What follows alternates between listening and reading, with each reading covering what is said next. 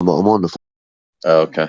Yeah, so am Well, I. you're a flat earther, bro. You want to go through the flat earth sort of test. It's like you need to give three solid evidences, if that's a word, but like to articulate them quite well. And so like you can't say laser tests, but you don't know anything about laser tests. You don't know the distances and the elevation. So it's up to you if you want the flat earther tag, bro. You're gonna have to say that last part one more time. I'm just saying, if you want, sorry, I should speak a little bit slower for you, man. Sorry. Yeah, if you want the flat earther tag, it's just it's basically three solid proofs you need to give to get the role. It's the same with the globe earth as well. If someone wants a globe earth tag, they need to give me like three solid proofs. So if you want that, it's up to you if Oh, you want to go for it in the live stream. oh, sure. Do you want to do like just pretty generalized things, or Just like, don't point in the sky or like stick to the earth, like stuff that like is solid. Like, I mean, I could give you like 40. I could sit here for an hour and just like talk about the amount of contradictions and stuff in the globe model, but just three solid proofs, bro. Like, yeah? I there's mean, major water ones. always flat, and large bodies of water are always flat. There's no evidence that suggests that it can curve and needs a container. That's Yeah, the biggest one, and they'll try and say something like, well, the only way you can prove it is on a scale so large that you wouldn't be able to see it for yourself. So that was That was the first one I gave. I remember. I think it was Karen B that done that as well. No, it wasn't it. Karen B. It was the person that found me when I first got to the server. I think it was. Well, it wasn't the battle mod. Man, I can't even remember. But yeah, water. I mean, that water destroys the globe model, man. If you go to the ocean and just look at it, it's blindingly flat, man. Like it's dude, a town there. it's like, and they think you're stupid for saying that too, and it's like, oh my god, it's like the flattest thing you can get is water. That's why we use water levels, bubble levels Really, to used water make in construction something for flat. centuries. And you guys say that the 70% of the world, whatever's the oceans, are all water, and they're just gonna curve. Like, so crazy Yeah, that we believed it. You know, that's a solid number one solid, so go for it number two, bro. um,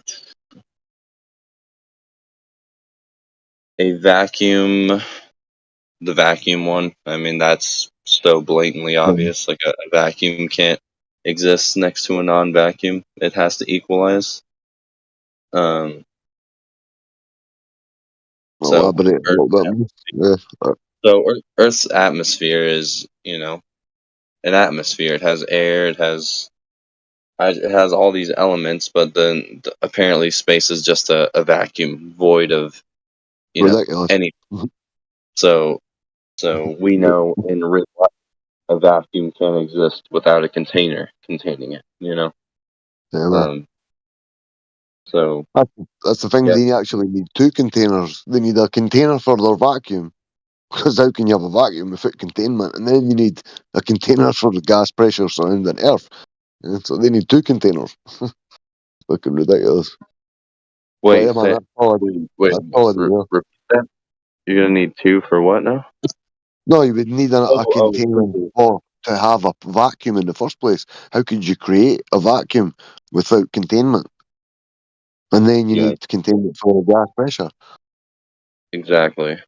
So it's funny too if you've ever seen the movie Spaceballs, where Ew. where that she brings, like, there's the giant, like, Death Star, like, as a woman with a vacuum, and she, like, it opens up a lid in the sky and she vacuums out all the air. It's like, This yeah, year, I can remember that, man. I cannot remember it's that.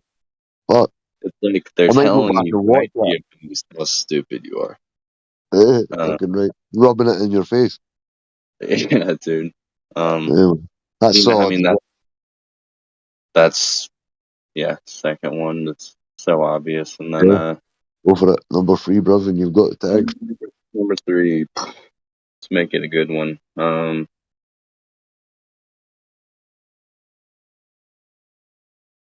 Yeah, that's my last one. I'm trying to think of something good. Sorry, give me a second. Um, You'd be struggling because there's fucking loads of good fucking proofs that they're yeah, flat. dude. There's fucking millions of them, man. Uh, so if I pick one, can I change it later? Nah, but Or, I mean, it's not getting like recorded anywhere. It's just a verbal confirmation. It's like, so if we gave the oh, tag to someone and they weren't solid, like they came into live stream and they had a flat earther tag, but then they were not quite sure what they were talking about. So that's, we just try and ensure that anyone that oh, gets to get rid of the trolls, pretty much, to make sure yeah, that they're legit. yeah, man. Gotcha. Okay. But you don't sound like a troll, bro. I mean, it's some fucking We, formality. You we give me the third one. yeah, I mean, we see the same stars for centuries. They never change. I mean, it's so obvious that that wouldn't happen if we were spinning it at all these different speeds through the galaxies. We would Do, see we'd see different stars every day. So do you know the like the separate vectors and the speeds that the Earth's supposedly moving? By any chance? yeah, I mean, it's like what is it like? The sun and the whole solar system is rising towards the great attractor, and then the Earth is spinning around the sun, and then Do you know the I forget velocities? the Like the speed, but it's speeds? like Can you remember? 66,000 miles per hour. Um, yeah, I forget. Yeah, that's all right, man. I gave you the tag Like a anyway, brother. million miles. The sun is going like a million miles, so it's pulling us that I don't So, know. Sun. as far as I know, I remember the sun's supposedly moving at like 500,000 miles per hour. It's like 460 or whatever. I would imagine the number, like, for probably like doubles down or halves into some kind of 666 someplace because that seems to be everywhere. But yeah, Right. that it's like 500,000 the sun's traveling supposed to be, then we're 66,600 miles per hour round the sun, then the Earth's spinning, and then there's maybe a tilt and a wobble, and like it's ludicrous, man. Even if there Yeah. was one motion, if the Earth was spinning one like specific way, a constant speed, that would allow the stars to be the same. But once you add different vectors in, that's Right. it. It's dusted. It's like ludicrous, man. Exactly. It's like if we were right. Yeah. If they never said the sun was moving as well, then I'd be like, okay, yeah. I mean, I can see that. The stars, you'd see the same one, but it's like our entire solar system is just speeding through the universe. It's like no, It's like that's it's like a vortex, man. Like, it's helical. The solar system's helical. Like, imagine if you got taught that at school, because they just showed us the sun in the right. middle and the Earth spinning around it. They just showed us that basic stuff.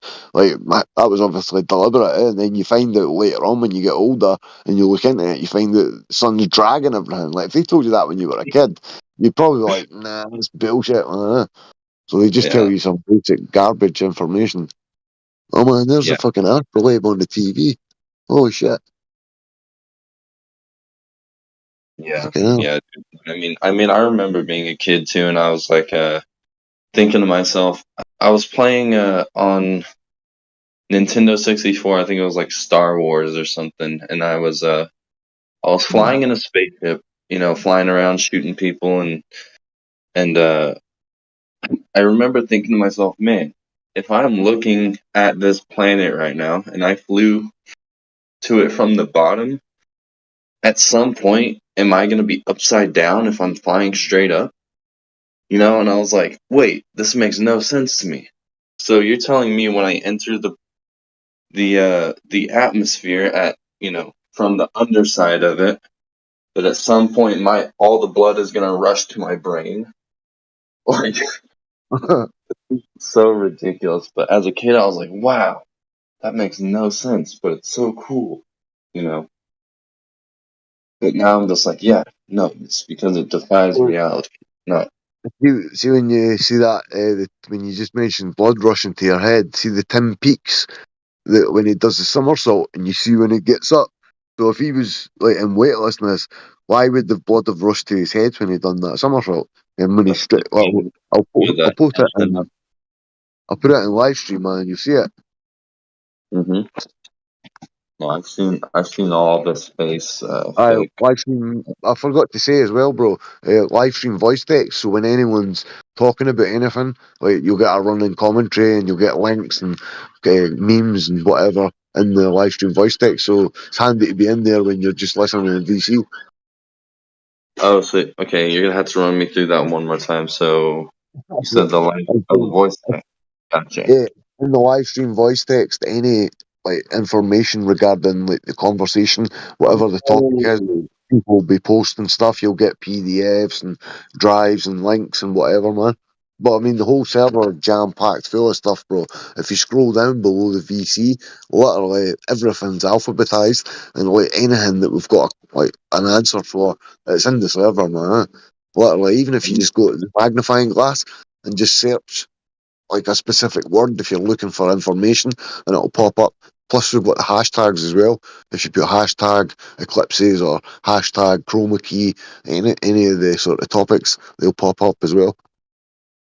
Wow, that's really handy. Okay, cool. Oh Yeah, my I see the astronaut flying upside down now on the. Since you mentioned that, yeah, what? damn. Oh, there's a video for it. Watch that one. You'll see it in the. You see it easily in the video, man. The MP4. Like his face goes scarlet red, man. When he when he like, Uh huh. pokes the finger. Yeah, I'm watching it. Wow, that's cool. How'd you guys do that? Just a bot? He just program the links into it, man. Look, watch him when his head comes up. Look, he's scarlet red, man. Yeah. That proves that obviously he's not in a weightless environment, man. Yeah. I was watching the Sean or is it Sean Hibbler? Sean Hibbler's Yeah, most level, recent interview. Man, that level. one where he gave him with the harness actually showing. Did you see that? Yeah, I'm not sure. Yeah. He said he was doing it for months and months, and he finally found like the smoking gun NASA astronaut on a wire. Like I guess the green screen malfunctioned for a second, and it actually showed him attached to the wire. It was great. You'll have to check that out. Yeah, there are a bunch of videos out there. Yes, I had seen them before. Like plenty of them. They messed up, doing. I guess they do Oh, live stream and they do green screen and stuff. Yeah, they messed up real bad. Yeah, you're Matt, saying where video. the You see, yeah. Matt, the video on my YouTube channel, it's called Astronauts. Like, literally, the first 45 seconds is that guy hanging on the wire with the woman with the hairspray. That destroys them instantly. Literally 40 seconds of a video. Did you hear? And, I've heard one of the arguments for the Globers was well, yeah, they perm their hairs so that it doesn't keep floating in their face. So it's bro, like anything you show them, they're just gonna say, "Oh, well, this is why." So it's like, what's the point sometimes with some people? I mean, the But saddest part, man. These globe earthers, they have excuses for everything. For yeah, everything, bro. And that's one of the saddest part ever, Instead of like sit back and rethink like shit, they could be lying to us. Nope, they just defend anything. They just defend yeah, anything. Yeah. yeah. It's like, it's like what you were saying earlier. It's like those are. It's like it's more than just globe versus flat. It's like you guys that are defending this are going to be the same people that are like being used against me and the other flat earthers at some point. It's like you guys are the ones that are going to stay plugged in and oppress us at some point. Even though you guys are the powerless ones, it's like you guys are the matrix agents. Yeah, there's a lot of anti-flat earthers out there too, and there's a few of them coming here every now and then. But they pick and choose when to come here and when not to come here. They can see who's in here, and a lot of them they make sure they don't catch QE or mayhem when they come in here. So yeah, I've been noticing that lately. those like the two guys that know their shit the best, or what? Yeah, yeah. You know, I mean, a lot of the OGs in here, they know this stuff. Um, Yeah. they know this stuff really, really well, and they really well No, spoken I'm too. just So, In question, is today Speculation Sunday yet? yes, it is. Go for It it. is. Oh my gosh. I've been waiting. Yep. What's up, Wave? How you doing, brother? I'm doing good. I'm just trying to get something going here. Yeah.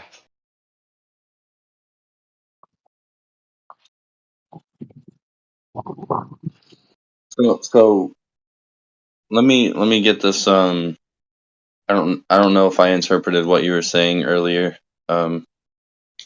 Spake, are you still here? Yeah, I'm just sorting my water, bro. Okay. So when you were saying that I had to get verified to do the VC, Globe Earthers can still do that to get verified, right? Yeah, well, Like everyone gets VC verified, then they get, if they've got the ability and they know enough about the model, then they can get their tag for Globe Earth. So we try and make, Okay. or at least I always make sure that they know what they're talking about and they're not just in blind belief. But a lot of people have started speaking to about the Globe Earth role, and because I've been like going through and picking at the things that they've said, they've ended up saying that they never wanted it and they wanted to just wait to see what they could like find out. So like, a lot of Right. people are just, they believe the model just because they've seen it on TV and like they've been taught bare minimum stuff at school. So most people are just going along with it. Well, it's not their fault, Like, I don't hold that against them, I've got No, I don't endless either. patience with trolls, because I know they're just lacking it.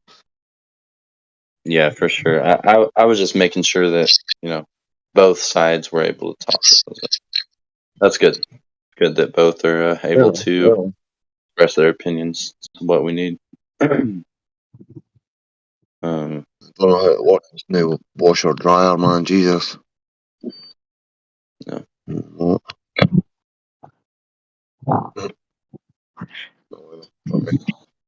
um, yeah, man. Lots of people get caught up on the southern stuff, like the southern stars and the southern sun, and so it's where a lot of flat earthers like start losing their knowledge. I feel like, at least the ones that I've talked to. What about the Um, stars, did you say there? that's where a lot of people that I have done Yeah, a lot of research in it, so I get it. But like a lot of you mean, people that I you see mean because doing the stars debate. going, do you mean that, like, because the stars appear to be going in different directions? Is that what you mean? Yeah, yeah. Well, that's the thing, though. I, They are going. I mean, the stars are all going from east to west. It depends on your yeah, perspective where it's you just are. It's like exactly. if you're standing on a road and you're looking at a car coming towards you from the right hand side, say, and then you cross the road and look, the car's coming from the left hand side, but it's not changed direction, like that. Right, right. No, no, I understand why. I was just saying Yeah. that's where No, I that's the feel easy like way to explain it, though. a lot of them don't get it because the stars in the south are going faster. So it's like, you know, those are going to dip down at the horizon sooner, and you have a dome of perspective. Um, it's like you see in a cone shape wherever you're looking. So whenever you're looking at the southern stars, they're going to appear to set, you know, close to, how do I explain that? So they're all going to come from east to west, but it's going to appear as if they're going in a circle, because you see in a cone they're dipping at your horizon. It's not a physical horizon; it's the vision of your, or the limit of your eyesight. So it's like in the north that works fine, but it's hard for globe earthers to grasp that that the south stars work that way, But see, and all. but at the end of the day, even if we never had a reasonable explanation for it, it doesn't make the Earth a globe. Like, at the end of the Right. day, they seem to think that if we've not got the answer to every random question, then they are still a globe. And like when we go Right. through the Selenian eclipse, like they still are like you explain to them, you show them the footage of it, they can go and research it to prove these eclipses happen, but still it doesn't break the sort of psychosis. Oh yeah, Because it is a psychosis, bro. dude. Some of them are The more I absolutely look insane. into that, yeah, the more I look into that eclipse thing, I'm like, dude, how do you defend this? I don't. I know. I try Well, and put no, they say myself. refraction. That's their defence, refraction, but that doesn't answer why the the shadow's travelling from the top down the Wait, way that rather than that's up. the defense is So refraction. I give them refraction. I say, all right, well, you're telling me that the sun's actually underneath my feet, but it's refracted, so it's up above the horizon, right? That's ridiculous, but I'll still give you it because the shadow destroys you anyway. Wow, wow. Man, it's like we were saying refraction was but our refraction actually makes sense.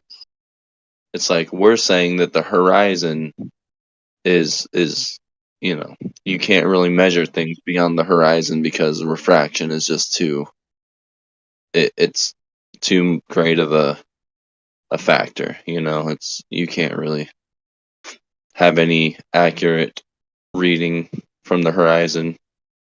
But we do see things way too far than we should. That's a given. And they're not mirages. They're mirages are always inverted or off the ground. And you'll see the whole Chicago skyline or Mount. Oh, there's some mountain that's so far away. I forget the name of it, but it's so far away, and you can see the entire thing. But they just say, "Yep, it's refracted," so that's why you can see it. So it's like, what do you do to that, man? It's like what you can't say anything against it. Now, I like to say to them, what, so shadows are refracting then? You ever heard of a refracted shadow? Right? No, not me personally. But that's the thing, though. That's how their whole thing works is um, things that they haven't personally seen, or they just trust. So I feel sorry yeah, for them, bro. I do. Like, not some of them, because some of them are absolute assholes, but some of them are actually okay. Or most of them. They're just people that are lost in the sauce. yeah, dude, definitely lost in the I sauce. was lost in it myself, bro. That when the first time the guy told me about flat Earth, I was on acid. Man, I was tripping out my mind, and I was in hysterics, laughing like fuck, giving all the normal go-to responses, the refraction. Oh, not so much refraction, but I was saying gravity and Einstein, all this bullshit that I thought that I knew, man. I was convinced that I knew it, and this guy was insane. I wasn't being a dick to him, but it was fucking. I was in like hysterics, laughing, and then a week later, I was like, right, I'm going to prove NASA's in space. And that fell apart literally the first seconds of the first video because I just put in at that time you could put fake NASA in or like anything flat Earth, like basically any topic you could just put in and find it. No, the algorithms like Yeah. you can't find anything. Even if you got the link for things, sometimes you can't get them. Yeah, for me it was the space thing. Was like I saw Eric Dubé's international fake station video back in the day, and I was like, oh, this is so blatantly obviously fake that I don't. Yeah, okay.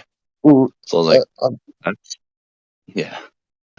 anybody that like if they're a globe earther and if they like watching those movie mistake videos, where they go through like top fucking notch movies that to the untrained eye you just don't notice all these silly wee mistakes, but Right. these professional dudes, so like that just analysis of the footage for NASA, like that was enough for me. I was a flat earther the next day. I never said it, but like I don't know, Mhm.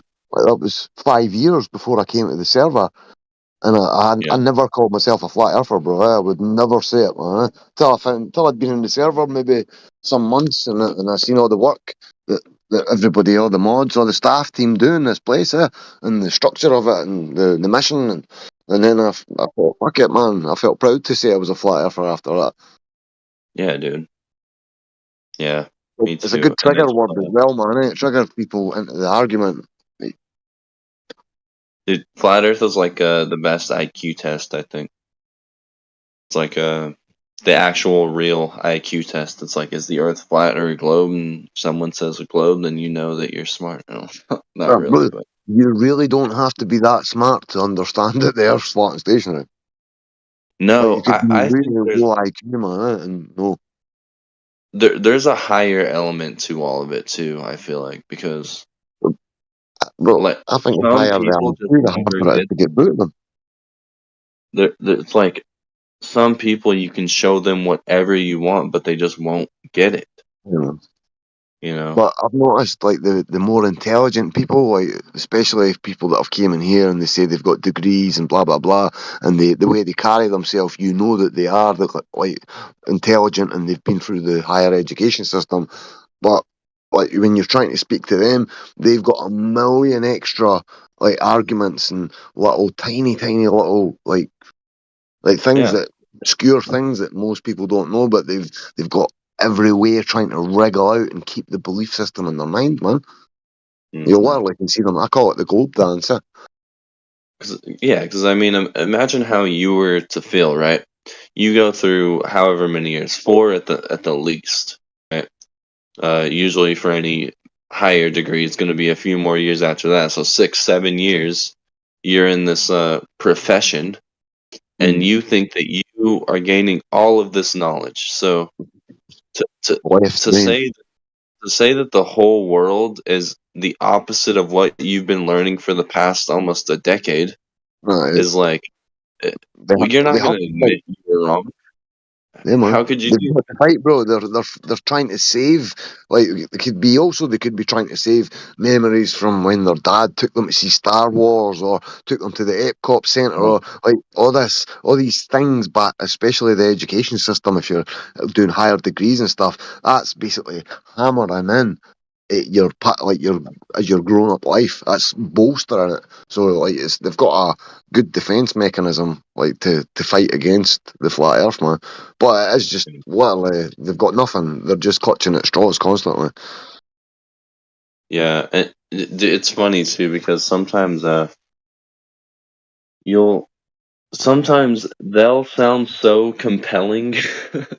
Even, I've been a flat earther since 2017, but it's like every once in a while someone will say something that's so absurd that I'm like, and he believes it. He says Well, it with such conviction that I'm a like, globe. you won't. Yeah, you're almost like, man, is it a globe? Well, But then you quickly in your mind you're like, fuck no, it's not. you know. if uh, if there's anybody listening that's got the Golden Globies server, can you drop the link for Tim in the live stream voice text? Because I'm not in it, but we've got a server, Tim, dedicated to the ridiculous things that Globers say. There's like voice clips as well, man. Yeah. Yeah, But man. I've not Yeah. got it. No, I'll search for it, man, in the wee magnifying glass. It should be there. I don't Probably have not. gold. You I don't said have something. gold. But I've got something I would like to see if I can play real quick here. Just take a minute. Suppose.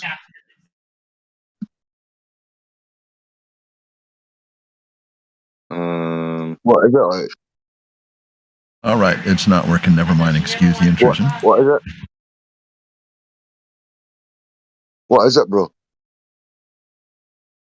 Can you hear me? Some I made, yeah, I made for Speculation Sunday. Here, I'll paste it in here in the main It's Monday, bro. text. Happy birthday to me.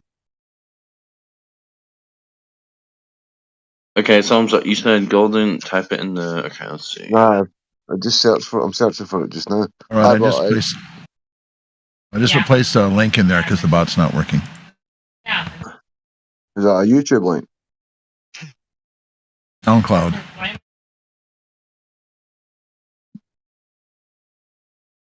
Okay. I don't know. I can't find the fucking Golden Globies, man.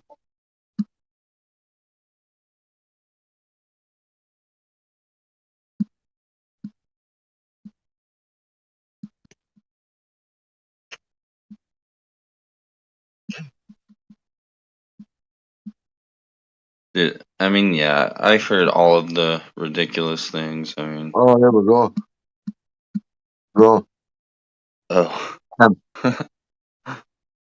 gotcha. Yeah. I See joined it? it. It's in the live stream voice text. Sorry, I cut you off there, Yeah. bro. No, But I joined it. it got, man, it used to be better because it got a bit, people were posting loads and loads and loads. It was better when there was less stuff, when it was the cream of the crop.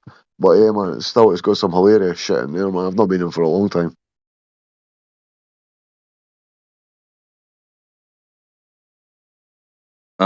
Is it just in the plain lobby chat? Is that the only? Or do I Golden need to be Globies, ver- Platinum Globies. Oh, can you not see anything else? No, I need to be verified, I guess. I don't know who's. I mean, I'll find. I used to be mod in there. I don't know why I've not got it still. There's Crit and I CB. see welcome, and I see golden voice, and I see plain lobby.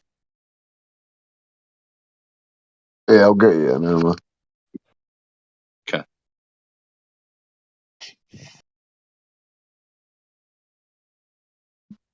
And 28,000 members on this one. Hey, I just want to say I hope everybody's okay. Anybody who's towards Hawaii or California, pray y'all are safe. I know it's a little bit crazy right now. Yeah, I wonder if NASA, or I guess they're not near there. Are they? Wonder if Well, they're, I because hope I you're know all right too, brother. Yeah, I know the last big storm in Texas, they were running their cloud seeder thing for like hours.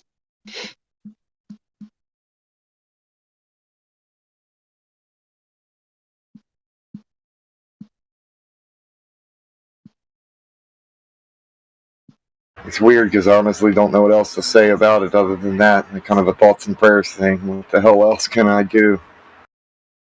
Yeah, I mean, not much else you can do. It's definitely sus though, so I can keep track and observe and watch and develop a proper opinion about it. So collect that data. I don't want to touch too much on that because I know it can get non sequitur for the topic here, but it also, to me, it's dead center on the topic too. This is exactly why it's important. I agree.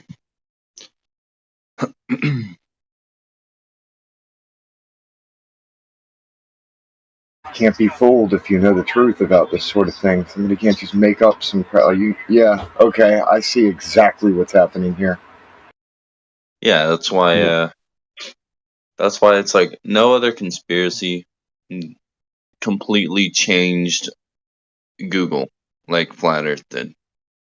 It's like Flat Earth came out, and then for a couple of years, and it was getting so big, passing Donald Trump in searches, and then it's like, okay, well, we're gonna have to fix this. You know, no other conspiracy theory has ever done that to YouTube, but Flat Earth comes through and don't, you know.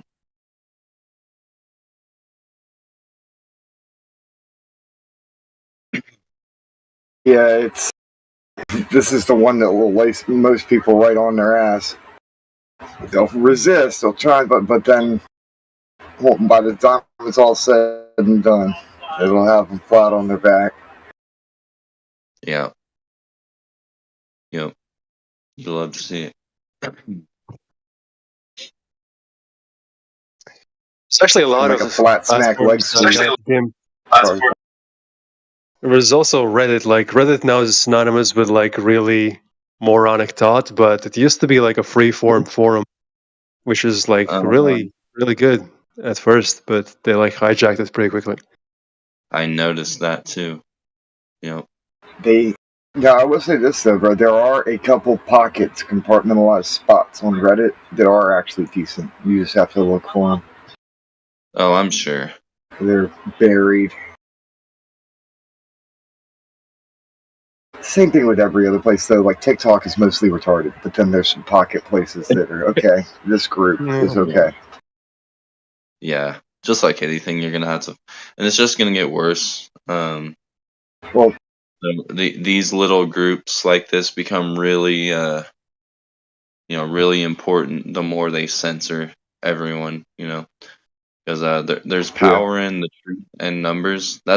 So it's like the only way to fight against secrecy and small amount of people ruling over the majority is the majority being loud about it. Because when that's the bad everyone part, knows, though, man. Because yeah. I didn't mean to interrupt you. Good man. I was just saying, yeah, when the majority of people know what's happening, the people at the top don't have power anymore, so they have to do everything they can to censor it.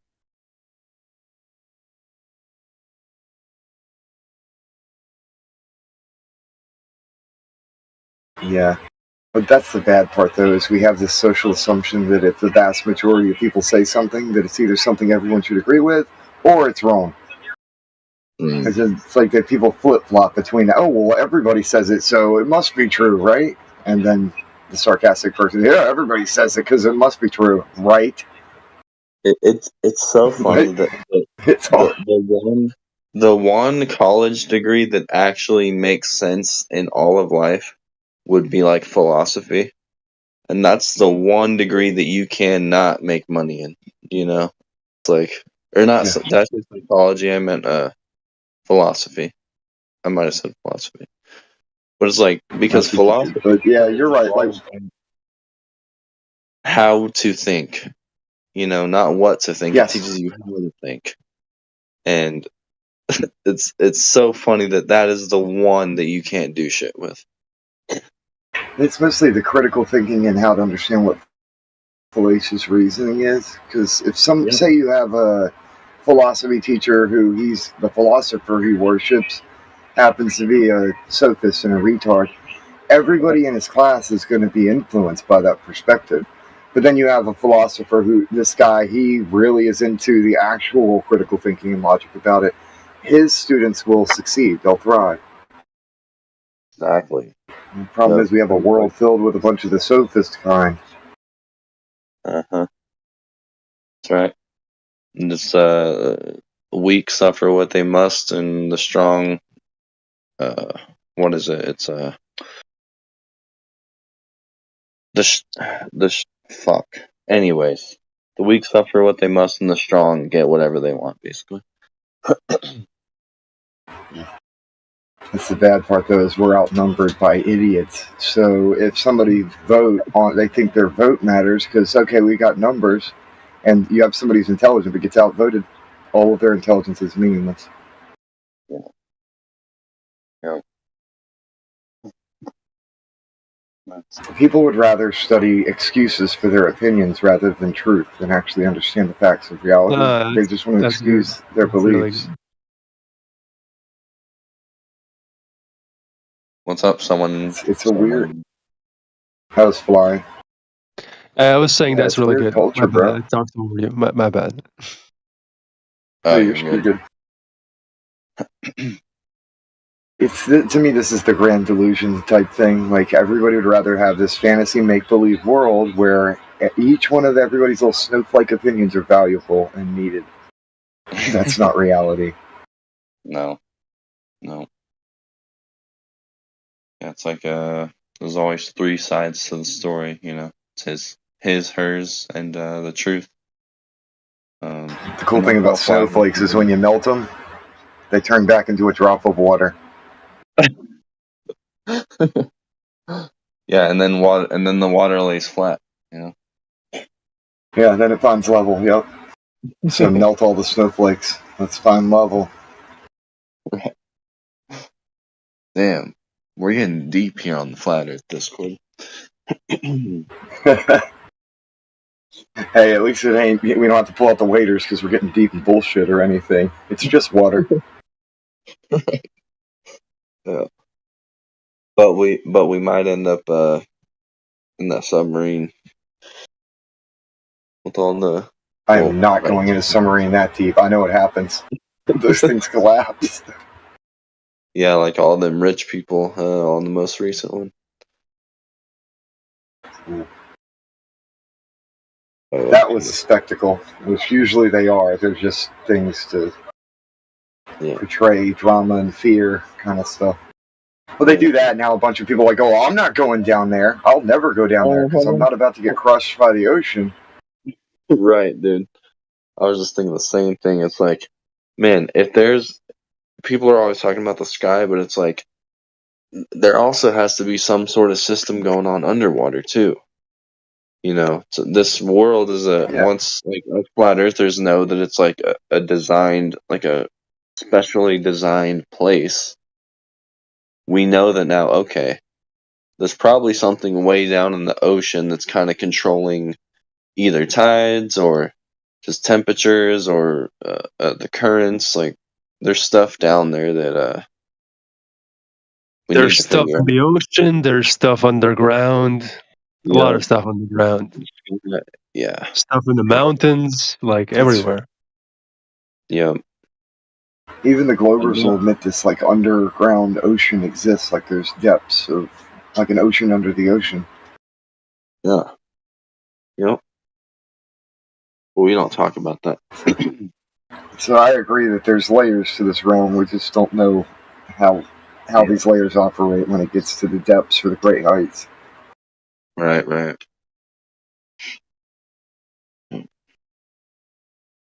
Oh, but don't worry, because we had some Freemason, a few of them, go down there, and they know all about everything there is to know, so you don't really need to question them. You know? Yep, just trust the narrative and let them lead us. Dude, that's my favorite part about it, too, is it's like, they can openly tell you that all of the Apollo astronauts are admittedly Freemasons. And it's like, oh, that's just a coincidence, man. You know, it's like, okay. So it's like, I can't tell you anything. Because you are the type of person, it doesn't matter what I tell you, you believe anything.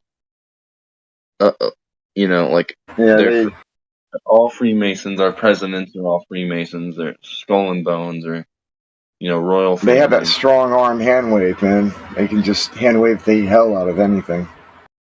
Yeah. It's like, it's just a coincidence.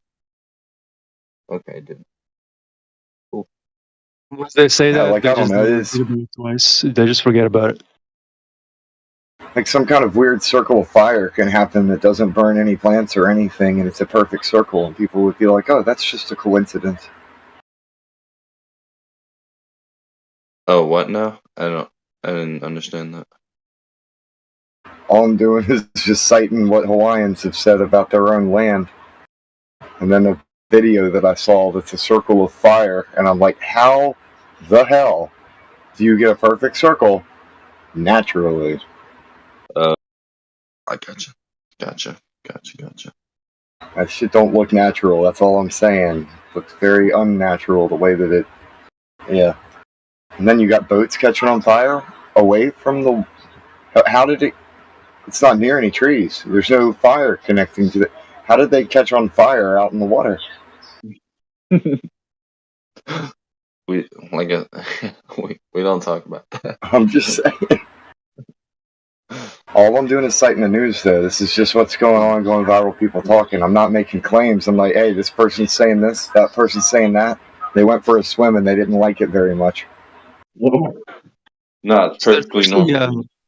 There's been something happening outside my home for a couple of days. After a storm, there's in the sky like these flashing lights. It's like a flicker. So I looked it up, like evidently that could be dry lightning. Dry storm or something. Like a heat lightning type thing? Yeah, so it doesn't look like lightning because there's no streaks or anything. It's just like flashes, like very minuscule, like half a second or so. Yeah. It's kind of weird that Again, I'm not making any claims to what the cause is. I'm just saying something weird's happening. It's like a flicker or something. I was like, is that like they're testing Project Bluebeam or something? Like, what is that? Yeah. Most people don't know that they gotta take Operation Fishbowl, that's where it began. It's over towards that area. Everything else came later, but the program itself actually apparently began off towards Hawaii and that shit. And I looked up like, wait, what? I guess I forgot. I don't know. And the really messed up thing is that I tried to record it and the camera doesn't pick it up. It just doesn't show on the camera. So it's You got to get a P900, bro. You get you a P or a P1000 yeah. and a tripod so you can get it level. I do need that. I've been wanting one. Honestly, I think that when we take this seriously, like this is our shit, and we are going to study this for the rest of our lives, then we become kind of true flat Earth scientists at that point. That's when you need to get gear. You start investing in whatever equipment you can get, learn how to use it, be the best at using it that you can amongst this group, and then just share your data points without opinion. Just share the data points, and everybody can discuss it from there, like peer-reviewed style. Yeah. I think that's my thought on it, bro. Yeah. They always accuse us of being anti-scientific, right? I'm like, okay, let's take real data points then. Right. Yeah, that's the worst part about it too, is like the appeal to authority. It's like one of the first logical fallacies, is like the main one that the majority of people use is like, well, like the scientists know. They don't understand that the Science Foundation says that babies are born scientists. So it's basically saying you're a scientist, act like it. And then people, no, I'm not a scientist. I trust the scientist. What? Yeah. Yep. And it's sad because that's exactly why they're doing this. You're taking the power away. They want rules for thee and not for me, right? Yeah. Yep. So they want you to think that you're just a regular peasant. You can't be a scientist. You don't have a little piece of paper that says you're a scientist that you got from some scientific university. And that's not what science is. Those people are born with gifts, apparently. Like, those people are just better, They're just smarter than you. So that's when you can utilize words as. That's when you can say such sentences as "trust the science," and it just like brainwashes people. It's like, okay, like zombies, we're gonna trust the science. Yes, Lord. Yes. Hey, Mr. CS, if you'd like to get VC verified, I can hop up into the VC check-in with you and get you a role so you'll be able to chat in here, man. And that guy looks like he listened to Eric Dubay just now. Oh, they're already in there too. I'll be right back, though. I'm gonna hop up in there with Steak and Sheepdog. That's fucking hilarious. Yeah, we're like very, very receptive as a collective group to these key catchphrases that they use. I mean, we aren't because we're already out of the spell, but they can just say, trust the science, and okay, the population is just like stretching out their arms and just following. Yes, we're going to trust the science. Whatever the television tells us, just do the thing. I think of the SpongeBob movie when they're like, all hail plankton with the buckets on their head. Oh. Dude, my tooth is in excruciating pain right now, and I'm looking for ibuprofen, but I can't find any. Just take the pain, my man. Just take the pain.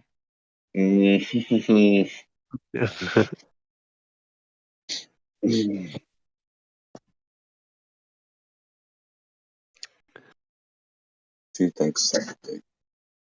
Sorry, suck.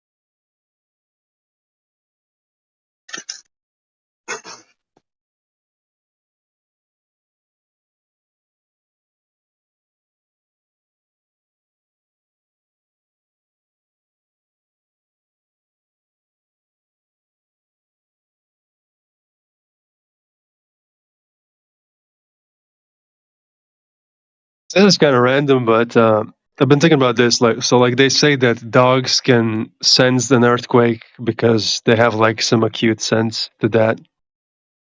But I don't know if that's the case. I don't know if it's just because they don't have shoes on. That's why. Like they're grounded, so they can feel it. Like the ripples kind of reach them faster than it does us. So we can't tell the earthquake is coming quite yet because we have shoes on. If we didn't have shoes on, then probably would be able to tell it faster because we would feel the vibration in our skin of the bottom of our soles. So yeah, I think that theory about dogs sensing the earthquakes faster is probably bullshit. Oh, that's what they say is because they're just not wearing shoes. No, that's what I say. That's what I say. They say it's because like dogs have like some extra sense that they're like more advanced than people when it comes to like sensing things. Oh, But I say it's only because we're the ones wearing shoes and they're not, so they can feel it. Right, that would make sense to me. Yeah. So, but it's like how much sooner can they detect an earthquake before us, though? Like, do they It seems claim? like about 2 seconds. From what I've seen in footage, like the dog freaks out 2 seconds before the shit hits the fan. Yeah, I mean that could be a lot of things. It can be their ears too are like crazy compared to ours. Maybe. But I mean, yeah, I've felt an earthquake twice in my life, and both times I was like, "What the fuck? What just happened?" Yeah, I only felt it once, and it was like insane. Yeah, I was like, I thought someone like got their leg and pushed my bed out from under, like, not out from under me, but like rocked my bed. I was like, who the fuck? Like, who is? Yeah, I'm sorry. Go ahead. No, you're good. What's up? No, I was gonna say, if you actually think about it, the fucking earthquake will destroy the globe. The earthquake, that's when the Earth's really moving, right there. You're right. They said You can feel when it, it man. really move, you could feel it, motherfucker. Right, dude. It's like yeah. It's like any, here's the thing too, is like, imagine if we're a speck of dust in space, right? Like, supposedly there's things that are so much bigger compared to us, apparently, that it's like, wouldn't it just be a matter of time before one of these rocks that are like basketball sized compared to our grain of sand, like, till we just hit? Like, wouldn't that make so much more sense that eventually we're just going to run into some problems? Maybe the Earth is going to slightly go off track, even if it goes, 1/1,000,000th of a. But they do have those like articles sometimes. Sometimes those articles comes out like a scientist shot down some sort of projectile that was coming towards Earth. They saved the day. You have those articles, so I guess they're playing into it. Yeah. Like, man, if our speed shifted at all, even a little bit, ever, the whole world would end, is what they say. Yeah, there would be irregularities. Like you would feel things. It's like so ridiculous. In the first place, just the speed of how fast we're going. We just feel that. Like none of the atmosphere would stick to the Earth. Like it's just ridiculous. Yeah. It's like the dumbest thing ever. If you're going like 90 million miles an hour, come on, like none of this stuff is sticking to the ball. It's just would just all be left in place. Here's the thing. I've been just writing a lot about I've always like used to write a lot, but recently I've been writing a lot about flat Earth and stuff, and I've kind of been coming up with like this analogy of like Have you ever seen the movie The Forest? I have not. No, I don't watch movies really much, but yeah, somebody might have seen somebody else. Cambo. Yeah. So anyway, just to briefly explain what it's about, it's a movie where they're stuck in like medieval times, right? And this is a spoiler for anyone who hasn't seen it, but they're not really in ancient times. It's just they're in this little or sorry, not the forest. It's called the village, and they're in this little village, and they're stuck in medieval times, and the village elders tell everyone like there are monsters, in the tree line, and they kill anyone who ventures outside. What it really is just like the village elders dressing up as monsters and killing people if they try to escape. But it's like, imagine that's your setting. All you know is this village. You don't know anything else. There's this whole other civilizations flourishing around you, bunch of different technology, but all you know about is your little section of land, your village. This is all you've ever known since birth. Um, the amount of possibilities that are out there are endless. So it's like, you could say that, okay, I'm going to be logical and assume that what I'm being told is true, and for my safety, maybe I just don't venture outside the forest. You're never going to find the truth that way if you know, but also you can't even begin to find a motive to go find the truth if you don't see evidence of a lie in the first place. Right? So it's like people who think we're on a ball, they don't understand the complexity of what's happening outside of this little box that we've been conditioned to fit in.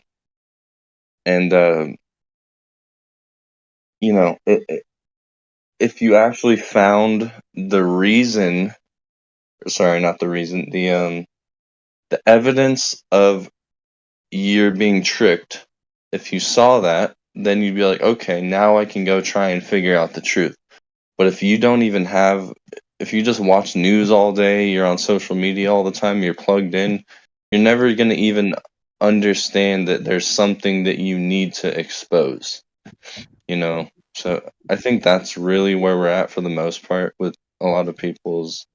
They don't get that there's something that's a lie, That's fundamentally.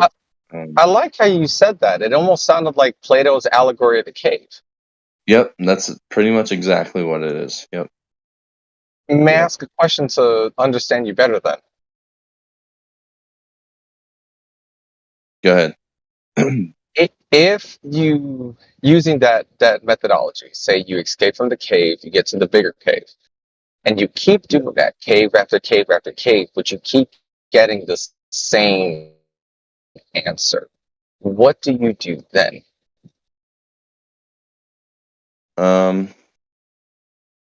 Well, I mean, I don't know. You Yeah. keep trying. I mean, it's an endless journey at that point. Don't find an answer that's actually sufficient, and it's a different one. It's not the same one. Yeah. Yeah, there's no Yeah. right and wrong answer in that case, And I mean, if you keep going, like, oh shit, there's more cage. There's more cage. Oh, there's more cage out there. Right. As So, long as Well, there's more, that's all you need yeah, to. Yeah, yeah. exactly. I know that's since the sun. understandable, yes. No, So go now ahead, I brother. get what you're saying. That's It's a problem. okay. Yeah, well, so let's say you find out the shadow. I'm sorry, I just really like the Plato's allegory like that. It's great. You see the shadow, you finally break free from your chains, and you find out what's causing this shadow. And then you go to the next cave, and you find out it's the same creature, or at least the same kind of creature that keeps causing the shadow over and over and over again. Isn't it safe to say that as you continue on, say you went through 100 caves, you keep getting the same thing. When you get to the 101st cave, there is a good possibility where that shadow might actually be caused by the same kind of creature. Sorry, you're saying that at the 101st. Yes, and I say that because let's say somebody who believes, or whether they discovered or not, they have a particular take towards a certain shape of the earth. Each cave they go through, no matter what cave they jump in, or even Discord servers for comedy's sake, they keep getting the same answer in regards to the shape over and over and over again. They question the shadow, they question the creature, they question how they even got into that chair chained up in the first place. They do it over and over and over, but they keep getting the same answer. Is it the fault of the explorer or the person who broke free from bonds, or is it the fault of the shadow being caused by the creature? Right. That's a fucking good point. I don't know. What do you think? I would ultimately have to say it's the responsibility of the person breaking free from chains, either accepting or at least acknowledging that kind of creature is going to constantly cause that kind of shadow along the walls of the cave, aka that might actually be the reality. Yeah, and I don't remember. So the allegory goes at the end. He gets out right into the real world. Is that correct? To my understanding, no. When you break free, you enter into a new cave that's bigger or at least different than the cave that you previously were. You take the knowledge of the previous cave and you bring it with you to the new cave. And then each time you escape from one cave and you enter into another, you keep bringing that knowledge over and over and over again. It just keeps building. Then when you, towards the end of your life journey or death, basically, when you're in that last cave, you take all that knowledge from before and you enter into the slumber, aka death. Now, with that said, that same shadow throughout all the caves you've been through, always caused by the same kind of creature over and over and over again. To question it is good, but then to deny it, I would say would be the responsibility of that person. Now, where do you draw the line? Is understanding and dissecting that shadow associated with that creature. Mm-hmm. Right. Yeah, I get that. I'm just Googled. I'm trying to figure out because I could have swore at the end he gets out, and then he's like still questioning, like, Yes. And it's supposed to be, if I remember correct, and I could be wrong, I could be very wrong. It's supposed to be that's when life ends, when you finally exit out that last cave. That's it. yeah, Game over. Don't pass go. Don't collect $200. You get to that point, but again, you went through all those caves, and that same shadow was everywhere. What then? right. Well, you have to ask yourself a fuck ton of, you have to ask yourself a lot of questions. Because ultimately, your brain is the most powerful thing that you know of, right? So you need to, man. This goes with every. It's so funny because this is directly relates to flat Earth for me. It's like I figured that out. Now it's like you start questioning everything, right? So it's like now I'm like, oh well, was religion just a power tactic? Was our relationships just um what do you call it, a perception that I've been given? um you start questioning everything, and this is it's so funny that like Plato and Socrates were like the earliest versions of this idea of like the more you know, you know nothing, right? So it's like, Well said. Well said. and the more we as humans try to put like philosophies to life, it's like the more you realize that it just doesn't work. You know, you I would try take to that a step go. further. I would take that a step further. I would say not just the more you don't know, also some things just doesn't matter. And I I think say so. that as to, yeah, like say you see that shadow and you just realize this shadow is simply just a shadow. At that point, you get to that cave, you just look at that shadow that you're worried about this whole time, but you notice the shadow did nothing the entire time. It just was there. Should I Hmm. even pay attention to that shadow the entire time? You have all these other shadows that a fire behind you is creating. But does it really matter? Even when you turn around, it turns out that shadow is a vase or vase, depending on who says it. Then should you even care about that shadow? Right. And that, yeah, it's like, what if, because a lot of the trap we fall into too is we understand this truth is like, we think this is like the biggest thing. There could be so much more to it. Yes. When people talking about like there could be more land, it's like, oh man, you don't understand. In that same analogy where I was talking about the village. Once people break out of the village and they understand that all of what they knew about previously was a lie. Well, now imagine they go into like industrialized nations, right? Yes. Now it doesn't even matter that you figured all that out. Like there was this whole thing happening. This billions of people are on the other side doing their whole, a whole nother thing. How do we Yes. know that once we discover or once we break the flat earth spell and we tell everyone that, it was all fake and we go to Antarctica, we discover all this, what do we do then? It's like, and I'm not saying don't strive to uncover the truth. You definitely do. You still do. But Yes. It's funny I, because hopefully I get an assignment in Antarctica I just put in for that recently. Now that you said that. for what now? You're gonna have to say that again.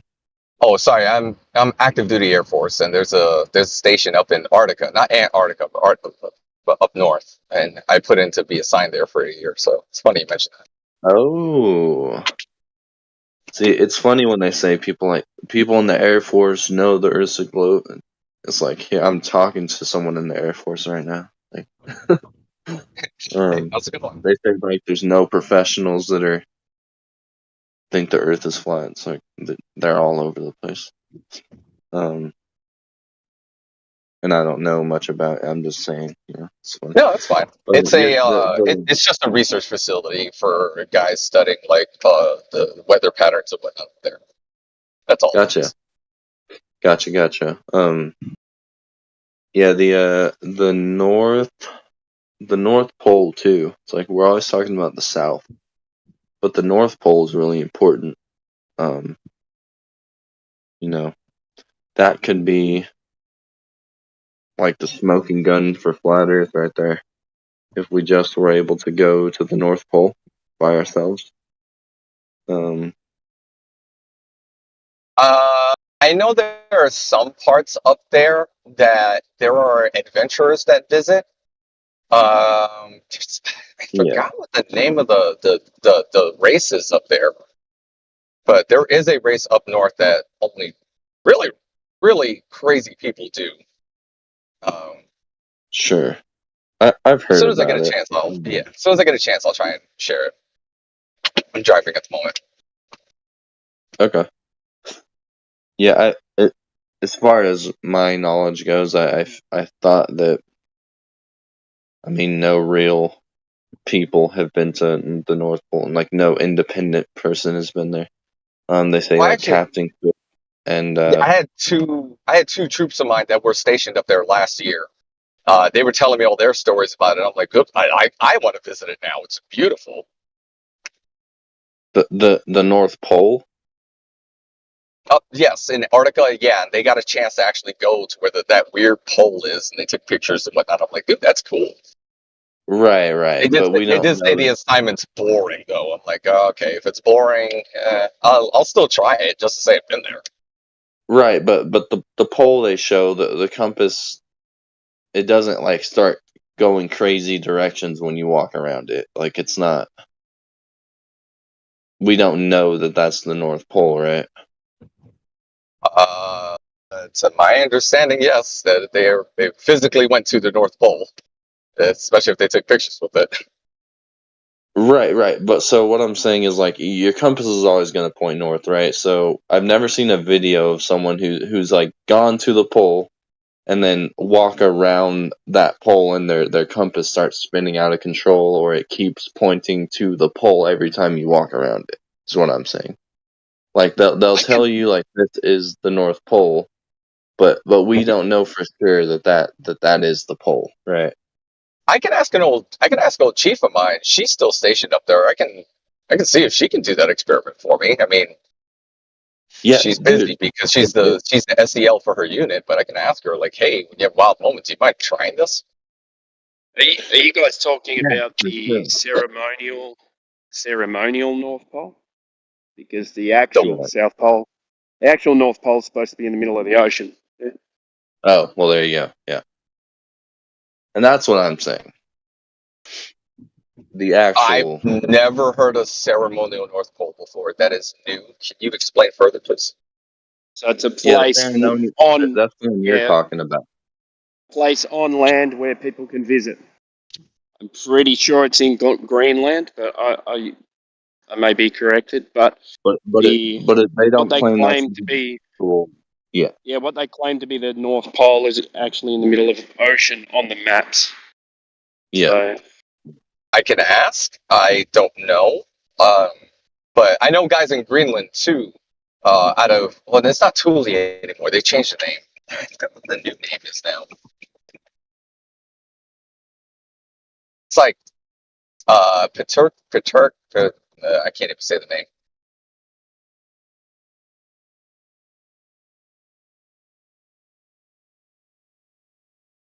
What do you what mean, yeah. they changed the name of Greenland? No. The base that's in Greenland. It used to be called Thule. Okay. Yeah, Thule. That's the old name of it, but they renamed it after somebody up from up there, a native, and I can't remember the name, let alone pronounce the name. Fuel. Huh, that's weird.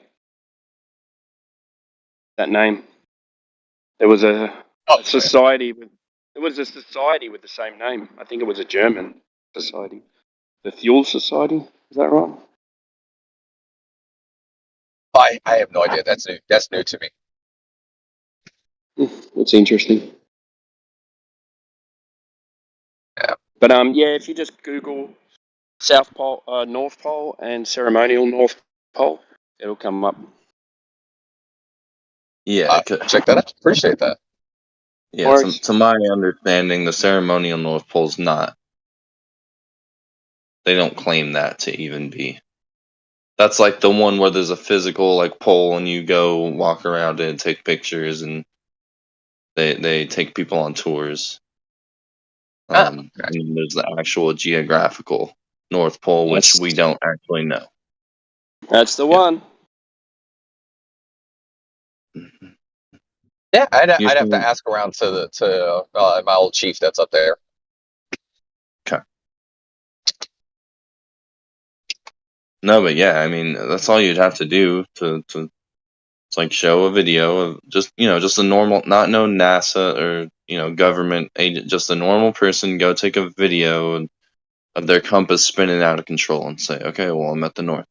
There you go. The reason I think, because I could have swore there was a video, I don't know what to search for now, but I believe Eric Dubé showed it of someone going to the North Pole and getting trying to go to the North Pole and they were getting turned around at gunpoint. Are you Now, talking about when they were intercepted by the Royal Navy? I don't know. Maybe. Because I remember hearing about that with Eric Dubé, and apparently they were sailing in waters where they had an active operation going on.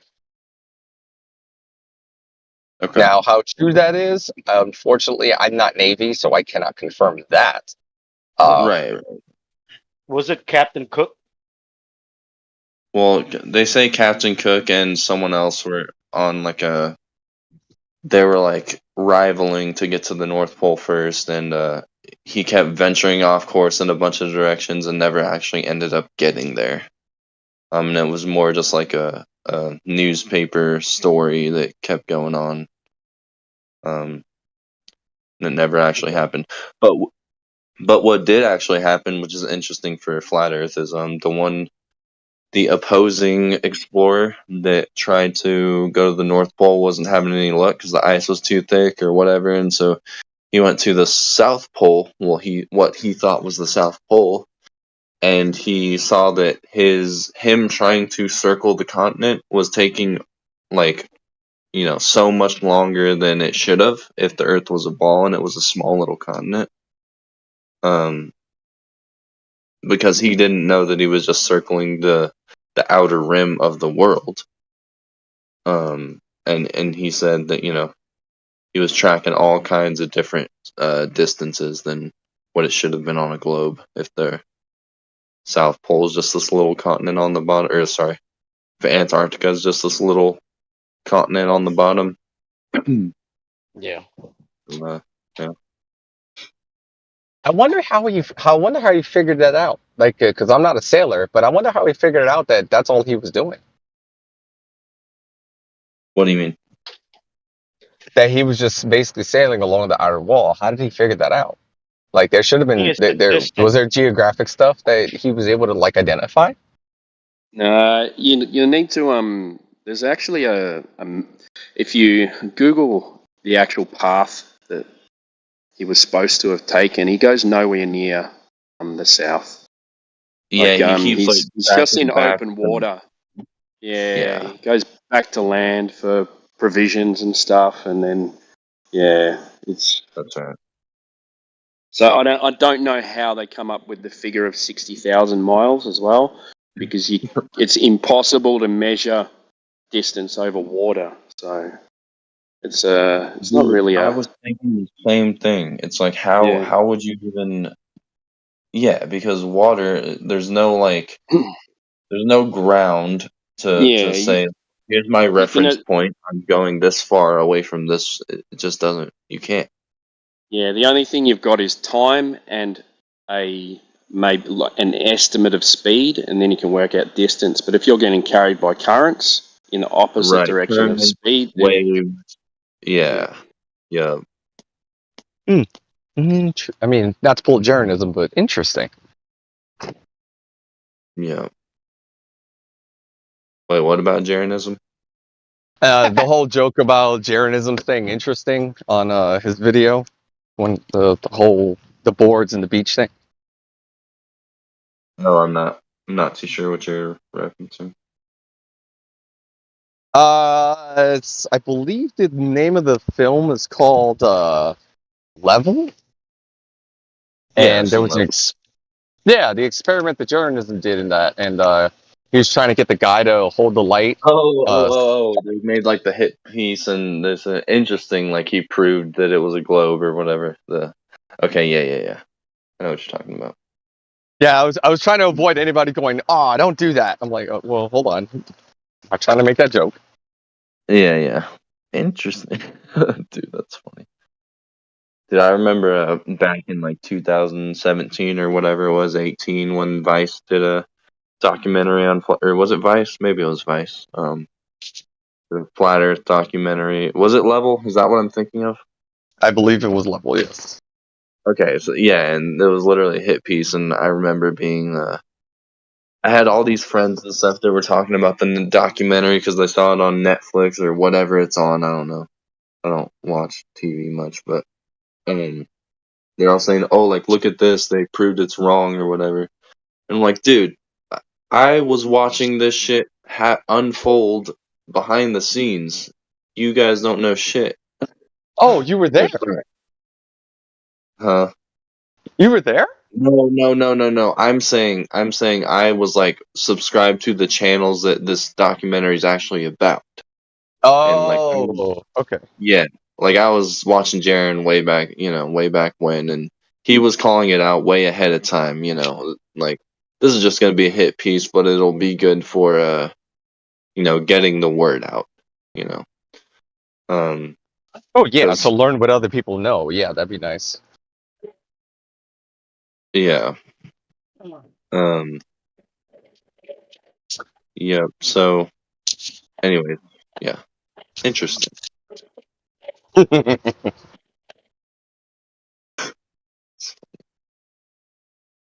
Jaren's great. Um,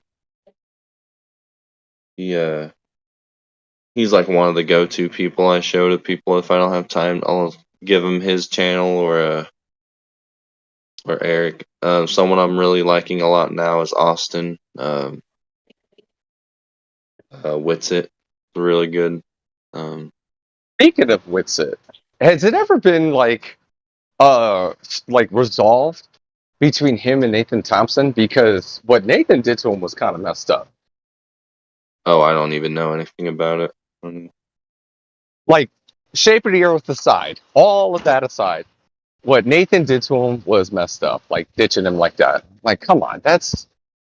I don't care what side of the spectrum you are when it comes to Shape of the Earth. Yeah, Ethically, yeah, what he did was messed up. yeah. I heard briefly about it. Like he called him an idiot and all this stuff.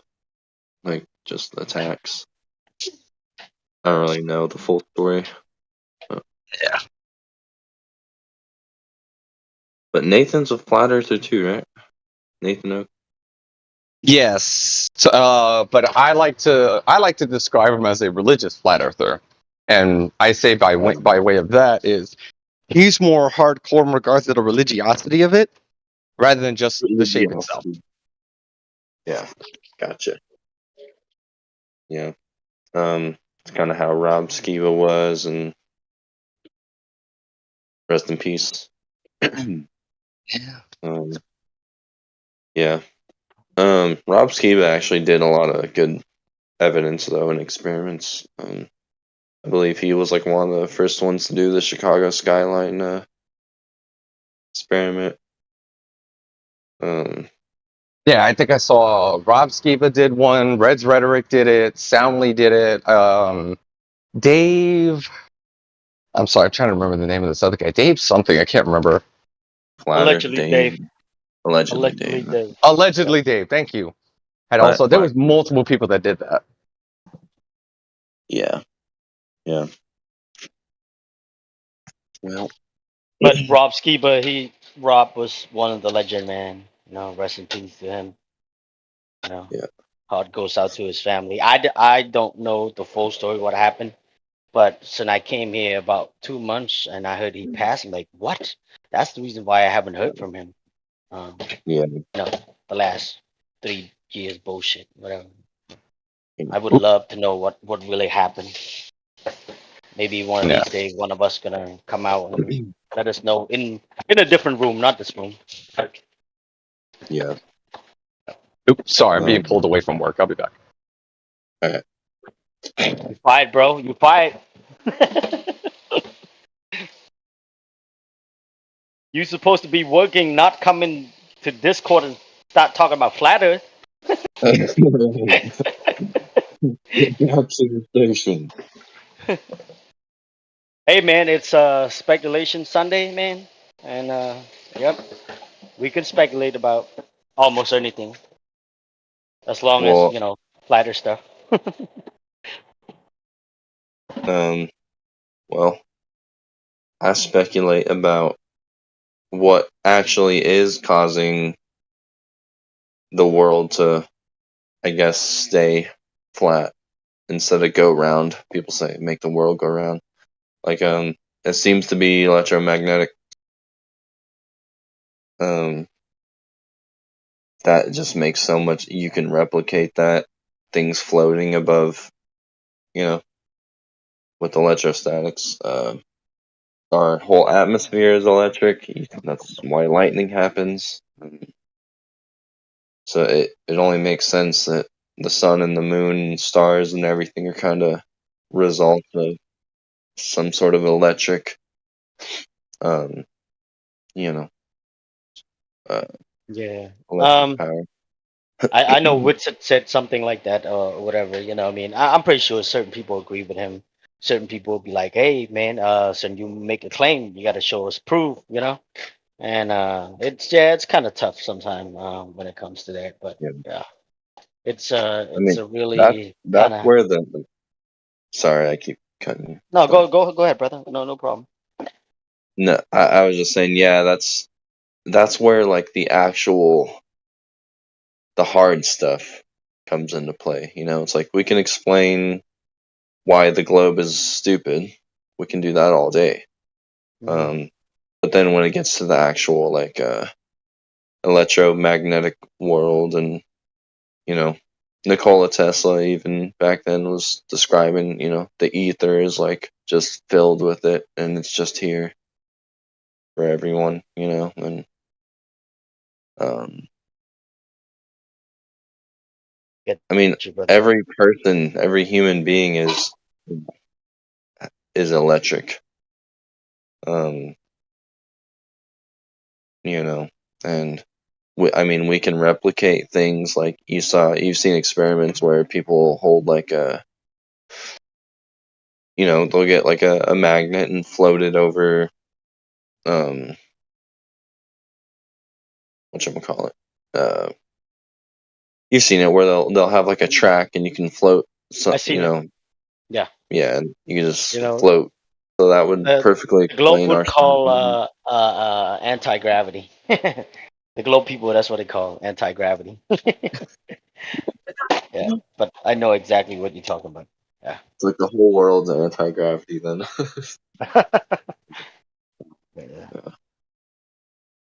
I am definitely anti-gravity.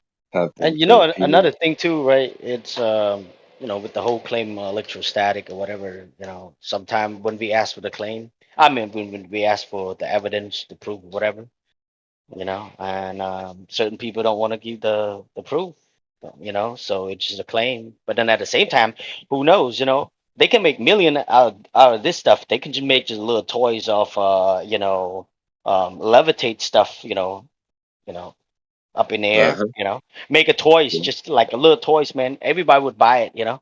So some, I don't know, maybe they want to keep us as long as they could so they can make something out of it, you know. And maybe that's something not people want to like, hey, this is my stuff, and then all of a sudden somebody start copying that, you know, take that idea and go make just little toys and make millions or even billions out of this stuff. So who knows, man? But it's tough, man. Wait, It's wait, Hey, what are you saying that we can't? No, I'm not saying we can't. I'm just saying like okay, you know, like Austin, you know, he make a claim about the electrostatic and stuff, whatever. And you know, some of us would be like, "Hey, show us the proof. You make the claim, right?" So, you know, I'm just saying like maybe he doesn't want to show it, you know. Maybe he doesn't want to show it, or maybe it's because you know somebody might take his idea and just make toys and sell to everybody, like you know just a little toy that can make stuff levitate up in the air, you know, and they can make millions out of that, you know, who knows.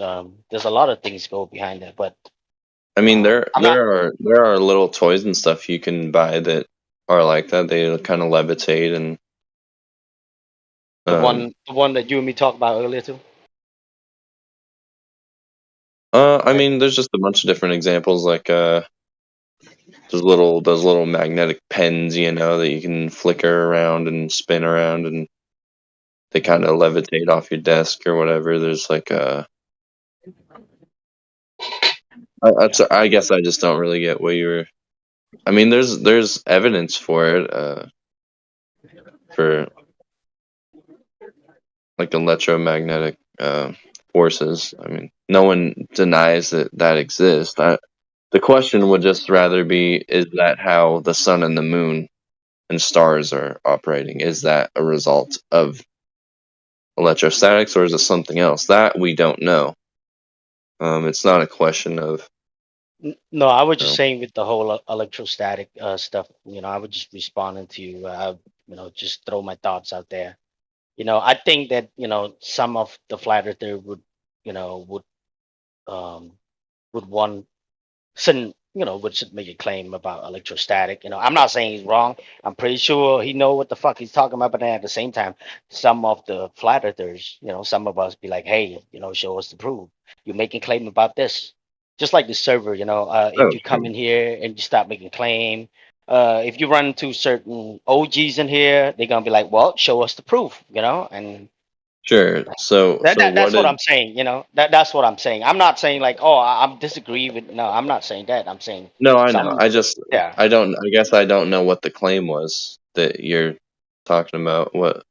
No, remember you brought up like everything is electrostatic and stuff. Yeah, yeah. Yeah, you said that because Woodson had made a claim about it, and I'm just saying like, oh well, so that is the claim, right? Because the Globe also make a lot of claims, but every Right. time they ask for the proof, they fail. But the OGs in here, and the same thing with the server, with the Discord server 24/7. When you come in here, this server is like if you making you can speculate, but if you stop making claim and if you run into some of the OGs, they're gonna ask for proof, for evidence, No, citation or demonstration.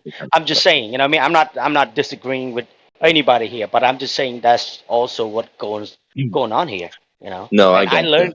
I learned that, bro. I only been here about almost 2 months, bro, and yeah, I learned certain thing in here, which is good, um, Gotcha. in a lot of ways. Yeah. Hey, good evening, fellas. I'd like to chime in on the electromagnetic or the electrostatic idea.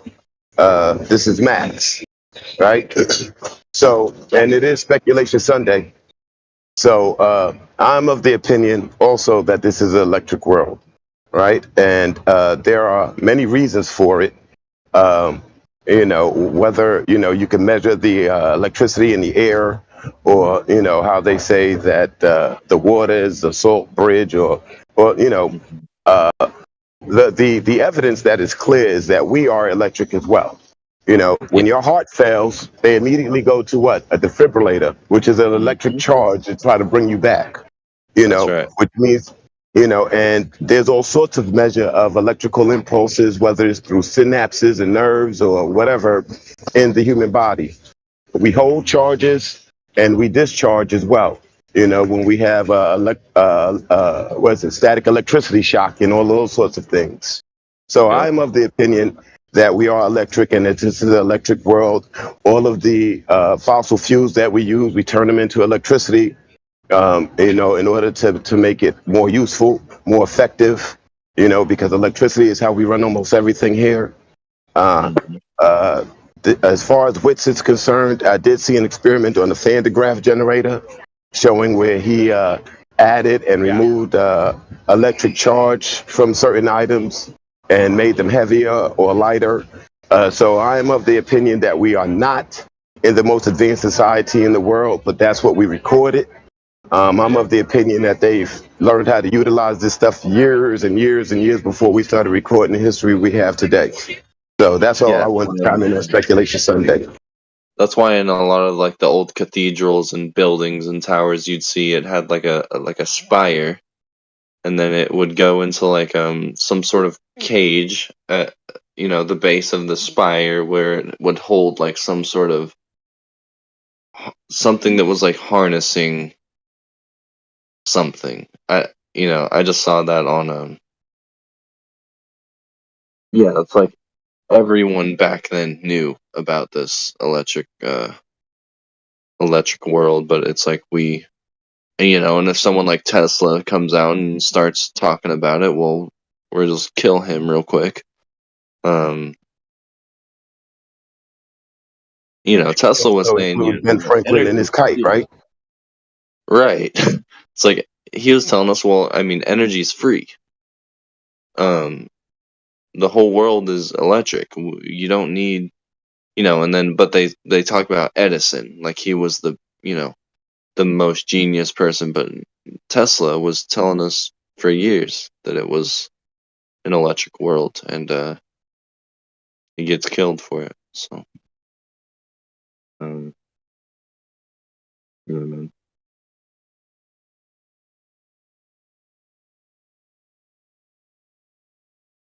It's funny. You can actually show an electric model of Earth. You can't show a model using gravity. You know. Um,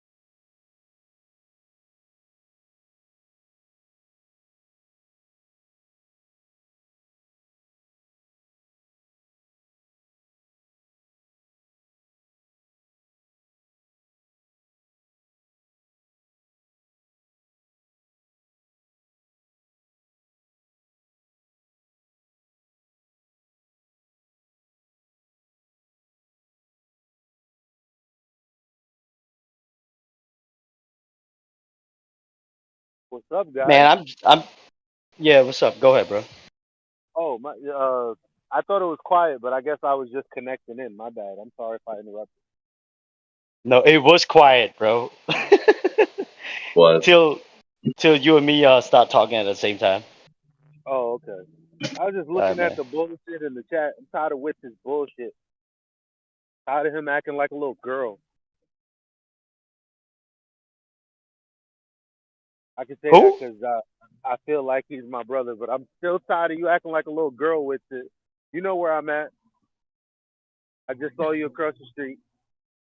What I happened? look.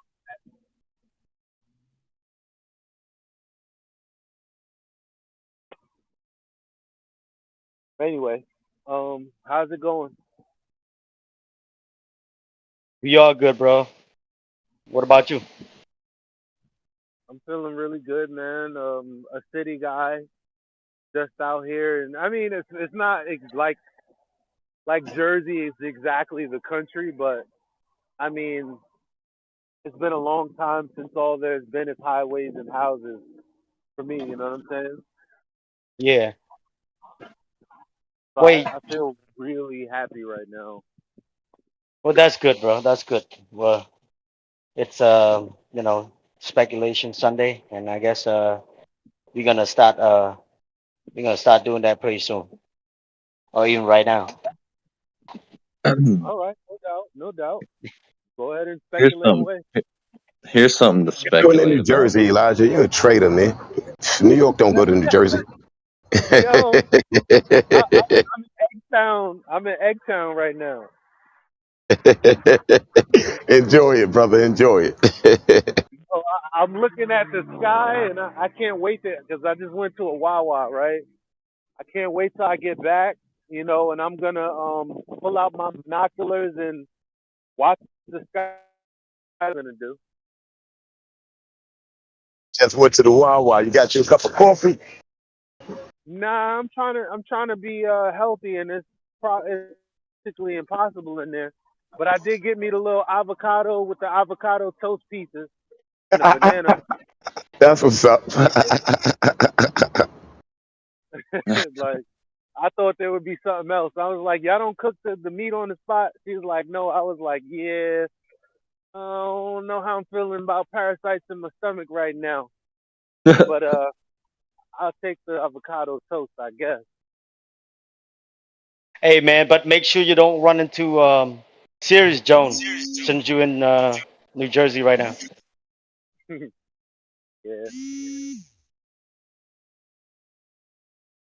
I just don't understand. Oh, boss, I'm walking my the dog that I'm caretaker for right now. But I just don't understand how some people really question the scientific method. Like that right there, I don't get it, man. I don't get it. I really don't understand. I really don't understand where that's coming from. And my adversaries would probably do things like, poison the well, probably say things like, we really want to advance the conversation, but there are people that are trying to lock it up, by not taking a position and this, that, and the third, and blah, blah, blah, blah, blah. If you really step back and think about it, there are only two kinds of people: people that make claims and people that don't. If somebody fools you into thinking that somebody who doesn't make a claim is a problem, that's a problem in itself, isn't it? Because what is the problem with not making any claims? Like, for example, let's say I did make a claim. Let's say, hey, I'm walking my dog. Now, if somebody held me to scrutiny, they could question me. Guess what I could do? Prove to them that I'm walking a damn dog right now. End of discussion. But if I was lying, I'd say all types of things like, who's that guy anyway? He never makes it. Is he walking a dog? Is he doing this? Is he? Listen. People try to make this conversation very complicated, and it's very simple. Either you have validation for your claim, void of any speculation, void of any logical fallacies, or you don't. That's as simple as it is for me. If you make a claim and you don't have to, because if I'm making a claim, it's a what do you call it? A real claim. It's provable. Reality claim. Yeah, it's a reality claim. I've claimed that there is something in existence. End of. So guess like what? the photon. Yeah. Okay. Like the photon. What do you mean? Right. Like if someone says the double slit experiment proves the photon exists. Well, what's the double slit experiment? I don't really know what the phenomena is. I don't know. I heard it's not an experiment, but that's beside the point. It's not beside the point. They I agree. shot a photon through a slit, and they would see that the backside, that on the back of the slit, the wall that the photons hit would go in a uniform straight line. But if they put two slits, Bottom line is, if someone is to make a claim about something, I would expect them to stand on it. I don't care who it is. Do you agree that not all claims have to be verified by the scientific method? Because we couldn't even claim that the Earth was flat if that was the case, because measurement isn't science. Sure. So, absolutely, I teach that here all the time, don't I, boys? Okay, well that's good. So, but right. So then, what's like a thing like this? Say we have the Michelson-Morley experiment, and then people say that's not a scientific experiment. So that's just a parlor trick. Like, well, okay, maybe it's not a scientific experiment, but it's like a very precise measurement, and we can like take the data and figure out what's going on. No, it's not a scientific experiment, so it can't be invoked.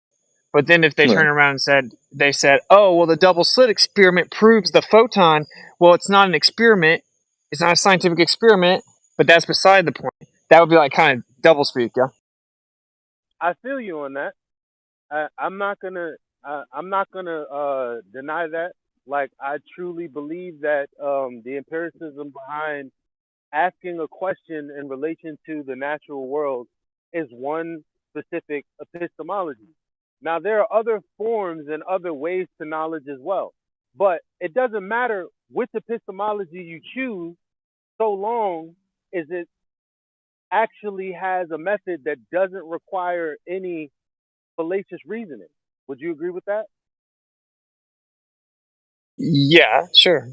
But this, it gets tricky because technically, assumption immediately leads into a reification fallacy based on how you interpret the conclusion.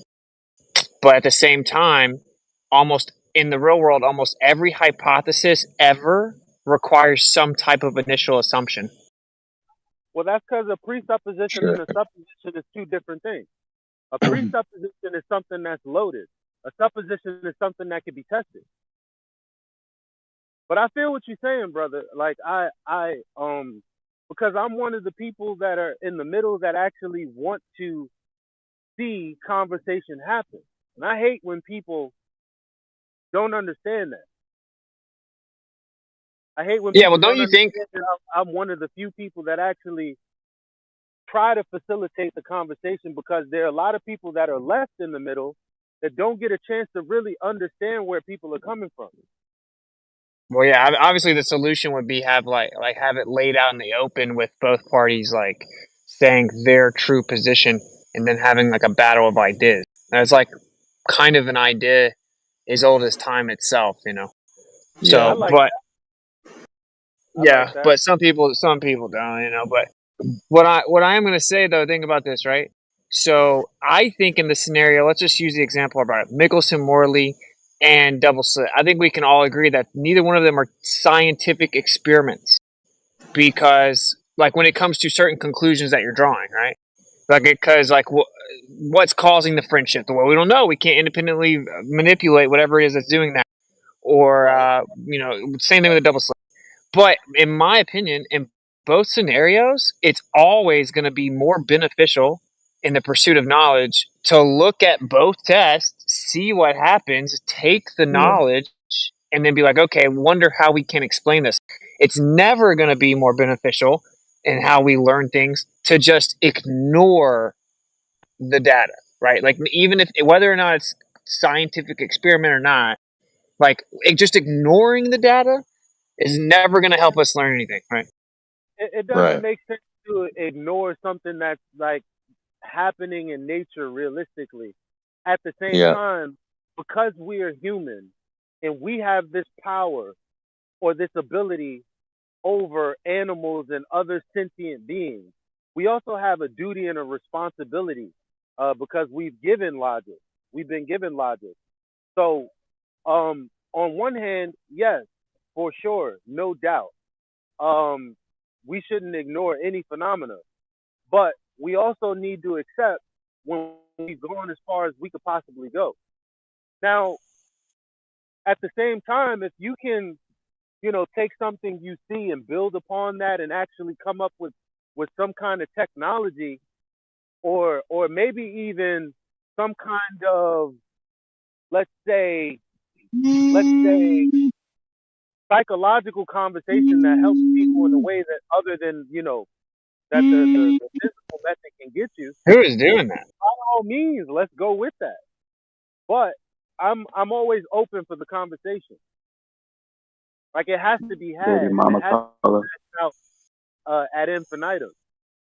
Yeah, like for example, with the with interferometry and like Michelson-Morley, we have like very, very useful technology that came from the Sagnac effect. They're called ring laser gyros. And interferometry in general, which is actually the most accurate and precise way we have known to man to measure motion.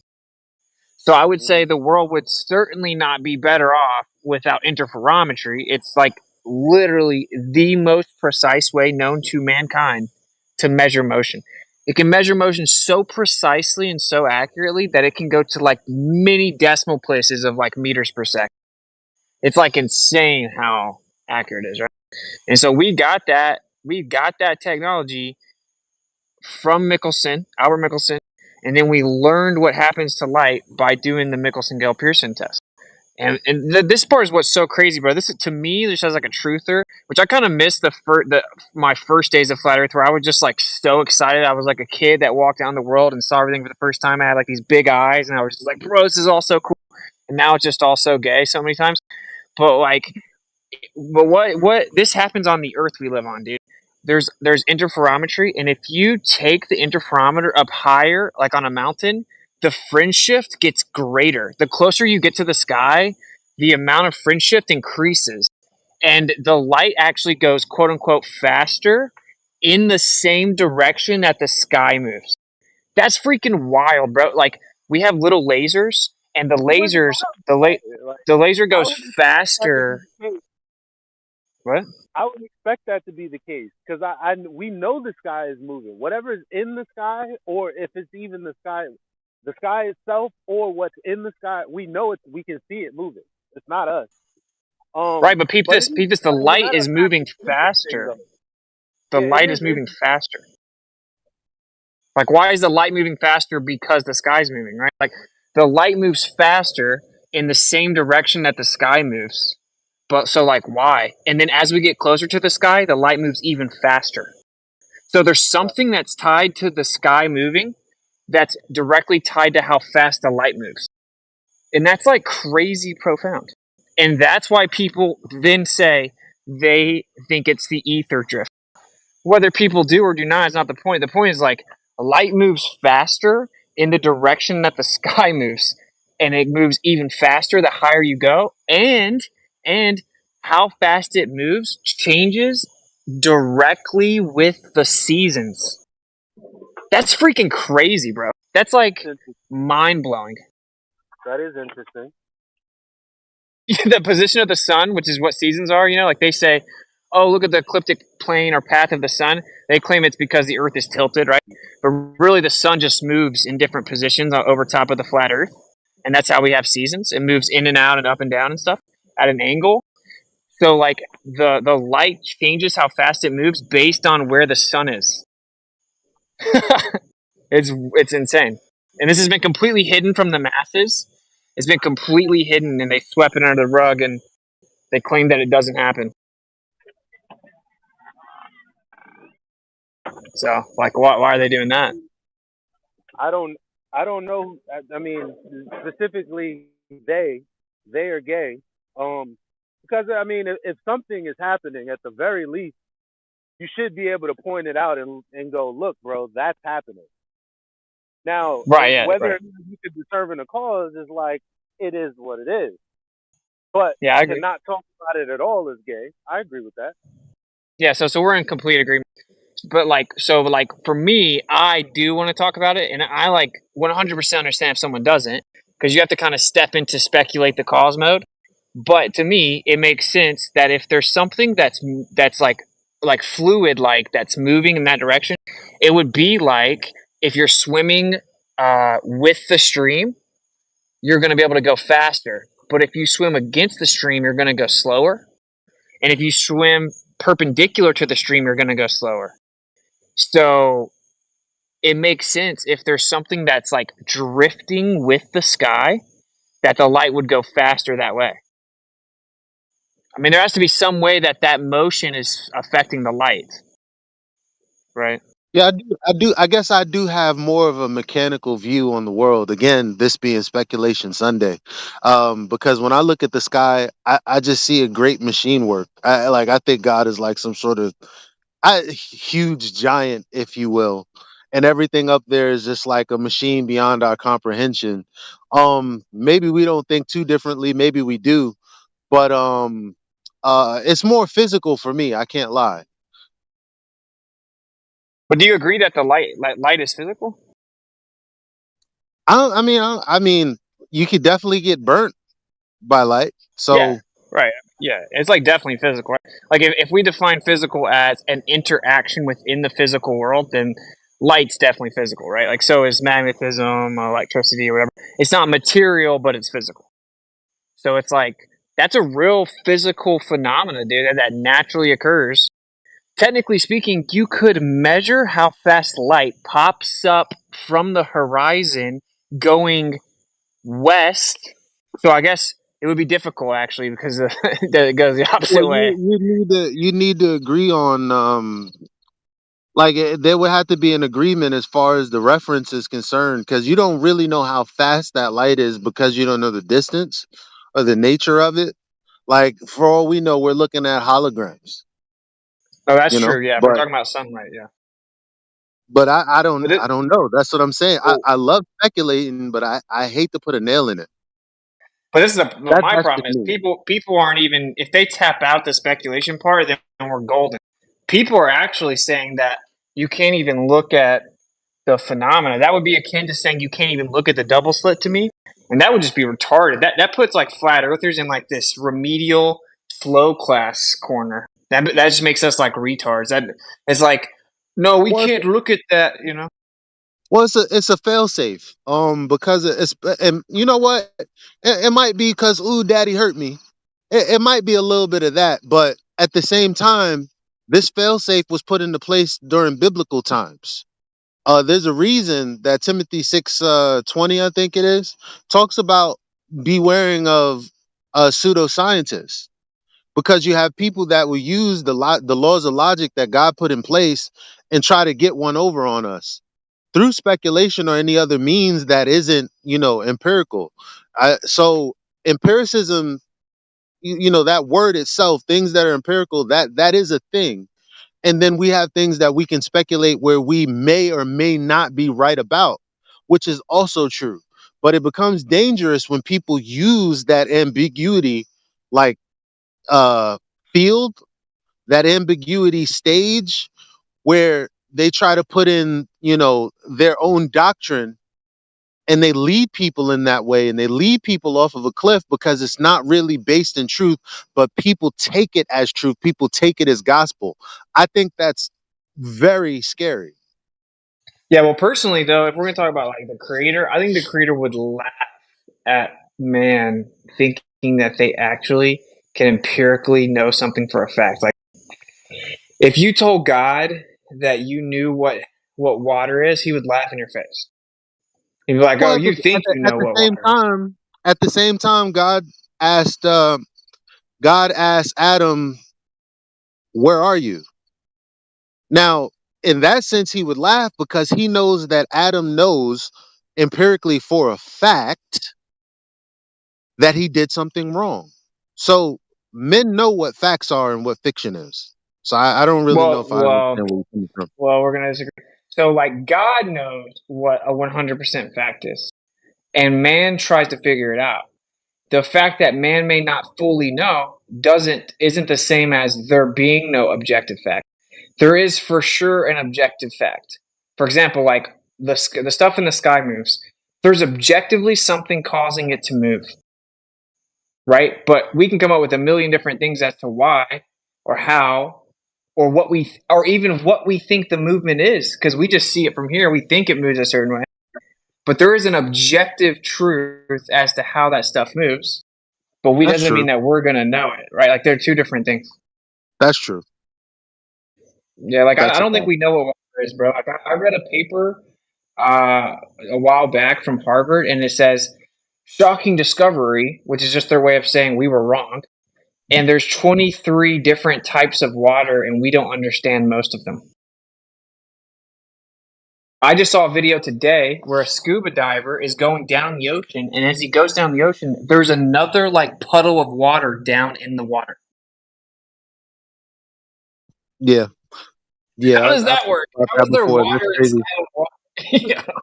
But to push back and maybe not to push back directly because maybe we're talking cross purposes, but um uh to know something that is a fact, like the epistemology of the scientific method, is really just built on whether or not you ask a certain question and know whether it's either this or that. And I think that's pretty solid. You can know that either this is true or this is false based on the premise that you set up in the initial assumption. Well, that's the key. Based on the premise you set up, it's always Yeah, that's based why it's on. limited, but it's a good method for what it can be used for. The only thing that I'm against is people using the same words, making people believe that they know things when they really don't because they're not using the epistemology. I understand the limitations of the scientific method, but the scientific method is valid for what it's valid for. I mean, for God's sakes, this is where technology came from. Well, yeah, it's Now, not appreciate only. what the It's not. gentleman just said so far, right? Appreciate what the gentleman just said so far, both of them. And people have the audacity to still maintain this bigoted anti-philosophy, anti-intellectualism, anti-attitude, even though cosmology is categorically metaphysical and therefore philosophical. Right. Yeah, yeah. I mean, honestly, even like trying to do something empirically actually requires the prerequisite of philosophy.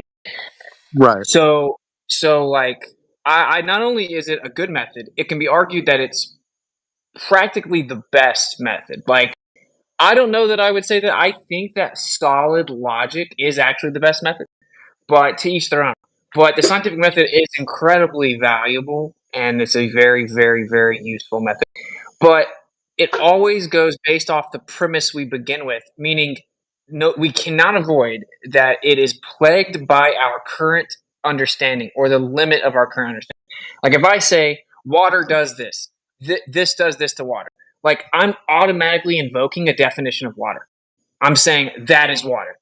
I have to say that to even invoke water as a variable. Well, we Dude, know what prove we what know we don't what understand. we know our interaction with water. That's as far like because we don't know the makings behind all the individualized parts, if that even is a thing, or what this physical realm is.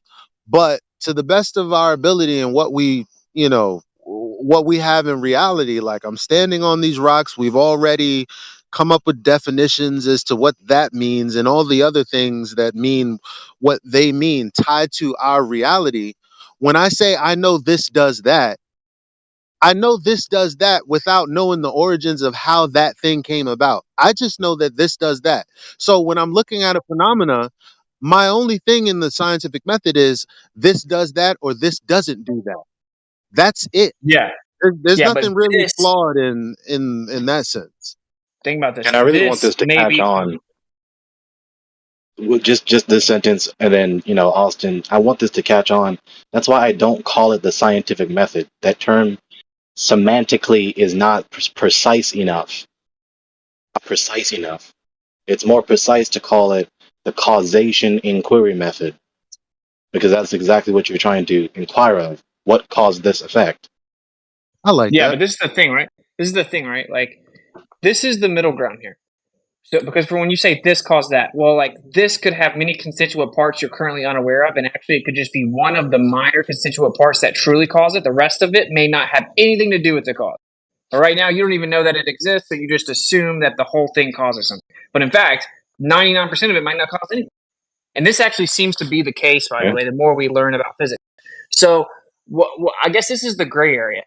The reason that some of the brightest minds and the brightest philosophers throughout all of history have acknowledged the existence of objective truth, but have simultaneously acknowledged our limited ability to fully acquire that objective truth assuredly, is because there's always potential there's something that you're misunderstanding or assuming improperly, right? So the problem is that this philosophy, which I consider actually correct, this has been taken to and then bastardized. So now people act like if you can get within 99.5 thousand nines, as far as we can possibly know, that you've proven a cause and effect, for example, it's equally as valid to say something that's like has no foundation at all and is completely speculation, and you don't understand anything about the fundamental cause. right? It's equally valid because you can't prove anything definitively, so you can throw it all in the same basket. And that's So let's why emphasize. we fight Go ahead. against Go it. ahead. That's why flat earthers fight against it, because it's like we're tired of hearing people say that all this pseudoscience is actually science when they have no real evidence for it at all. That's Yeah. the disconnect. Let me emphasize what Austin just said, because this is the crux. This is the crux. How do we know what we know? Right? How do we know? Now, when people do the examination process with any philosophical school of thought, ancient or contemporary, they then come up to the point where they know full and well and will explicitly admit out loud in public at best that they don't know, that they don't understand, and that they have reached the limit of what they are aware of and what they know, or what they're able to even grasp intellectually. Well, that's And so true. That's there's a true in point, some. Go ahead. My bad. I didn't mean to cut you off. yeah. So there's a point where we realize our intellect is insufficient. Now, after we reach that realization, people take different turns. Some people believe that there is no supreme all-knower, that there is no person that is ontologically supreme, logically and metaphysically, knowing all things. And it's really one of two categories with any worldview. Either you do have such an entity in your worldview or you don't. So either there is someone who is supremely knowing everything, infallibly, inerrantly, incorrigibly, necessarily, eternally, the whole nine, or you don't have such a person. So either you have the supreme person that knows everything, which is a logically and metaphysically supreme source of knowledge that cannot have anything superior to or equal to it, or you don't have that. Yeah. Well, I do think that a distinction does have to be made, because I think there are people that have come into the server that we have all argued against. And we call it the mind virus, actually. I don't know if you guys have heard the clips where people say, well, we don't know anything with 100% certainty. And so they'll say, well, we'll ask them, have you eaten food ever? And because the other person is a globe earther who just admitted that we don't know anything 100%, there is no epistemological method that would empirically, qualitatively validate one thing over another thing. They will bring it and drag it into this situation where it's like, well, we don't know 99. We know 99%. We don't know 100% that we've ever eaten anything, if we actually exist, actually this or that. I think that's an entirely different basket than when you ask, did this fool just take my ho-hos? You know for a fact that dude took your ho-hos or didn't. Did this dude set up an experiment in a way that he had the effect, that the desired effect that he was looking for? It's either a yes or a no. It has nothing to do with 99.99999% chance. That's a different conversation. And this is where the Globers, really drag us into, well, we don't know everything 100% sure. So what we do is we take the independent variable and then we have multiple variables because we don't really know all of the variables. And so we can't really rule everything out. But my whole thing is to say that that's an entirely different conversation than the method that is the scientific method. It can't do that. It can't take on different independent variables. It's either I see something, that something is caused by this thing, and when I do this specific thing qualitatively, I get this effect. Yes, I got that effect. My hypothesis has been proven, or no, it did not happen. Therefore, the null has been proven, and that's it. Really, I mean, Yeah, we're not but you can trying never to say the figure out null. the origins of the universe with that. Can't do that. We're not God here. Yeah, but good luck really like taking that approach. Good luck ever trying to actually establish a null, because you can say That's it's where all the qualitative. technology came from. You can say it's qualitative, But in fact, how do you know when to put the quantitative stop on it to know that it's now been the null's been proven?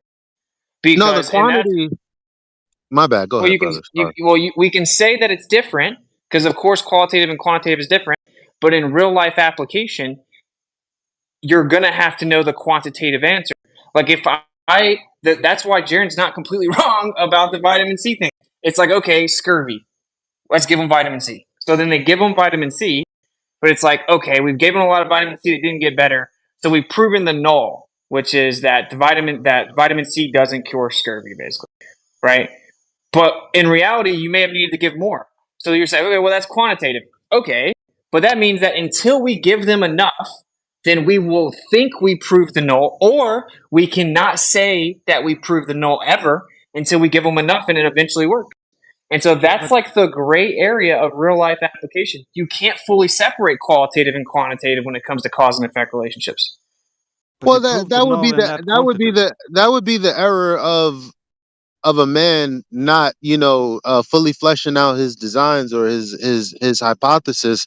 But here's the thing: you get a quantity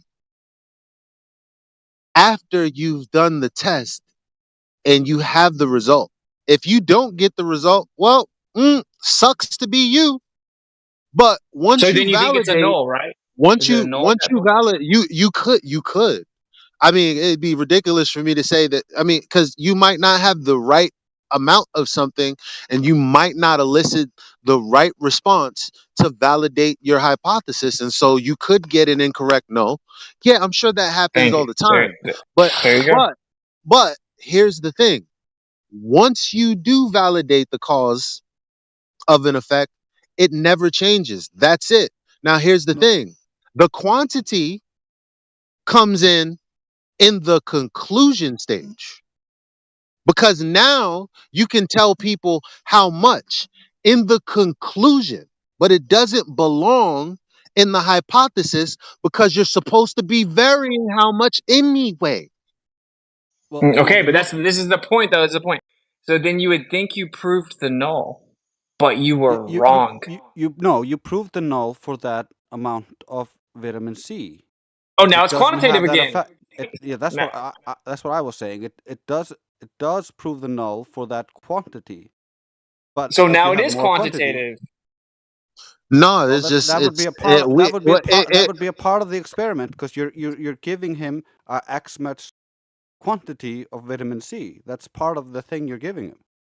But it's So not a then you part of never actually it's proved not the a part of null. the hypothesis though, because the hypothesis is open. That's the whole point. You're supposed to vary the independent variable. You can't just go, okay, let me get 22 cc's of this, because that's not a hypothesis. Like, I mean, No, that's not the that's not point, bro. the Yeah, hypothesis. you're The right point is about that if you that. You're right. vary the IV and you keep on going and keep on going, eventually you could think, I may kill this person, so I'm giving them a lot of vitamin C. So from what I can establish, it doesn't cure scurvy. So now I've proven the null.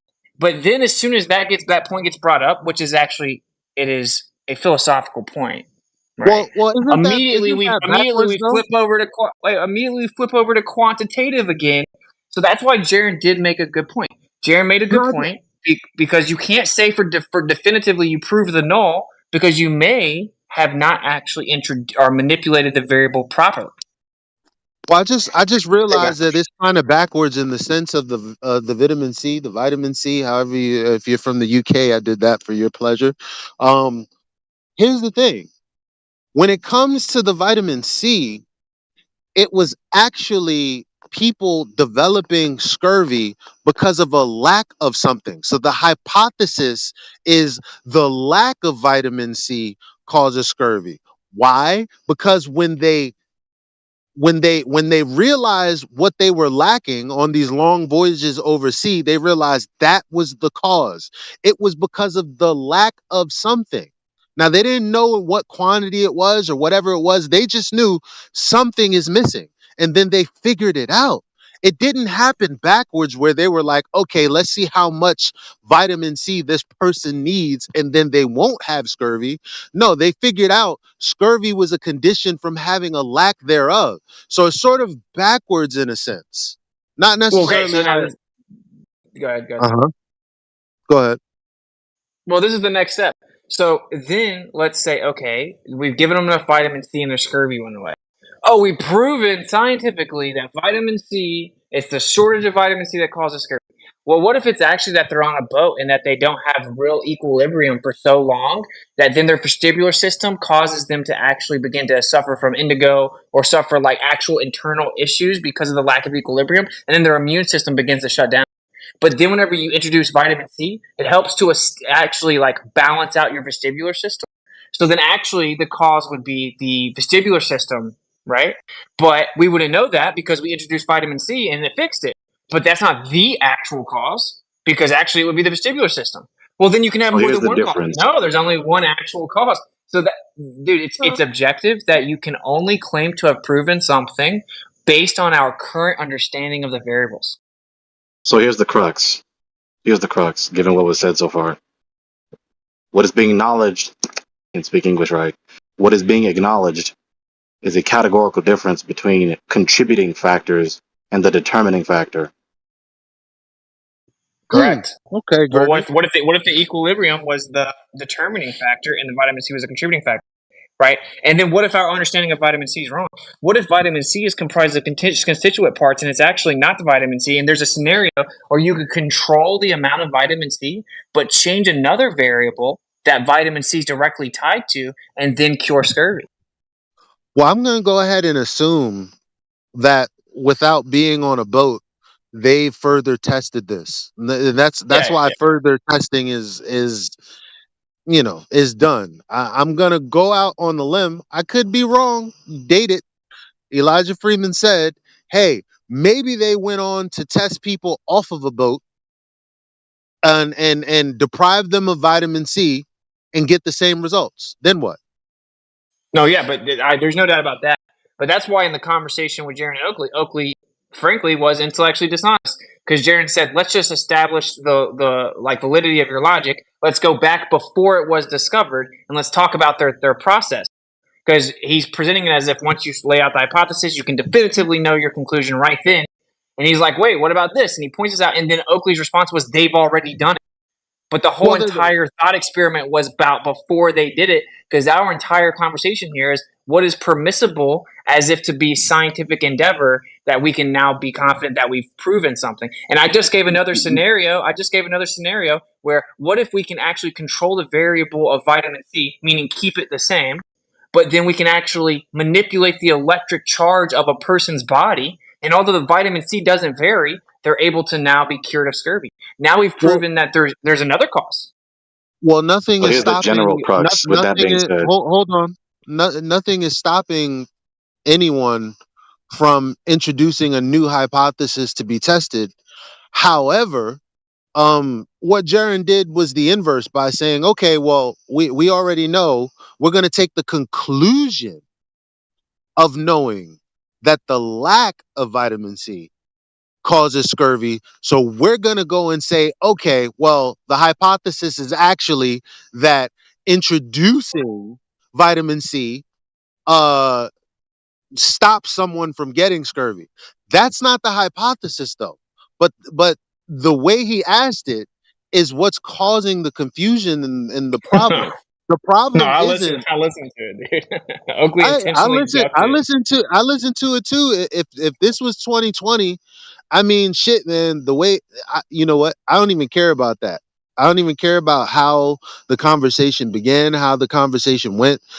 I'm just saying, even in this conversation, I can understand that saying the lack of vitamin C causes scurvy is different from someone going, okay, well, how do we prove that? How much vitamin C do you give someone to? Well, that's totally ass backwards. Yeah, okay. Here's But the general this crux. is Oakley ducked it. Oakley ducked it intentionally. he said it's already been proven once he said let's go back before it's proven. And that's because, just like we just established, it's actually not as black and white as people want to act like. And in fact, how do you know when you cap off quantitatively to establish that you actually did prove the null hypothesis? The answer is you actually never could. In theory, you could never prove the null hypothesis in this scenario because maybe you have to keep giving them vitamin C and you just didn't know. So how do you know when you can say, okay, null hypothesis proved?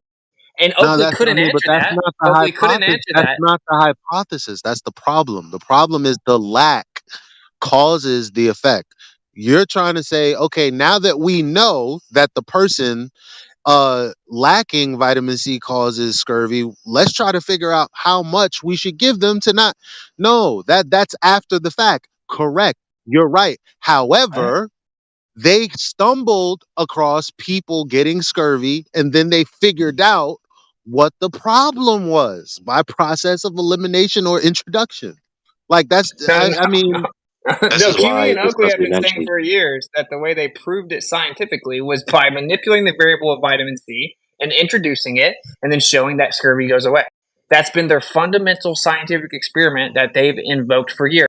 So then Jaron used that very experiment and said, okay, let's do your experiment and let's see if we actually can definitively prove the hypothesis or the null.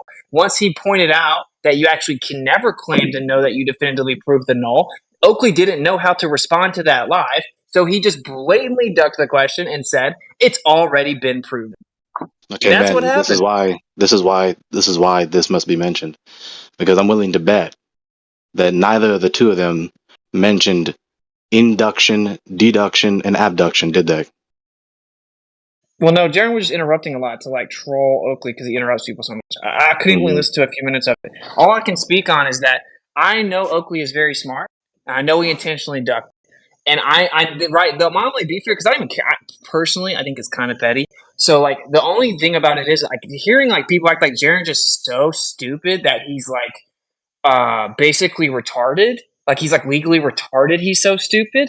And he just doesn't understand. That is such a lie. He's actually bringing up a very profound, nuanced point.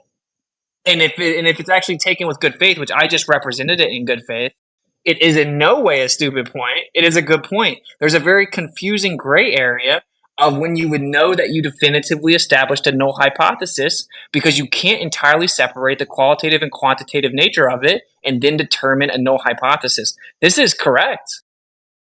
This is why I mentioned this in relation to. I don't know. I think because I'm back in the house now, so I gotta kind of chill. But I don't know. I mean, I laid out my rebuttal to that. I do think that his thinking is flawed, only because he was looking at it from a certain perspective. I mean, we've had the conversation as clear as we possibly can, and I'm not here to tell people how to think. So I'm glad that we've had this conversation and let others decide. You know. Okay, this is why I'm trying to say this. So, in relevance to the categories of contributing factors and determining factors, or the determining factor rather, is related the categories of argumentation or proof, right? So, as it concerns the two basic categories of knowledge, a priori and a posteriori, I can already hear people whining about the big words. Please bear with me. This is a profound subject. A priori before empirical sensation, a posteriori because after empirical sensation. Okay? So as it concerns all empirical methods of inquiry, all a posteriori empirical methods of inquiry, the only category of argumentation logically that is relevant to such knowledge is inductive reasoning and or abductive reasoning. So not only, but inductive or abductive reasoning. And so people are giving a greater or lesser quantity of premises, preferably true premises, to support their conclusion that this particular entity, whatever it may be, or this number of entities, is the contributing factors or the determining factor for the effect to elapse in history. Now, Yeah, and I want to point. people often don't, just this last sentence, people often do not specify the difference. Specificity is key. And people don't like me for pressing them for specificity because it's inconvenient. Perhaps the problem in the position is so fundamental logically in the notions that construct their whole position. It's inconvenient to get that deep into one's own position and scrutinize it, especially when it's unfamiliar. People don't want to be challenged. Just as we don't like the challenge of straining our muscles to gain strength, the same applies with our mind. It's the same thing. But sometimes the problem is that deep. You have a verbal dispute, right? You're equivocating, right? You have an erroneous, incoherent categorization schema, right? You have a misconception about very fundamental aspects of your whole worldview, which is affecting these superficial notions or beliefs or arguments on the surface, which is standing upon those fundamental errors. So people don't specify in what sense they're saying prove.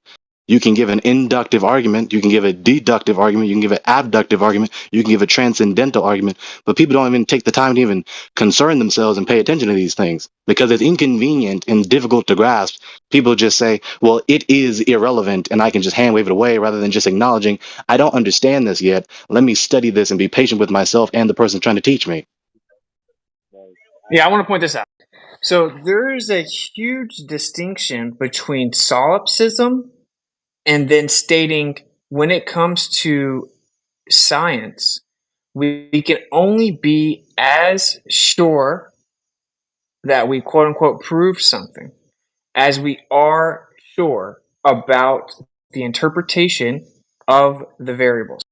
Okay, this is due to human fallibility, unavoidable prejudice, and the current limitation of understanding regarding the variables.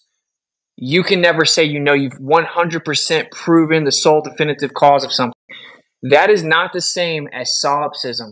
Okay, solipsism is one of the most logically bankrupt, nonsensical worldviews ever. These two get bundled up together. Really, what flat earthers are fighting against is like this solipsist take that the Globers have all, what's the word? Absorbed. No, that's not the word, but right? Like they've all taken this same idea of solipsism and applied it to everything in the world. We can be not sure of anything other than ourselves. That right to the like the vat in a jar thing. So right, so like that's not what Jaron's saying, obviously. And so that's why I started by saying there's a distinct difference in like objective facts and truth existing and our ability to actually know for sure we found them. Now, there are scenarios where I can't even wrap my mind around it not being correct, right? And for all intents and purposes, I would say you proved it. And ironically, I would not say that heat causing water to boil is one of them. But like the other one brought up in the chat, amputations, right? You take a chainsaw and cut someone's hand off, like, or their arm off. Like, there's really no way around that. The chainsaw cut through his arm and amputated it. Right? We eat food to survive. I fed my dog food. There are things that are so they're so obvious and seemingly objective that I would never ever even argue theoretically that they may be wrong. Okay, I wouldn't. I could, but I wouldn't, because that's when you're going to start to tiptoe over into solipsism, and I'm not just going to apply my ability to debate just because, right? Okay, but that's my point. Is what Jaron would say about that is, well, if you're calling that science, then okay, fair enough. I don't think we need science for something that we can just look at and know. He's saying science is the pursuit of something you can't just look at and know. So then you have to figure it out by manipulating things and trying to figure out what caused what you looked at. So that's the big disconnect there. So like with amputations and I fed my dog and food's how I survive, right? Like that, he would say, well, that's not why we don't need science to know. So that's the disconnect. All I'm doing is showing the disconnects, because the disconnects are the source of like years of bickering, which I find to be very gay. So he's acknowledging that there is a degree of comprehensiveness of which we know any particular event, which is true. I would agree with that. All right, so let's do the heating water thing because Jason wants me to talk about it. So, like the sole definitive cause of something, yeah, that is an intellectual trap. That doesn't rebut my point though. You can never claim to know definitively 100% the sole definitive cause of an effect, but that's what people are claiming. That's what people are claiming. Okay, so Yeah, I've but said it that way. I've introduced that specificity for a reason. I don't disagree that it's a trap, though. It is definitely a trap where no one should disagree with it. But this is the problem. Let's just say heat causes water to boil if we control all the other variables. yeah. Go ahead. Go. Provided the conditions are the same, heat still boils water. Like you would have to Right. find a variable that changes that effect. Right. Or discover a variable that was previously unknown.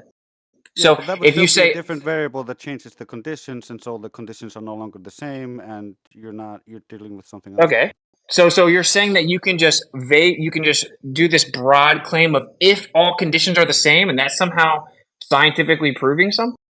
If you can just say if all variables are the same, because science is is actually controlling the variables and isolating one of them.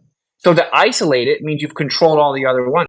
So just be you able think to you appeal controlled all to the future. variables, yes. You think you control. You can't control all the If you variables. you think you control all the variables. That's what you try to do with the experiment. But then, Yeah. like you say, you might find a new variable, and you discover there's a different condition that changes this. But it still doesn't change the fact that if you change this different variable back to its original value, then you're still gonna have heat boil water. Okay, so this is where you agree with Jaren. And Jaren's not as good at articulating it, so that's the No, disconnect. So no. this, My thing is, if we have a valid hypothesis, and it has to be a valid hypothesis, my only thing would be, okay, well, let's find a case where you've had a valid hypothesis, then become something else because of a new discovery. okay.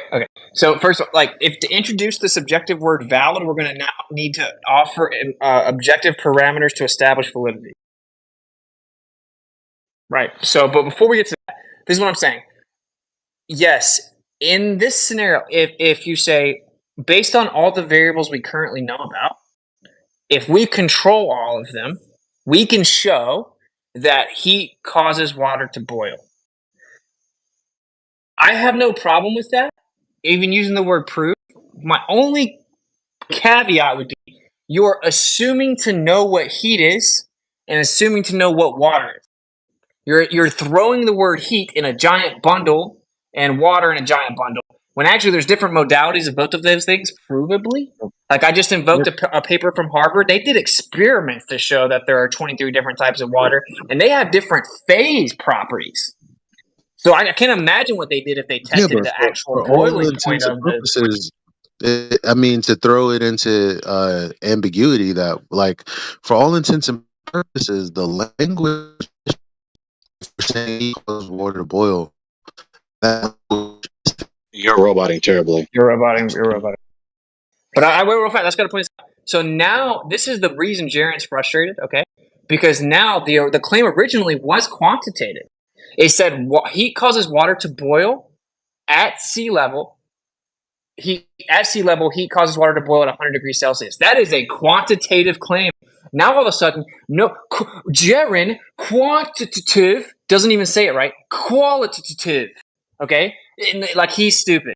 No, now you're changing your claim that you said for 5 years, which used to be quantitative, and now you're removing the quantities and claiming it's strictly qualitative and just saying heat causes water to boil.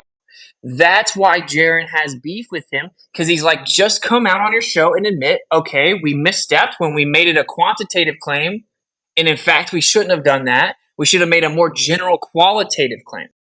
But he didn't do that. What'd they do? They called me and Jaren liars and claimed they've never made the quantitative claim. And then Brian has to go back through hours of videos and show them saying it 15, 16 times.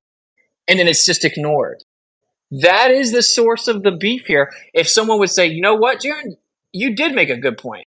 You made a good point that we actually locked ourselves into a quantitative claim whenever we brought up 100 degrees Celsius. In fact, we should have just been making a qualitative statement So thank you for pointing that out to me. We'll refine the way that we say it, so now it will be more bulletproof. So why So did once that again, That's the thing. The hypothesis is only he causes water to boil. The No, it's quantity not. Well, came well, in the I have 500 videos the of him quantity saying the came opposite. in the. I'm telling you that as it relates to the scientific method, he causes water to boil is the sufficient language. Everything after that is in the conclusion. I don't care who said what video was in this, that, or third. Don't give a fuck. They can suck my dick. Don't care. Well, that's The a convenient stance epistemology to take, is Eli, the right? epistemology. That's a convenient stance to take where, well, they're not here. I'm just speaking for myself. That's cool. That's all you can do. I'm not putting their claims on you. What I'm No, addressing is the because Jaron Oakley beef. 100 years into the future in that infinitum, and like I've told you before, I stand for the epistemology, and I think that they do too. But for those that make mistakes, the objectivism doesn't really care. It doesn't Well, really you should matter. admit when you make a mistake, right? Well, I do admit when I make mistakes.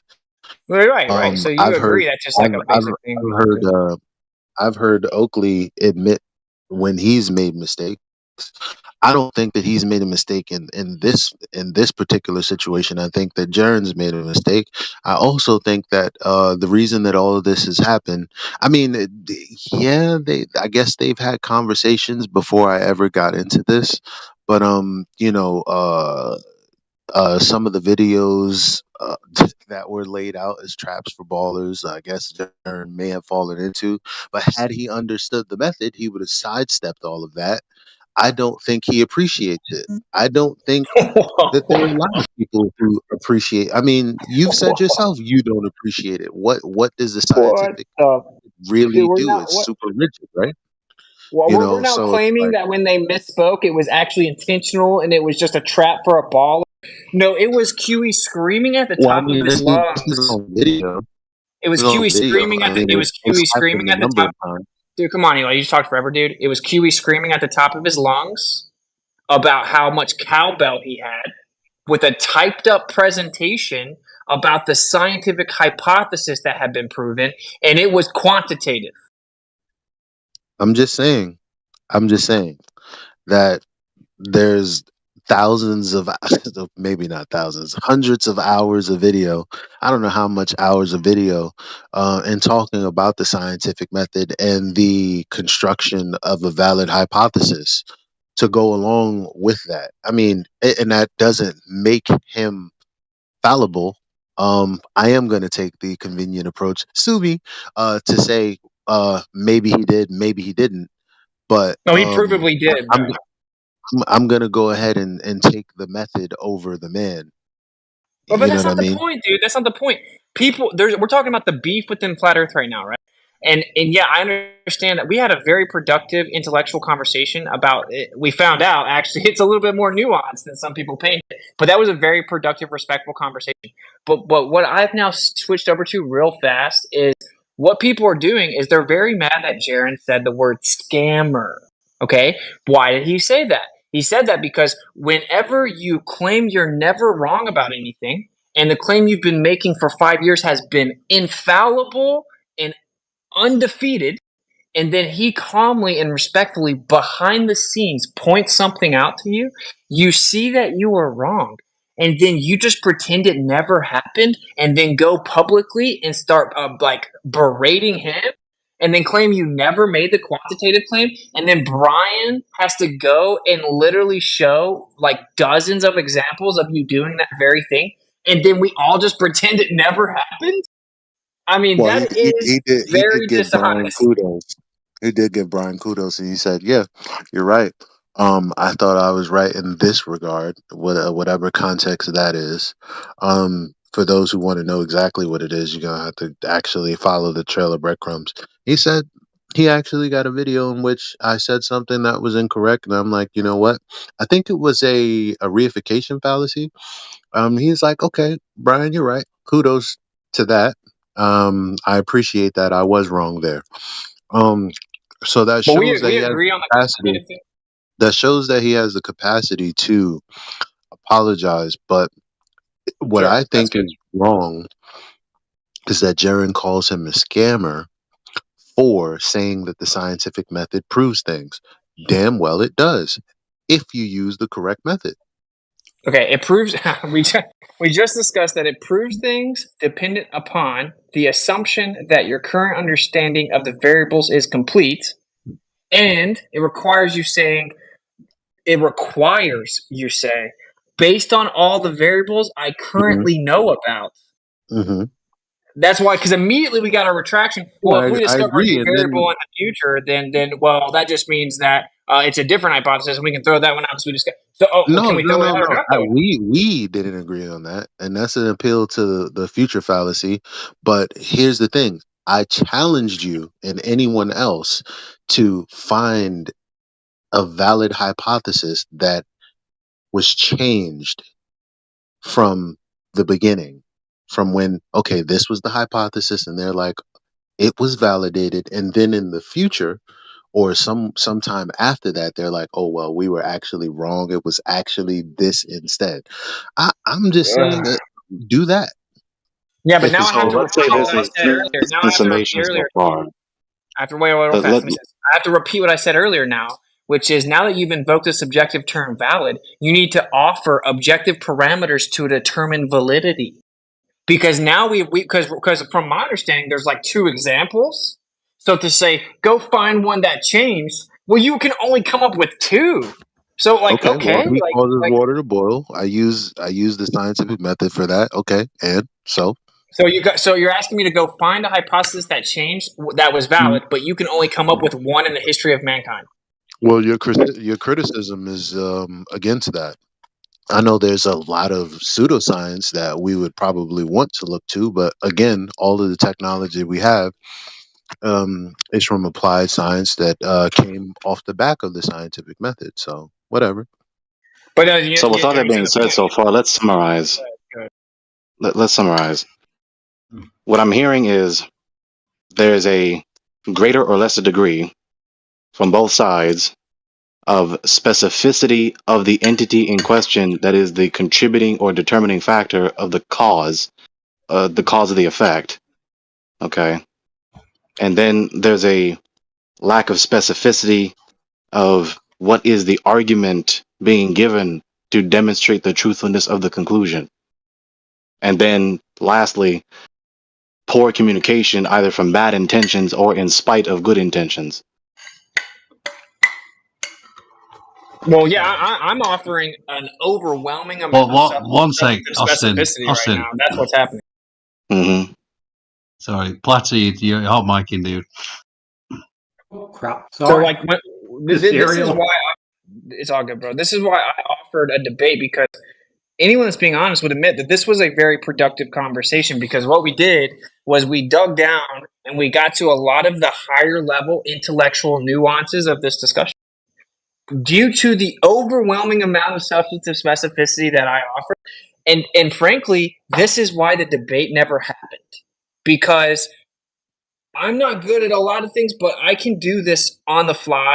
And so I just pointed it out. If we're going to bring up the word valid to describe a hypothesis, we need to outline the objective parameters to determine validity. Okay? If it's this is the problem. If I can say this is what it appears like to the outside to people. If you say, well, the scientific method is this, and I can only come up with one or two examples, and I just dunked all over the scurvy one. I haven't even gotten to the water yet. Like, I dunked all over the scurvy one. It's a biological assumption. We don't even understand the body, bro. To think that we really know what does or doesn't cause scurvy or something is so laughable to claim you know for a 100% definitive fact. We don't even understand the body, bro. But, like, beyond that, my point is that what it looks like to the outside is, okay, well, it's really easy to quote unquote debate if you say there's only like two things in the history of mankind that have actually satisfied the scientific method, right? And now anything you bring up, I'm going to say, if it doesn't adhere to the scientific method, it's not permissible. Now I can literally dismiss anything that anyone says. Unless you're talking about scurvy, which I just dunked on, or water, you're automatically dismissed before you come in the door. So it is a tactic to be quote unquote undefeated. And that's why when people start poking holes in the 2 that you have, no, that's not allowable. And that's why I would agree Jaren with that called it. critique. I would agree with that critique because Suns are in the bad habit of, and I've actually critiqued this, so actually I really do agree with that critique. Some persons are in the bad habit of arbitrarily, according to their convenience, wanting to simplify the subject matter to their convenience and neglecting other specific nuances which are just not convenient given their mood or not convenient given their lack of ability to grasp the significance and meaning of those specific nuances. Now, there's a reason why the phrases are true. The devil is in the details just as much as, and even greater than that, the God is in the details. So the more specificity, the better. That's why I said earlier, specificity is key. So the greater specificity, the more accuracy, the more demonstratively true the concluding premise is in the argument. So that's a valid thing that's a sound thing to raise from Austin. Yeah, and like this is my thing, right? I think it saddened me. All this saddened me because this is my honest opinion. Like, I think Oakley is very quick-witted and good at debate. I think that QE is very good at setting traps for a debate. These are rare aptitudes. Okay, not everyone has the ability to play 3D chess and set their opponent up. That's what debate is. Debate is how tactically can you set traps. And QE and Oakley are good at that. So it was very sad for me to see all this unfold, right? But that's why I chose to really try to just ignore it because I don't want to like burn FED down. I did at one point, but I was like, well, that's my ego or whatever, right? But my point is like Jaren is my homie, right? And I'm gonna like ride for Jaren because I know he's a real one. And I know that when his point is properly represented, it will go unrebutted. Just like, and he actually, Dre said it very arrogantly. Not arrogantly, elegantly, ironically. But he said to be 100% correct all the time requires specificity and knowledge beyond human scope. That's literally Jaren's point, bro.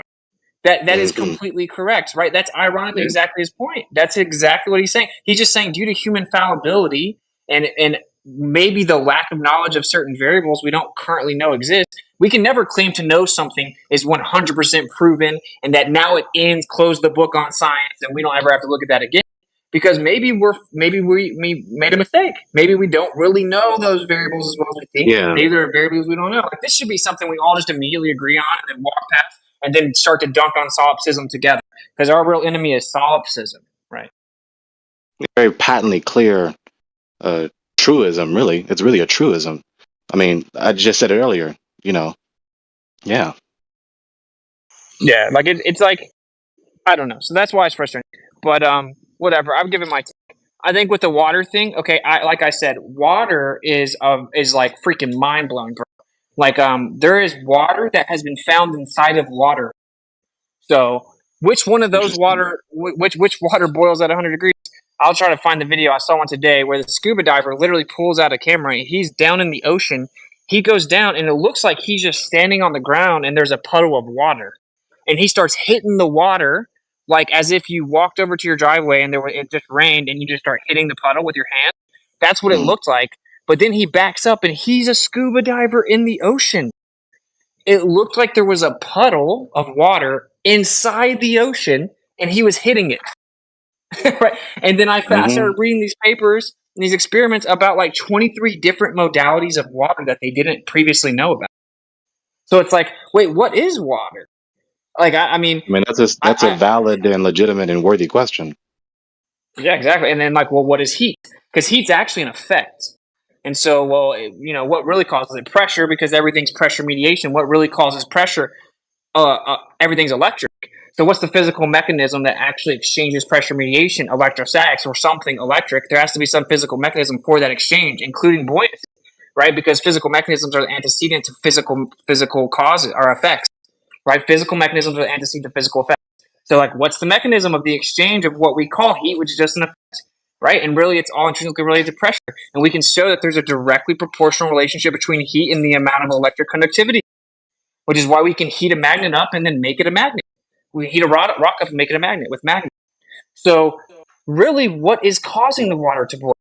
But now, if I have no problem with like stepping back and like, well, on a very vague level, we can say heat causes water to boil, because that's true in the sense that, yeah, if we don't like need to know exactly what heat is or exactly what water is, right? Then that's fine, as long as we pull out the quantitative part of like as soon as we pull out the quantitative part of it, and then we just admit, well, there could be variables we don't currently know about based on our current understanding of heat and water, and the variables we do know about, like pressure, right? Heat causes water to boil when we control the variable of pressure. So it's like, That's an okay, inductive cool. argument. Yeah, I like all the specificity. For instance, like I would love it if you would have people test different types of flames and all these different types of water, and you'd map out a more detailed explanation of how that this works. But it doesn't change that there's a type of water with a type of heat that still makes it boil. We learned. Yeah, absolutely. But yeah, absolutely. I don't think Jaron would disagree though, right? Like, I don't think Jaron would disagree. That's kind of his whole point. It's like, well, what kind of vessel is it in? What kind of water is it in? What's the pressure? Blah blah blah. And there probably is other variables, to be honest, because everything's electric. But based on our current understanding, like, it's cool, it's whatever, right? But then this is where the beef started really like dragging me in. Then people started attacking my claim about electrostatic, and I was like, wait. If we manipulate an independent variable of electrostatics, we can show that it causes the effect of acceleration either up or down, and that it changes the rate that things move, it changes what direction they go, it changes what people call weight and how it's read on a scale. So we're showing that all these things are directly affected by the manipulation of the IV of electrostatics.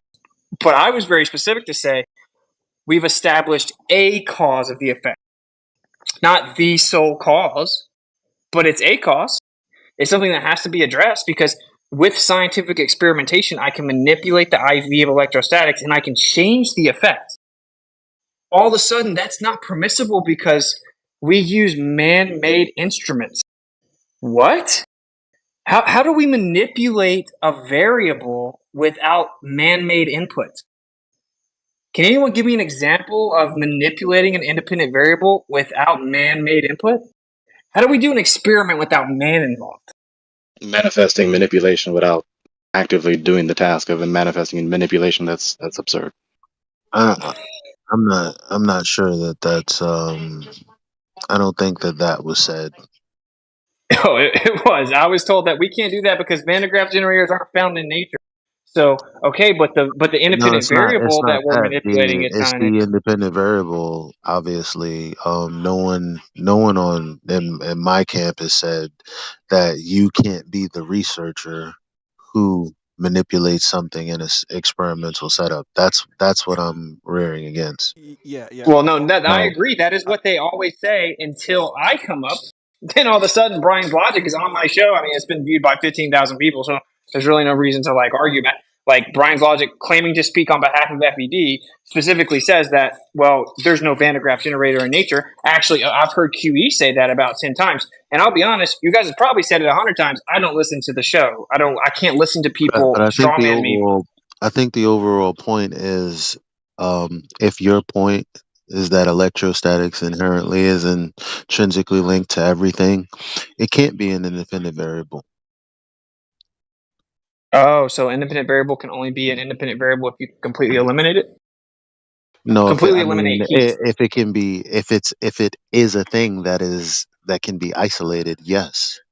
Okay, eliminate heat. But if you beg the question, then obviously it becomes something very different. Will you eliminate heat, please? You mean eliminate heat? Yeah, you need to eliminate heat or you can't invoke it as a IV.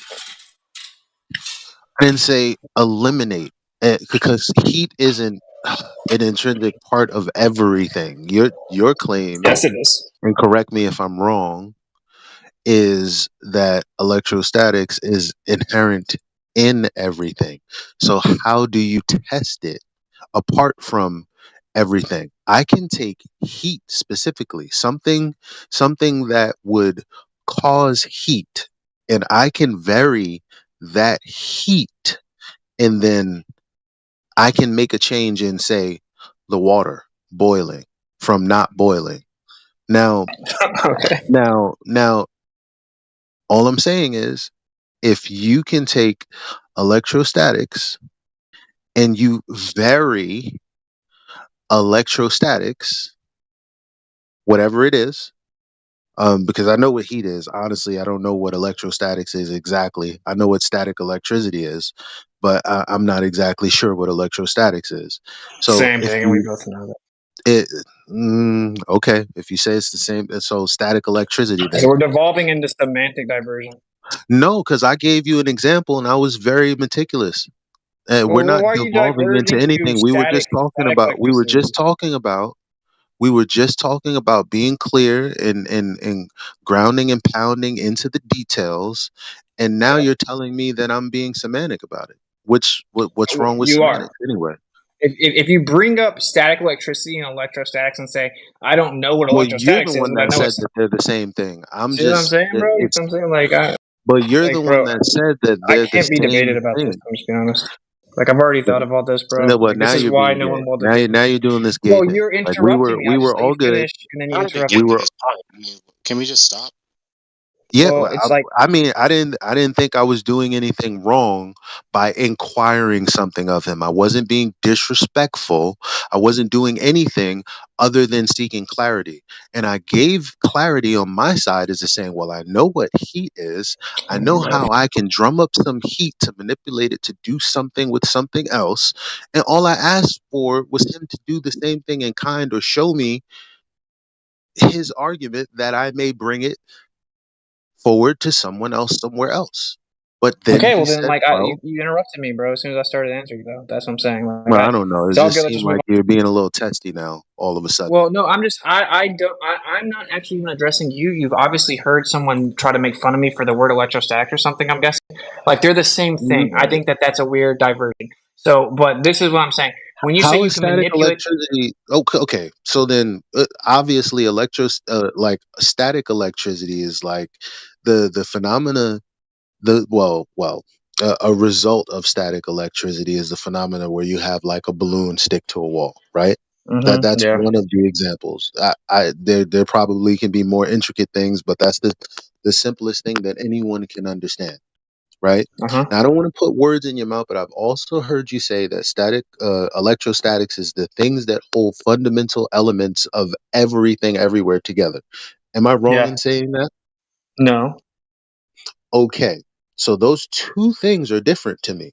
Sticking a Well, yeah. Okay. sticking a balloon to a wall, and then the latter statement I just made, it doesn't seem like the same thing. I need a little more clarity. That's not Why? me Why being are a they? dick Why are they because not the same somebody thing? said something. Why are they not the same thing? Well, that's a burden of proof reversal, don't you think?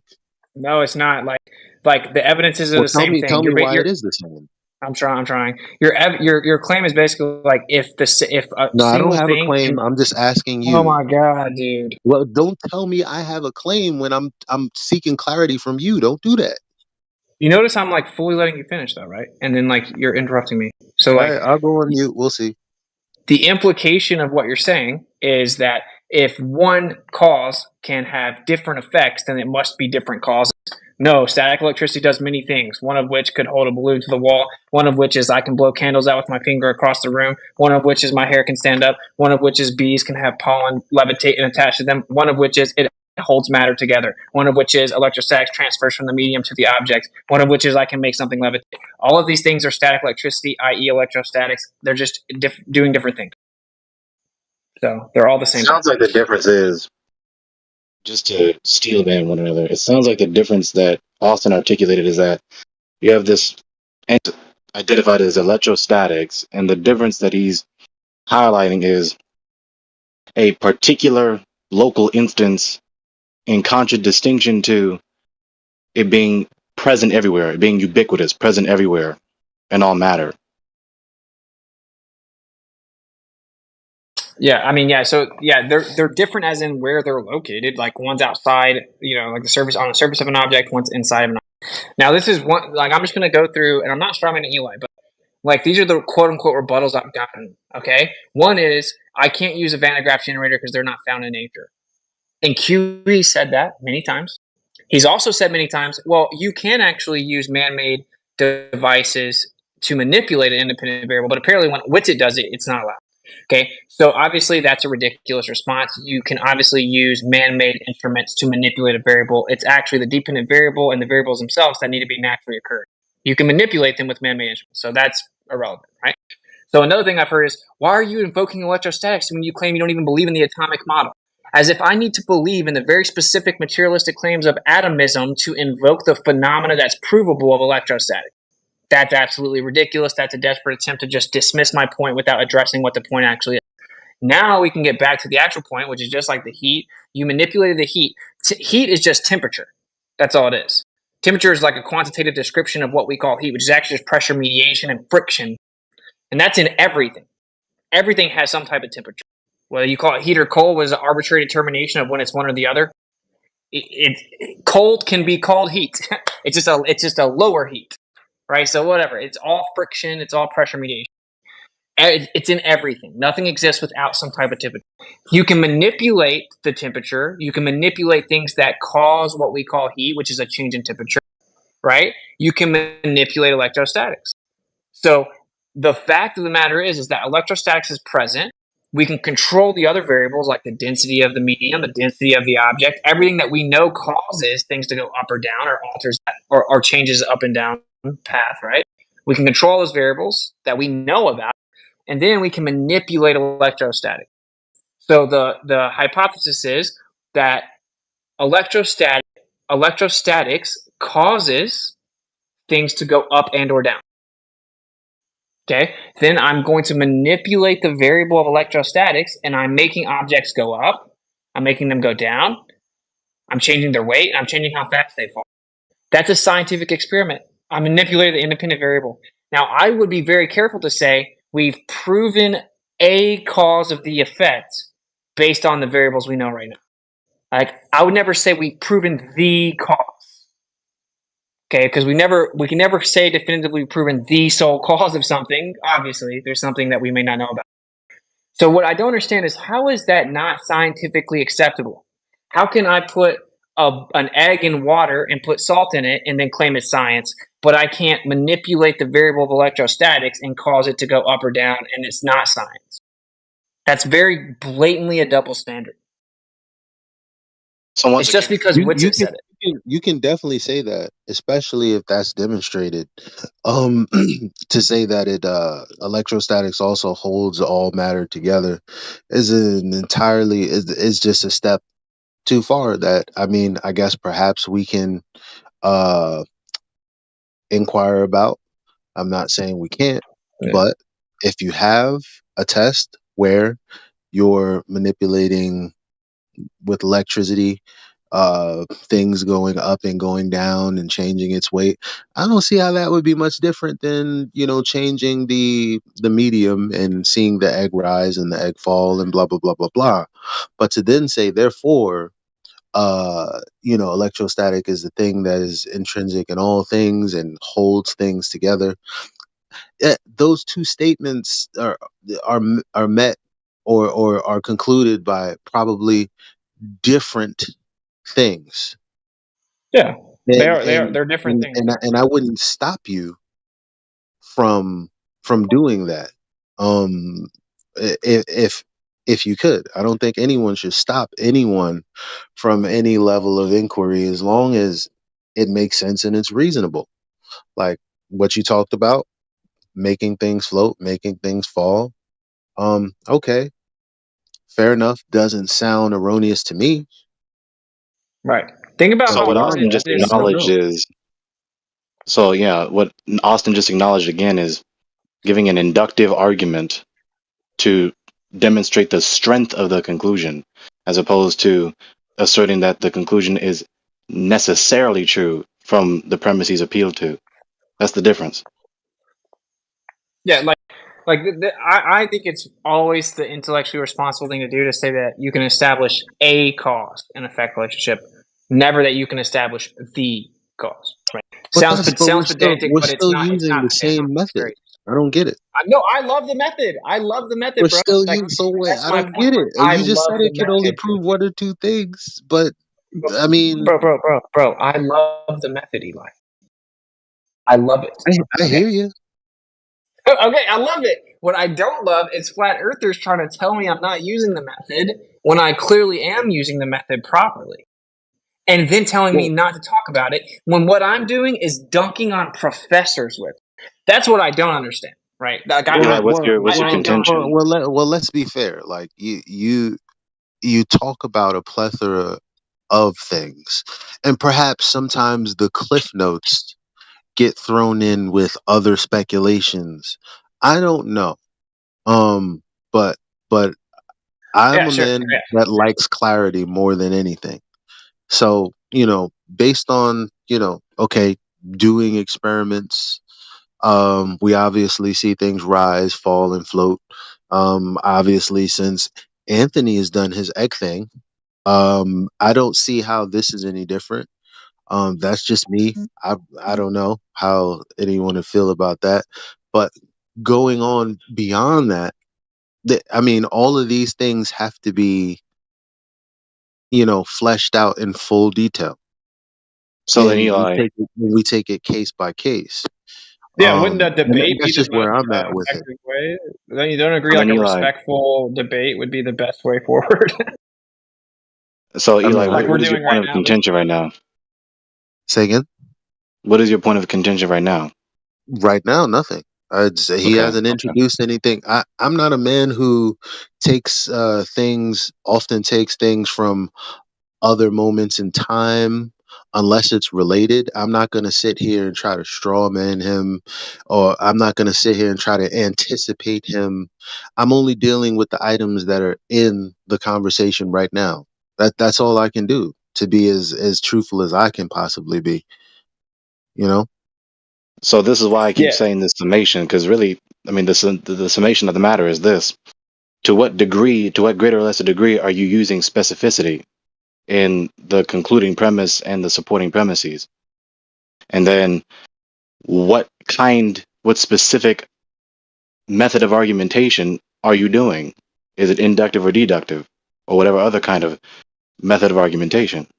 And then lastly, are you communicating as best as possible, lovingly, specific, succinct, or not?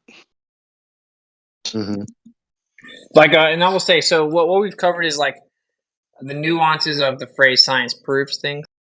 Hmm.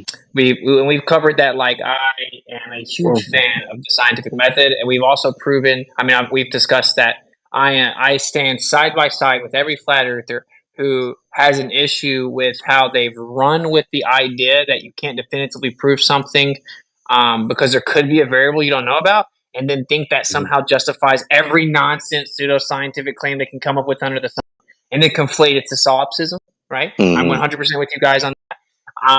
We've discussed the issue with electrostatics, right?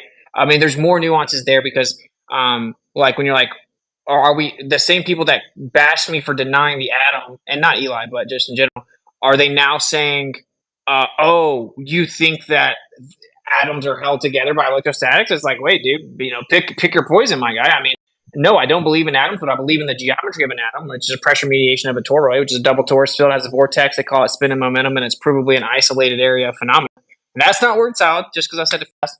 And either way, like, yeah, electrostatics is a real thing because we can use different types of technology to look through objects. We can also use really precise interferometry to measure the intrinsic vibrational resonance of objects. And we can also manipulate the intermolecular, quote unquote, electrostatic relationship. Now, I don't have to believe in little physical material molecules and atoms to know that what we call molecules are real phenomena, and what we call an atom is a real phenomenon. Just what they say it isn't real. So, and also, the easiest way, real fast, the easiest way to step away from that, because that's a much more complicated subject. The easiest way to establish that everything's electrostatic is, well, you can't name one single object that exists that isn't. You know, like wood, rubber, glass, if I'm claiming everything, every object that exists is electrostatic, it's unrealistic for me to expect me to now bring you literally every object literally every object in the world and name it to you in a debate. All you have to do is name one single object that's not. But it doesn't exist because all objects, including insulators, rubber, glass, wood, sand, all of it transfers electrostatics. All of it has electrostatic charge, provably. So So if it my is the claim is not case, I even mean, disputed. just to affirm that, if it is the case that the given entity is a ubiquitous substance that is by nature concretely inseparable from any other particular kind of matter, then it's invalid to demand to accomplish such a thing. Yeah, I mean, obviously, the intellectually honest and good faith way to go about that would be like, no, I disagree with you. Here's an object that's not electrostatic. The reason that never happens is because no such thing exists. So Yeah. it's like, what do I go back and forth for 14 years about this, or do we just move on because someone's just playing games? And so then the other thing that people say is Yeah, they but bring up density. but Gregory, who's I'm just doing that? talking in general. I'm talking in general. I'm not talking about No, you. I We don't know, have to but talk about Gregory, I had this, but Gregory, who's doing that? I mean, again, like each and every knowledge claim has to be investigated, whether something is a part of everything or it isn't. If someone says A causes B, well, they better show that A causes B, is all I'm saying. I don't care if it's intrinsically linked to everything or not.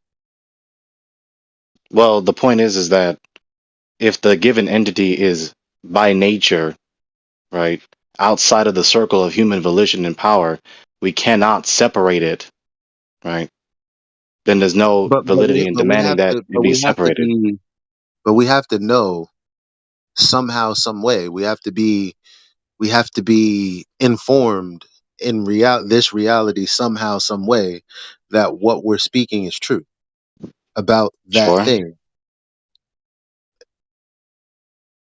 Right. So that's why we have to pay And attention to also, what the I concluding also premise is. wanted to go back what you said about induction, and not that this isn't above my pay grade, but Karl Popper, one of the great philosophers of our time, or maybe before our time, and just reading from a citation here. Karl Popper, a philosopher of science, sought to solve the problem of induction. He argued that science does not use induction, and induction is in fact a myth. Now, like I said, it's not until right now that I even pulled up the citation and have to go mull it over and actually look into this deeper. Maybe that's me being lazy, but I'm not going to dogmatically go, well, because I have this citation, I'm going to disagree with you, Gregory. Obviously, based on the deep intellectual conversations we have, I'm going to have to know what I'm talking about and come at you in a more respectful way with more knowledge than just this reads how it reads. So I'll visit this with you later. If you allow me to address it now, Yeah, granting that premise to be true, then you cannot know anything causes anything if that premise is true. Because you do not empirically detect causation itself, which is what David Hume in the 1700s has been haunting the fundamentalist scientists, atheists, materialists, empiricists for centuries, and they cannot answer him. So if it is the case that the scientific method, the causation inquiry method, doesn't utilize the inductive principle, doesn't give inductive argumentation to demonstrate the strength of their concluding interpretations, then no one knows that anything causes anything. So you destroyed causation inquiry. Well, what this says right here, and this is Wikipedia, but falsifiability is a deductive standard of evaluation of scientific theories and hypotheses introduced by the philosopher of science Karl Popper in his book The Logic of Scientific Discovery in 1934.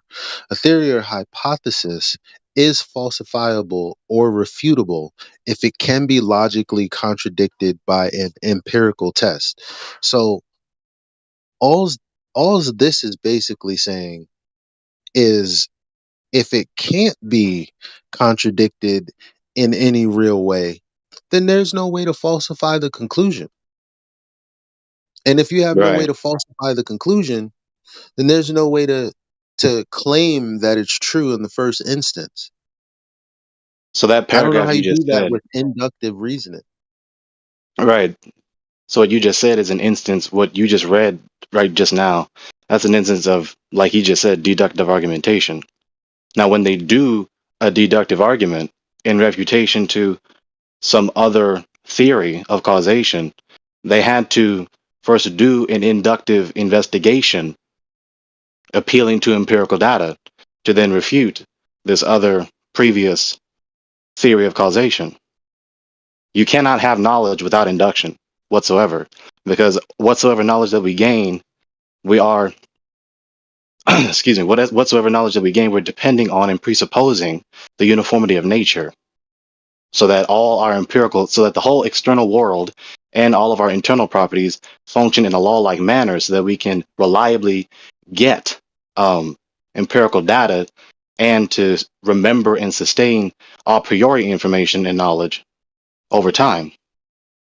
So you can't do any other kind of argumentation if there is no induction. If the future is not like the past, and every moment is absolutely separate and unrelated from one another, and they have no relation to one another, and they have no correlation to one another. It's just moment, moment, moment, isolated moment after isolated moment. There's no connection between any particular thing whatsoever. You can't have knowledge. You have to have relations and uniformity in order to have knowledge about anything. I think, man, I really have to mull this over.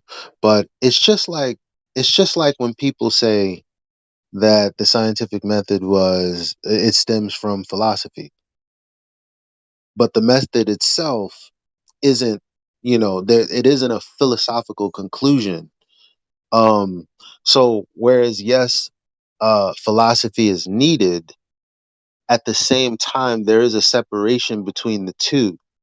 Instead of everything being everything at the same time. I mean, just because this probably is a false like comparison, but just because I have all the ingredients to make lasagna doesn't mean I put an equal amount of every ingredient and just throw them in together and assume that lasagna is going to come out. Like, no, there's definitely a specific way to go about it.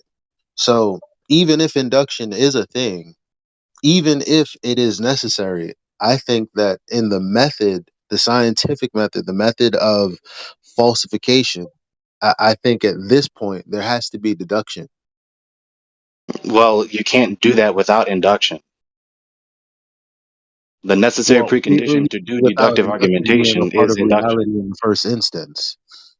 Say again? But there's still, you mean without induction being a part of the reality in the first instance, like, the sun comes up. It came up yesterday. I know it's going to come up tomorrow. Okay, great. Now that that's all set in stone, we still have to figure out who's lying and who's telling the truth today and yesterday and tomorrow.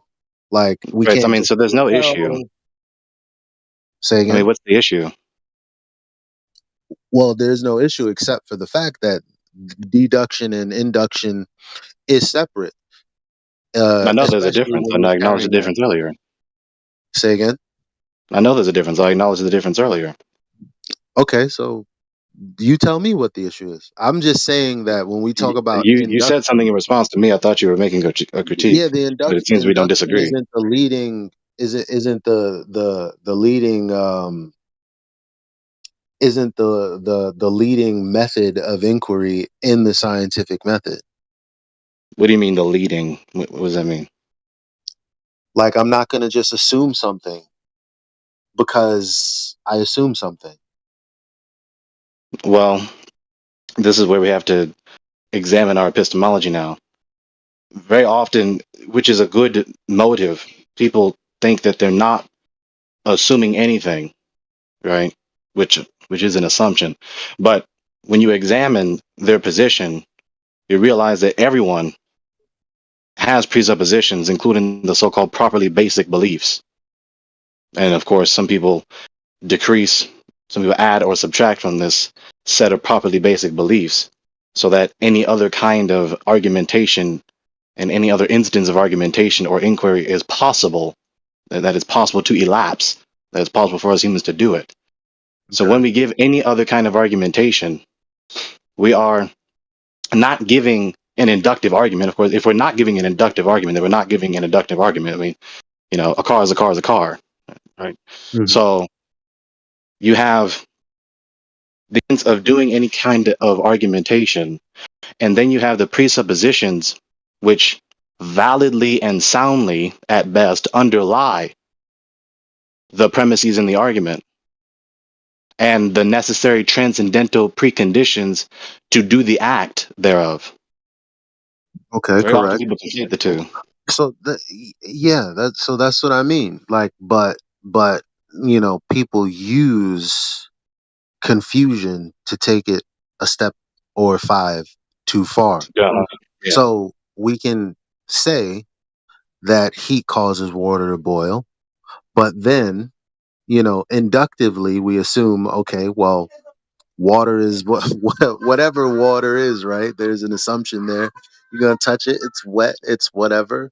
It is what it is. You know that before you touch it. Yeah, so what? Heat, whatever form of heat that you're gonna use, that's something that you've already used before. You already know it is. So you're using induction in this sense, but imagine someone says heat causes water to freeze. Well, if I couldn't falsify that by way of deduction, then they could, but then again, inductively that wouldn't follow because no one would have ever experienced that. I don't know. Let me help you. Let me talk about this. So the counterexample, someone is trying to prove that heat freezes water. When someone is going to falsify that, they're going to do an inductive argument while simultaneously doing a deductive argument. In this instance, they're going to inductively infer and argue in affirmative or negative. This does cause that. This does not cause that. Station 2, the supposed counter, which is one out of two possibilities in this dichotomy. Either it is the case that heat freezes water or it's not, one of two. Yeah. And so when you do the inductive inference and investigation, the inquiry to see whether or not heat, the concrete event of heat elapsing in this particular area, does or does not freeze the water. Of course, it will heat up the water to the point of, causing it to evaporate. Then you do this enough times, you then have strongly indicated, hence why it's called inductive. You strongly indicated that the cause of the water boiling and then eventually evaporating is heat.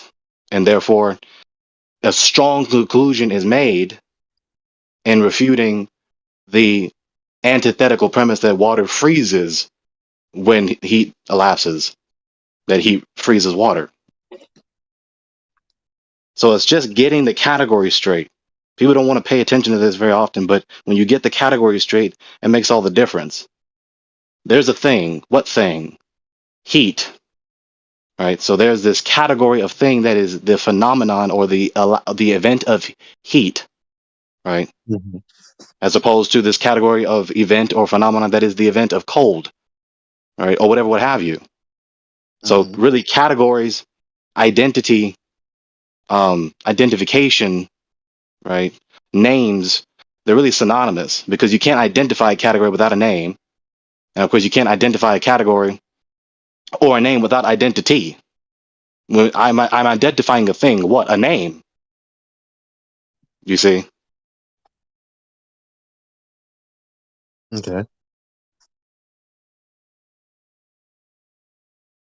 This is why I said to you earlier, remember, in my server, being omniscient, knowing anything at all, and especially knowing everything about everything, is an instance or the property of identifying anything, right?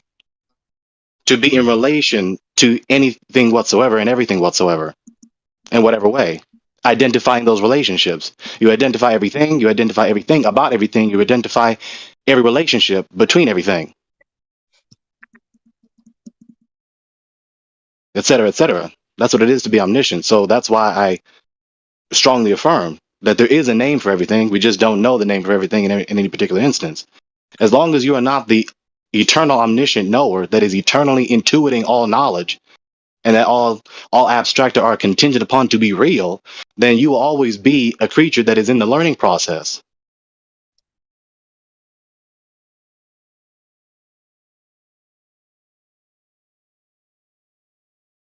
Yeah. So you see how you cannot avoid metaphysics when talking about cosmology. You can't avoid talking about epistemology when talking about metaphysics. You can't avoid talking about transcendentals, right? What is absolutely necessary for any of these particular things to be real in any sense, concrete or abstract, in any kind of category of entity.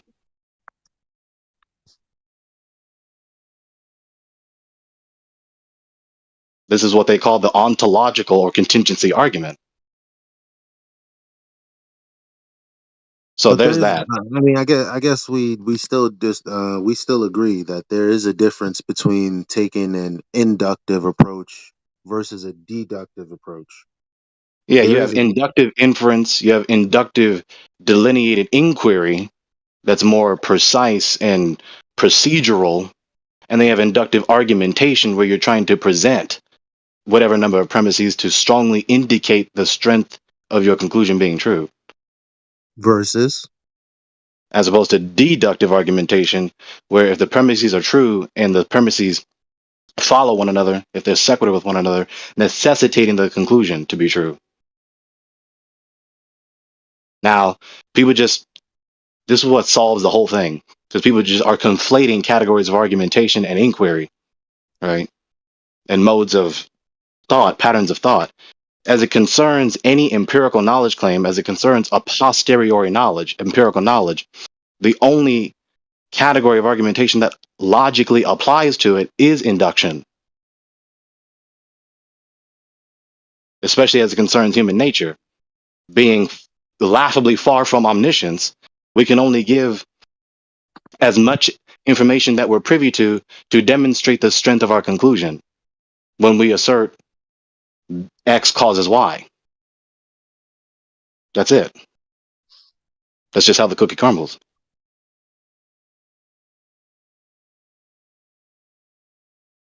Hmm. And then I guess to put the cherry on top, the necessary prerequisite to gain any a posteriori knowledge, empirical knowledge, is a priori knowledge, because all the properties of knowledge itself and any categories thereof are all abstract. You must have an interpretation framework through which you identify anything to be anything and identify anything to be true or false, or any category of subjective perception whatsoever. You cannot have knowledge without the a priori. You cannot have knowledge without the abstract. There are no uninterpreted facts. If you identify something to be a fact, that is an instance of interpreting it to be a fact, whatever the particular fact is. Would you agree with what this says from Squibber.com?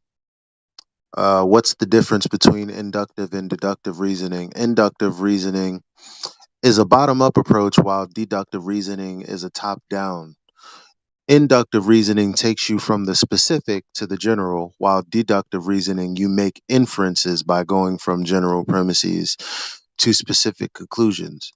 So what that means to me is, with inductive reasoning, you take something real, something that you experience, and then from there, it can kind of branch out into vast speculation, versus speculating about something, this being deductive, and coming to a specific and proven truthhood. Yes. Yes. Yeah. So, not to be redundant, like you just said, induction, it's right there in the words. This is why analytic philosophy is what it is, right? Analyzing the words, because you can't have knowledge without words. And you already know our metaphysic. In the beginning was the Yep. word, and the word was with God, the word was the God. So Yep. you Spiritual. have to pay attention to words. So inductive inference, right? You're trying to indicate either it's a weak or strong indication. That's why inductive argumentation is weak or strong. The more datum points you have in your logic sequence, the stronger the conclusion is, right? The stronger the argument is to strongly indicate the premise to be true, the concluding premise to be true. It's right there in the words. And then deduction, you're trying to deduce, right? Actually, before I move on to that, I have to say this last sentence. So as it concerns induction, right? You're going from particular instances, this particular instance of this event and this event and this event, the same kinds of events are elapsing in your inquiry to whatever greater or lesser degree of quantity. And the more these events elapse, the stronger your argument becomes, where you can then generalize from them, where these particular instances are going to indicate a general fact about this category of event.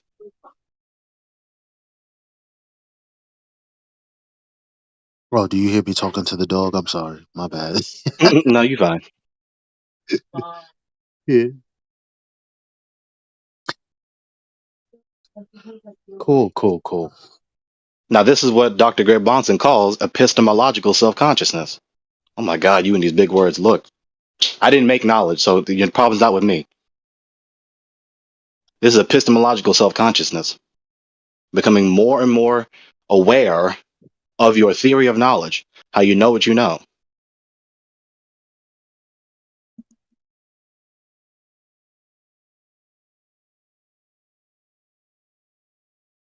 Okay, that was fun. So specify what argument you're giving. That's all you have to do. Love one another, speak succinctly, speak cogently.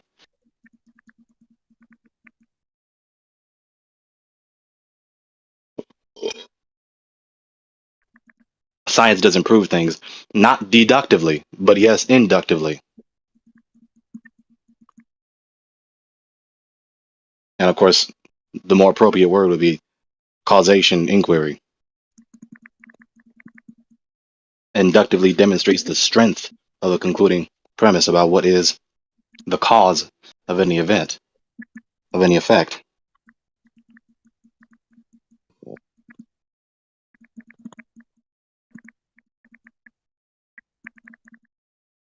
Yo, what does that sound? Oh, That is something. That's an entity, Austin. That was crazy, bro. It sounded like a demon that was chattering in the back or something. It sounded like water to me. That's how fast that I type. I'm sitting here typing to a girl. Sorry to be side. I mean, good grief. You typing with a Oh, that demonic was your speed, Eli? phone? That was your phone? Yeah, that was his phone. Yeah, the Yeah. tapping sound. I'm celibate, so you know, like. Good, man. Good. Just it gets easier. You're trying to use the word abstinent too, I hope. I'm typing out to my potential wife, so I'm like on some. So that would be contrary to celibacy. Eventually, Hold it in. I told her because she's like, I don't want to date. Why don't you just marry me now? And I'm like, yo, I'm not the man that you. I'm not the man that I This is want not to the be man you're with looking for. today, and so I'm not gonna have you wait. But if you are there when I get to where I'm going, then absolutely, that would be amazing. But if not, I'm not even gonna make it a is joke. what This it is is. sweet. Yo, hey, I want to force my convo back in here, unapologetically. Ow! Sorry, I love you guys though, because I want to know your take on this. So, like, something else that I always reach a dead end with here is like so like the whole density thing, right? Like, what is density? So I have a few questions. Okay, So here's my first question. If an object is more dense than its medium, does it have a downward bias?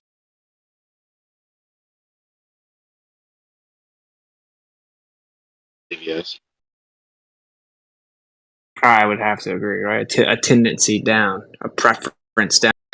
So if an object's more dense than its medium, it has a downward bias. Okay, so say we have an object that's more dense than the air.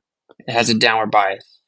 Can we introduce another variable that counters that downward bias and make it go up, like acoustic levitation or magnetic levitation or something, or electrostatics? Technically, given your word choice and word But order, there, my very hand is that counter factor to move it up. But nevertheless, yes. Well, I mean, there are already maglev trains, right? Yeah. Yep. And like acoustic levitation is a thing that's very cool if you've never seen it. Well, So acoustics is crazy in itself. Like the patterns that the cymatic patterns that you get. This world is very strange. dude, on Glowbusters I actually showed where you can make holograms within a bubble using acoustics. So you can put a bubble on a speaker and then line it with LED lights, and it'll create holographic geometry inside of it. And you can even create what appears to be 4D shapes. I know that sounds counterintuitive, but it's like you see it coming into existence, so you see where it exits, so it's like 4D. Anyway, and then you can actually create a toroid. But anyway, it's a hologram with acoustics. So, but before you guys have seen that? I have not. It's freaking crazy, bro. You can create bubble holograms. Yeah, I've seen a lot of that. Sound is a hologram essentially traveling. Yeah, man, freaking crazy. And then of course I it's want to not really acknowledge traveling this. because it's just the air vibrating, and the air is already there. Okay. I just want to acknowledge this. The past discussion came to a conclusion with full agreement between all the participants. That's an that's a fruitful and successful investigative discussion. Wait, check this. Okay, so if an object's more dense than the medium, it has a downward bias. But even though it has a downward bias, you can cause it to go up, to levitate, or to go up. Right? You can because so say it has a downward bias, you drop it, it's falling to the ground. As it's falling to the ground, you can introduce acoustics and it'd stop, and you can even make it start to rise, even with magnetic levitation. Right? So anyway, what that shows us is that an object can have a downward bias and still go up. Just because something goes up doesn't mean it doesn't have a downward bias. Mm-hmm. So whenever I point out that there is a downward bias on the Earth, and then people like, helium balloons don't have a downward bias, that's not a good rebuttal. Like, the fact that something goes up doesn't prove there's no downward bias. Right? So I just use density, ironically, to prove that. Mm-hmm. It doesn't necessarily indicate that it doesn't have the law-like tendency to do the motion of moving down. Correct. Now, it doesn't necessarily prove there's a downward bias or something, right? Like, you can't just assume there is a downward bias because going up doesn't disprove it, but you can't claim that it disproves a downward bias just because something goes up. Because that's the number one rebuttal I've gotten for many years when I bring up a downward bias. It's like, things go up, ha ha ha ha, stupid idiot. I'm like, okay. So anyway, so now that we've got that out of the way, now it's like, okay, density. A density of the object relative to its medium will determine if it goes up or down. So now the question is, what is density? What is density that we all talk about so much, right? Like us as flat earthers, many people claim that's all that there is. What is it? When the material is packed tightly together. Okay. Hi, brother. Okay. So we have the compactness of matter, because the equation we have for density is volume and over mass, or mass per volume. right? So mass per volume, the amount of matter, because mass is just a conceptual quantification of matter. The amount of matter in a certain volume, how compactly that matter is in said volume, that's what we call density. So it's compactness of matter. Okay? So now the question is, what is the cause of density? Well, it would have to be whatever causes the compactness of matter, which means it would be whatever is holding that matter together with a certain compactness. Right? So the cause of density has to be whatever's holding the matter together. Mhm. Right? I mean, either the Okay. cause is intrinsic to the entity or it's external to the entity. Yeah. So the cause of density is electrostatics. So you see how ironic this whole thing is? Can't even invoke Or at least density it's a without. contributing factor. Well, I mean, yes. As far as we can tell, it's the primary factor that holds matter together. And actually, whenever we do like microscopic density calculations or like quote unquote measurements, we actually look at the charge, and that's also how we do the mass quote unquote mass calculations. We look at the charge mass ratio. So we're always looking at the charge to determine density, etc. And then if we look at, say, the periodic chart, which is just a conceptual model, then the different densities are directly related to the frequencies or vibrations of the object. So what we've established is that the actual cause of density is what's holding the matter together, and the primary cause that we can establish is electrostatic. And so if the cause of things going up and down is density disequilibrium, well, then the primary cause is actually the electrostatic relationship of the object and the medium, because the medium is held together with a certain compactness, i.e. a certain density. And since it's less compact than the object, the object goes down because there's pressure mediation between the object and the medium. Now, here's another question. What is the physical mechanism that exchanges that interaction? Right? People call it the buoyant force. What is the physical mechanism that causes that? Static forces, right? It has to be. Literally, yeah. It literally has to be. Go ahead, as far as I can tell. Yeah, electrostatic forces, the same thing that creates clouds. Yep. So that's and this is provable because there's something called electrostatic induction or transference, which just simply means that the electrostatics of the medium is transferred or induced into the object. Right? And it actually goes back and forth. There's a relationship back and forth between the two. This is why if you ground an object, then it starts to lose its charge. But as soon as you pull off the ground, it starts charging up again. Where is it getting the charge from? The surrounding medium. That's where it's getting the charge from. That's why it's building charge back up. So there's always this interaction between the object and the medium electrostatically. So literally the actual primary cause of density is electrostatics, and the physical mechanism that causes the interaction between the object and the medium that we call buoyancy is electrostatics. You can't even invoke density without electrostatics. That's game, set, match against any claim that you can just explain things going up or down without electrostatics. You literally can't. Like, I see no feasible way to. At least I'm certainly open to being wrong. Same thing as it concerns every other concrete particular that is not the God. Now, it is the habit in this day and age that a personal entity is the ultimate cause, the ultimate absolute independent cause for every other contingent entity to have its nature, whatever its nature is. But of course, that only comes from a disposition against such a metaphysic where people don't want that metaphysic. People choose the metaphysic that they want. And so some people don't want that metaphysic, so they just deny it. But there is that, but just because you don't want that metaphysic to be true, that is no refutation to it, of course. Correct. And this is a reoccurring theme. Bias is very damning to figuring out what's going on.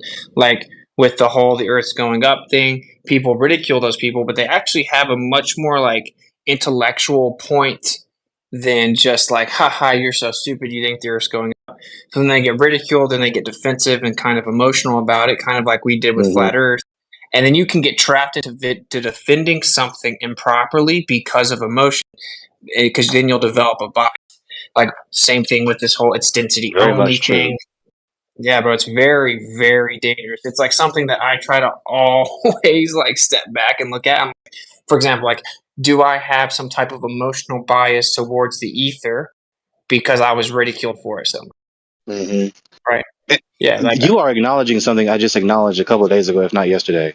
Yet again, the given person very often falls into the bad habit of effectively saying this logic sequence in their head.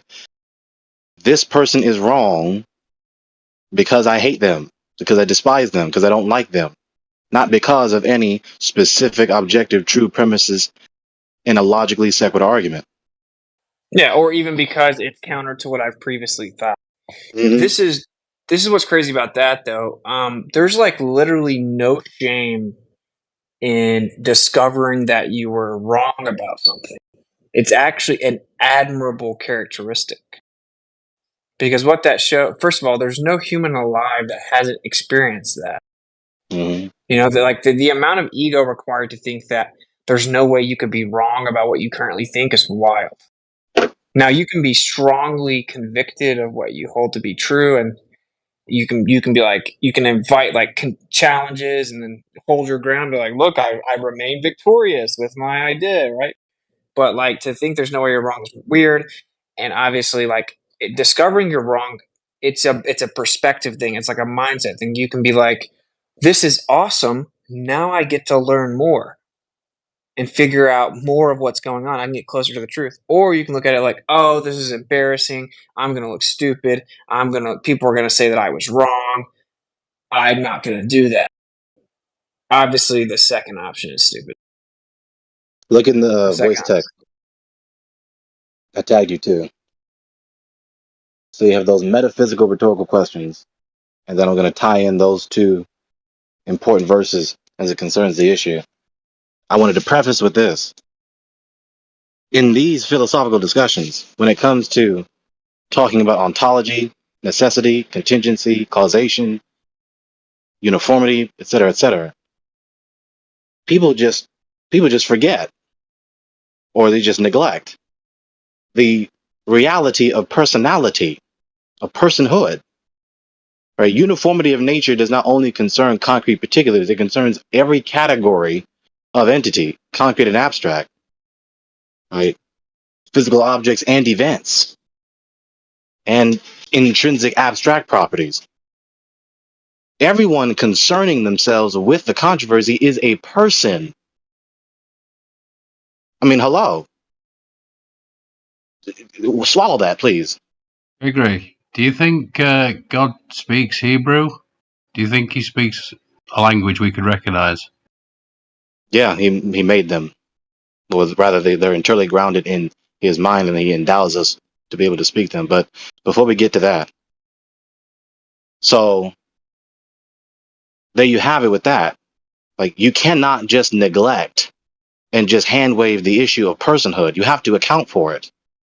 Because if there is no personhood, we have no justification to sustain that personhood is possible and real, then there is no you believing or disbelieving, knowing or not knowing, liking or disliking, having a subjective perception of anything. So there is no you knowing anything. You can't dispense with personhood, because if you dispense with personhood, there is no you knowing or dispensing anything. So the uniformity of nature also includes especially personhood. The next question is, how can you have the uniformity of nature, including the uniformity of personhood, being sustained by a non-person? because everyone keeps talking about these impersonal, non-personal entities. That is the cause of this, that, or the third, or this ubiquitous and absolute entity that unifies and regulates everything. That's why these questions read, how do you have a uniformity without a unifier? How do you have regularity without a regulator? How do you have normalcy without a normalizer? How do you have laws without a lawgiver? And how do you have intelligibility without intelligence? How do you have personality without persons? I should add that to the list. So included in the concern of uniformity of nature is the uniformity of personhood. We're not changing from a categorically and absolutely different person day after day after day or moment after moment after moment. I'm still Gregory over a long series of moments that we identify as being 22 years and counting. Well, let me ask this before everybody gets started on this. So, are you claiming, Whitsett, that everything has weight due to the electrostatics created, by the creation, as a result of the creation, the uniform experience and weight comes from electrostatics? Yeah, yeah, I specifically don't deny that gravity exists because that is gravitas, which means heavy, or how heavy something is, which means weight, and things have weight. And so, what do we mean by weight? We mean that an object puts a certain amount of pressure over a certain amount of area on a scale. And so that's certainly a real thing. And then, yes, I would say that the the primary cause of weight is electrostatics, and in every way. Because for one, for it to put pressure down on the scale and give us weight, well, it needs to go down. Well, then we get into this buoyancy density relationship. We just covered that that's electrostatic. Then we talk about how much it goes down. Well, there's a general agreed upon average of 9.8 meters per second squared, just an average, but that's how we determine what we call weight, is the amount of matter plus that average. And so the cause of that is I don't disagree with. Yeah, I don't disagree that can be a result of electrostatics. I don't. But how do you prove that? Yeah, I think that was somebody was asking that earlier. Yeah. So that's what I'm okay. So this is why I say you can prove that it's a cause of the effect. Could there be another cause? Yes. And ironically, I actually think I know what the other primary cause is. I don't say it though because I can't scientifically verify it. So, but yeah, you can take any object in the world that you can find, and you can prove that it's electrostatic. And you can do this by transferring electrostatics to it. There's nothing in the world that isn't electrostatic. But as far as something weighing something, generally, I mean, as far as the general weight that's agreed upon across Earth, I mean, how do you prove that it's caused by the electrostatic Earth? How is that? Yeah. You're saying you can't prove it. No, I'm not saying that. You can prove that it is a cause of weight. So how do we prove things? Well, we manipulate an independent variable and we prove that it changes the effect. So the dependent variable is that things have weight. So we can propose a hypothesis based on that naturally occurring observable phenomena. Things have weight, dependent variable. Hypothesis. Electrostatics is a cause of weight. Okay, so now we have to test it. So now we have to manipulate the independent variable to prove that it causes the effect. If I manipulate electrostatics, it changes the weight of an object. Because if I put it's just like you were talking about the Van de Graaff generator earlier, right? Where you can introduce electromagnetic energy into something that has weight, and then it floats. Well, yeah. So it gets a bit nuanced here because it's okay. If I put a 10-pound weight on a scale and then I make it levitate, how much does the scale read? 0, right? Because the weight's not on the scale anymore. Now, then you get into, well, does it still have weight though? and you're just countering that weight. Yeah, if it's with floating, it electrostatic. doesn't have any weight, right? Yeah, exactly. Because Well, we technically, measure no. weight by a scale. Yeah, Exactly. Which is downward pressure on a certain area. Now you can argue that it does still have weight and that you're countering it with electrostatics, but it's like, okay, well, ironically, that is what is holding it together, and that's what is holding the medium together, which causes it to go down in the first place, which is how we get weight, which is we literally use little g to get the mathematical concept of weight. So sure, and it's we can't it's avoid functional. electrostatics. And for everyone else out there, little g is functional across Earth, all the way across Earth. Yep. Yeah. I mean, it fluctuates from that, but it's close enough to be functional. Exactly. Exactly. Yeah. Right. And actually, it Continue, changes in brother. a vacuum. It changes in a vacuum sealed chamber, inside of a warehouse. Not much, but No, anyway, not yeah. much, but just the fact that it does change. So you And have that's the just same differential pressure. That's differential pressure, not. Well, in a vacuum that- chamber. But technically, you're not wrong. Actually, it is differential pressure because everything is pressure mediation. But the pressure mediation is actually based on the electric field and its interaction with the object, because the object changes how fast it falls during lightning storms. Even when it's inside of a vacuum sealed chamber inside of a warehouse, as the thunderstorm or lightning storm approaches, the object changes how fast it falls, and it's been measured. But it doesn't change much. But it does change. But anyway. Sort of, it does change. Just like change the curvature and the curvature is negligent, right? I mean, that'd be pretty much the same thing. Well, sort of. $4 million vacuum chamber is negligent. In theory, if you introduce enough electrostatics, it wouldn't be negligent, though, because it would eventually float. Oh, but that's man-made. We're talking about nature, bro. Well, okay. See, this is the problem we're discussing earlier. So, electrostatics is not man-made, right? It's just naturally occurring. Like, it's in all objects. Oh, that's God-made. It's God-made. This is how God made it. Right. Just because we use a man-made object to manipulate it, that's perfectly fine, and that's scientific. Like, bumblebees are like just bees in general. They float over top of flowers, and then the pollen detaches from the flower and then levitates up and sticks to their body. It's called non-contact pollen detachment.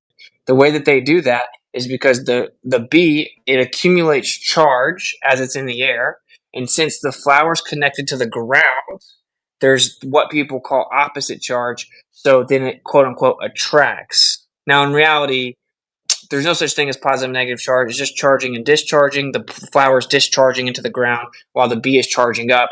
And then, just like heat goes to cold, the area that has less charge migrates to the place that has more charge, because crudely it needs more charge to try to become equalized. So anyway, that's a real natural phenomenon. I didn't do anything. All I did was just sit back with my P900, zoom in on a bee, and watch the pollen pop up off the flower and cling to the bee. And actually, what they've done is they put really sweet food, like sweet liquid, on certain flowers that the bees love, and they put really bitter food on other flowers, right? And they let the bees go. And what they did was they changed the charge of the flowers, and the bees picked which flower they went to based on the charge, not how sweet the fluid was. They actually went to the more bitter flowers because they had different charge. So the bees actually navigate and pick their flowers based on charge. The pollen detaches from the flower and comes to them based on charge. And seemingly, actually, like bumblebees specifically, fly based on charge. So yeah, anyway, that's a naturally occurring phenomenon. If I walk outside, my hair sticks up during a lightning storm, naturally occurring phenomenon. Hey, Austin, have you ever had a hummingbird feeder outside your house? Yeah. I've had one, man. I'd get like 12 to 15 hummingbirds. I'll put a couple of videos out too with the hummingbirds on my feeder. They're cool, man, especially if you can pop it slow-mo. Yeah, well, yeah, I didn't do the slow-mo. I tried it, but from my phone didn't work really good, so I'll just put out the regular video, but it's just freaking get an iPhone, man. Oh my God, I'm gonna fucking come to Tennessee and kill you. Yeah, well, get an iPhone. You'll get the I'm same not gonna get version. a fucking iPhone. I probably did it wrong. I know that I have slow mo on my camera. I just don't even use my camera much on my phone, so that's probably why I fucked it up. But anyway, I mean the videos are good. It's just like just watching them, even the way they interact with each other, and you hear the and their little chirp, chirp, chirp, chirp, chirp, chirp, and they can just hover, perch, hover and perch. They're so fast. It's like you can see them. Now you see it. Now you don't. They're like 20 yards away within a second and a half. And crazy. Yeah, they're super. So I guess honestly, what happened was I was listening to like QE stream, and then I got banned from his stream for talking in the chat, and so I'm like, yo, I'm gonna go in 24/7 where QE just screams and talks crazy about me. But I do just want to set the record Hey, I'm gonna straight tell you. here. All right. Well, I'm gonna let you do that, but I want to say that fight is not for this room. But that means speak your mind. He said shit about you. You're welcome to say it here. But let's just kind of keep it to a minimum because that's not for this. And other people have been asking, hey, let's get them together, and Yeah. butt heads or whatever. That's fine. But for this stream, do we try to? I mean, even if it's not you and QE, or I mean, we try to keep it, just on topic. But yeah, as much as we all want to hear it, He's been doing what that. about He's you? been on topic. It's all been good. No, Occasionally, no. mentioned That's what I'm stuff, saying. but that's in relation to other people talking about it mostly. He's been really nice. It's all good. No. As a matter of fact, I mean, he hasn't brought it up until just now.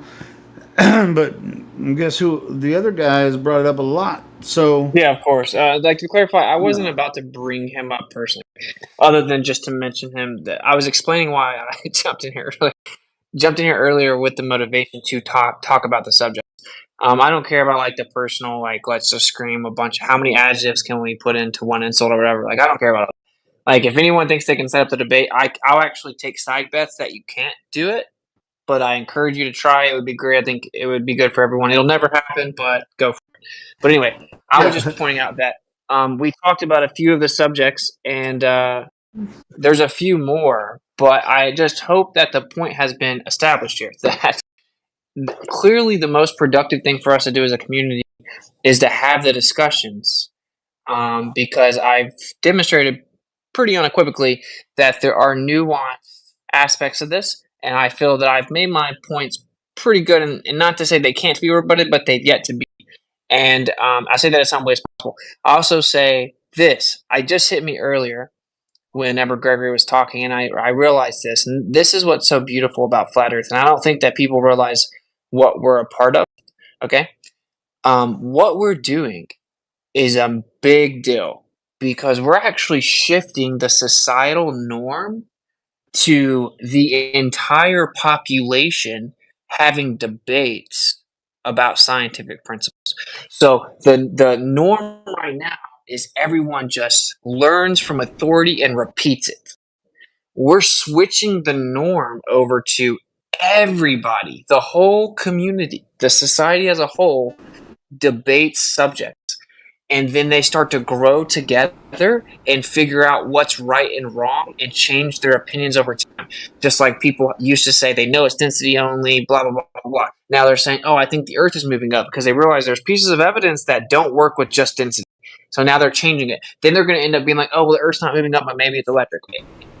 In my opinion, they'll be like, maybe it's electric, but whatever. My point is that we all have our own takes right now, and we're discussing intricate principles of physics and the nature of where we live as an entire society. The fact that we're doing that is super dangerous to the powers that be. And especially, I mean, a lot of times we talk about this. It's like Globe Earth is a brand new idea. It's a social effort. It's less than 100 years old, or about 100 years old. This wasn't talked about by people 100 years ago. Except Yes, it for in the was. extremes. It was like sure because they put silent films out with Universal Pictures and they had the airplane flying around the globe. Sure, but people were there was probably a lot of people that never even at that time never even didn't have a television. Well, So that goes to what I'm saying right now, which is the way they got us in this situation was they switched it Globe is a over. new idea. Globe is a new idea. They try to convince us it's 2,500 years old, but it's a new idea.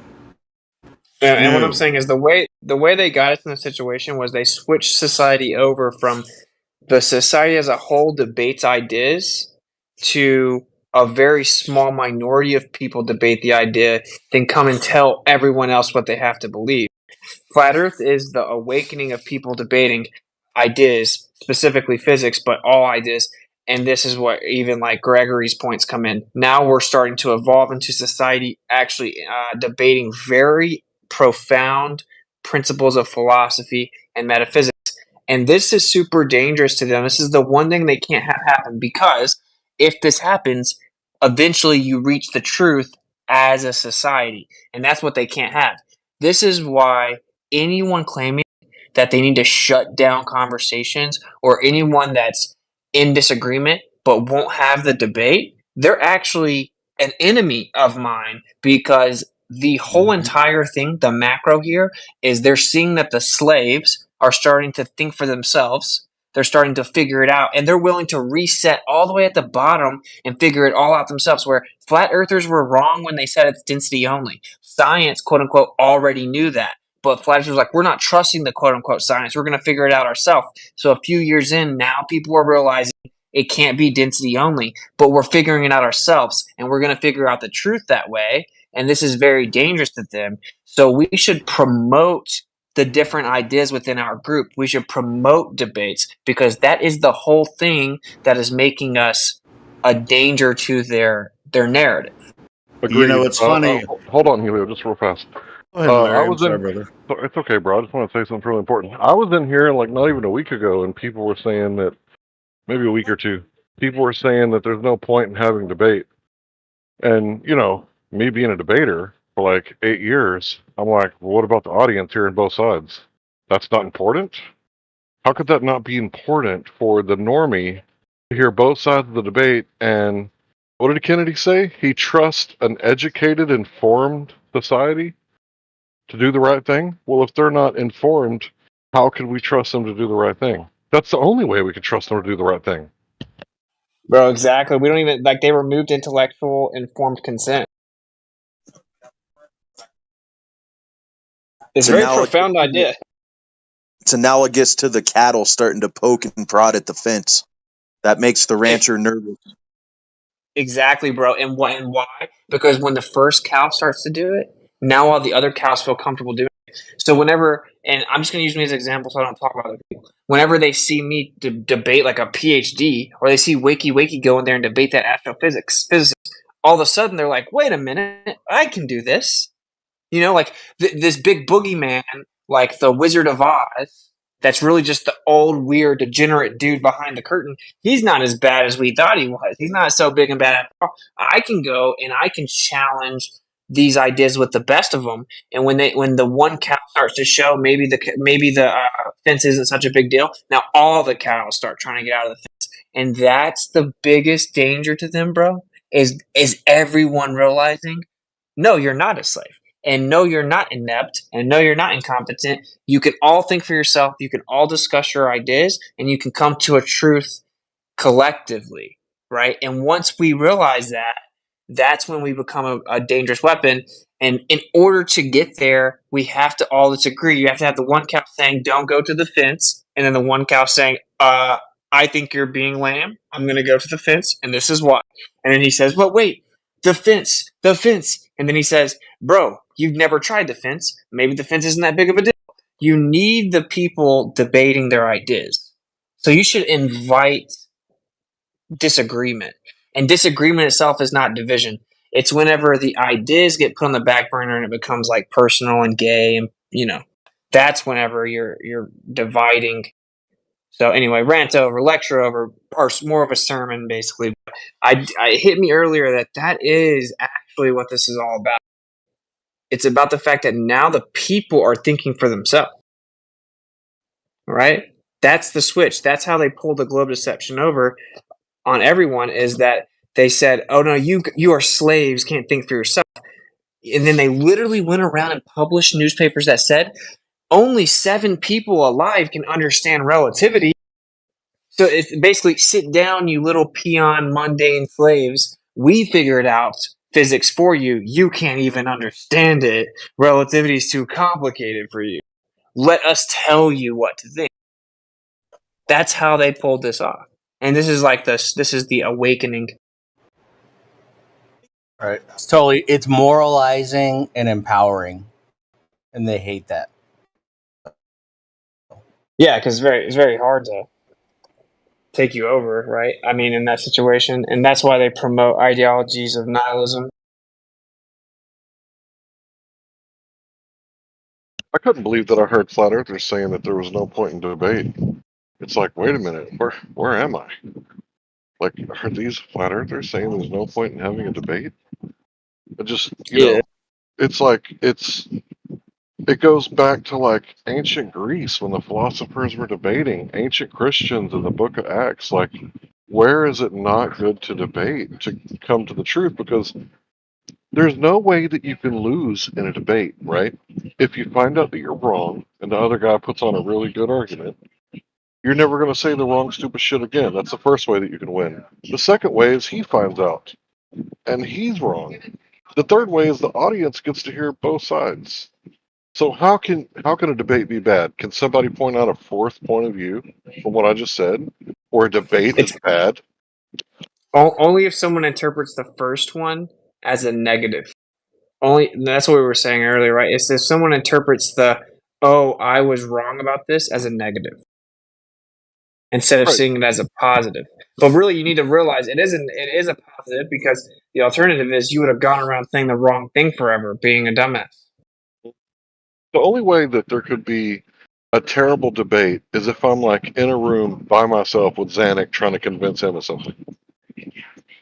Yeah, exactly. If one person's just shouting down the other person and then muting them, not letting them talk back, that's I don't even know if you can call that a debate, to be honest. No, that's suppression tactics. Yeah. That's what communists do. That needs to be outlawed. That's not getting us anywhere. Yeah, suppression debates are a gross overreach of power. It doesn't matter whose server you're on. If you're funded muting or button muting, like, that's wrong. Even if the other person is a freaking Nazi, you should let them say what they're thinking, so at least you know what they're thinking.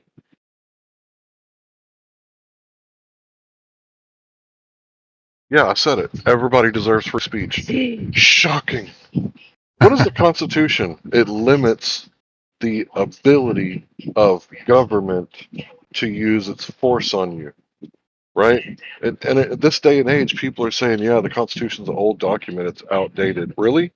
So it's like outdated to limit the government? Like, what? The people today, I'm sorry, I'm upset. I'm genuinely upset. Yeah, the Constitution is the best. It doesn't give you rights. It tells the powers that be that you don't get to take them, no matter what. That's why it's awesome. Right. So, like, shutting down a debate and muting someone and talking over them is like burning libraries, in my opinion. Like, both rely on the freedom of speech that we have in this world that was given to us by our Creator. And without that freedom of speech, you don't have libraries.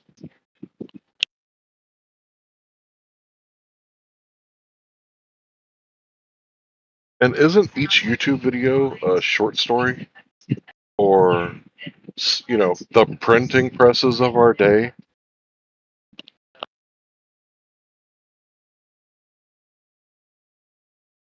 So yeah, back to the whole static thing. I think they wanted to hide the static thing because if we like, If we completely understood the world around us, we would be able to manipulate it to our advantage better.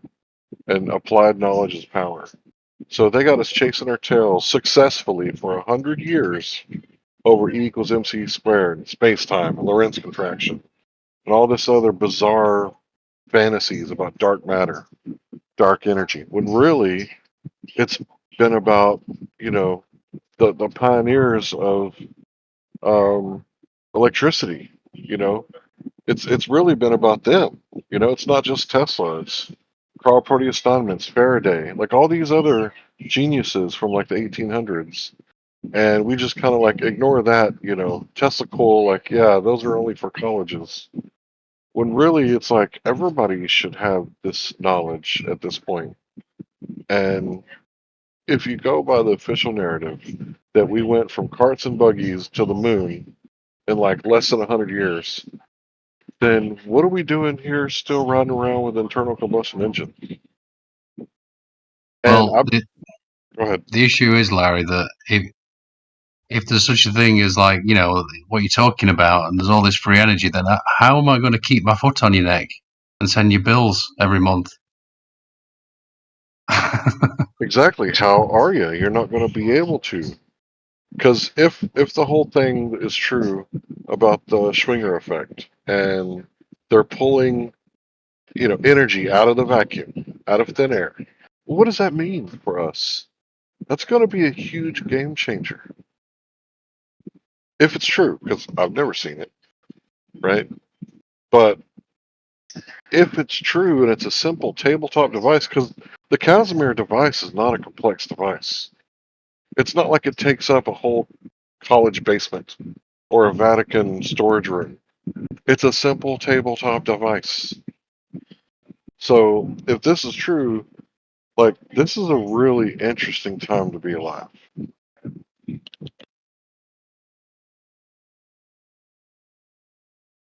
It's the same thing with oil. You know, look at oil. It's the second most, you know, abundant liquid. Why? You know, people could just bend down, pick it up. They had a bucket. How do we sell this? Well, we tell them it's scarce. We tell them it's fossil fuels. And on it goes. Brilliant. Yeah, I didn't mean to take over the conversation. Y'all please continue. No, I like listening to you, Larry. I entertained you for a bit. I liked you, Steelman in the evolutionary side. That was fun. You know, the other day I was listening to Geo Steelman the Globe. That was super fun.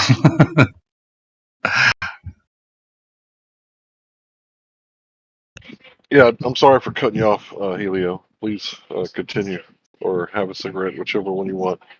But yeah, I do like these conversations, right? And you know, steel manning the evolution. It's really important that you understand their argument, because remember what Kosho, how he reacted to the out of Africa theory? Like, he was really upset, and it was like, what? I'm just parroting back like your belief system. Like, I'm not the one who's saying that, you know, the unevolved are not superior. Like, that's what you believe, bro.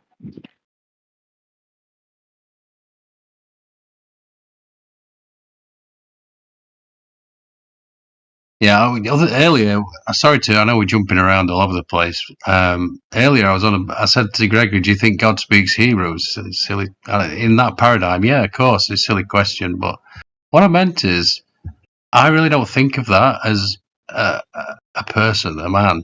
I don't think of it like that. It's a weird thing, but I think language is a human thing. I don't know. So that's where I was kind of going with that. It's a secondary thing. Like, I don't know, but it's weird though, isn't it? Because I think to myself, like, whales communicating through that. That's how I sort of think about it, like as like a vibration and a frequency, rather than spoken words. Anybody who's studying the hierarchy enslaving you, knows that we're being enslaved by the use of word magicians, smart memory, Yeah. Oh, yeah. politicians, right? So how important is it for them to pervert the words and the meanings of the words And yet you got flat earthers saying debate isn't important. Like, we need to use our words to communicate these ideas and to spread this knowledge so that everybody can be informed and come to their own conclusion. You know what? If someone hears the debate for 10 years, even though 10 years hasn't elapsed, and they come to the conclusion at the globe, well, at least it's an informed decision, right? It's something that they came up to. And it's kind of like the thing that just happened in 2020. It's like, can we not get some informed consent? Is that, a bad thing? Is that a bad thing to have informed populace? I don't think so. I don't think you could give me a scenario where it is a bad thing. And yes, my mind goes all over the place. I can't help it. But yeah, I'm, all over the place sometimes.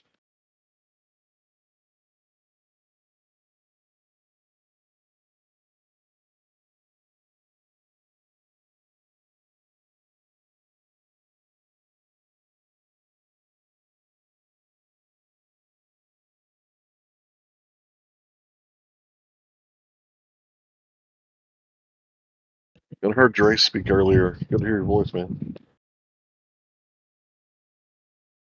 Yeah, likewise, and you're very correct on what you're saying there, and it's just the other day when I came back on the server, talked to a Glober. He was being this crazy sophist. You are very correct that you need to let them speak, and like I just kind of spoke to him. We got through this. I understood his point. He didn't want to understand my point, so he would never listen to me, which kind of made the conversation very one-sided. Yeah, but he has a subconscious that's like a supercomputer that's like collecting data. And that data is a seed. And that Yeah. seed grows. So it's like me with Christianity. Like, you're not gonna see me shoving it down anybody's throat, right? Like, you'll never hear me like, really pushing it. And that's because I know that you got a supercomputer between your ears. And just because, the operating system is owned by Bill Gates or whoever controls like the television and the mainstream media, like, you got something far superior in there.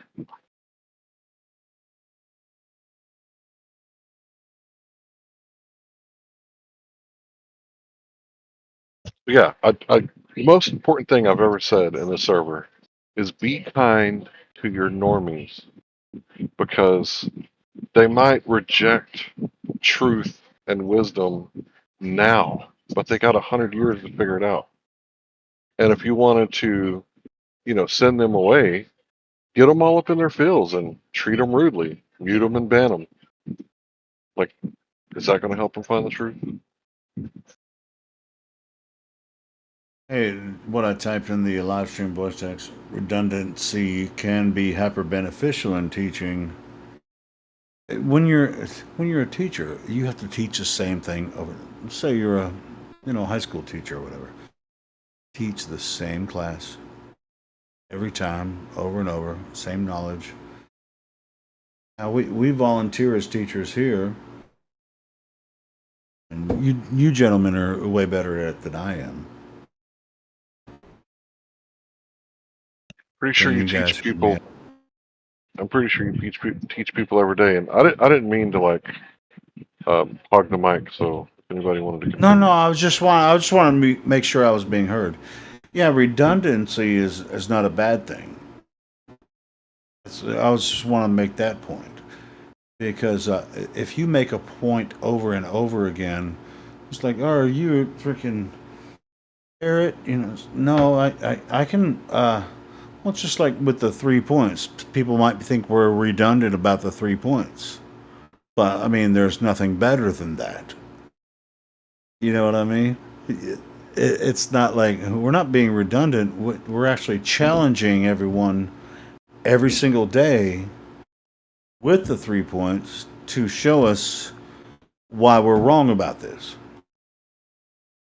So yeah, you're gonna get 3 points shoved in your face every day, and we're redundant on purpose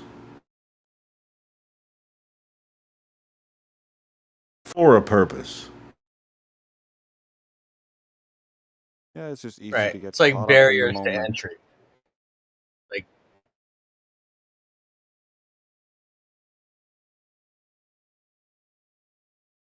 Yeah, redundancy is not a bad thing. It's like when I had my history class in high school. Like my history teacher, he was my mom's history teacher in high school, and like every couple weeks he just, here's what's going to be on the test. Learn this, learn that, learn that. He'd give you the question and the answer, then give you the test, and I'm like, really teaching me anything? It's just like, bro, is that what teachers do? Just freaking give you a page with the questions and the answers, and then test you on it later? That's a redundancy that really doesn't help me, because it's just like, is this what you told your students last year? I mean, what do you? I mean, to be honest, I mean, it was my least favorite class. Even though I love history now, but that was my high school history teacher. I was just like, God dang, this is boring. I fell asleep in that class a lot.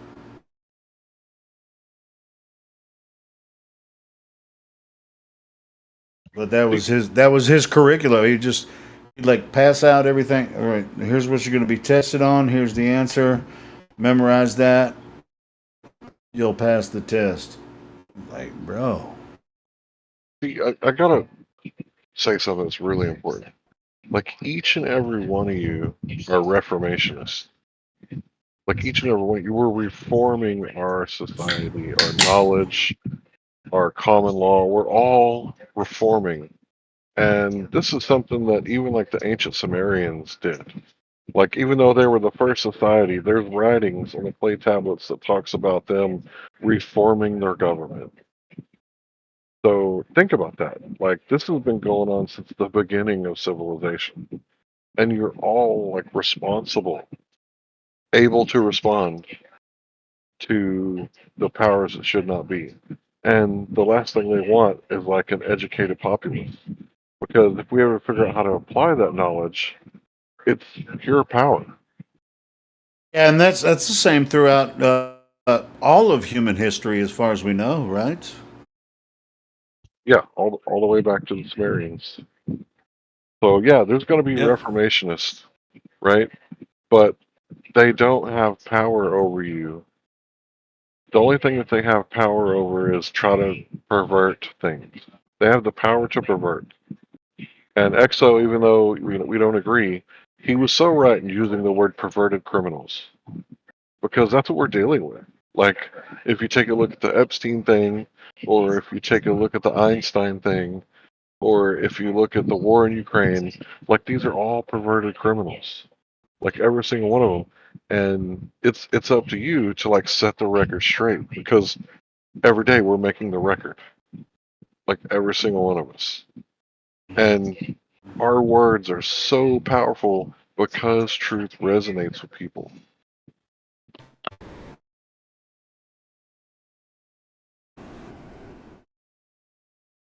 When you got two tuning forks that are on the same frequency, and you bang one against the table and you hold it closer to the other tuning fork, like, that's you. Like, you're that tuning Yeah, fork. it's like you can harmonize with that too. You can be like, oh, you're on the same note, and I can do a third and a fifth. I can do even a minor seventh, and it still sound badass, right? You know? And what are we doing here? Like, if we're honestly trying to get to the bottom and find out what the truth is, like, if that's what we're really trying to do, then we're trying to tune each other with our frequencies.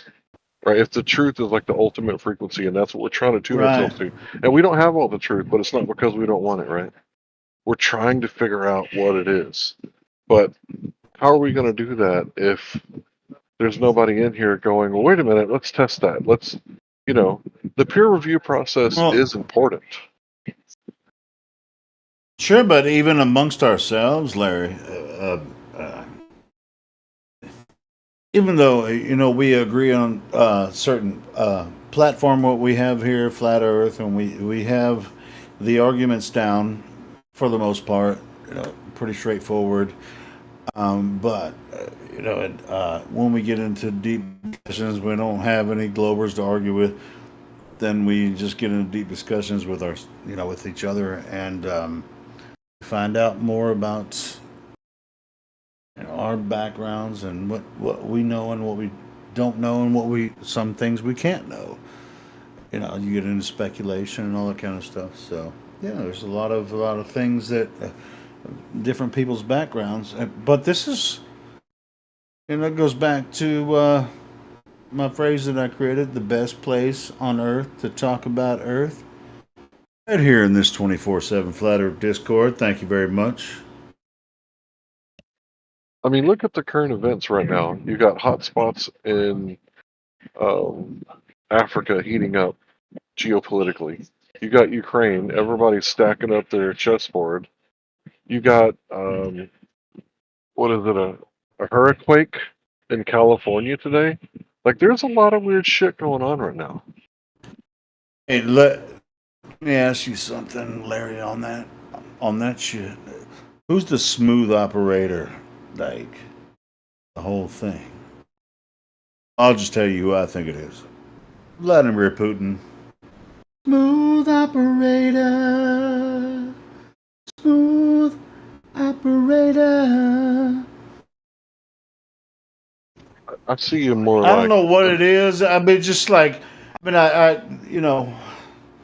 just don't see where Putin is the bad guy in this scenario. I don't see good or bad. I see the necessity Yeah. that Russia cannot afford to lose Crimea.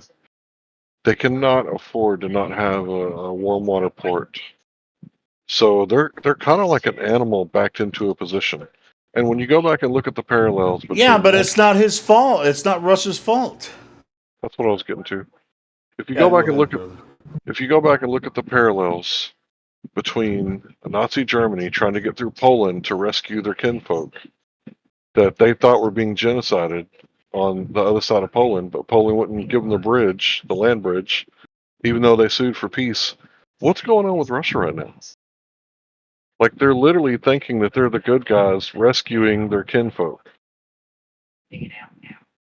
I bet a lot of people in those countries want to be Russian. So, what about that?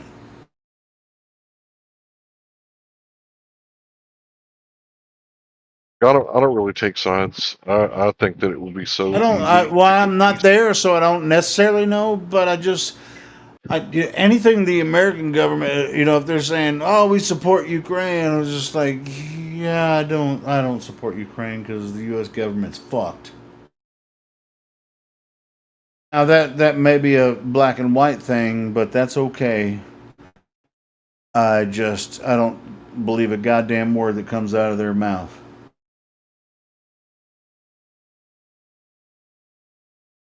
Not like I believe anything comes out of Putin's mouth either, but it's just shit going from all kinds of sides there.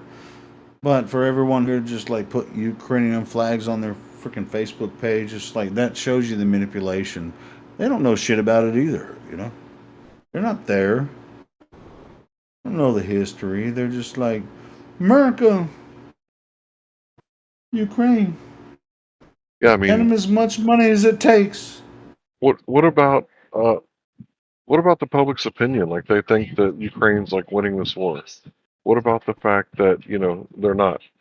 What is it going to take? Like a couple more $100 billion, maybe? What about the people that are suffering in Hawaii right now? Like, can we send some of our money to them, or maybe send some of their money to them? That would be weird, right? If we like help them out, and yeah, we sent them some money, but how much? How much do we send them? No, as individual families probably set up a GoFundMe page. They're probably getting some money. But yeah, I mean,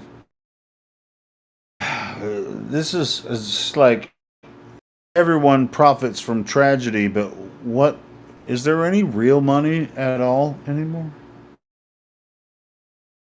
You have value. Do you not? Yeah. Strange scenarios. Strange things are afoot at the Circle K.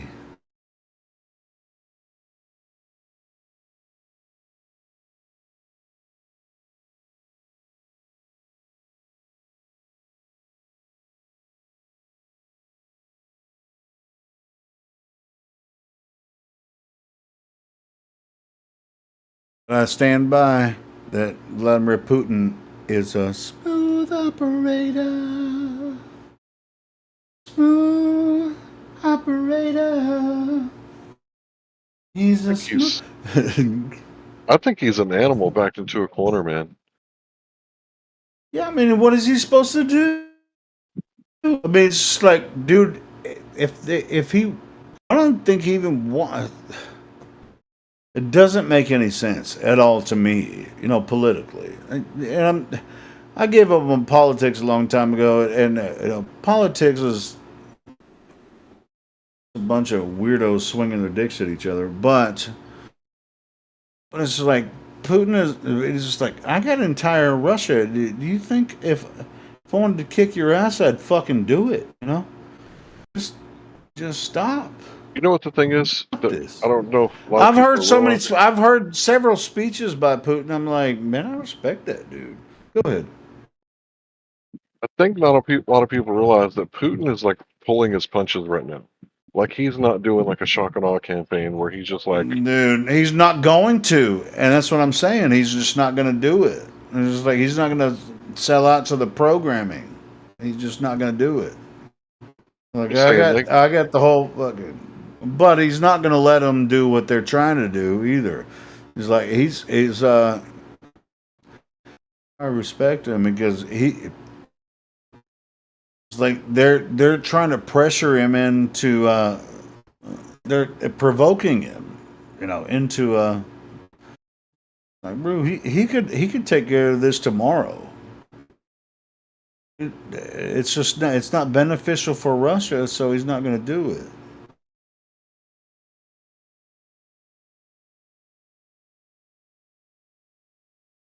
Because then it'll be all over social media and everybody, oh, see, we told you, Putin is he's the devil. No, he's not the devil. Putin is probably the best president Russia's had in freaking decades, bro. You're really pro Putin.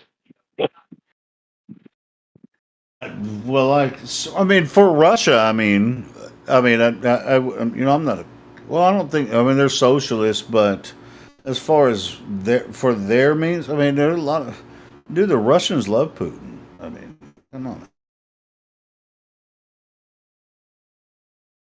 And we're not a socialist. Well, we are a socialist country, but we don't realize it. Most people don't realize it, but it's different than Russia. But I'm just telling you, if Putin really went full bore on Ukraine,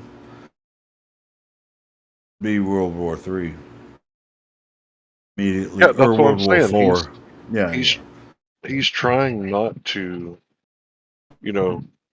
fight as hard as he could. Like he's pulling his punches.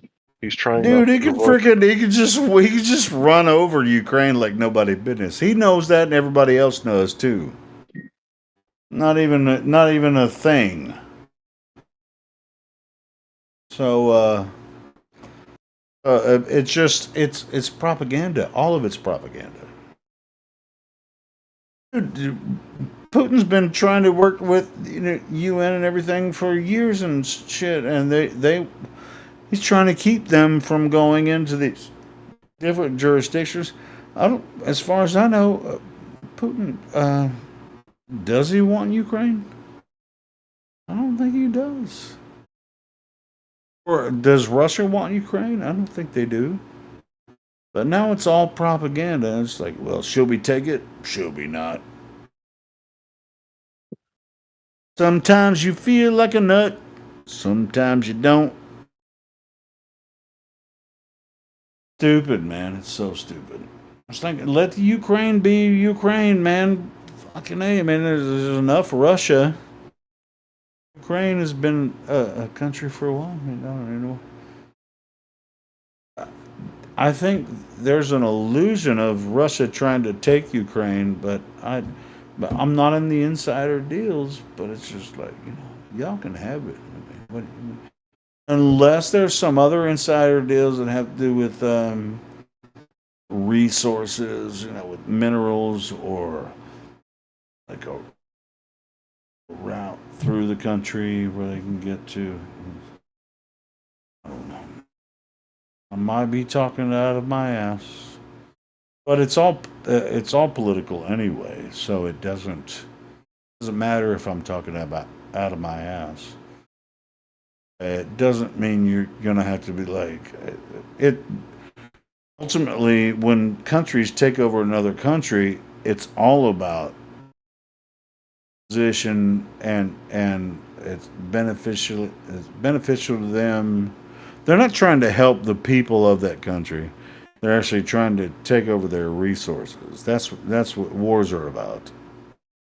It's nothing to do with saving them. And just like America says, hey, we're the home of the free and the brave, and you can be free and brave if you support us going killing your children, women, and freaking families in another country. That's what America's about. Bat it. No, we don't start wars or end wars because we're trying to help the people of that country. Complete line of bullshit. Don't believe that shit, y'all. War is not for the benefit of the people living in the country where they might be oppressed. Ooh, don't even get me started. Ooh, I was about to say something. Larry, stop me. I can't stop you, bro.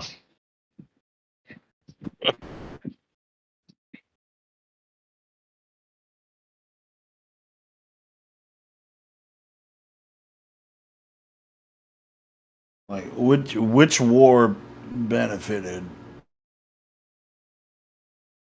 Absolutely nothing. Whoa! What is a gift for? Absolutely nothing. Say it again. Fucking bullshit, man. They convince the populace that war is the way we solve problems. Fucking bullshit. I'm not really against violence. A lot of people might think that I'm anti-violence. Really, there's a time for violence, and when it's that time for violence, it's your only choice. It's the only choice that you have, right? And I kind of think that if you're invaded, it's your only choice, right? But the thing is, we have government, right? And what is their only job? Their only job is to protect life, liberty, and property and rights, right? Which is covered in the Wait.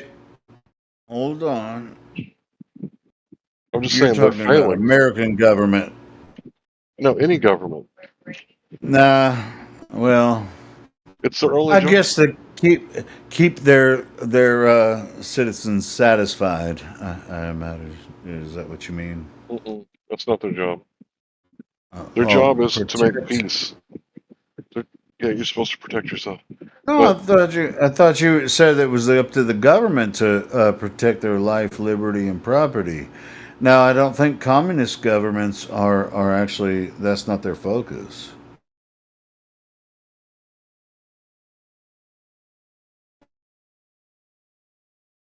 Well, I was trying to say their only job is to life, liberty, property, borders. And how easy would it be, for the government just to easily come to peace talks?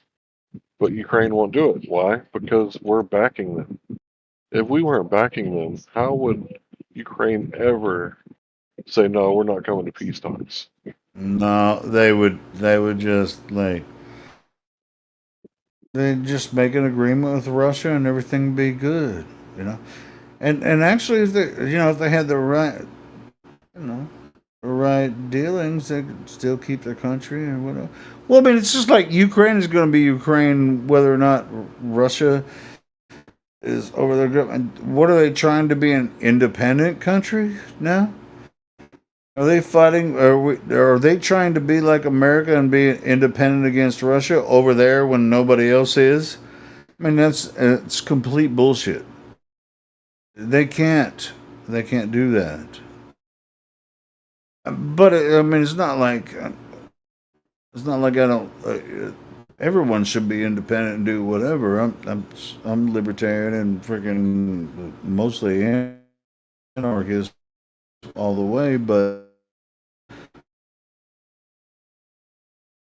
it can't just be the only freaking free country in that area. You're gonna have to make an agreement with Russia, or you're fucked. And I have a feeling that when Trump gets elected again next year, it's gonna happen.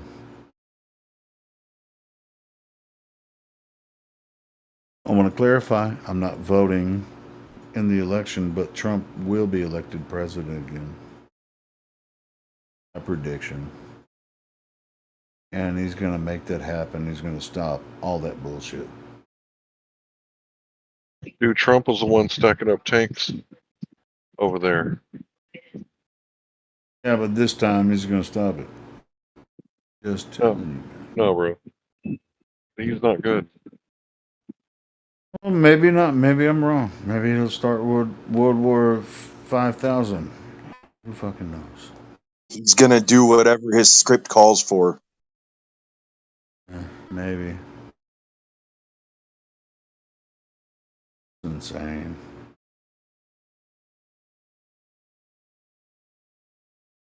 It's alright, bro. Be cool if we could get some. I doubt our internet Discord goes to Ukraine if they speak English or not.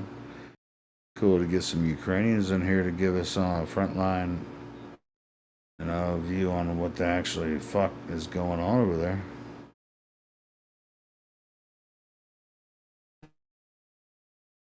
Be trippy.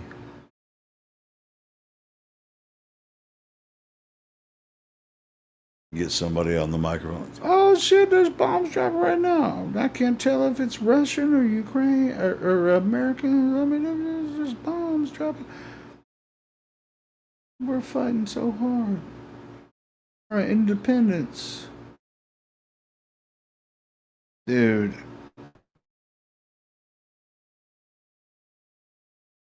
Is that what they're looking for? Like Ukraine independence, like as their own country? Is that what the idea is? Does anyone know? Because I fucking guarantee you, it's never gonna happen. It doesn't matter if Russia is against them or America's helping them. You can't gain independence as a country like that in that region.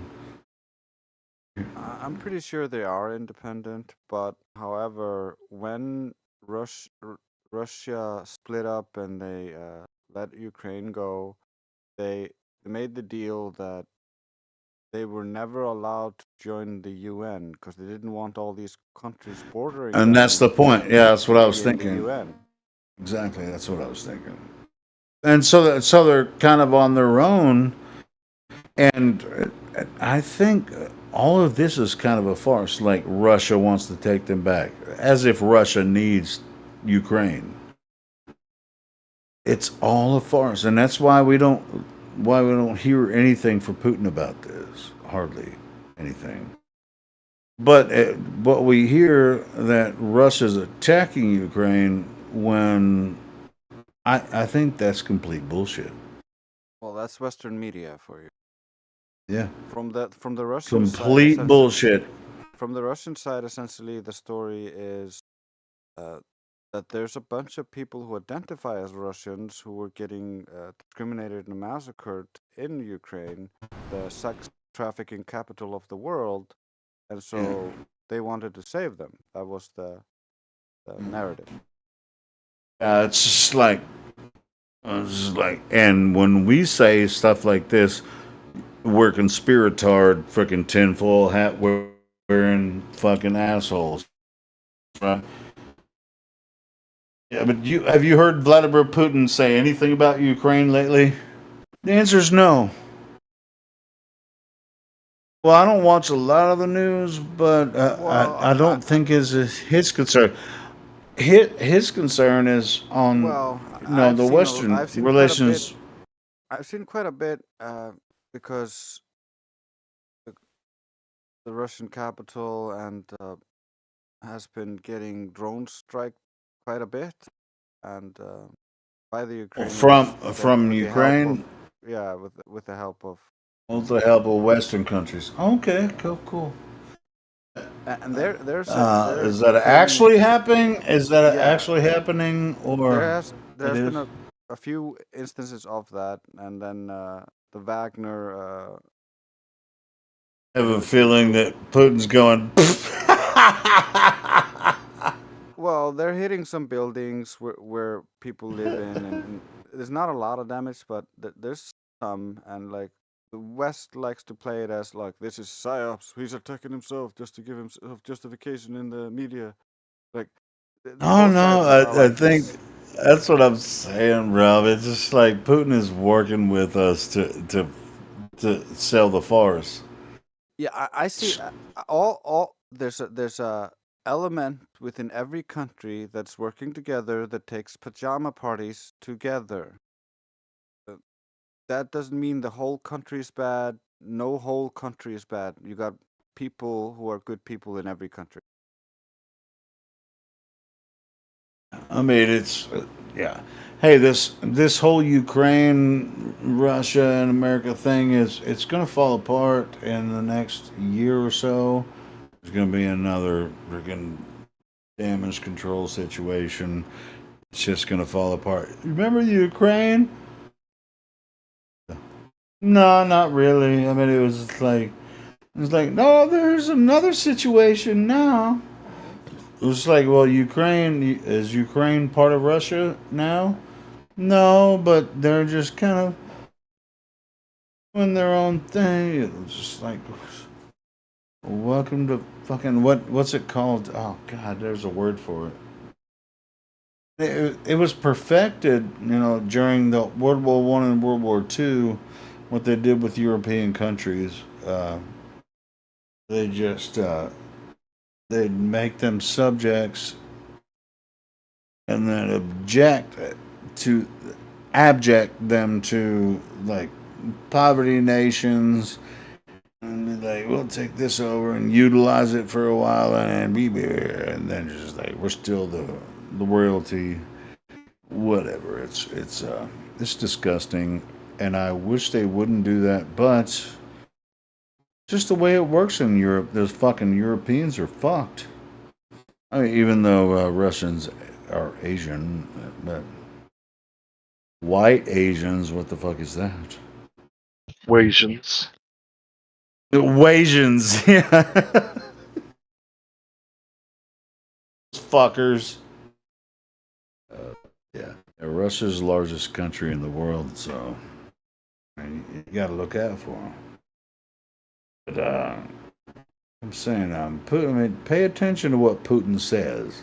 When he says something, it's rare that he actually talks in public, but when he says something, dude, it's rare that our president talks in public. Usually, it's just gibberish. Well, our current president, when he talks in public, is just gibberish. But when you hear Putin talk, but sometimes I think I understand Putin better than I do. You go watch some Putin talks, bro. He speaks English very well, and he knows what the fuck he's talking about, bro. He's freaking solid. Compared to Joe Biden, Putin is just like, yeah. Anyway, well, even compared to any American president, it's just like Putin.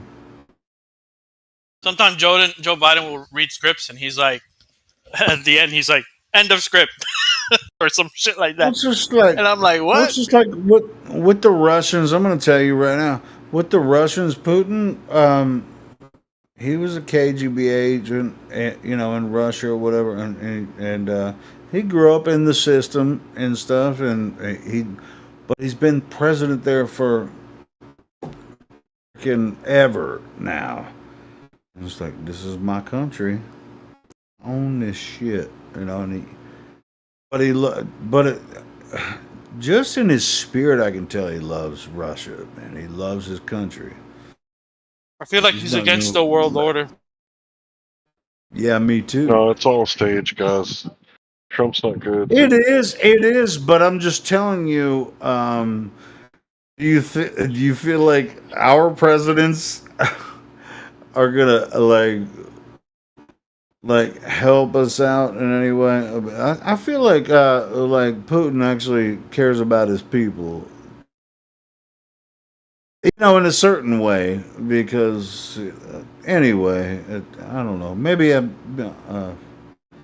missing the point of it, but anyway, I just like from his speeches and stuff when he speaks in English and the way he talks. Just like he calls out 9/11 and all that kind of shit. He's just like, yeah, they're full of shit. The problem with this community is that anytime somebody speaks out, and they say something, truthful, or they say something outside the norm, everyone just calls them a puppet. Oh, it's just a puppet show. So it's like you can never win. Well, it's just like, you don't necessarily want to discount what they say. Pay attention to what they say, because they are reading from a script. So pay attention to what they say, but don't trust them, because they're not real people. But as far as they are real people, like our presidents, they're not elected, they're selected from certain forums, and when they go to certain colleges or whatever, they're selected and they're promoted in a certain way, and they have to act a certain way and read from certain scripts and follow the program that leads to whatever the current programming everyone's supposed to understand. For example, something You think Trump followed that route? Because when you look at his record, yes, of course, in a certain way, yes. He's a really good actor, so that's why he got away with a lot of shit. He's a truther, but he could throw some shit out there for the truthers. And just like Alex Jones. Alex Jones is a shill, so it's just like he can throw shit out there that it's just like, oh, he actually is Trump. It's like, it's like if I voted for Trump, next election, I'm voting for him so the truth can be exposed even more, because that's. But I'm not gonna vote. There's no reason to. Anyway, it's the same. It's the same way it works in all countries, like including we're talking about Russia with Putin, but it's different in the communist situation, because he's part of the elite families. It's the same way with our presidents too. Breaking up. Well, here they give you an illusion of choice, but over there they're blatantly telling you, like in the communist country, like you have no fucking choice.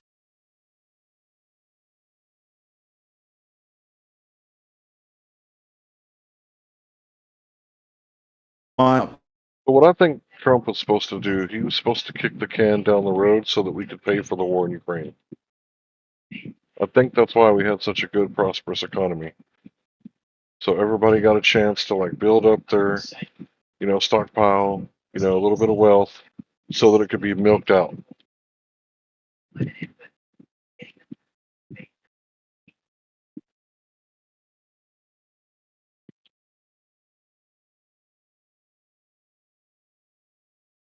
Fascists and all that kind. It's a different world today. So, dude, people love in Russia. People love Vladimir Putin. You make a really good point because, like, as a matter of fact, if Vladimir Putin ran for president in America, I'd vote for that motherfucker. And I don't even vote.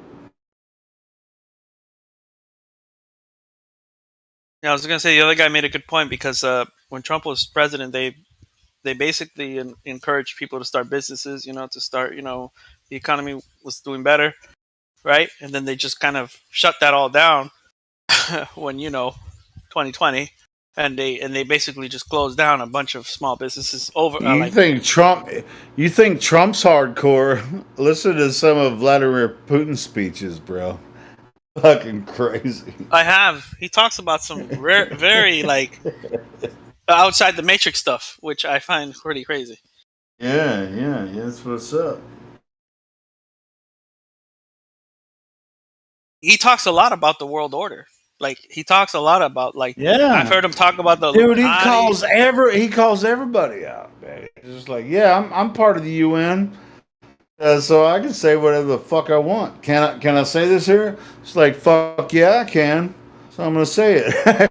That's why, dude. Vladimir Putin he's the shit. I mean, he picks and chooses battles, but yeah, he's all good. Just like, yeah, I mean, it's just like him and Trump. That's what I'm saying. I mean, whether you guys know it or not, Trump's going to win the election again next year, and the whole world's going to friggin' go completely insane. Just get ready.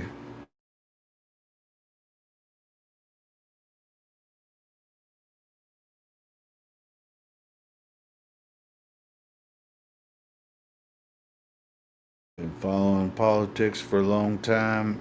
I was a lot more in the past, but I mean, once you know it, you just kind of know it. Trump's got.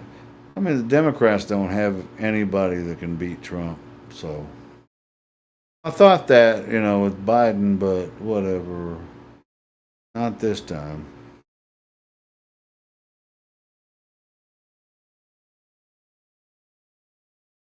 Not that I want Trump to win, or because. What do you guys think about Washami or whatever his name is? I don't have a dog. I don't have a dog in the fight. It's not even about that.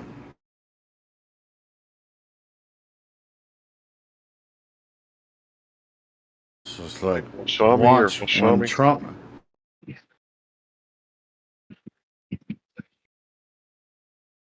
Oh, somebody in the room? Yeah, you're not the only one, bro. Washami, I think is his name. Washami.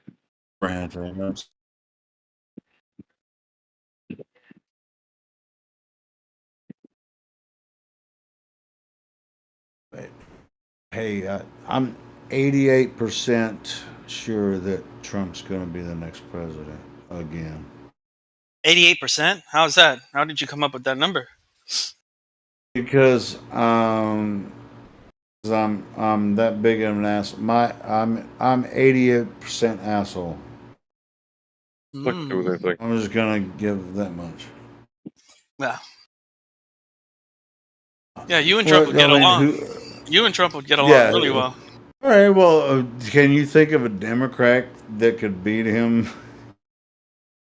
RFK. RFK? No way. They're not going to let RFK run. You crazy. Think he could beat him? Oh, RFK. Is he going to run as a Democrat? I mean, I've seen the video where he was like talking about running. Is he going to run as a Democrat? I mean, if he did, that would be a challenge. Yeah, that'd be fun. That'd be fun. I think what he's gonna do is he's gonna run as a Democrat, and if he doesn't win, he might switch to independent. I don't know. Yeah, that'd be interesting. Yeah, bro, that'd be interesting. What about when the Democrats actually put him in prison and take him off the ballot, and then we end up with Vivek Ramaswamy? Yeah, well, What I'd if? be okay with that.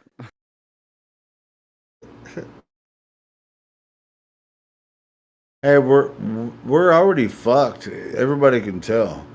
Look, I mean, they locked down the whole fucking country 2 years ago. We're fucked. Doesn't matter who's president. I went to work every single day. Yeah, I did too. I went to work every single day the entire time. It wasn't. So you mean people like chose not to go to work? Hey, check this out though. If I wanted a taco from Taco Bell, guess what I couldn't do? Get a taco from Taco Bell. Well, not everybody could work.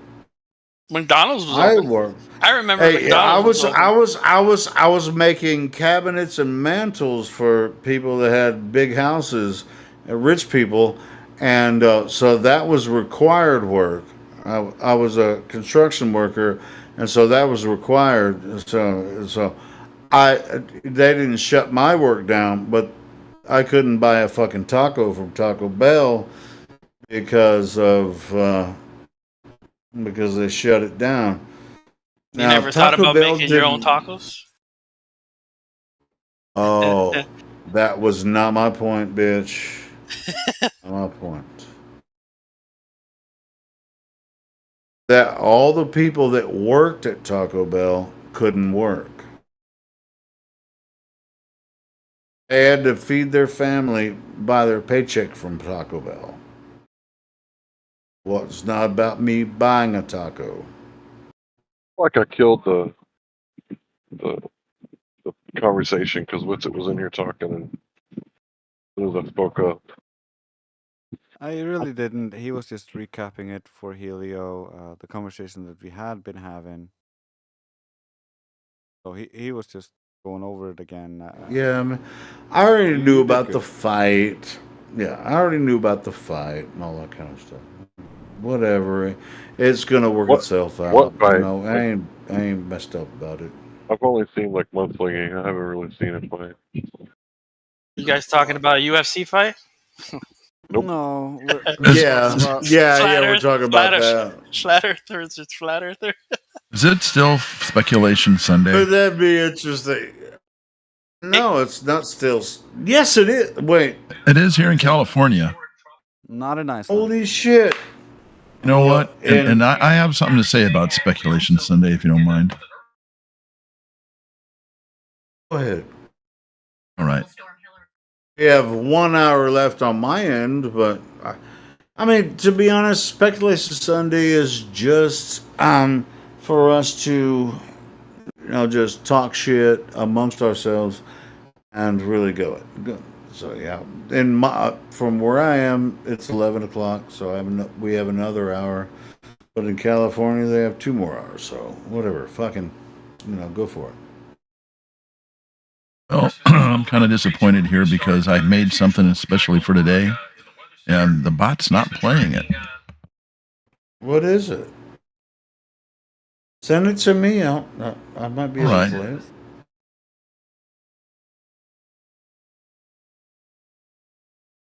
I think we should extend Speculation Sunday to Sunday and Monday morning.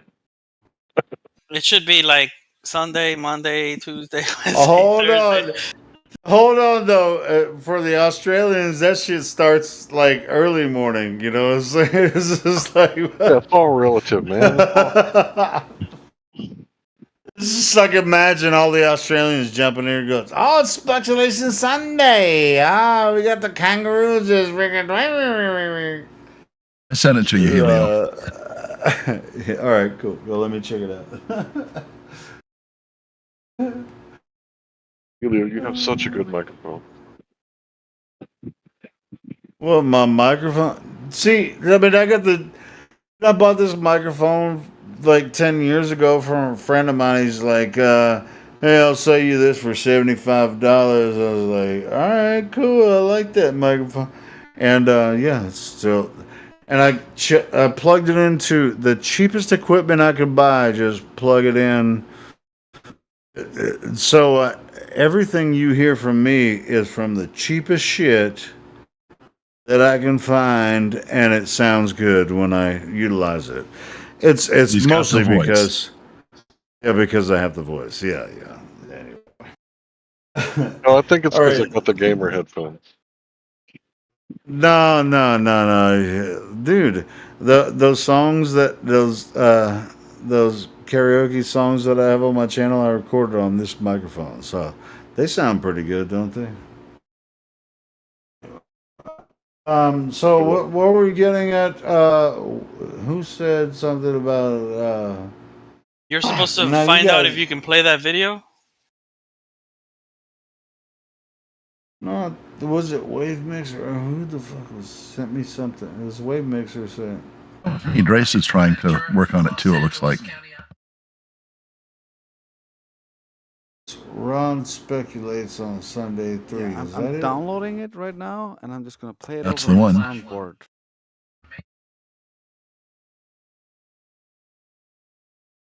About a minute and 45 second spot. Ain't gonna lie, guys, in case it's not obvious, I'm a little hammered. Really? I couldn't tell at all. Yeah. It do what it do. Can't touch us. We thought that was a prerequisite for hearing you, Helio. Sometimes it is, yeah. So, yeah.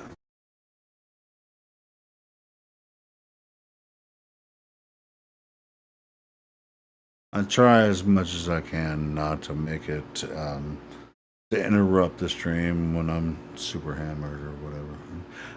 But I'm not on super hammered mode. I'm in functional hammered mode.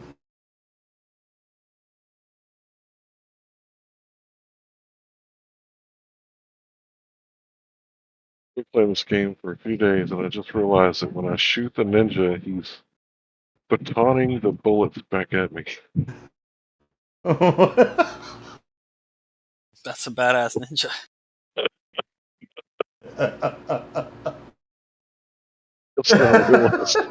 I just now realized he's batting them back at me, bro.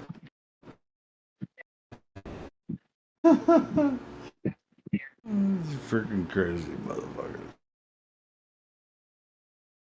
Running.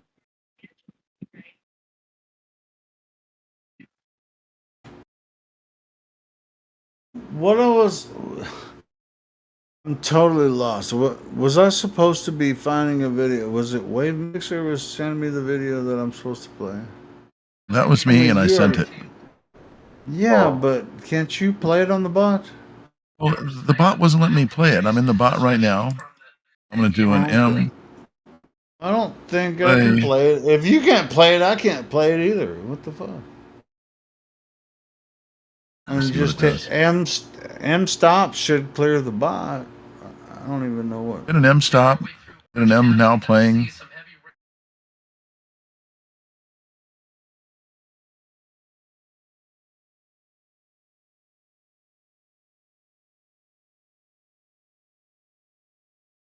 It shows that it's the volume maybe. I'm working on fixing it. Just a second.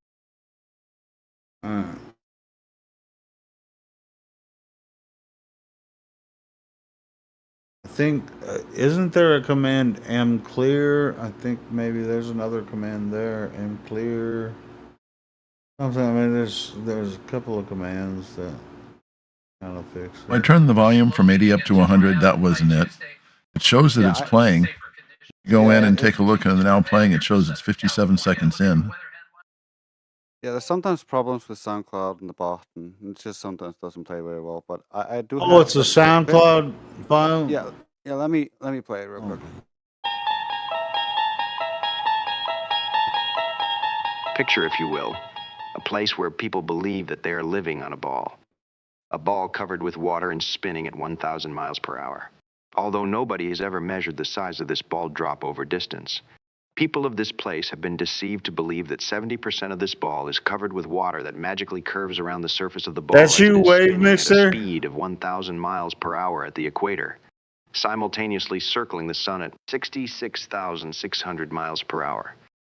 These people were indoctrinated from an early age as children, where they were placed in a government-mandated educational facility and graded on how well they were able to regurgitate the disinformation they had been programmed with.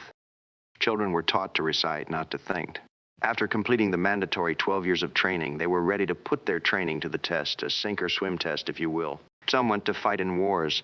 Many died in these wars because they believed they were protecting their freedom. If this sounds to you like something that could happen only in the Twilight Zone, join us for Speculation Sunday here on 24/7 Flat Earth Discord. Tell them Rod sent you.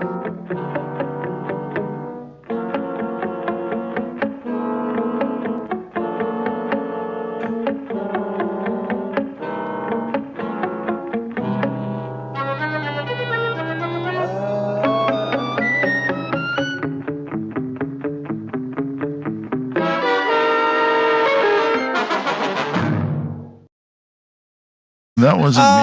That's a bomb diggity. Who made that? Was that what you made that? Yeah, I Wave made that. Mixer? I've got one that's a little That's bit awesome, longer. bro. I love it. I love it. I've got one a little bit longer, a little bit more political. I decided to put the family safe version. Well, not family safe, but YouTube safe version. Yeah. That's funny. I'd like to hear the other one though, if you want to just post it on the chat. I don't know how you can do that, or Should be able to just drop it in the live stream voice text chat.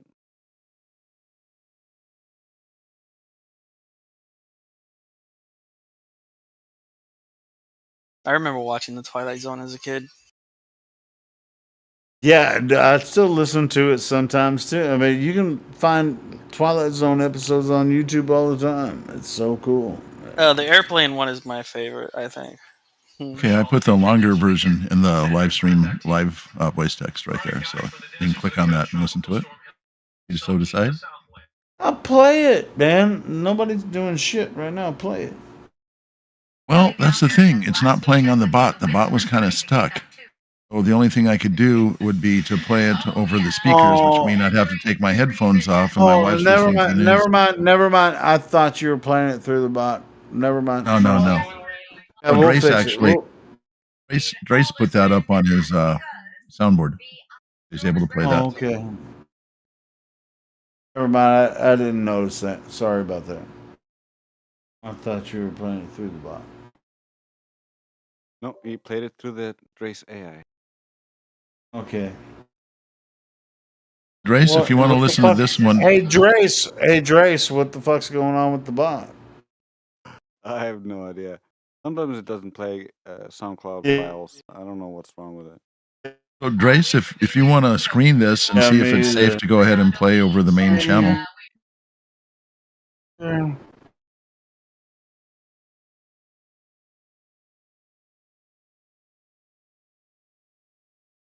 I'd like to hear another one if you don't mind hosting that one, Drace. Screening it right now.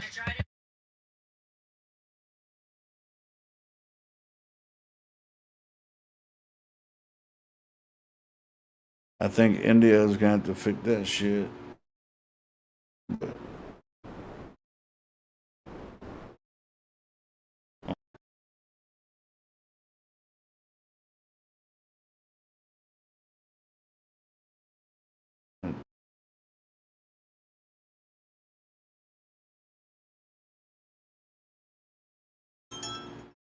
You're making me want to fuck with it.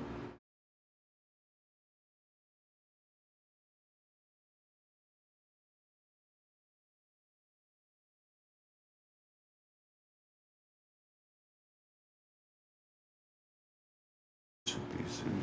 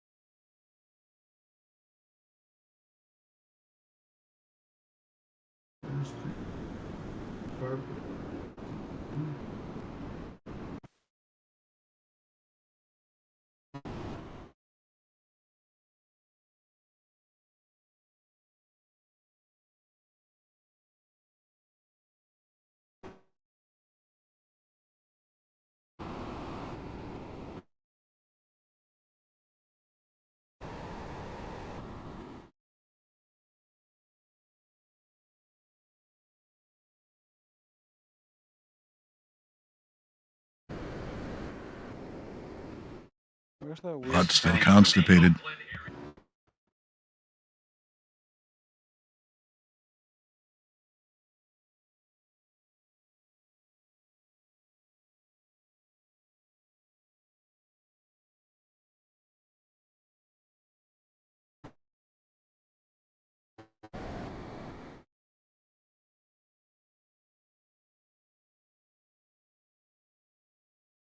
From you, Helio? Does anybody hear that wind sound?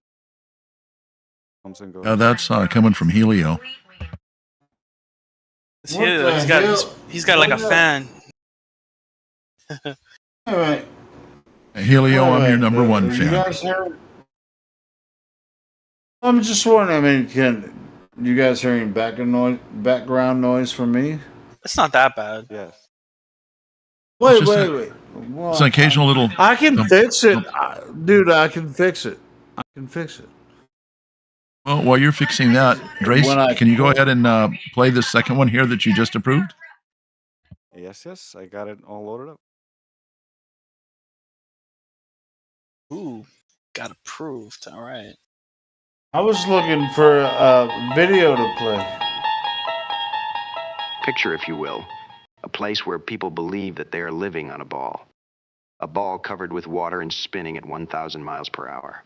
Although nobody has ever measured the size of this ball drop over distance, people of this place have been deceived to believe that 70% of this ball is covered with water that magically curves around the surface of the ball as it is spinning at a speed of 1,000 miles per hour at the equator, simultaneously circling the sun at 66,600 miles per hour. These people were indoctrinated from an early age as children, where they were placed in a government-mandated educational facility and graded on how well they were able to regurgitate the disinformation they had been programmed with. Children were taught to recite, not to think. After completing the mandatory 12 years of training, they were ready to put their training to the test, a sink or swim test, if you will. Some went to fight in wars. Many died in these wars because they believed they were protecting their freedom. Many of the soldiers that did survive are homeless in the streets, forgotten by the same government that placed them in harm's way. Soldiers that made it back home alive, as well as those not selected to go to war, went to work for a fiat currency in order to provide food and shelter. They all had to pay tribute to the powers that be. All were unknowingly enslaved to the bankers' economic system. None are more hopelessly enslaved than those who falsely believe they are free. If this sounds to you like something that could happen only in the Twilight Zone, join us for Speculation Sunday here on 24/7 Flat Earth Discord. Tell them Rod sent you.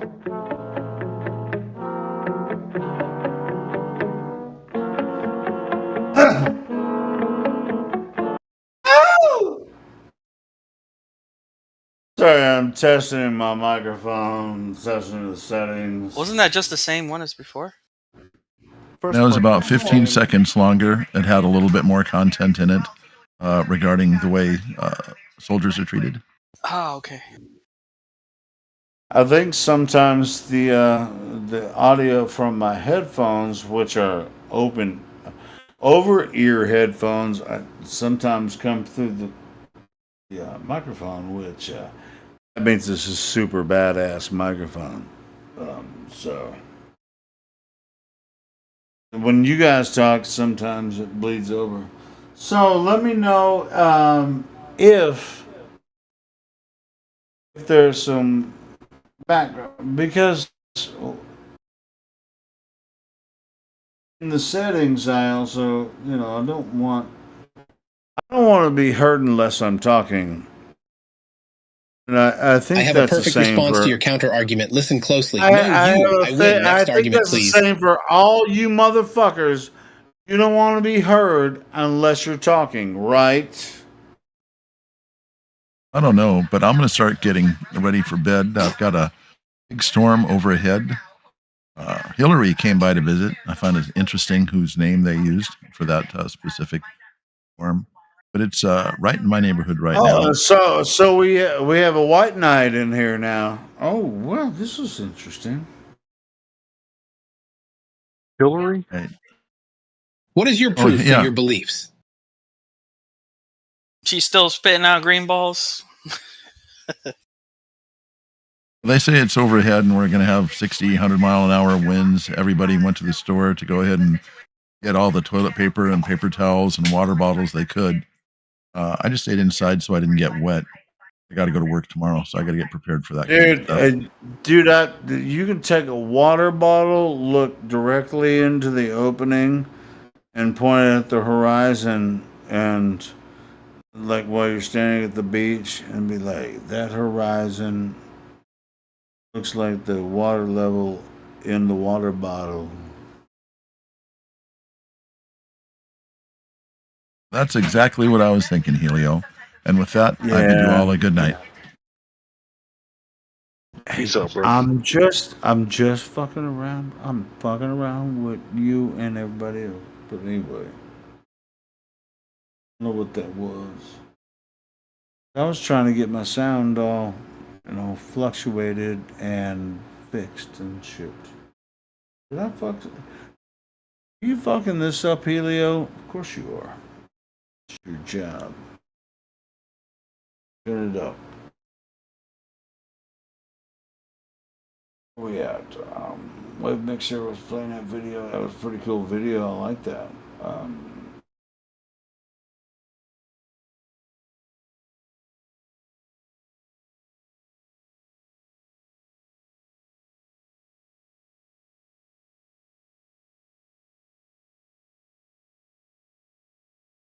What are we talking about? I thought this was a flat Earth server.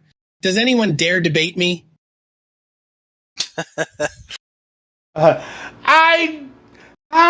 dare you?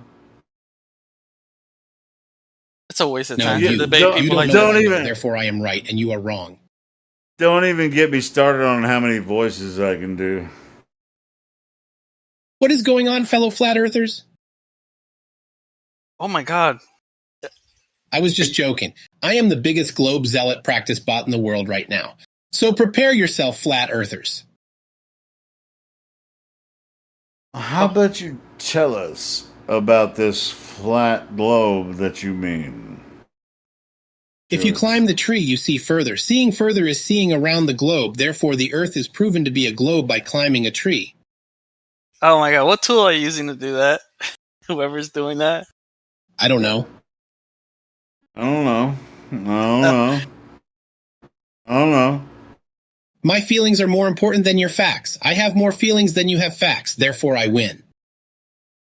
Ah, super. Go, Helio, debate him. Debate I just need to assume the curve is there, and then it is there in my mind. And because I could be a brain in a jar, therefore everything I see could be just happening in my mind, where the globe Earth is. Everything you're saying is super annoying, so it doesn't even matter what you say because you're not. I cannot sniff bullshit because I'm used to the smell. Yeah, I live near a sewer plant as well, so that really doesn't affect me. What is your proof for your beliefs? What is my proof for my beliefs? Well, I mean, I walk outside every day and I experience the level stationary plane that we all live on. No, bro. You don't have proof for your beliefs. That's why they're called beliefs. I don't need to talk. My presence alone proves the globe is true. Therefore, any silence is my victory. Okay, how about, what does your mama think? Well, I have more beliefs. I mean proofs, like sticks and shadows, baby. Checkmate.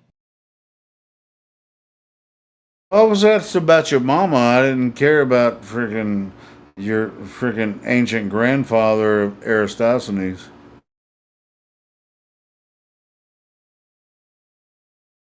Aristophanes. Am I winning this debate? Isn't that globe Earth Jesus?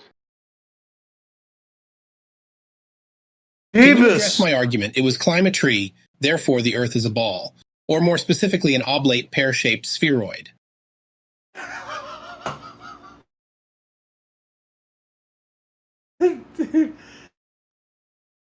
You guys are just being silly. My teacher told me the Earth is a ball. Therefore, the Earth is a ball. Okay. Hey, check this out. I'm not gonna fucking. Helio, you're gonna let him say that, Helio? No, I didn't let anybody say that. It was fun for a minute, but yeah, I can do the same fucking thing. It's funny though, but it's No, just it's like still funny. something that what you do by yourself. You're just like, hey, argue with AI. I was like, you know, it's fucking stupid. No, that's not an AI. Anyway. That's really him. I know the Oh, son no. of an astronaut. His father has been to outer space. So I know outer space is real, therefore the Earth is a globe and cannot be locally or generally flat. Right. When it looks like that to us, it's simply an Right. optical Yeah. illusion. Because my big blue ball is so big, in fact, that it always displays this optical illusion of flatness, unless you go to outer space. Well, let me ask you this: do you know M. Scott Veach? Oh yes, most assuredly. Okay, well, tell me about M. Scott Veach. He's the son of an astronaut.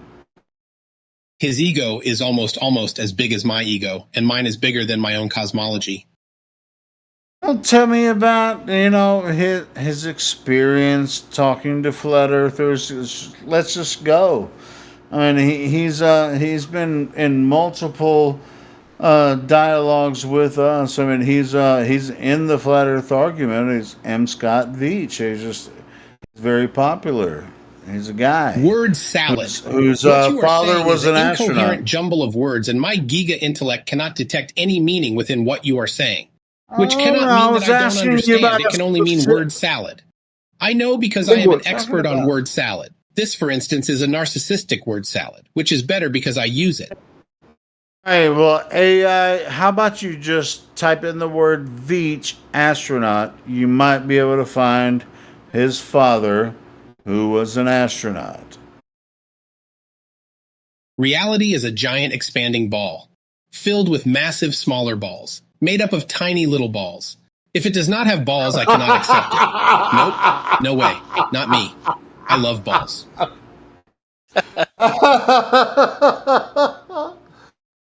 Shit. That was really good. Hey, Glover, can you tell us about the dark proof that you have for the globe? Because we can't find it. Is it dark? Well, I have more beliefs. I mean proofs, like sticks and shadows, baby. Checkmate. No, I'm running out of recordings. I already have checkmate as like a checkmate. But you can clearly Flat see earthers boats are going done. over the water hills. So you flat earthers need to prove they are not going over water hills.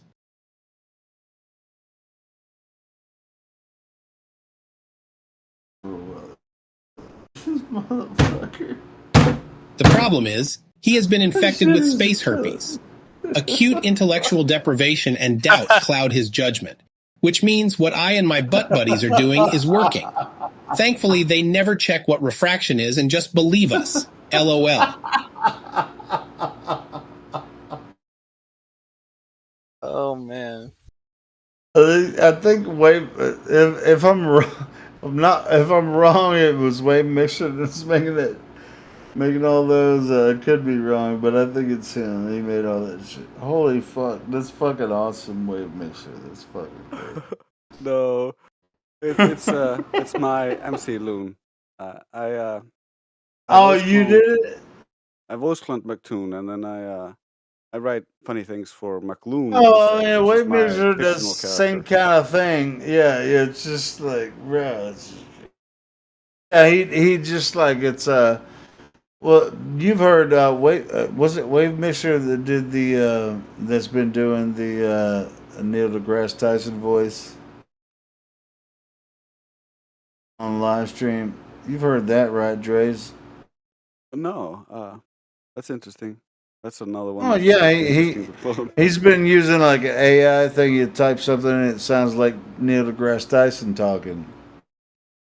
You haven't heard it yet, bro? You gotta. No, I haven't heard it yet. That's basically what That's I'm freaking using. awesome. Yeah, it's cool. Hey, he just like he worked on it a while to get Neil deGrasse Tyson's voice, and then he just types anything he wants, and then freaking Neil deGrasse Tyson says it. It's so simple. You don't need to. You don't even need to work on it. All you need is a 5-minute clip of them talking. Yeah, and then you take the wave, and then it says it. Yeah, you need to freaking. Yeah, it's fucking funny. I think it's Wave Mixer. I could be wrong. I'm pretty sure it's him. He's got all the Neil deGrasse Tyson shit. He I believe well, I mean, I'm sure you're busy in Iceland, but yeah, he's been playing a lot of the clips on here with his Neil deGrasse Tyson voice. You can't see the Was, the curve. You said it.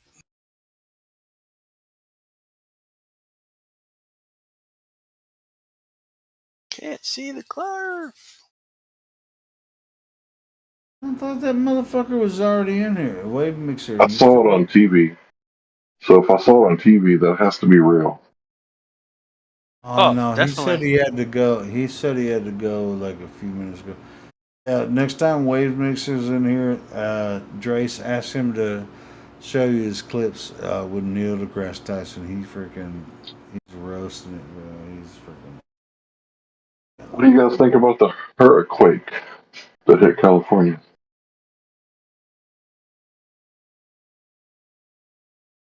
I don't know about that. Are you talking about bad at this? The hurricane pop lady and earthquake. Yeah, no, I didn't hear about that. I just heard about some concert causing an earthquake.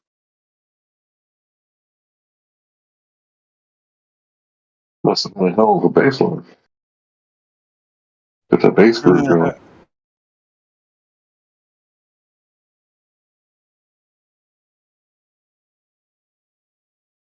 What the entire fuck is we talking about right now?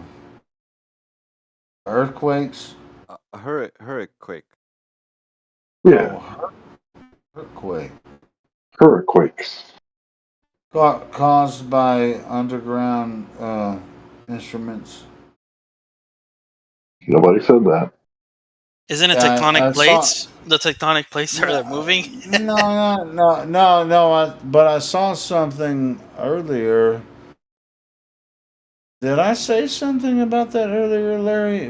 About the well, it wasn't even didn't really necessarily have anything to do with Hawaii, but there's there's certain instruments. I mean, I saw an article earlier when I was talking to you assholes.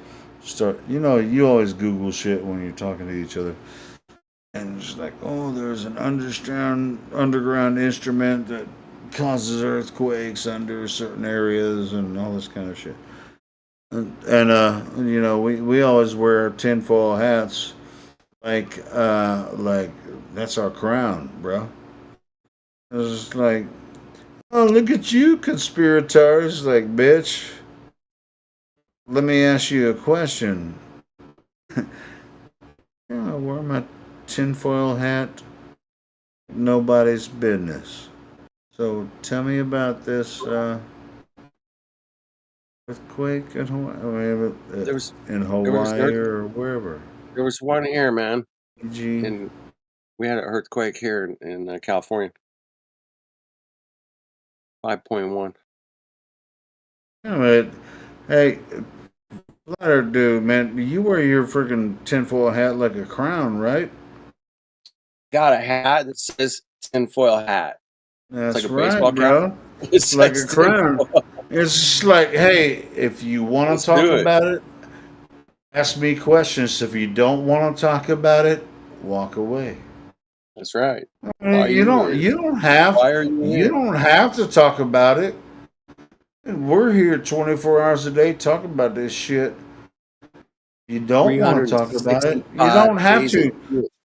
It's just like they're just like, oh, he forced me to talk about this. It's like, bitch, I didn't force you to talk about shit. No. Just if you don't want to talk about it, just fucking walk away. Just walk away. I like that attitude. It's just But they like keep coming, man. They keep coming. You know, like Earth is not just like flat. well, people every day, Coming, man. every single. Walk How many away. people? Hey, Flatter dude, how many people on this server every day come in here and ask us why we think the Earth is flat? Like between 2 and 7. 7, 10, maybe sometimes. It depends on, but Back in the that's day, enough. man. That's Dude, enough. I mean, as far as content back in the goes, day, man. that's checked in fucking enough 10 because, a day, man. like, 1 or 2, Great. that takes up 2 hours. If they're willing to talk, that's 2 hours. Yeah, if they're not, If they're not, completely assholes. yeah, sure. Well, that's what I'm saying. Anyway, I mean, it's just like, did you guys speaking of new people, man, did you talk to Earth is Not Flat? No rolls. Go up to VC check-in, Earth is Not Flat, and Kembo and I will check in. Yeah, go up there. All right. So you're saying you're not going to go? I'm going to go, but if he goes, I mean, I'll sit here until he goes up there. I can do it. I ain't been doing shit but talking nonsense for a little bit. But I like checking people in, man. It's always fun. I do too. Yeah. No, I was listening a little bit today, not too much. I was kind of wiped out, man. I had a really long day yesterday, so I was just chilling. But I heard a couple really good people coming in and talking. It was good. Max came rolling in.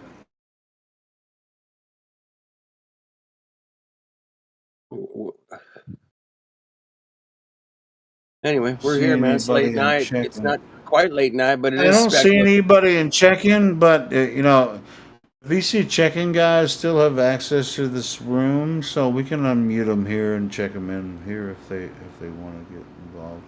Hey, man, you're here. I feel totally safe. You're in charge.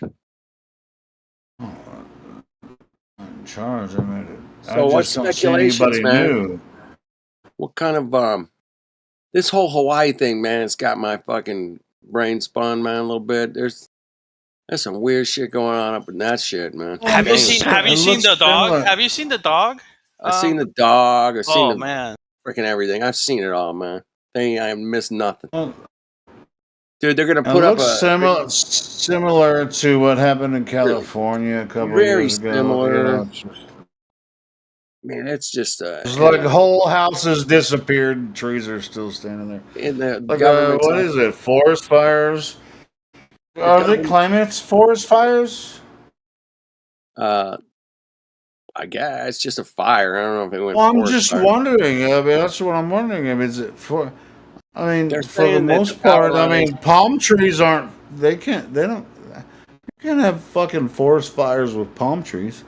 Yeah, they're just Well, there's calling a it lot of wildfire. vegetation there, but apparently the vegetation didn't burn all that much. I mean, there's a lot of burned out shit. Don't get me wrong, man. So the houses completely disappear, and all the vegetation is still there. No, Okay. not all the well, vegetation. It's got a lot of discrepancies and weird stuff. Some of the trees are burned. really some weird. are completely fine. Some boats out on the water all got eviscerated and burned. The cars Right, on the that road. was a weird What, one. on the water? Yeah. I saw that. That's fucking weird. I Yeah. saw the boats on fire. That's crazy. They're like Yeah. 50 feet away from the shore or more.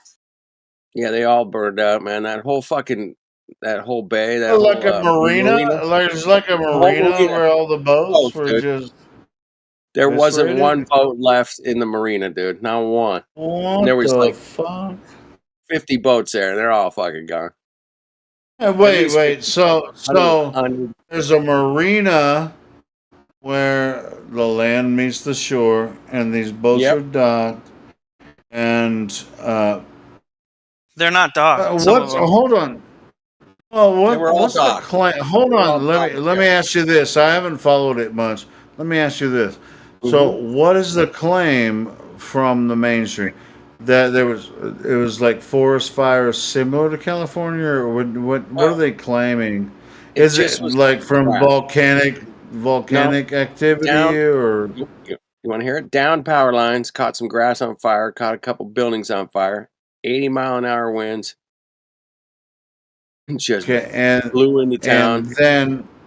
And then it crossed to the marina and the winds and came just from eviscerated. It burned the things holding the boats and burnt all the boats. Yeah, And then burnt the boats just docks, drifted off. then it burnt the boats, and and then some people got the hell out of there, but very few. I saw a few videos from boats. People are out there in the water going, "Holy shit, everything's burning!" And all around them was like a bunch of boats on fire. It was crazy. From the description, anyone, go ahead. From the description Sorry, of one of the guys that was there, he said the ocean itself looked like it was on fire, and the firemen told him that the first layer of ash like blankets the water, and then more and more ash collects on top, and it just there's just ash from what? Ash from hundreds of Everything buildings burning. and houses burning, dude. Hundreds of buildings, houses, cars, fucking, you name it, couches, fucking, people, children. The children were told to be home that day. They sent the children home from school because it was windy, and then they got fucking stuck at home. And there's like 1,000 people missing. It's fucking crazy, man. Anyway, I don't know. I guess it's cool to talk about that shit, but That's really interesting That's a because little different from the California. it's really interesting. It's really interesting because my wife was telling me that the government over there is telling the people to put down their iPhones and listen to them and not what the rest of the world is saying. I saw that. I saw that too, Hank. Dude, here's another kicker, man. I don't know if you saw this one, Larry, but they're gonna put up a dust net around the whole scene, so you can't, and they're not allowed to fly any drones or do anything or look video or anything. Or I was like, what?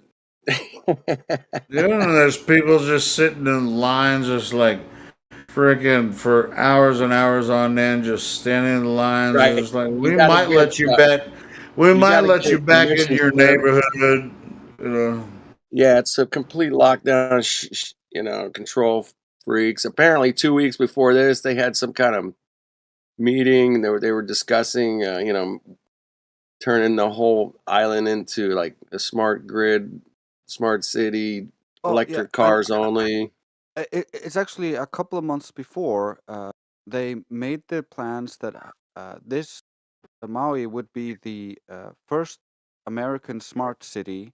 Right. And There you go. then only 2 weeks ago, the government basically got through laws that if everything burns in a wildfire, they can fuck with it. Yeah. Even though it's protected land. So there was a lot of outrage about that, and they got that through because the investors were trying to buy up all the land, and they were trying to block them. And now the investors are all buying up all the land on the cheap. Which that land is from the original tribes of Hawaii. When you say on the cheap, I mean it's like we were talking about earlier. Yeah, when it comes to the money, there is no money. It's just trade interest. Basically. Exactly. Yeah, whatever, man. Those guys, they just print money on a computer screen. Shit, they do whatever they It want. means for pennies on the dollar. Exactly. Probably more like half off. Yeah. No, way more than half off because those houses were worth like $1 million a piece. Oh, dude, they were the like land over there. 3 million, 2 million. Even the shitty ones were like 2 million, man. Like a shitty little shacks, $2 million bucks. But guess what? The government has your best interest at heart, and they're gonna compensate you. No, they're from not, the Helio. No, horse manure. They're giving them they are compensating them. They're giving them $700. All right, well, $700. I'm not buying a loaf of bread by the Biden store. Not each. Hold on, they have insurance on that house. They're not giving the money, right? Do you think the insurance is going to pay out all at once? Those insurance companies are going to be like, "Whoops." Yeah, no, sorry about your bad luck. Yeah, they all. God bless America. the insurance companies are not paying out. People are actually getting evicted because Water's all fucked up, by the the way. people Can't drink the the people water. nearby the fire where it didn't burn are still getting the investors all up in their ass, and they're still selling the things, and they're evicting the rest of the people there. So They're the indigenous evicting people people. They're evicting the of rest. Hawaii are just getting screwed. If your house survived the fire, you're getting evicted. You're out. What? Holy sh- You got 45 days. Get the fuck How out. about my favorite tree? It's Holy still shit, standing man. there, right? What a Can I piece- take that home? Anyway, it really pisses me off because I love Hawaii, man, and it's such a great What about place. Hawaii Dave? Hawaii what? They got a friend. They got a friend in Hawaii named Hawaii Dave Dave. High, yeah. I talked to Dave a couple times back and forth on a text. I don't know. He kind of fell off the grid the last 3-4 days, man. So I need to fucking call him. Yeah, he's a good dude. I've talked to him. What are we talking about? We're talking This about guy named Dave High. He's old school OG, man. He was back in the day, man. who's the other guy? Who's the other guy in Hawaii? There was another guy on Maui. His name was he sold T-shirts at the mall, flat Earth T-shirts and shit. No. There's another guy. There should also be a lady. He spoke at a Flat Earth conference a couple of years ago. You probably know him. From Hawaii too. He's in Hawaii. God damn it, I can't remember his name. I wonder what Tulsi's got to say, because I don't think Tulsi gives a fuck. Marty Leeds moved to the Big Yeah, Island. Leeds. Marty yeah, Leeds. He moved to the Big Island. It's a completely different island than Maui, but cool. And then he He's fucking Coco hit, and everything went fucking stupid. Flip, they went fucking full retard in Hawaii, man. By the way, with that shit. Everybody, dude, not in And- Hawaii, just only. I mean, come on. Yeah, but they went absolute full retard there, man. I mean, they wouldn't let you like fart without a permission slip, man. It was crazy. And he decided, man, I'm out of here. I'm going back home. And he left. Oh, he's There's back also in that the lady in from the Hawaii States. who there's also that flat earth lady from Hawaii who had that flat earth dating show, I think, on Jaron's. Oh shit. So we have some people there. But yeah, Dave High's right there on Maui, man. I want to get some boots on the ground, man, here this week and talk to him and see what's going on. That's another thing, Larry. Hey, Helio. We need to get Helio. Marty in here, bro. We need to get Marty in here sometime, man. That'd be Maybe. fun. Helio, have you heard this song about this hit song that's been going around on the underground and mainstream, and Larry just dropped it in the chat. Larry, what do you think of what's going on with this song, man? What the fuck? Dude, this song is the new national anthem. It's the new national anthem. They're calling it. They're flipping on him and calling him the Trump fucking song or some shit, right? Oh, of course they No, are. you talking about the redhead beard guy? Yeah.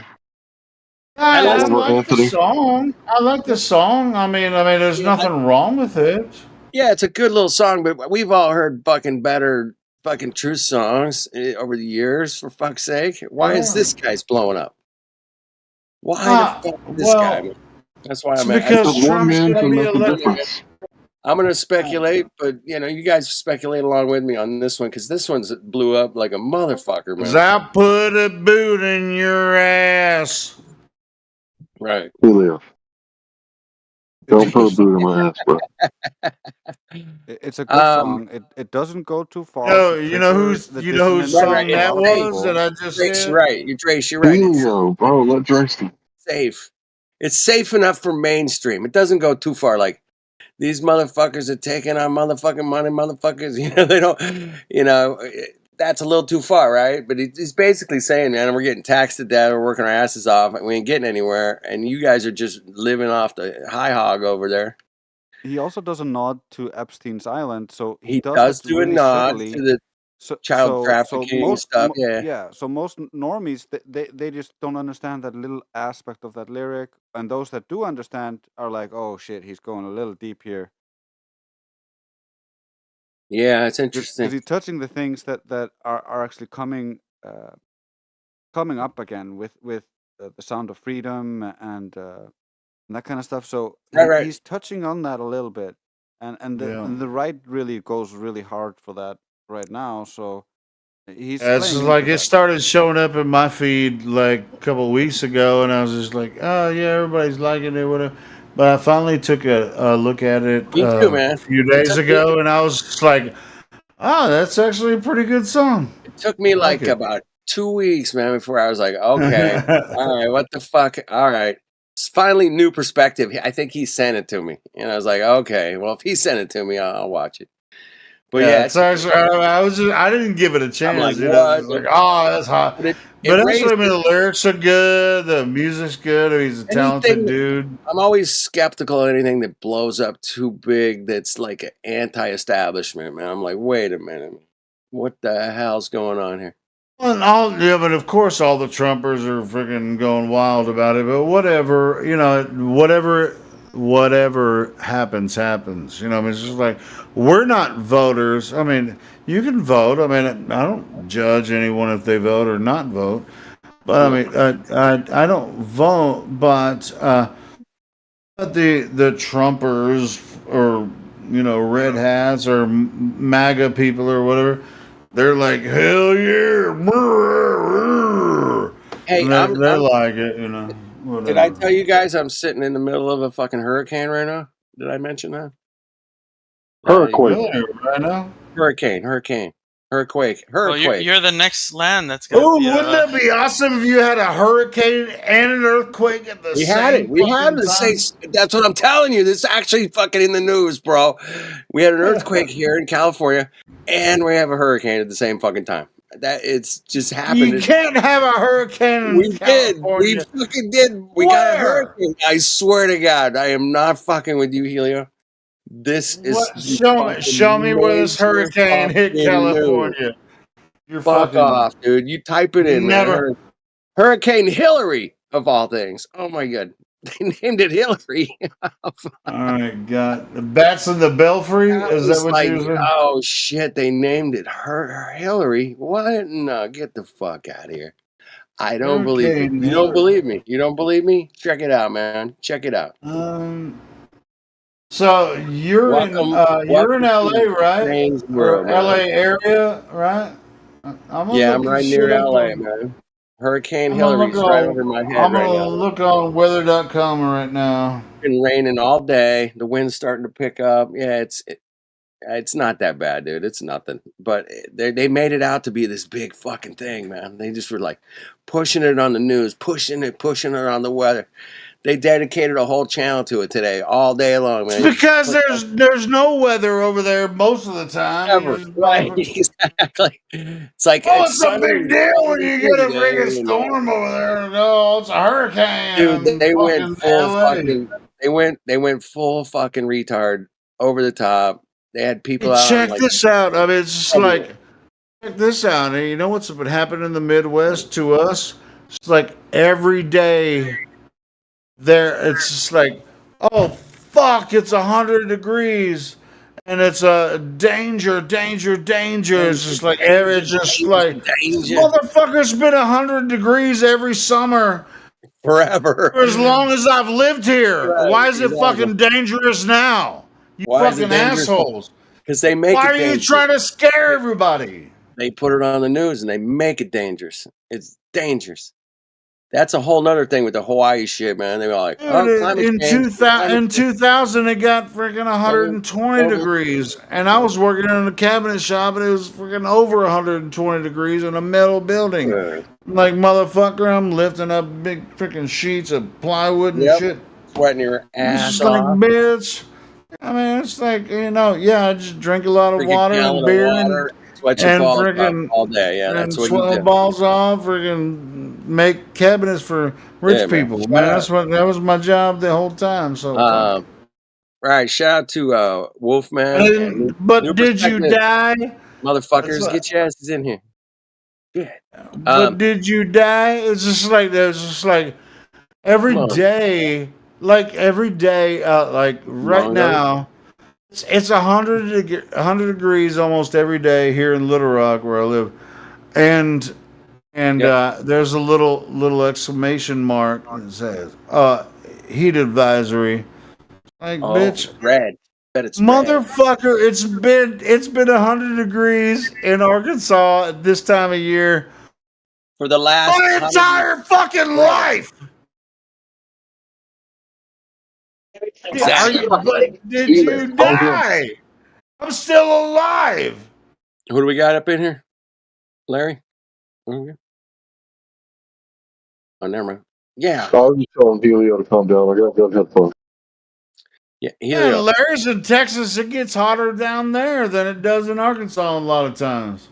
They had a nice stretch of 100 degrees, man. It was what, like Dude, it gets 50 110 in Arkansas sometimes. I imagine it gets hotter than that in Texas sometimes, man. That's fucking crazy. Yeah, but it's just like, bro, it's summertime. That's fucking summertime. Yeah, man. I mean, even when I lived in Las Vegas back in the early 80s, It gets 115. It's just like no big 100. deal. I remember it was like 115 forever, and then it was like 122 one day, and I was like, oh man, this fuck off, man. This is That's why you like the casinos. It's just like, I'm gonna hang out in this fucking casino for a while because they got air conditioning. Not 115 is my limit, man. After that, I'm done. I quit. Fuck off. Oh man, it's just like after about 105, you're just like it's just fucking hot.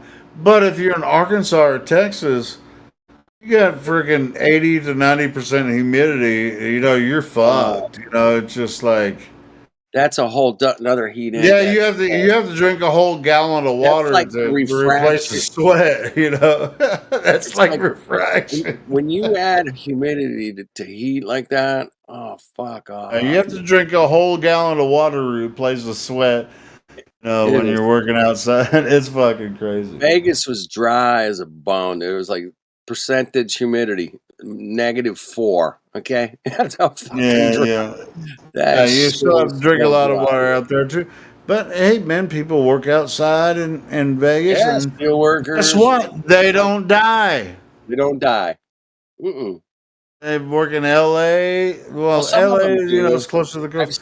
I've seen the heat Some dude here and there, but it's not like they're not like dropping by the dozen or something. Fuck off. No. Yeah. Dude, it's like, dude, people are working outside all the time. Fucking construction workers working at 110, 115 degrees. Like, Yeah, bitch, that was they come back home. That was a hard day. I drank a gallon of water while I was working. They eat a good meal, fall asleep, get up and do it again the next fucking day. You know, They fucking down a couple of beers when they get home and fucking. that's what I mean, it's just like, you know, on the news now, it's like heat All right, advisory. Grace. Heat advisory 100 degrees, you know, in Arkansas. It's like, bitch, it's been 100 degrees in Arkansas every fucking summer since I've lived here. Why the fuck are you giving me a warning in summertime that it's going to be 100 degrees? It's not even freaking, that's the dumbest shit I've ever heard of. I used to fucking roof in summertime, and I'm not dead.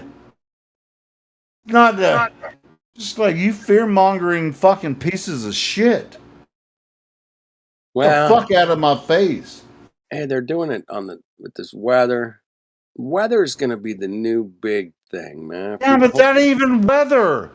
Even if it's fake, man, they're just gonna tell you. It's always 100 degrees in summertime in Arkansas. They're just gonna, hey, just like they said, oh my God, people get the cold every year. Oh shoot, it's bad.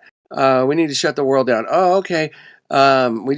If it's hot, oh my God, we got to shut the world down. It's hot today. We got to shut. What do you want to do, man? That's why I don't watch the fucking news. I don't even know. I get it on my phone. I have a little temperature thing in a corner of my fucking phone screen, and it's got a little red exclamation point, heat advisory. It was like, motherfucker, it's summertime in Arkansas. It's gonna be hot, motherfucker. Hey, it's a perfect, beautiful day outside. We have to stop this climate change. It's perfect out today. Oh my God. Yeah, what are you gonna do? It was just like, what are you gonna? When are they gonna fucking stop? Never. These motherfuckers never stop, man. These motherfuckers that put that shit. I'd be a lot more concerned if it was like global cooling. That would be really scary. Well, the guys that put the little red dot next to the temperature on my phone app. Oh yes. They're sitting in air conditioner putting the fucking Wow. red dot on where other people are fucking doing work on roofs, working outside Hey, what do all you guys? Hey, fucking day long. fucking Fucking paraplegic bunch just of brought up. bullshit. Paraplegic just brought it up. I was thinking about the same fucking thing the other day, man. Is those fucking smart meters on your houses? They put those on there, man.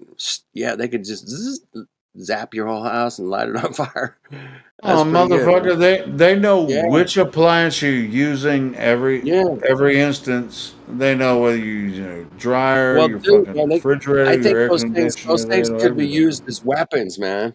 I really do. Besides the fucking radio Sure. frequency, Yeah, whatever. sure. That's the Forget purpose. that. That's the purpose. It would. It's all for marketing. It's all for marketing. I think those things can catch your house on fire. Is my point. Yeah, sure. I mean, yeah, if you get into well, I mean, it's Sunday, so I guess We're we're talking tinfoil hat about shit, man. talking Tinfoil about hat. dues. This And we're is talking Sunday. about dues. I This mean, is all that shit that happened in California last year. I mean, all the dues. Was it last year or the year before? Hey, Dues. hey, Helio, did you see that they made a fucking Mountain Dew called Yes, Maui Blast. Burst or something? I think Maui it was Blast. Maui Blast. I think is what it was. No way, they didn't do that. I swear to Yes, God. they did. I swear. Yes. I've been looking for it, You man. I can think go it's all buy. sold You out, can go man. buy it right now. Maui Blast. Gotta fucking get some of that shit. That's It's insane. and it says do right in front. Do Maui Blast. DEW Maui Blast right in front. Well, I saw that. I saw it on Facebook. I haven't seen it at the grocery store, but if I find one, I'll buy it and I'll try it. Careful, Don't you drink- might blow don't up too. drink that shit. Do not. Hey, Do not. but Your insides are gonna blow up, and you're gonna fucking. yeah, we'll Anyway. see. We'll see. So yeah, there's a Yeah, lot man, of shit to speculate well, about, man. I like What the else is going on, man? Baja. Hey, check this You're out. moving all around the One place, of my man. one of my favorite. I like Mountain Dew, but my favorite Mountain Dew is Baja Blast. No, isn't Baja close to Shut up, the man. other blast Baja was? just got hit by a fucking hurricane today that just fucking flooded the fuck out of it, man. I don't know if you guys have seen any video yet, but man, it's out there. Was that the hurricane Not on you're the talking mainstream. about? Talking about this Oh, fuck. Hillary fucking I hurricane, thought you were man. going to that came send me the rolling. fucking. I thought you were going to send All me a right. link to the Fuck off. hurricane in Southern California, I'll send you 47 or links. an but I even don't, in Baja. I don't want to fucking Send them send all the links. But I just It's made free. that every fucking Flat single Earth link I Music got, Bot man. my bitch. What's that, Mixer? I said I just made that Flat Earth Music Bot my bitch. I'm hoping. There you go. Make a liar out of me, damn it. Mm-mm. I made it a YouTube and it's still not working. Oh shit, man. I don't know what to tell you. Hold on. That's right. Let me I'm look, just let me saying. look, let me look. Normally Maybe- hurricanes hold on. move across the Gulf Hold on. and they Wait, wait. terminate. You know, sometimes they'll hit like like in Cancun. You know that area. Sometimes they'll hit there, but they rarely hit like It was that area like Baja or they don't go across that strip there. You know what? The music bot's always been a bit fidgety, so don't take it personal. I've had tremendous luck, just like you said, playing YouTube videos on it, and it works. But Is this a lot? I don't play that bot too much. I try to keep it to a minimum. But anyway, you guys, appreciate you guys giving me the powers to do it, man. But Doesn't is this like me live? today. Is this live? Is what live? Are we live? Are we humans? Are you human? Are you an AI computer? I'm 99% sure I am. There was somebody that asked. Yeah, we're I'm live. about 90. I'm about 98.9% sure that we're live right now on YouTube, Rumble, D Live, and Odyssey. Well, fuck, I'm 100% sure we're live. Are you sure you're alive though, Helio? Are you sure? I'm 100% sure. Myself. I want to see your I- proof. The reason I say that is because I can't guarantee that they'll have are legitimate, have I'm our sitting, best interests. sitting in the But middle I'm of a 100% hurricane. sure I'm 100% sure I'm talking to you fucking assholes on Discord. I'm sitting in a hurricane right now, man. Wow. 100%. Fuck off. So mean. Ah, shit. Wave mixers, don't give up, man. Shit. You gotta. That's where you gotta find your spot, You're man. Don't give up. saying I gotta go through that hurricane to get to work tomorrow. You gotta go you're through saying hurricane. there's a fucking hurricane in Baja right now? It's in Los Angeles. It's called Hillary. It's killing us, man. We're dying over here, man. You gotta help us out. What the Send fuck? Helio some money, man. Help us out. Hey, wait, no, that's which direction is the? Like it got everything wet, man. coming It's really fucked up, man. We need I to gotta leave. be up at 4:30 in the morning. I'll see you guys later. This Have a All right, pleasant wait. night. Go to bed. All right. Get to bed. Damn. All right. Welcome to late night. Actually, my shift just started like 3 minutes ago. So welcome to late night, man. Hanging out, talking about Earth. Who wants to talk about Earth? Anybody? Hey. Yeah, okay, I'm here. What about Earth? Earth is happening. It's not happening. It might be. Earth isn't happening. You know what's really cool about Earth? It's the only place that you can know that You know what? The only place in the world to talk about Earth is Earth. You can't talk about Earth like on the moon or some shit, right? Hey, I it's heard. like Speaking of the moon, did you guys hear that the Russians sent the big fucking rocket? They landed and it blew up, and it's no good. It's bad. And it's just like you could pretend to know. It's just like hey, the best place that you know what happens when you talk to someone every single day? You're talking to someone else that lives on Earth, right? So now whether they can pretend that it's like, man, one day maybe we'll meet somebody that's not from Earth.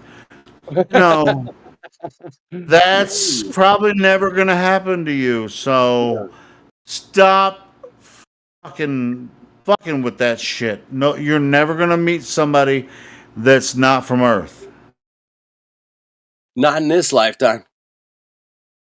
All right. So as far as this Flat Earth Forum, what we're saying is there's no such thing as outer space. So they have this idea where they're saying, well, planets formed the way that Earth did, and there's intelligent life out there because Earth is a ball in space, and other planets could have developed intelligent life too as well. So eventually you might be able, they might find us or we might find them, and then we'll be talking to other intelligent life. But you can keep thinking that if you want to, but that's impossible because the Earth is not the stupid globe that they told us it is. It's not? Yeah, Earth is a globe. No, it's not. A snow globe.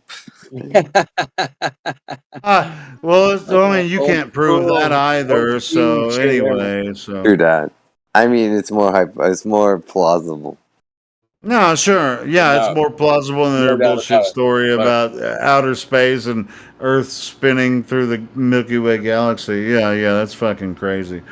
So, yeah, I mean, the snow globe idea, I mean, that's probably more plausible. Got way more fucking weight. I don't necessarily, yeah. So when you talk to other Earthers, you're just talking to other people who live on Earth. And they've never talked to anyone that doesn't live on Earth. Now there's a spiritual aspect, so but as far as the physical part of it, you're talking to people when you physically are in front of someone or people like us on the internet. You're talking to people that are in front of their microphone talking about Earth. We have this. Yeah, what about it? Hey, we're on it. We can check it out. Earth is Earth. Check it out. Don't believe me. Don't believe anybody. Hey, and bro, you can go to and meet Flat Earth Dude in California, and he'll take you to the ocean and take you to a lake. Fun. Earth. We're on the same Earth. I was Where's on the this ocean. fucking? I was Where's on the this ocean globe? yesterday, man, for like Yeah. 5 or 6 hours. I was on the ocean yesterday. It was Did you just see looking the at it. globe? Did you see the globe on the ocean? I was actually looking at the oil rigs from the Black Swan, man. I was up on a hill Are at you in Santa Barbara? in Santa Barbara. Yeah, I was in Santa Barbara yesterday, and I could see. I can post you guys a picture where I was at, man. Oh, sweet. And then yeah, I was just looking at the oil rigs way the fuck out there, and I could see the islands behind it and shit, man. It was wild, man. I could see so far yesterday, man. It was fucking stupid, man. I Anyway, believe it. pictures really don't do it justice, but there you go. That was my view for about 3 hours. And Well, it's just like you like Do my you guys cover. Go ahead. do you guys hold on one find second. yourselves wanting to tell like all your friends, all your family, and then everyone you meet in like in that order, or do you guys find yourselves more like keeping it inward because Yeah, it's like so everyone. difficult to share that they just like their brains start to self explode and then they have to demean, Dude, slander. most people. Go on. Yeah, most people when they first find out, or of course you're gonna tell your family friends, "Oh my God, this is flat." But they're gonna, of course they're gonna react the way you think they'll react. Oh, you're just like, oh. But Hold on, Helio. I did not think that they were going to react that way. I thought I had some awesome good news to share with everyone. And then what? Yeah, what? nobody You liked wildin'. anything I was saying at all. Didn't happen. It didn't happen, did it? Yeah. And then you had to. Then you ended up with us. Were you that pre-skeptical before you even? Yeah, then we ended up with Helio. Jesus. I know. Come on, Flats. I mean, tell me what happened when you tried to tell your mom. You Oh you well, said my something. mom is a flat earther now. Oh Yo. wow! Congratulations. Well, I think my brother's a flat earther, but everybody else. And But my my my husband mom. only went as far as being an I don't care earther. Yeah, yeah. He can definitely argue all my points. If somebody tries to make fun of me, he'll whoop their ass. Well, so it's like my brother. I think he really gets what I'm saying, but he doesn't want it to affect his family. He's got too much shit going on, so he doesn't really talk about it unless it's just me and him. Well, the That's what happened. the mind control is so strong that people react like aggressive and like really negative Oh, for when you sure. bring it up. I didn't act aggressive or negative when I first heard about it. Actually, I was going to say that. Guess what? The first guy that ever told me about flat Earth, and I was a Glober then, and he did not convince me. But like, I didn't have a terrible reaction like everybody else seems to. When he told me, I saw him last night, and I got to tell him that I'm a flat earther now. He was so happy and excited. Yeah, baby. Well, it's just Woo! like it's just like, oh, it's bad news. They lied to you your entire life. No, it's good news. You can Oh believe man, your own eyes. Yeah, tell him to It's F off. good news. Tell William Casey he can F off. Up his. It's just like it's like, oh, you've been lied to your entire life about the shape of the earth. No, that's good news. You can believe what you actually saw your entire life.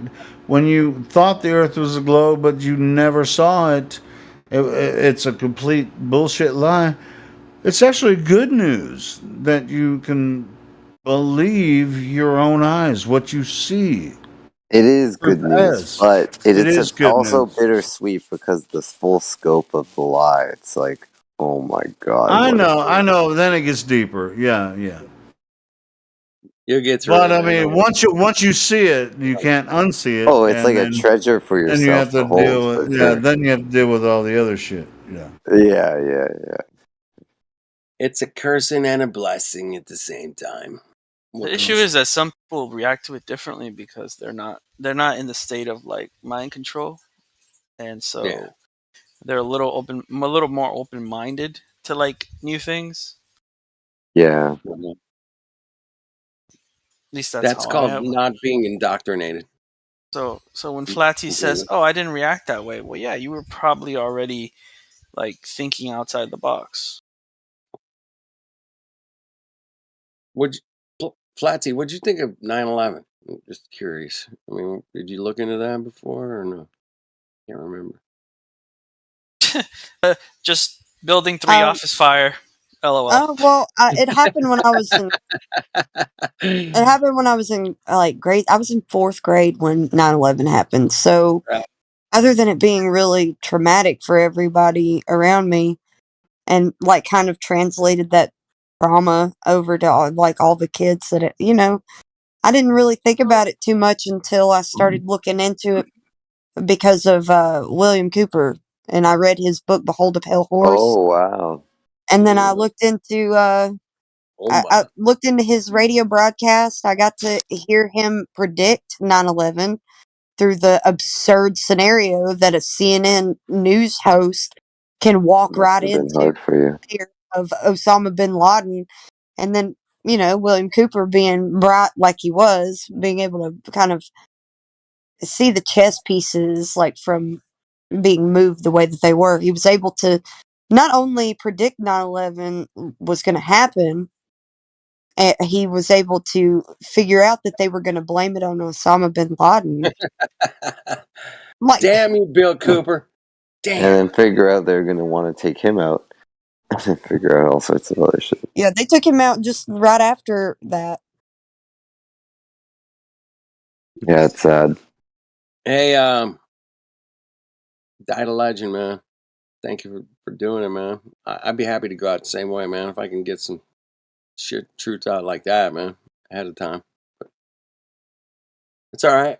We'll get there, man. There's a lot of shit going on in the world, and they just keep throwing it out at like just by the truckload, obviously, and it's impossible to keep up with what's going on. It's impossible. They never showed us his body, or they didn't show us like anything. They just said, "Oh, he's dead. We got him. He's There dead." we go. Believe it. Hey, turn into Alex Jones. Don't you guys know that? He's probably on Epstein Island right now. What's odd about Alex Jones is he never mentions some of the best stuff, He always keeps it to a certain level. Yeah, well, I think don't know. there's limits to it. Well, Especially when you there's have limits the to all of us, bro. I mean, it's just limits. None of us can keep up with all of it. I mean, as deep as he was going in, reading books, fucking looking at newspapers, watching the news. I mean, I think if you're a nobody, I think if you're a nobody, nobody he didn't have a cares. fucking internet. He didn't have an internet Discord. Fuck, man. He was doing it the fucking old school way, man. Like we used to do it back in the day, and it was a lot harder, man. But he was smart enough to videotape a lot of his shit or audio record a lot of his shit. So, and that's about it, man. I mean, I'm sure there was 100 guys ahead of him that weren't able to record fuck all, but they were out telling people, dude, this is some weird shit going on here in Hawaii, or there's some weird shit going on over here. It's just like there's some weird shit going on everywhere, man, constantly. And Hawaii was fucking weird, man. It's just a big old weirdo shit, man. Like, it's like a 9/11 of the islands, man. It's like really crazy, fucked up shit, man. Well, when they had the fires in California in 2018, I wasn't really too deep into this stuff. But now that I'm kind of like observing all this shit, I'm like, wow, like. Yeah, the Paradise Fires, man, were pretty wicked. That's right here where I live. I saw a picture where there was like 2 blocks of houses that were burnt down, like completely burnt down, right, to ash, and all around there's trees, there's lush trees, and they're not even touched. Yeah, I saw some like drone footage of like the Target was burned down, the whole parking lot was fine, but the trees all around it were good. And I was like, well, that's weird. That's okay. It makes me laugh and go, what the hell? So let's at least smile and go, that ain't right, man. There's something wrong. What do you mean the horizon is curving? What the fuck are you talking about? Where's the curve? Well, you can't see the curve because, the curves are not, it's there, but you can't see Well, it's refraction, you see.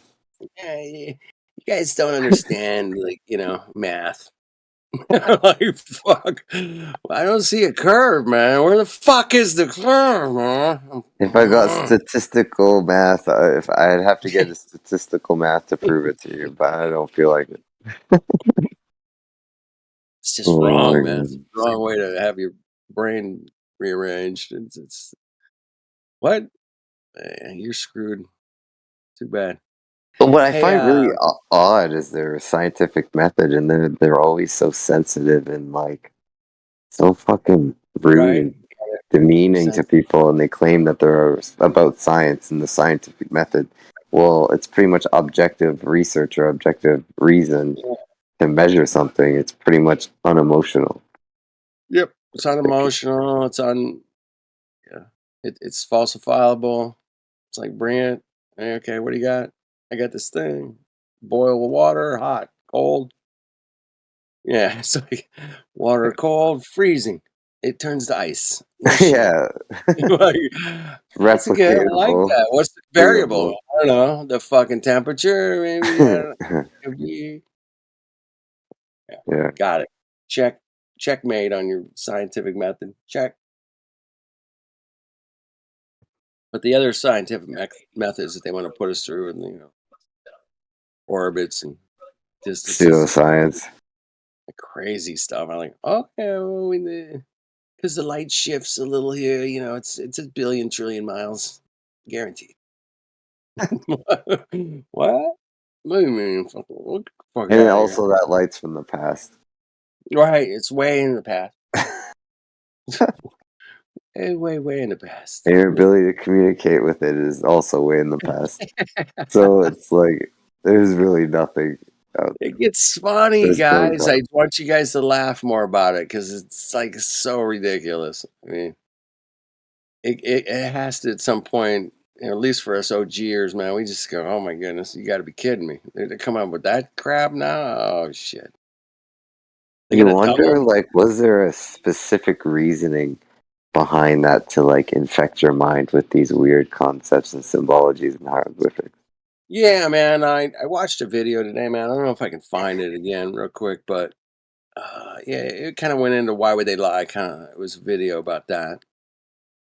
And it felt like in It's not so much 1990. the lie, but for me, it's about why would they want that specific imagery in our minds, or that specific numbers, or that specific. Yeah, the numbers, man. Yeah, they're tricky with their numbers for sure. But they had to reverse engineer this thing somehow, and they came up with degrees an hour. Works out 90 degrees and 180 degrees, and 360. We got all the degrees. Hey, you go to school, you get a degree, right? Yeah, that's what I'm talking about. You join the Masons, you get a degree. Degrees. You got to get some degrees here and degrees You're there. there. Yeah. Anyway, that's Larry knows what I'm talking about with the degrees. 33 degrees. We're gonna send help to Hawaii with laser precision. Focused laser precision. There you go. That's the My kind of brother humor I wants love. my brother wants a new piece of land for a good price. Piece of land, yeah. But it's so simple to get those numbers. And there's so many ways to hide it in math because all you got to do is like divide 2 by 3. So, Yep. and then you get a bunch of Forget about it. 0.666666. Yeah. So You're opening subjectivity, right? And it's like you can make it whatever you want it to be. you guys have all heard of the 23.4 degree tilt. You guys know about that, right? Yeah. Oh, you mean 66.6 degrees? Oh, well, 23.4 taken away from 90, ends up with 666, right? That's weird, right? Yeah, it's kind of weird, right? It's a coincidence. Well, it's 23.4, right? If you divide that by 2, right? You get 11.7. And really, the sun is moving 11.7 degrees on each side of the equator, right? Shit. 11.7. So think about that. You guys think about that for a while and get back to me. You don't have to answer me now, but I want you guys to keep that in mind. Next time you look at the sun and go through winter or summer, or spring or fall, the seasons. If you live on the equator, it moves 11.7 degrees to your left and 11.7 degrees to your right. That's it. I'm trying to start a new thing where you say up yours, William Casey, because the dude is that CIA director that said, "Well, no, our disinformation program is complete," when Hey, everything the American public believes is false. William Case. Yeah, so I'm kind of trying to start this new thing with the up yours, William Casey. Yeah, up yours, Flat man. Earthers, Exactly. we know something, right? I'm gonna post. Well, I just tell them to fuck off. I mean, fuck you, man. Fuck off. Fuck off. And then I keep it simple. It's quick. It's like nah. It's like Yeah, somebody going, "Hey man, I went to the beach and saw the curve of the Earth," and I'm like, sure "Did you what? did. The hell are you talking about?" Shit, I was just there yesterday, man. I didn't see no damn curve. Looking left and right, islands, the coast. You can see forever. It's incredible. It's a beautiful day, clear, a little overcast, but man, I can see forever. The waves are calm. The dang Beautiful. Illuminati card game, the flat earther one. There we go. I found it. What are we Well, looking at? I'm just saying, William Casey was wrong because the Uh, flat earthers, we know yeah, something, and flat I'm earthers using know that. something.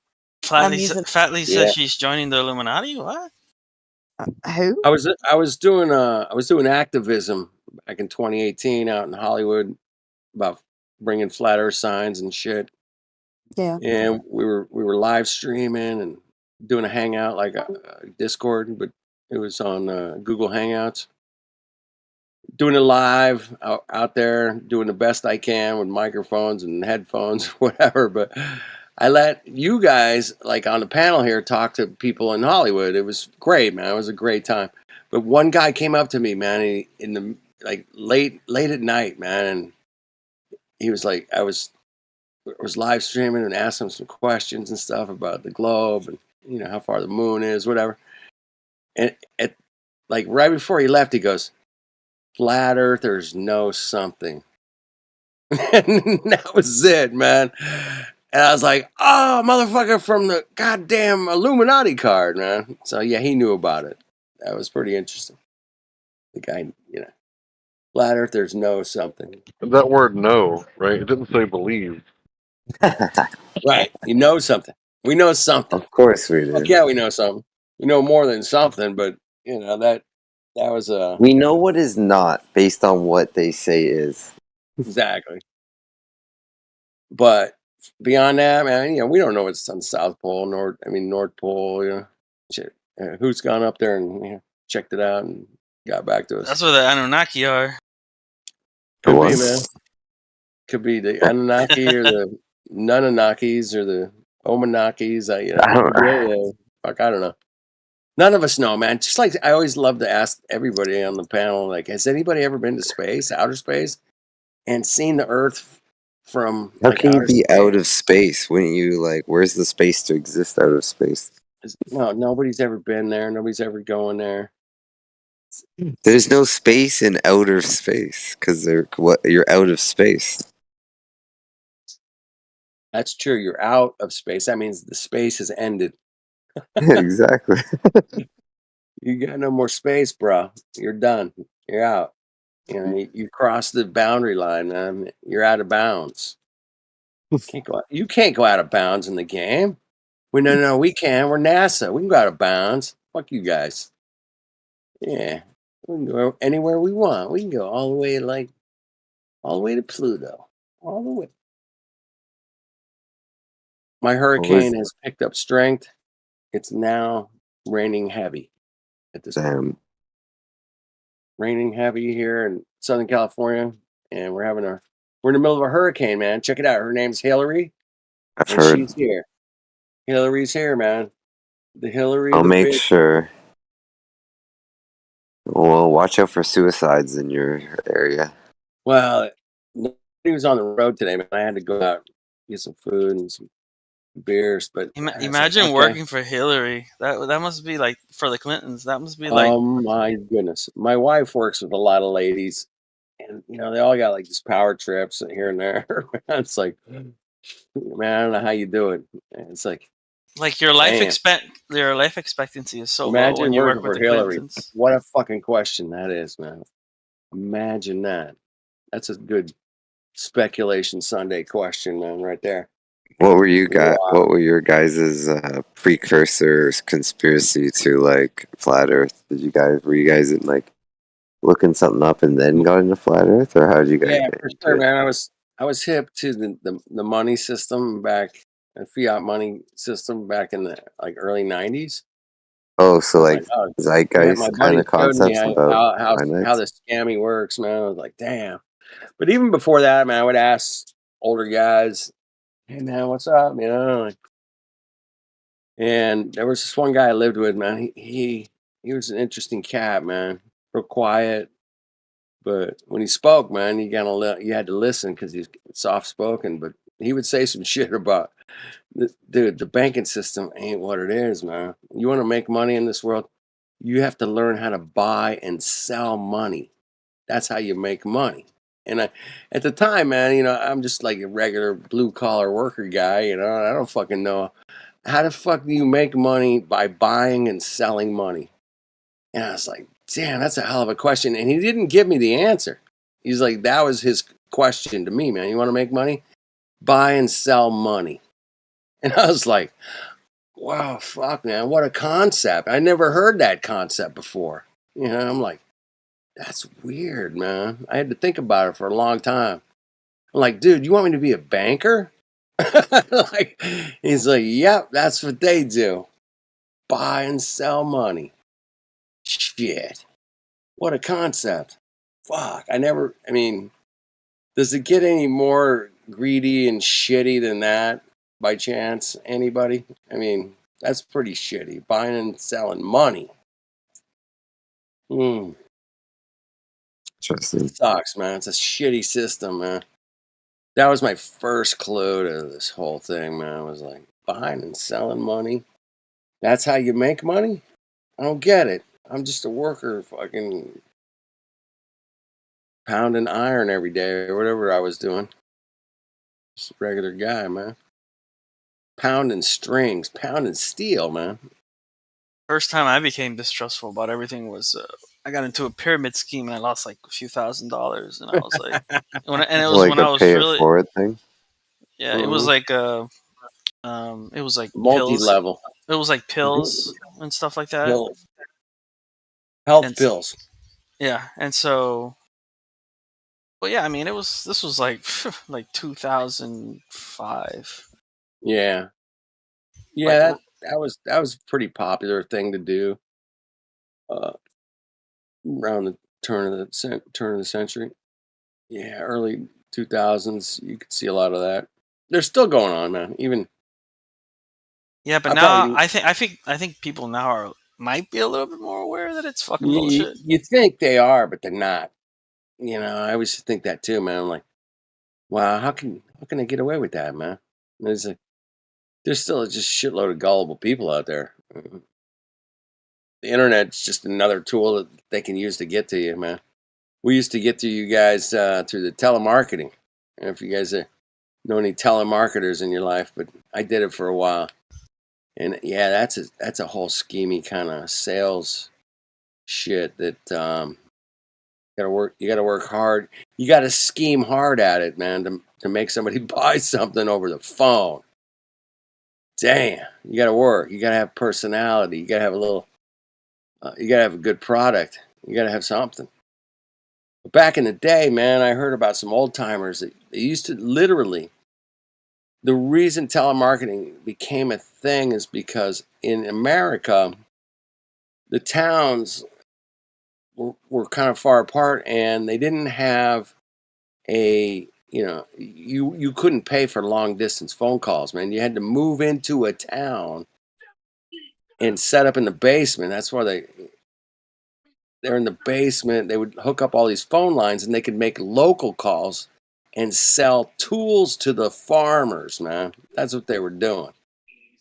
Like, dude, I can get you a brand new, tractor or whatever it was. I mean, they were selling everything, but they would move into a town because they didn't. Anyway, telemarketing. Still a lot of gullible people out there, man, buying shit, sending credit cards.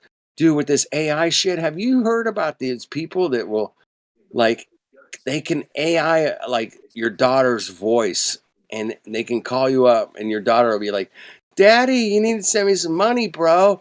They got me over here," and it sounds just like your fucking daughter, man. And that is wicked fucking crazy tool that these motherfuckers are exploiting, man. These motherfuckers. Have you seen the AI the TikTok AI chicks, like the ones that they play like a NPC type thing, like a robot? You seen that? That's fucking I crazy. think I've seen a little bit of it, but I'm not hip up on that, man. No, not hip. I'm not hip either. I just saw a YouTube video of it. They were making fun of it, and it was like really crazy. Like, I can't believe people are actually paying Yeah. thousands upon thousands of dollars to watch some chick eat Oh virtual yeah. food. I've heard about that.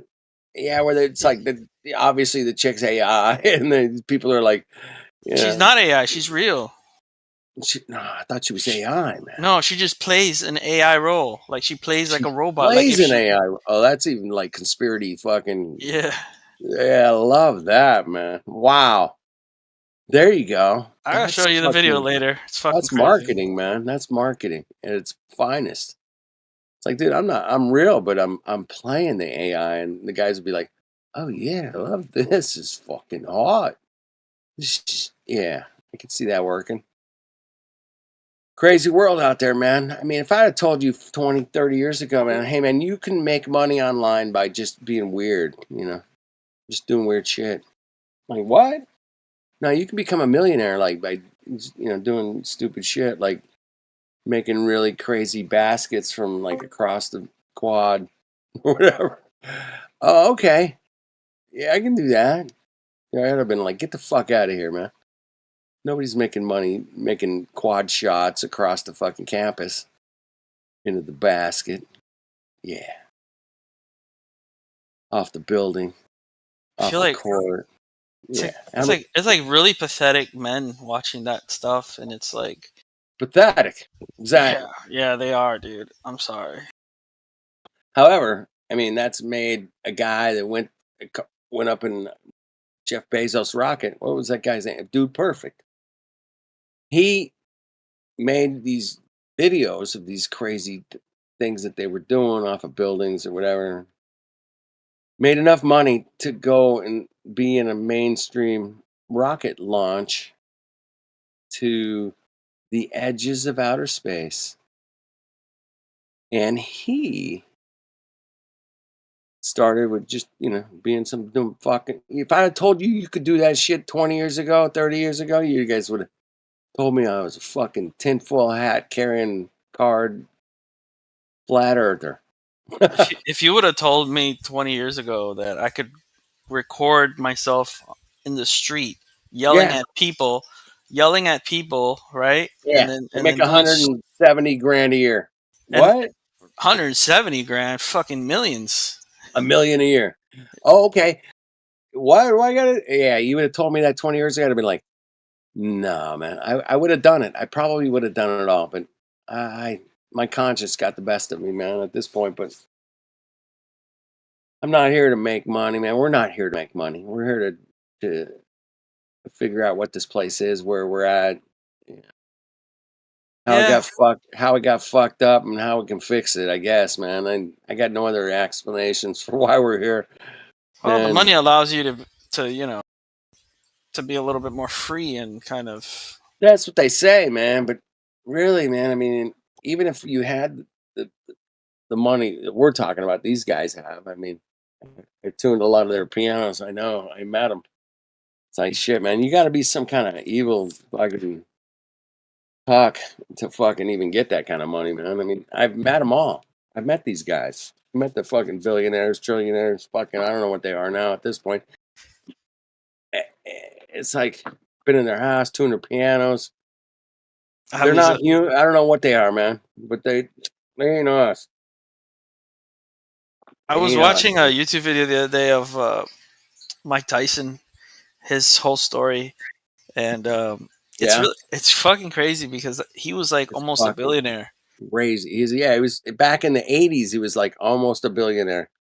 Yeah, and now he's like, he might have a few million.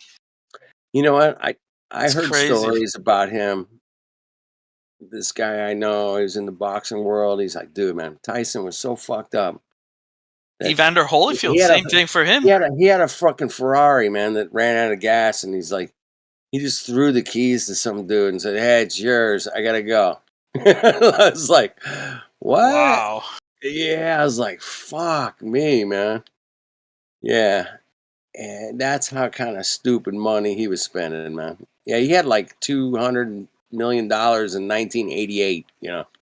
89. I was like, You know "Holy what fucked up his shit." life? The only thing that fucked up his life is when he said that he had sex with that woman. If he wouldn't have said anything, it would have been just her word. But because he admitted to having sex with her, that's what made him go down for rape. There you go. If he would have just kept his mouth shut, I'm pretty sure that she It's didn't good have advice, anything. man. The same I thing mean- happened to Evander Holyfield. Something happened with I think it was his wife or something, and they got divorced, and he lost like all his money. Plus, he was Yeah, doing some other stuff too. But I mean, back then, Holyfield had maybe $50 million. I mean, Dude. it wasn't like Tyson had 250. no, he had $500 million. He had a half a fuck. No, he must have 500 million, yeah. He must have done some investments and hit the stock market or something, man. I mean, he didn't win that money boxing. He's even worse right now than Mike Tyson. Believe it or Tyson not. won like 200 fucking million boxing back in the day, man. It was like crazy money. And Yeah. the funny thing is that $1 million back in the day now is probably worth like maybe 250 grand. Yeah, exactly. Yeah, deflation is huge. Yeah, 100%. Yeah, I mean, even take my example. I bought my house for $200,000. They say it's worth $1 million. I'm like, I bought it 27 years ago. They say it's worth $1 million. I'm like, yeah, okay, that's what they say it's worth. Yeah, but I bought it for 200 grand. Which is $1,000 a month mortgage, and I paid that for 27 years. So that includes insurance and principal. How is the average person supposed to getting There's paid no way. minimum wage, getting no paid, way, man. being able to afford property? That's fucking nuts. How inflation is not keeping up with. Yeah, it's not keeping up with wages. It never wages. has. That's the thing, man. I mean, there was a time if you worked at the Ford factory in the 50s or 60s, you could probably buy a house, on a half acre or something. Nice little house, 3-bedroom, 2-car garage, maybe, I don't know. But yeah, you can make it good, man. Drive a nice car every day. Your wife could stay home, take care of the kids. Yeah, would have been great. That's a fantasy. It's a fantasy lifestyle that's long gone, man. They destroyed that shit, back in the 90s. They started destroying the fuck out of that shit. You guys seen that movie, Roger and Me? How It's a old documentary. is It's actually a documentary I don't. about, I've never about heard how of it. Flint, Michigan used to make car parts and refrigerators and all kinds of shit, man. But all that shit went away, man. Yeah, America used to manufacture a lot of shit, but I mean, all these people, man, all they did was they go to work every day and they built refrigerators or car parts or whatever. And it was like you could buy a house and you could fucking, settle into the community, and you have your weekends and vacations, and yeah, it was great. But oh yeah, all that shit got ripped away, man, when they started shipping all those jobs over to Indonesia and even South Korea. They were building a bunch of shit for years. Got too expensive there. They moved it to Indonesia, and then off to China next. Yeah. Shipped all that manufacturing off to China, somewhere else. Taiwan. Sad, man, but it's a fact. And we're all just here dealing with the remnants of all that destruction. And it's a bit of a shit show out there right now, man. It's a bit of a shit show. We got hurricanes, earthquakes, fires, presidents getting indicted. What else do we got going on? Yeah. Did you hear what he There's a got war indicted here. on? There might be a war here or there. I don't know. It's hard to keep up.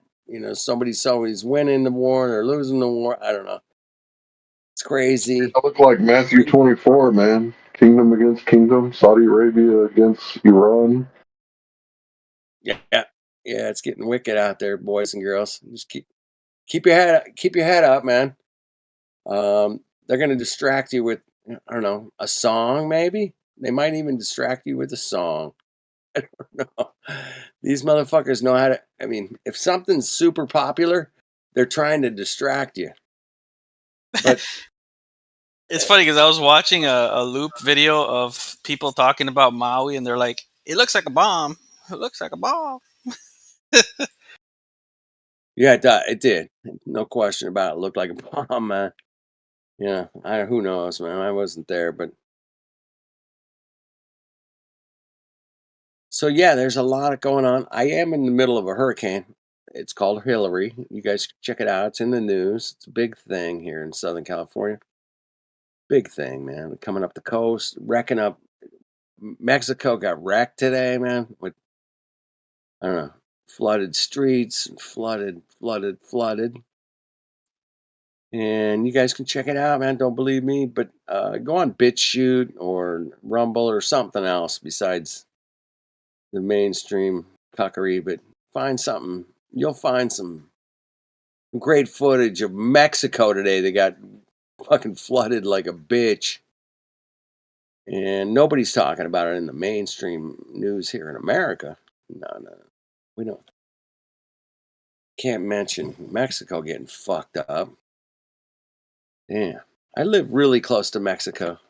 I don't know about you guys, but I love Mexican people, their culture, their food, their music's it's growing on me over the years.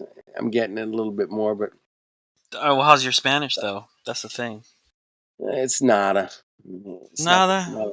Nada. No está muy Not a bueno. bueno. Not a bueno. Hmm. So yeah, it's not that good, but I do appreciate the culture. I work with a lot of Mexicans and Mexican Americans. A lot of them I grew up with, and my buddy was Mexican American. Well, here's the thing. A lot of people, when they think like they always talk bad about Mexicans. They're coming. But the thing is, right? The No. majority of people that are coming in from the South are actually Mhm. not Mexican. They're actually from more South America. Yeah, they're more like Brazil and Yeah. down there, man. Like in some shitty countries. Yeah, real. Well, Yeah, a lot of they're them are good, coming man. from Venezuela. But yeah. But I mean, there's no. I got the facts. I grew up here in Southern California, man. It definitely a lot of immigrants that came in. Even their families, man. Their dads and their moms were from Mexico, but they had their kids here, right? And it made this great community, man. I mixed well with it because I just love hanging out with people and they want to drink and eat food, man. And yeah, count me in, bro. Where are we going? And you got music? Oh shit. Yeah, let's do this. You guys are great, man. Tacos, and I just love the whole Mexican family thing, man. They would get together and party their asses off, dude. They knew how to party. These people knew how to have a good time. I love you guys, man, for it, and I'll never forget it. But I live in Southern California. If you look at all the architecture, all the buildings, I'd say like at least 80% of it was built by Mexicans, man. At least. California is completely Mexico, really. Architecturally, if something's getting built, man, Mexicans are doing the roof, they're doing the concrete, they're doing the steel work. Nah, it's just great, man. So thank you. I love people that build shit, man. And you want to go out all day and build shit or pick the harvest? Yeah, man. Imagine picking a harvest, bending over, pulling strawberries all day. Fuck. These guys do it. They like to work, man. Mexicans do like to work, man. I like to go out, get it done, and then on the way home, man, I grab something to eat, maybe something to drink. Good lifestyle, man. But the system has completely corrupted everybody's lifestyles, man. Whether you were the guy that worked at the Ford factory back in the 60s, man, and making, $5 an hour, whatever it was, and you could buy a fucking house on $5 an hour. Damn, what? Holy shit. Somebody was saying the other day that, and it made a lot of sense, that now, are most of the money most of the jobs that are being produced and stuff like that all have to do with like entertainment, right? Like everything is entertainment, constant entertainment, and so that's like the new currency is Yeah. is the entertainment. My wife's uncle worked at Boeing, and back in the like 60s, 70s, he was able to buy a house and buy another house and have a rental property. You could go in and buy a property with literally no money down, man. If you already owned a house, I mean, it was easy, man. And the numbers worked out. So let's say he bought a duplex like he did. He could rent out both units, and it literally was a positive cash flow every month. He pay the insurance, fix the toilets, whatever. It was always a positive cash flow. It was easy to do, man. I mean, my ex-wife's dad owned like 12 different apartment complexes in Syracuse, New York. Some of them had like 10 units, some had like 20, some of them only had 3 or 4. But he goes, dude, here's the simple math. You take the house, how much it costs, how much you can rent the place for, and then you just buy it. Because, there's always a positive cash flow at the bottom. Always. And it was real simple math, man. I mean, he did it on like a little piece of scratch paper. I remember him explaining it to me. He goes, it costs $300,000, and you got 20 units, and then you charge each unit this much, and then at the end of the day, you got a positive. And it was that easy back then, man. Now you can't do that, man. Now you got to be some mega fucking, something that can build like 400 units on some property in LA. We're going to build 400 units, and I mean, you're going to have so much money up front. I mean, if you're going to go buy like a duplex in, I don't know, Downey, it's going to cost you like $2 million now. And you can't charge enough every month to cover the $2 million it costs you to buy that property, man. You can't charge people like 10 grand a month to live in an apartment.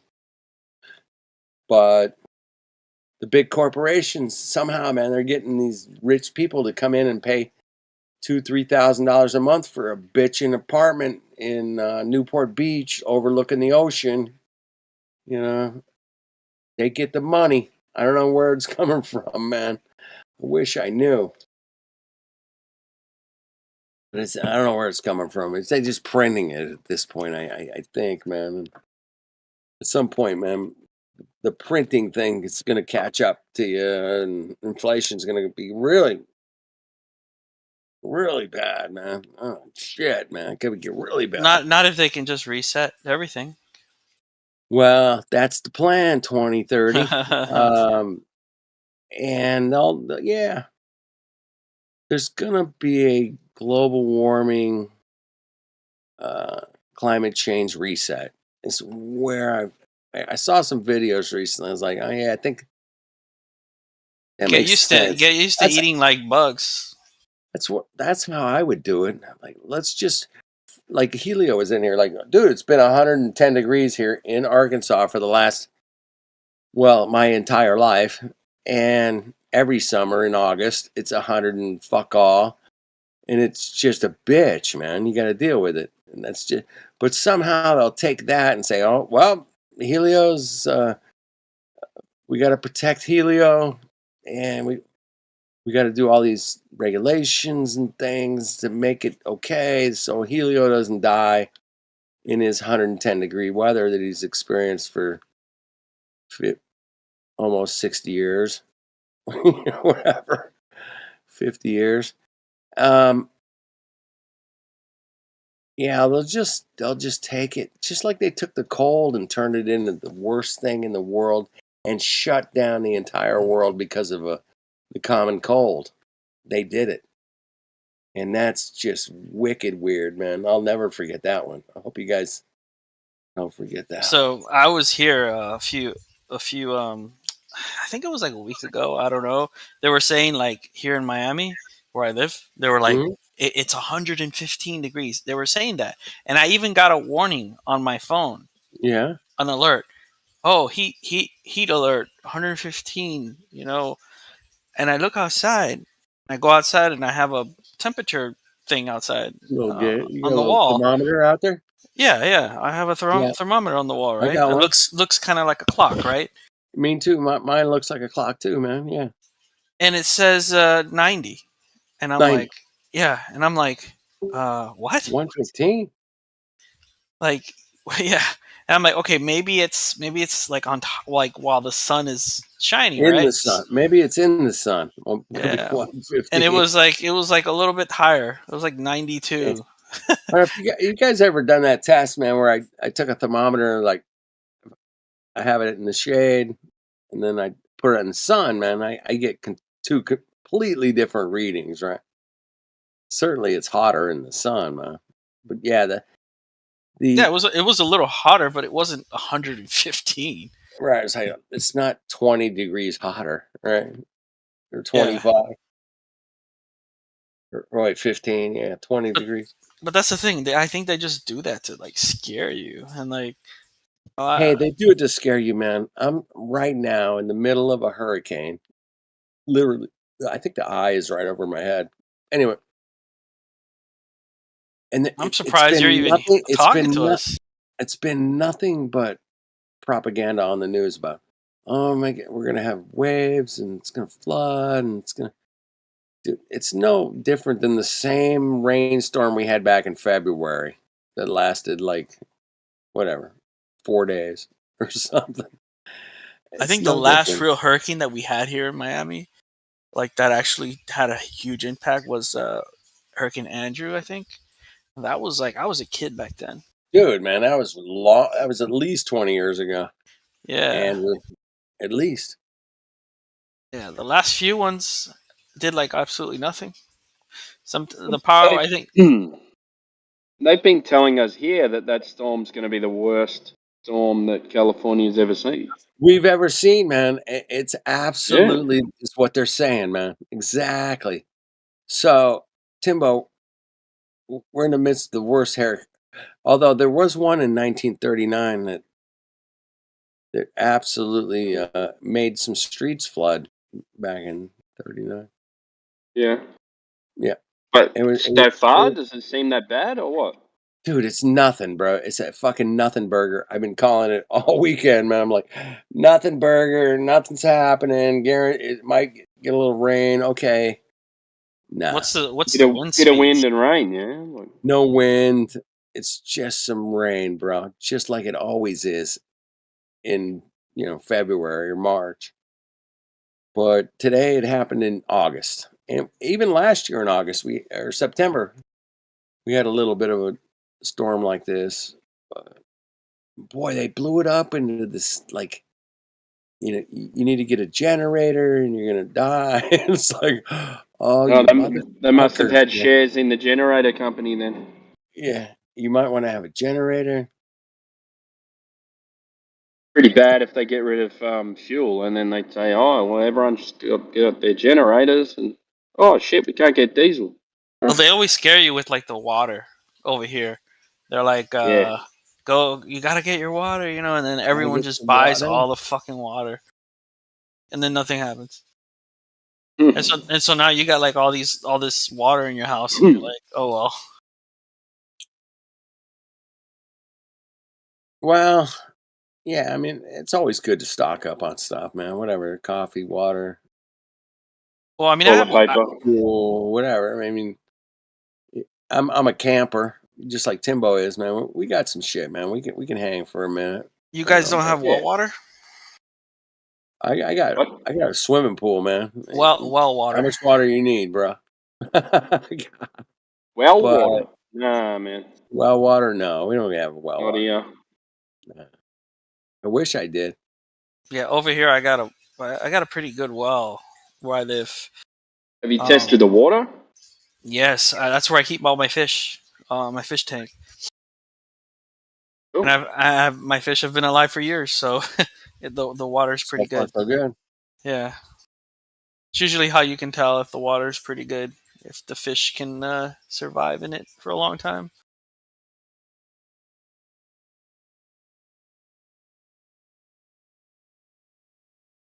That's now a they're great, now yeah, they're cooling in your that's a well, great point. or you mean you get the water out and put it in the fish tank,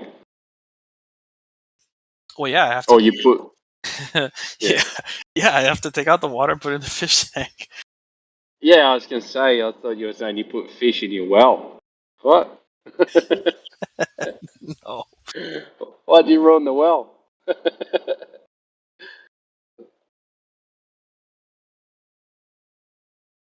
The funny thing is that down here the wells are, some of them are connected to other wells, and sometimes they're connected to the sewer line, and so you gotta kind of find the right one, because if I dig 30 feet away from my current well, or like, no, maybe a little bit more than that, like 40 feet, I'll get like a totally different well that smells like shit. Yeah, I don't know how all that works down there, I but don't think it would be sewer. I think it would be maybe rotting vegetation in the groundwater. could be. Yeah, it could be. Yeah, I don't think it unless the sewage system's leaking, but like a lot of them do. But most of the time, It probably doesn't have good filtration. That's probably what the problem with that one. Yeah, Because the one that I use, the well water, it smells really good. Like you could drink it. yeah. So because it's probably passing through a lot of rock and filtration. I mean, back in the day, everyone used to dig wells and drink Oh, yeah. that. You know. Yep. Even here near Los Angeles, man, the house I moved in was built in 1922, and there was a capped well. I remember a capped well on the property, and my neighbor's like, "Yeah, it's a capped water well." I'm like, Yeah. Interesting. Yeah, they want you to hook up to the mains so you can pay for the shit, mate. Yep. But 100 years ago, nah, you didn't have to pay for that. You just drill that shit, man. They didn't give a fuck all. My water bill is really low because I have my toilets connected to the well. I have the toilets connected to the well. I have whenever I'm gonna wash the car and stuff, I have that Oh, connected so as well.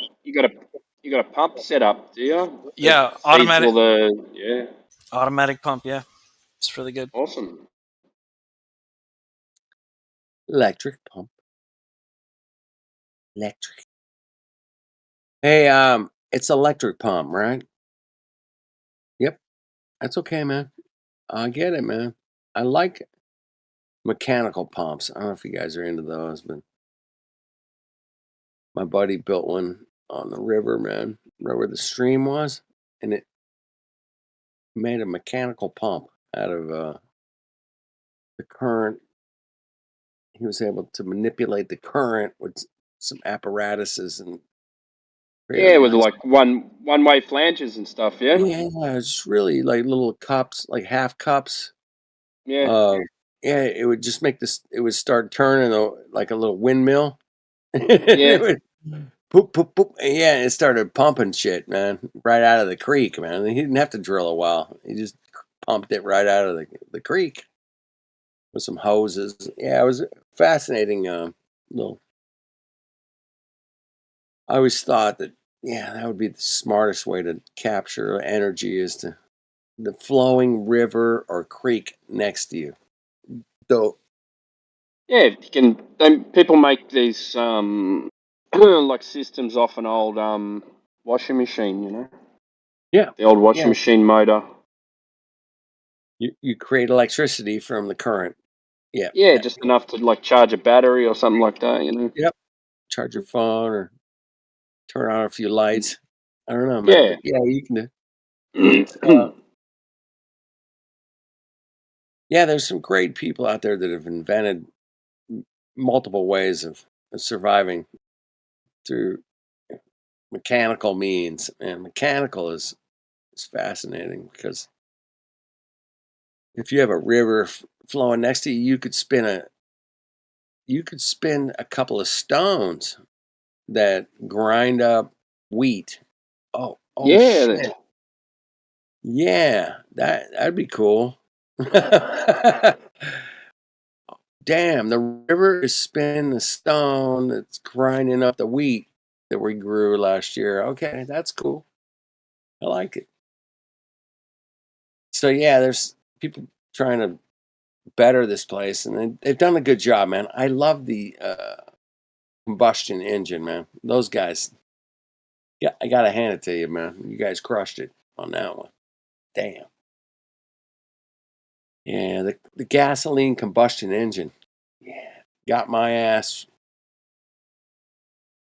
You know, literally, I've driven thousands of miles, if not a million miles, because of the combustion engine. Now, a million miles doesn't seem like a lot to you Globers. I get it. It's not that far. It's only 4 times past the Earth or Moon. 4 times past the Moon. Yeah, a million miles. Right? 4 times. It's 2, 3. Yeah, right around there. So, the fact that I've only driven a million miles, it's weak, man. It's weak. I have to go back to it. It's a globe for sure. I've only driven a million miles. And, outer space is like trillions and trillions and trillions of miles. And how can I compete with that?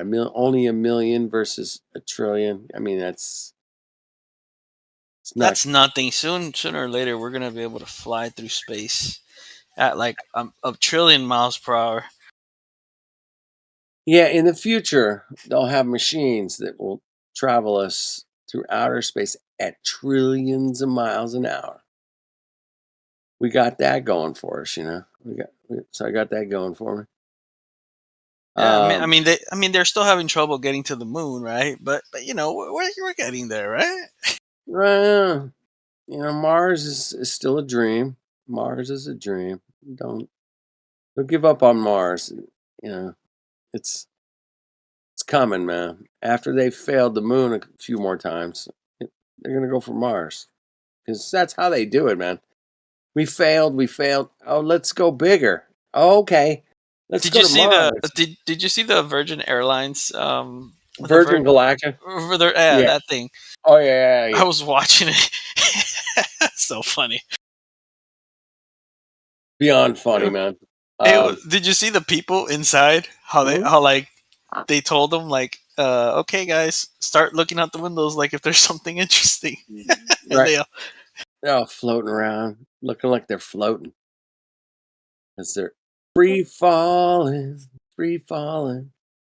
Yeah, Free they're just fall free falling. Yeah, it's free fall. It's no different than the 0G plane, the Vomit Comet. Yeah, no different.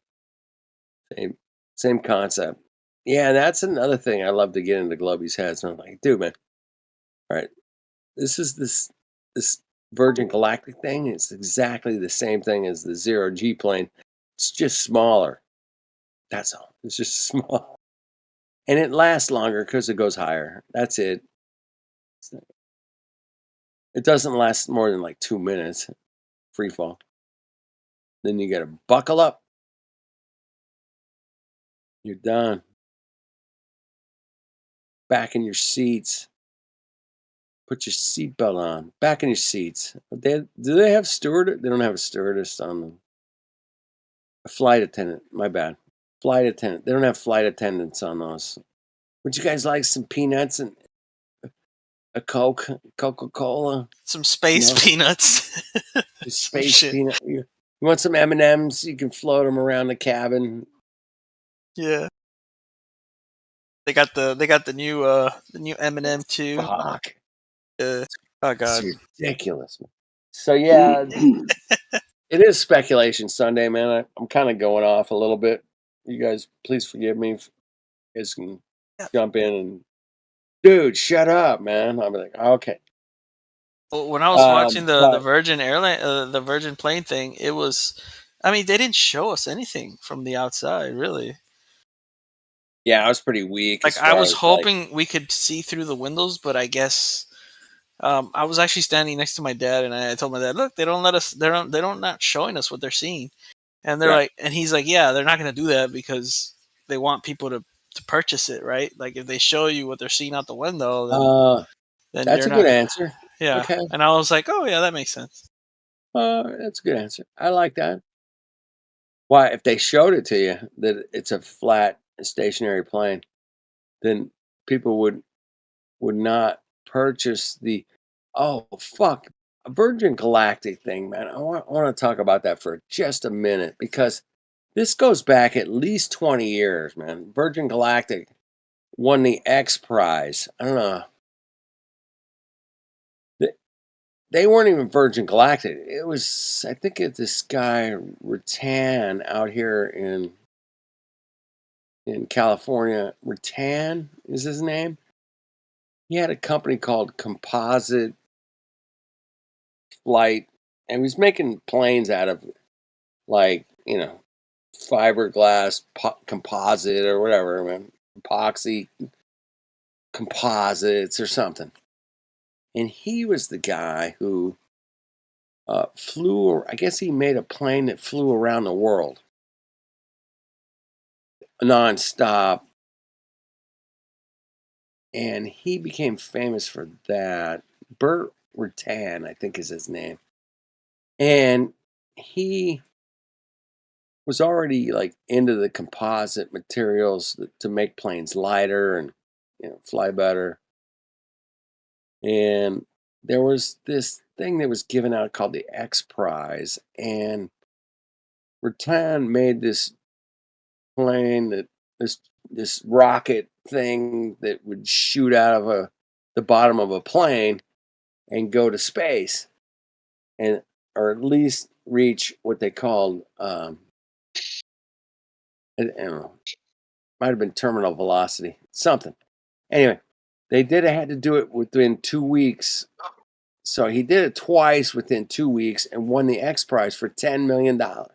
It was $10 million. He won the prize. Now, that's when Richard Branson came in and said, hey, I'm going to invest in this, and I'm going to make this company called Virgin Galactic, and I'm gonna build a whole space like landing port, airport kind of thing in the state of New Mexico called Truth or Consequences. New Mexico is the actual name of the city. Truth or Consequences. You can check it out. Don't believe me. And he convinced the city of the township, the county, whatever it was, of Truth or Consequences, New Mexico, that if they gave him $10 million of their tax money, he would build this like spaceport. And that's where the Virgin Galactic Enterprise is. We're going to be launching people into space every day from this wonderful airport, just a spaceport outside of your city. And they went for it, man. And they gave Richard Branson $10 million to build this thing called Truth or Consequences. I think you call it like a spaceport or something. Virgin Galactic Spaceport or whatever. You guys can check it out. Don't believe me. And he also got like thousands of people to give him a $250,000 advanced on the trip to space. Okay. He got thousands of people to give him. It was 250 grand up front to reserve your spot. And 1,000 people showed up. That's a hell of a lot of money, man. Just the interest alone on that kind of money, man. You could live pretty lavishly. Fuck yeah. So, yeah, Virgin Galactic and the whole Richard Branson scam for space is over 20 years of this shit, man. 20 years of this shit. He's been doing this. And how many people have been up in his little rocket that didn't die?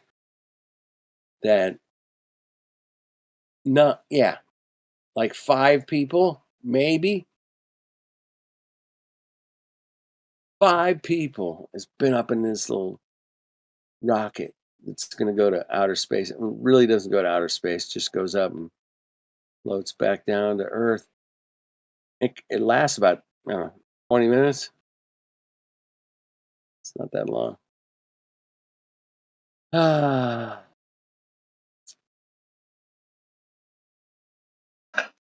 Just another cuck show out there huckstering people, man, with the dream of going to outer space.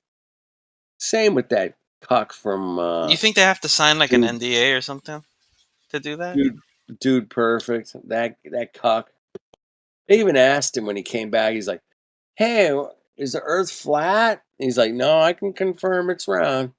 And I was saying, why the fuck would they put that in there? That guy just launched himself into. Yeah, I was watching the lady talking, and she's like, "Well, as you can tell, the Earth is not flat." And I was like, "What? Like, why would you even like mention that? Like, why would they throw that in there? Just a speculation on my part. They had to throw it in there because more and more people are like, "Hey, man, wait a minute, we're shooting through outer space at 2.6 million miles an hour. What the hell? Who came up with that fucking number?" Yeah, I think if a lot of people weren't actually awake, I think they wouldn't even say anything. But because I think so many people are awake, I think they're like, yeah, they're freaking. They're trying to do like the whole mind control thing. Yeah, they have to manipulate the narrative any way they can, and it's funny how when they get caught, and they have to come up with something so ridiculous, and we're here to bust them, man. That's what our job is, man, to bust them. And dude, you have to. What the fuck did he just say? Rewind it. Okay, yeah, we have the capabilities of rewinding shit and looking at it again and asking the question, going, Did he really just say that? Wait a minute. He just kind of blew past that, but we caught it. We caught him saying, well, it's just an orbital mechanic thing. And yeah, we went back and reviewed the tape, man, and said, hey, man, what you just said there has, we got some more questions.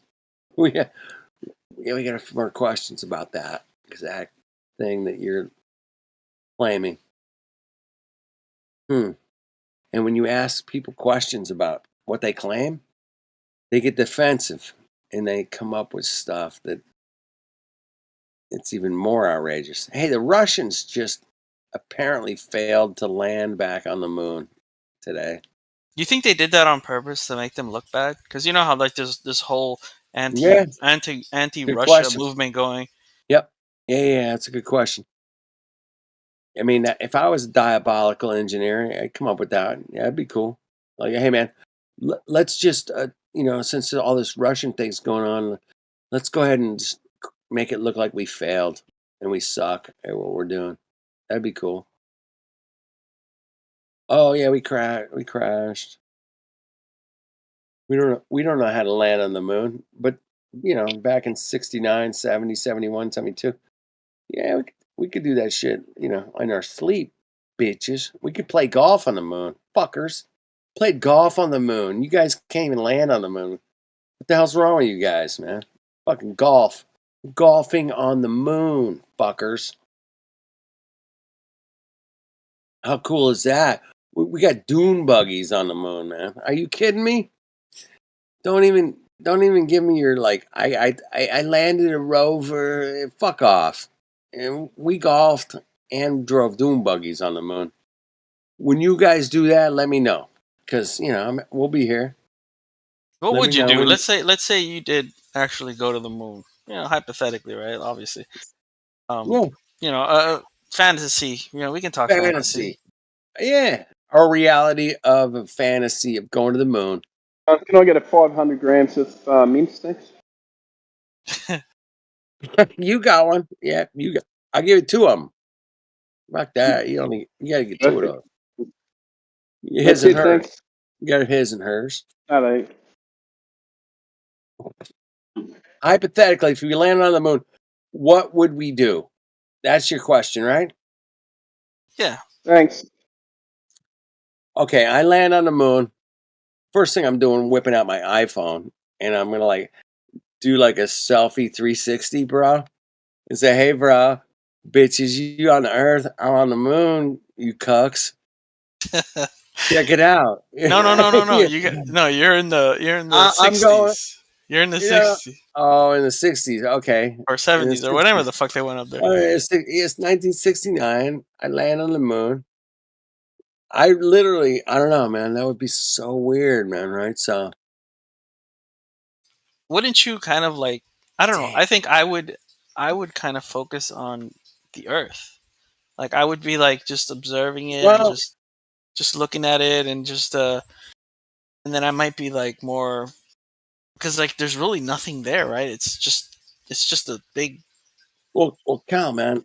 One of the things that they said once they landed was that seeing the Earth from here is, it's biblical, literally. I think that's what they said. In not so many words, probably a lot more words than that, but that's what they said is we're all one man, we're all one earth, we're all one kind, let's get along. Yeah, it was that kind of a speech that went on before Neil even stepped foot on the moon. They had some kind of a looking at the earth. It was just made us think of we all need to get along, something like that. Anyway, it's Speculation Sunday. It's pretty close to what they said biblically. And then they landed on the moon. This is one small step for man, one giant leap for mankind. But yeah, they didn't have the Earth in that shot, man. I don't know where they missed that one. Shouldn't have had the Earth on there. Damn, they missed it. Yeah, but was it really a like? I don't know. I don't think it Was was it really. real? Was Was it it real? really that much of an accomplishment? I mean, I guess so, but Well, they sold it for like about 8 years, 9 years. like, Kennedy, 1960s, like, we got to commit a bunch of money. I know you guys are already paying a lot of taxes, but it's only going to be like an extra like 10 cents a day for each of you. yeah, like it didn't really help humanity in Yeah, any way, you he know? came up Like, with some fucking weird number in a speech in 1960 that we're going to go to the moon and we're going to bring people back and we're going to do this thing and it's going to be expensive and I want you guys to chip in, everybody chip in. We are We're not going to the moon because it is easy. We are going because to the it is moon hard, because it is hard. not because it's easy, because it's hard. We're going to invent new materials that have never been invented before. We're going to do things Velcro. that are just going to blow your mind. I tell you, it's going to blow your mind. The stuff we're going to do on the moon. Oh my God. I can't wait.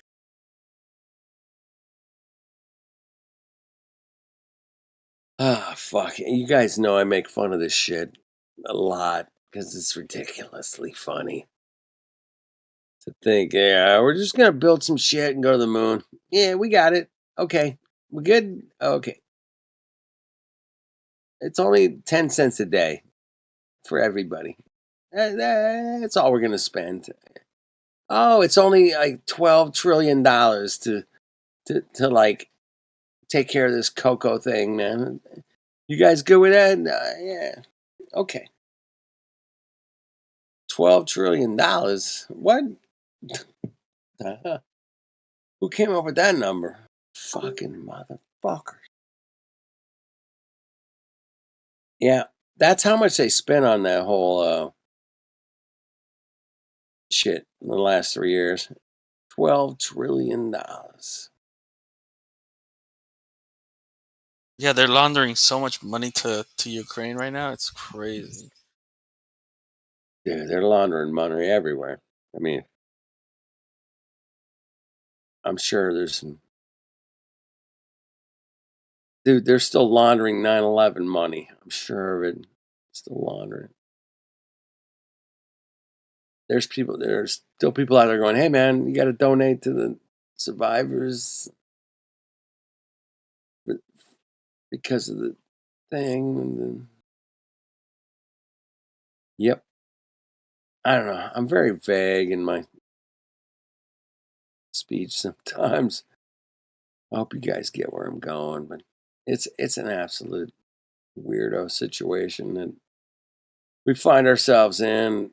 However, seeing through the clouds is pretty cool, man. Seeing through the haze is I was pretty looking at the nice. moon today, and the moon is just starting to light up. Just a tiny little sliver of it Yep. is Little lighting up right crescent now. moon. Last night, I saw it last night. It's the beach. I could see it. It was beautiful. Sunset. So yeah, it was right there, man. The sun went down and the moon was right there.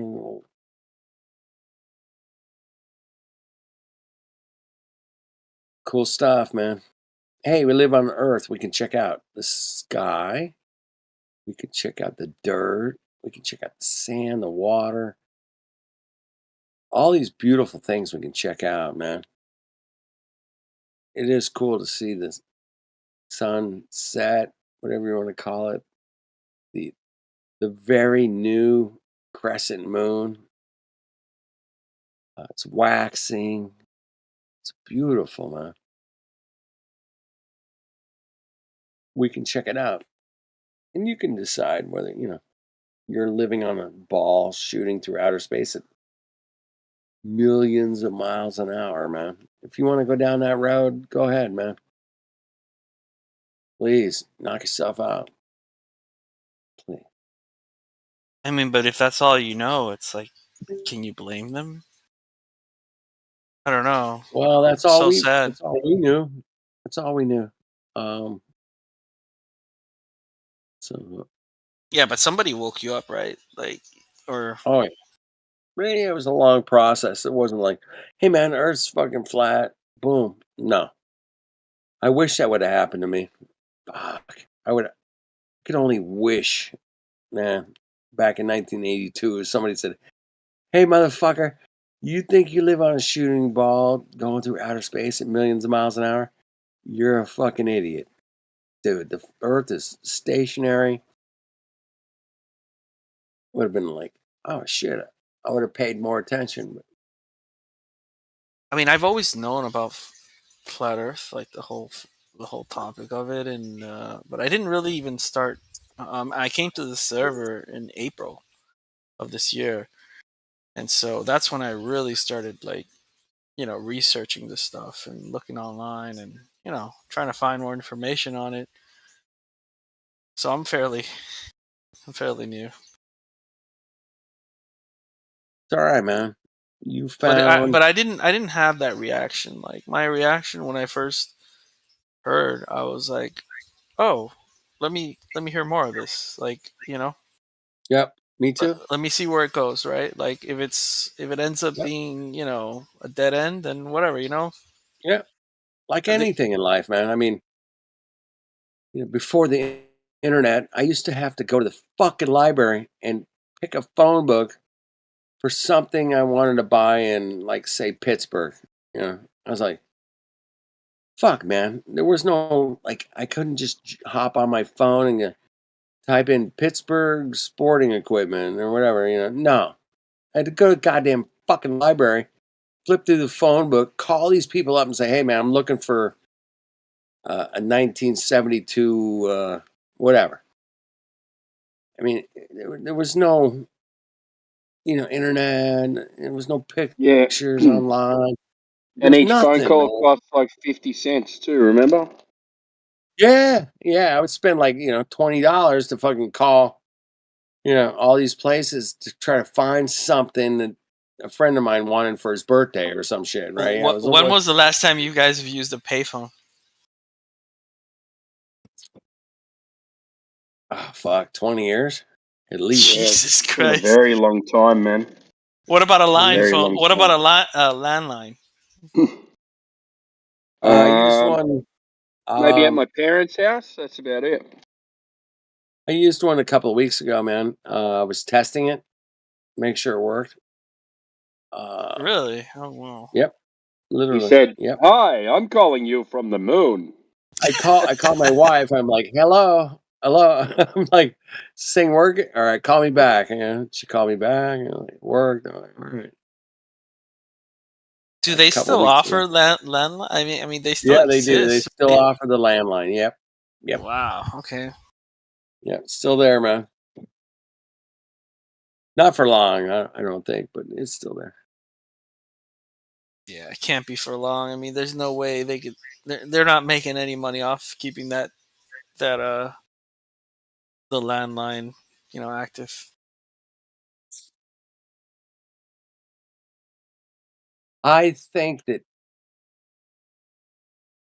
all of our phone calls are recorded, and it is put into the AI system somewhat, man. And even our conversations we have here were about the craziest shit, right?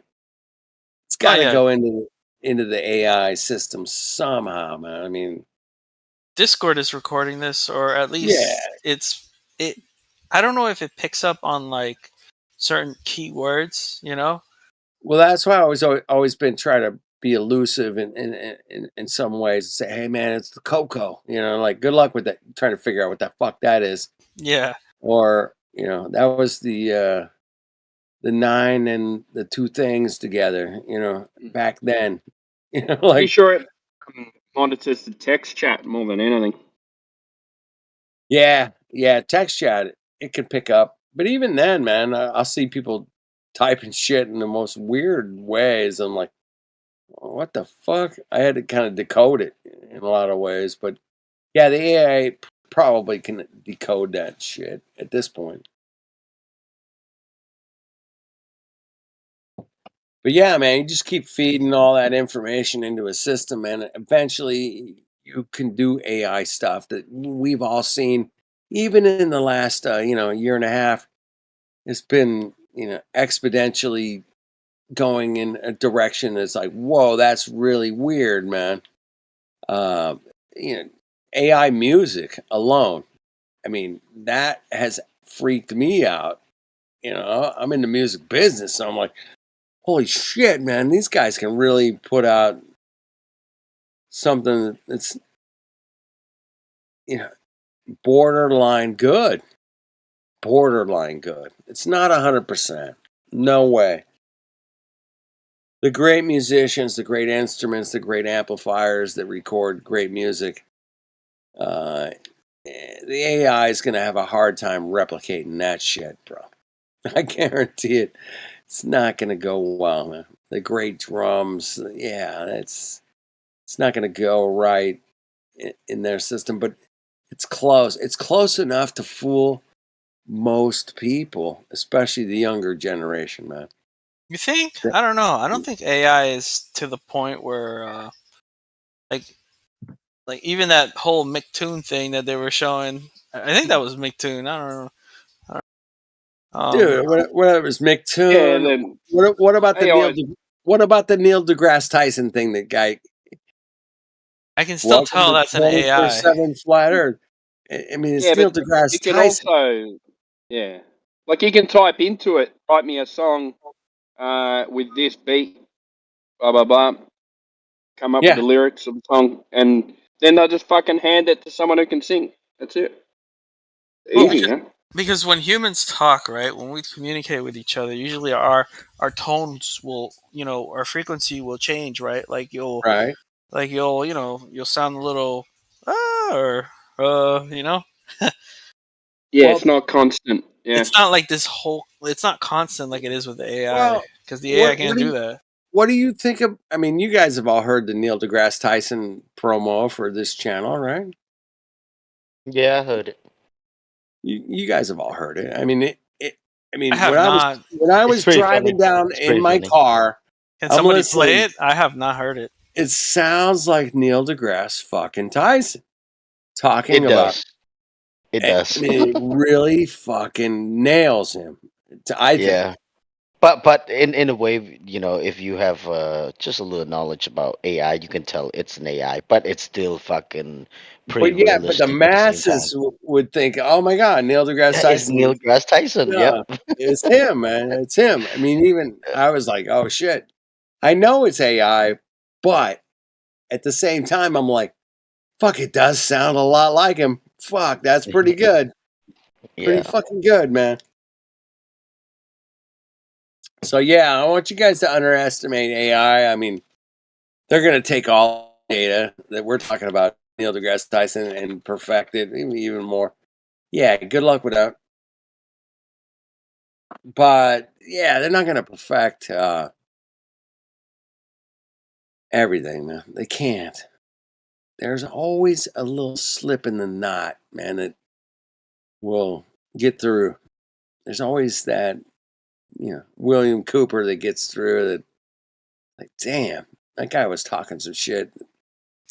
What's really freaky though is the videos where you watch somebody talk. I've seen some of these where like they're talking, and it's not the guy's face; it's somebody else's face, or it's like a younger version of him, and it looks freaking crazy real. That looks really real. Hey, I'm a deep fake. I've been into deep fake for a couple years now. I'm like, holy shit. If they're showing us deep fake now, they've had this shit for 20 years. I guarantee it. And that was 2 years ago. I was like, holy shit, Tom Cruise has turned into, John Travolta from Pulp Fiction. Get the fuck out of here, right? Did you see the movie where this guy? And I'm like, I was like, get the fuck, no way, that looks so good, man. It was pretty fucking close, man. Damn. You know, Tom Cruise is in Pulp Fiction or whatever. Get the fuck. What Get was? the fuck. You remember the movie where the guy would he went back in time and like his future self or his past self came, Mm-hmm. or I don't remember, like they're like assassins that go through time, right? And it's I think the actor was fuck, dude, it's a famous actor, but I can't remember his name. It's all right, man. It'll come to you. It always does. Might be 10 minutes or 10 seconds from now, but yeah, it'll come back to you. It's Yeah, called Looper. It's called there you go, Looper Looper. Yeah, I've seen that. with Bruce Willis. Yeah, Uh-huh. it's Yeah, that's a wicked one. Fuck. Grab some popcorn and some they completely changed his face, like red made him look vines. young. Yes. Yeah, so if they're showing us that now, they've had this shit for 20 years. That's my point, man. I mean, if we see,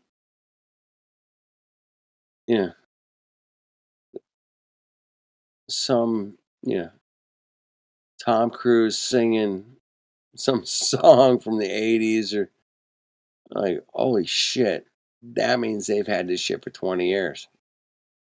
So they had the internet way before any of us ever knew about the internet. You think? Oh, fuck yeah, I know for a fact. I saw a live Zoom call in 1995, man. And it was cross country and it was high definition as anything today. And I was like, holy shit, man. That's going to change the world. That's going to change the world. The internet is going to change the world, and it did. It's gonna ruin the world. It's gonna And destroy the world. it turned it into what we experience now on Discord and through Facebook or Instagram or whatever, TikTok, fuck, you name it. It has absolutely they put the internet in your face on your phone right there. TikTok, boom. Yeah. They had this shit 20 years ago. And they knew how to manipulate it along the way, man. Yes, they did. And boy, did they ever. And it works. It works. It definitely works, man. I can live stream from my phone right now to YouTube and talk about whatever. However, I might get censored if I bring up certain subjects. Man, of course, I'm going to be censored now, but maybe 7, 8 years ago, you could put whatever you wanted on YouTube, man. They didn't give a fuck, man. If it wasn't nudity or something like that, man, they didn't care. You could sit there and talk about alien, going in. Hey, the aliens, they captured me from my campsite and they took me up in their spaceship and they put a probe in my butt. You could probably still talk about that on YouTube, but if you start talking about 9/11 or Coco or something, yeah, you're gonna get fucked. You're not gonna have a voice, man. You're censored. We all got censored, man, big time. Flat Earth got censored to the max. Even in Congress, they said, "Well, I'm in charge of YouTube, and if flat earthers come on, we're not gonna direct their content anywhere. No, we're gonna suppress the flat Earth content on YouTube. That's what we are gonna do. Welcome to the New World Order. Welcome to the 1984. How dare you have a platform to express, free speech or, anything like that. My goodness, science or scientific method or anything. No, flat earthers are done on YouTube, man. You guys are done. You guys are That's what she said.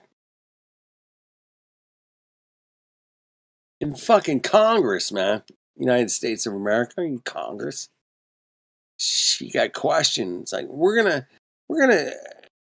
edit those flat earthers. We're gonna edit those guys down to nothing. And they literally have, man. And shout out to everybody's effort in here, man, to keep it going. But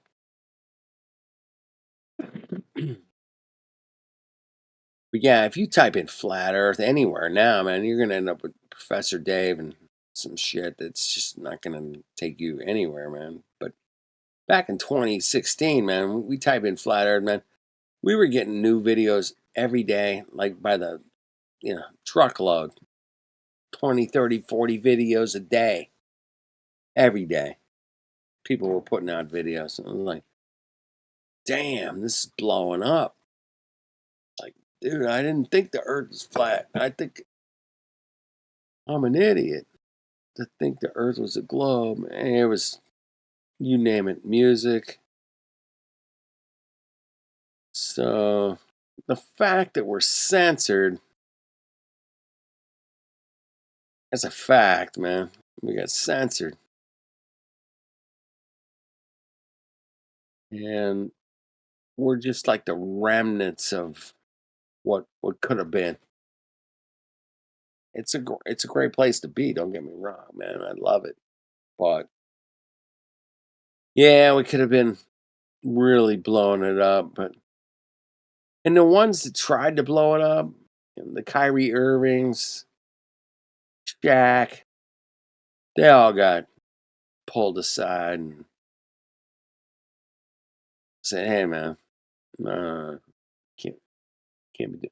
The Joe Rogans, nope, he got pulled aside. Yeah, if you had a big platform and you're talking about this stuff, man, yeah, you're gonna get. With the whole Kyrie Irving things, like I think he was genuine when he came out and trying to For tell us sure, 100%. whatever. Yeah, but Shaq, I think Shaq did it after they censor us. So now, when people in general start looking to flat Earth on YouTube, on Google, whatever, they control the algorithm already. So I think Yeah. Shaq was the puppet, regardless. But Kyrie Irving, I think he was really genuine and trying to tell the people what's going on. I agree, man. So Kyrie Irving comes out and says, "Hey, man, Earth's flat," and then he has to apologize and said, "I'm sorry I said that, man. I'm sorry. I'm sorry I told you guys the Earth is flat. My bad." No, I think he said something about the Jews too. So yeah, he said something about the Jew, and they kind of make him apologize about it. Yeah. I don't remember exactly what it was, but yeah, Well, he that's said right. something. Yeah. That was later, though, wasn't it? Yeah. Later.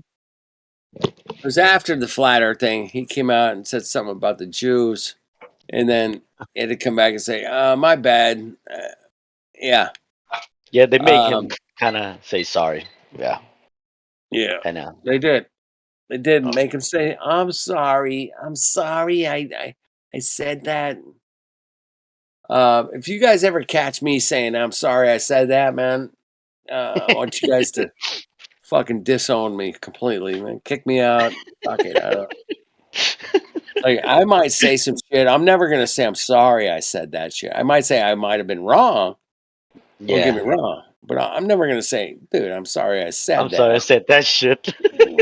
No, that's never gonna come out of my mouth. Hey, Professor, man, you funny as fuck, bro. I've been listening to you. What this if he whole What if he would have responded with "I was wrong" instead of "I'm sorry"? There you go. I was wrong. It would still be the same shit. I mean, Mhm. No, I was wrong. What did he? I think he came out and said, "I was sorry I said that." I think that's what he. Yeah, he made. Yeah, I think he made like He a didn't say like post. I was wrong. He just said, "I'm sorry I said that," and all you teachers had a hard time dealing with all my my followers shit. Yeah, I think he made a post about something about a documentary, and I guess it's something involved with the Oh, Jews that was too. the And he Jew said thing. some, yeah, Yeah. he It was said something the about the Jews, and you know what I mean, and you know who runs the whole, you know, Hollywood. shit. Yeah. So yeah, so they said, man, you better apologize, mother," So he did, you know. I don't blame him for apologize on that part, but just you know, we know the truth or no, you know what I'm saying? What's going on, you know? Just make sure you and your family good. We know you a truther too, but certain things, you know, he has to say sorry. So that part right there, you know, he kind of had to say sorry. If not, they're gonna fuck him up. Well, they'll do a Kanye on him, like, Yeah, you know, it's like what the fuck. pretty much. Went from a billionaire to a millionaire. Can you imagine that in one day? Yeah. Just Yeah, it's pretty crazy, but then the question is this, right? If we were in their position, would we do the same thing? And that's a scary question, man. You know, because a lot of us would say, "Oh, I'm a truther. You know, I'm gonna go out there swinging regardless I have money or not." You know, but then at the same time, we never get put in that position before, like having all this money, having all this fame, and then like, oh, well, are you gonna still be a truther? Or or you gonna help to be part the puppets, spread propaganda, and a lot of people, guess what, it's a scary thing, they would just choose the money and the fame and be the puppet, so yeah, man, it's pretty scary sometimes, man, but I hope, like, all of us, especially the ones in here, the OGs, whatever, when they get somewhere, whatever, never lose their sight, never lose who you are, because we are truthers, and Hey, I got I do believe that. Hey, Beats. Yeah. I got an OG problem, man. I mean, let me tell Why you. you always say something funny, bro? What the fuck? I'm not trying to laugh. No, man, I'm serious, man. I got an OG problem, man, and this has perplexed me for a long time, dude. Yeah. There were some people that were in the early flat Earth, 2015, 2016, 2017, 2018, that were absolute fucking truther motherfuckers, man. These people were hardcore, go for it, 100%. And in the last, I don't know, since Coco, they just fucking disappeared, man. And I just perplexes me, man, that did they burn out? I mean, there is a burnout in this system, man. I know there is. You know what? You're right. You're right. A lot of them Did they got burned out. burn the fuck out? They just couldn't handle it. No. And I'm okay with that, man. Any one of you guys wants to burn out, I might burn out. I'll admit it, man. There are days I have been burned the fuck out. Me too, bro. And I'm like, there's only so much that you can take from like Globers, right. right? It's only Like, so much, right? Eventually, you're like, okay, this is not going anywhere. They This just is keep not coming back with the helping. same bullshit. This is not helping. However, my perplexion is, I know that those people that burned out would come back in here tomorrow and go, yep, fuck yeah, I burned out. I had to take a break. And we've heard a few of them, man, that have come back in here. Like, dude, I just had to step away from it. And that's okay, man. But there's some mega people that were just like, and they're gone. They're fucking literally like, where the fuck did they go? And like, even if they didn't do anything, man, it was just like, let us know, like, dude, man, I'm done. I'm fucking burned. I can't do it. Give us something. But then they just dropped off. They're gone.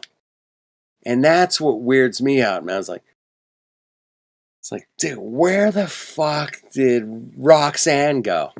Where the fuck did she go? She was like a powerhouse, flat earth, truth, motherfucking activists starting fucking tours in the UK. You know, Who was it? running. Her name was Roxanne.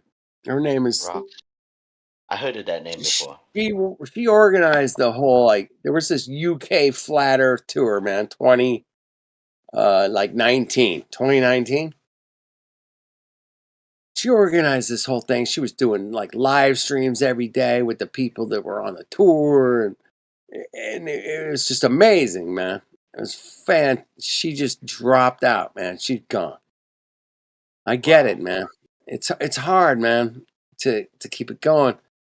Yeah, there's a few other people that I've seen, especially in the UK, that were out there, you know, on the street, live streaming, talking to people. Just gung ho. Let's do this. It's flat Earth.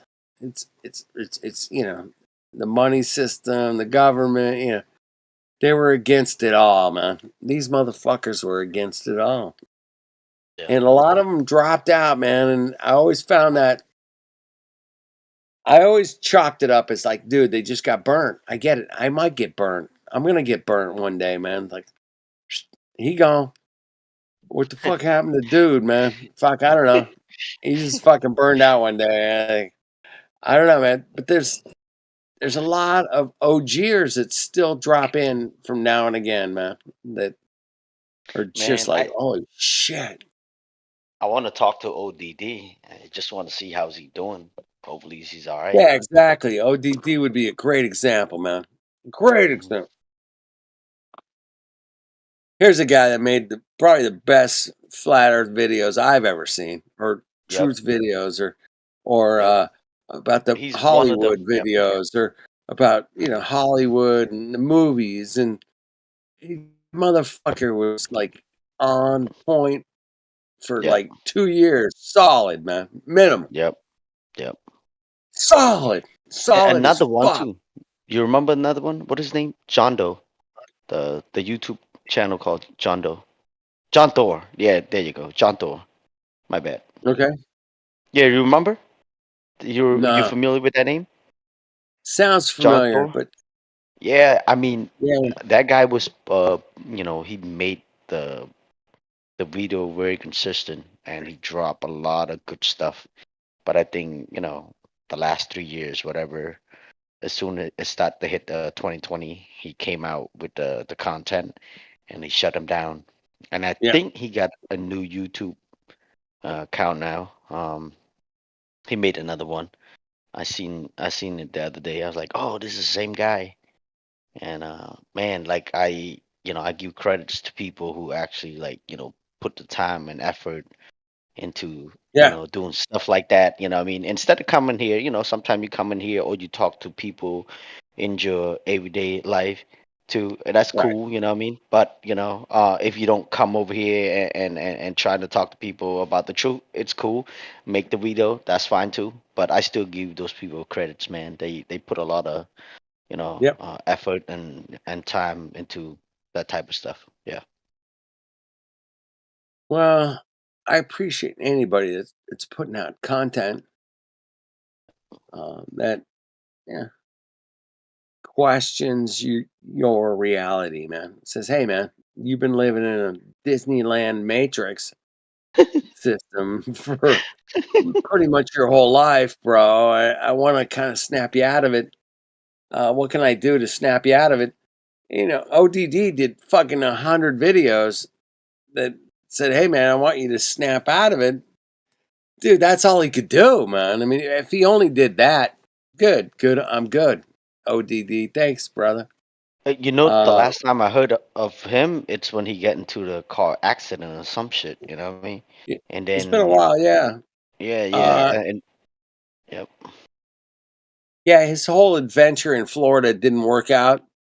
He ended up back in Denver, and Oh, I haven't heard much after that. That was pretty much it. But you know what? As good as he was, man, a little bit of a martyr in a lot of ways, you know. yeah. By the way, his channel is still up and running.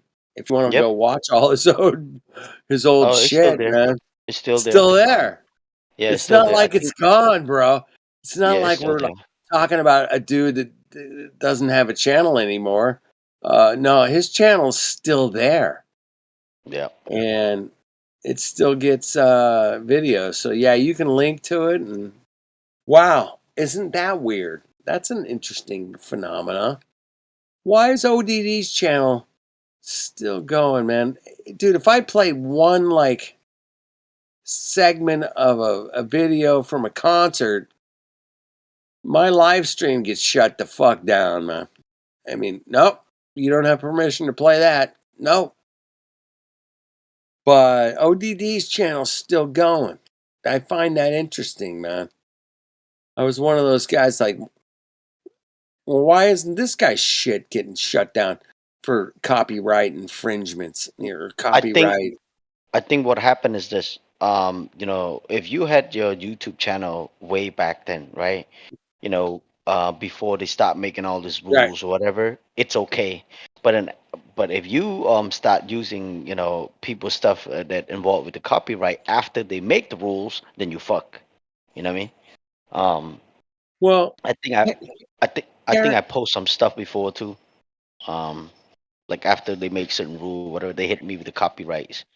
And Right. it's because some of my stuff that I put out there, the sound, it's just the sound, bro. Right. I think they It's the use sound. AI, whatever. So they hit me with it. So I'm like, I had to take that down. I'm like, I don't care about monetize this shit. I just want my work to be heard, So Right. We don't yeah. care about the monetization. Yeah. But Yeah.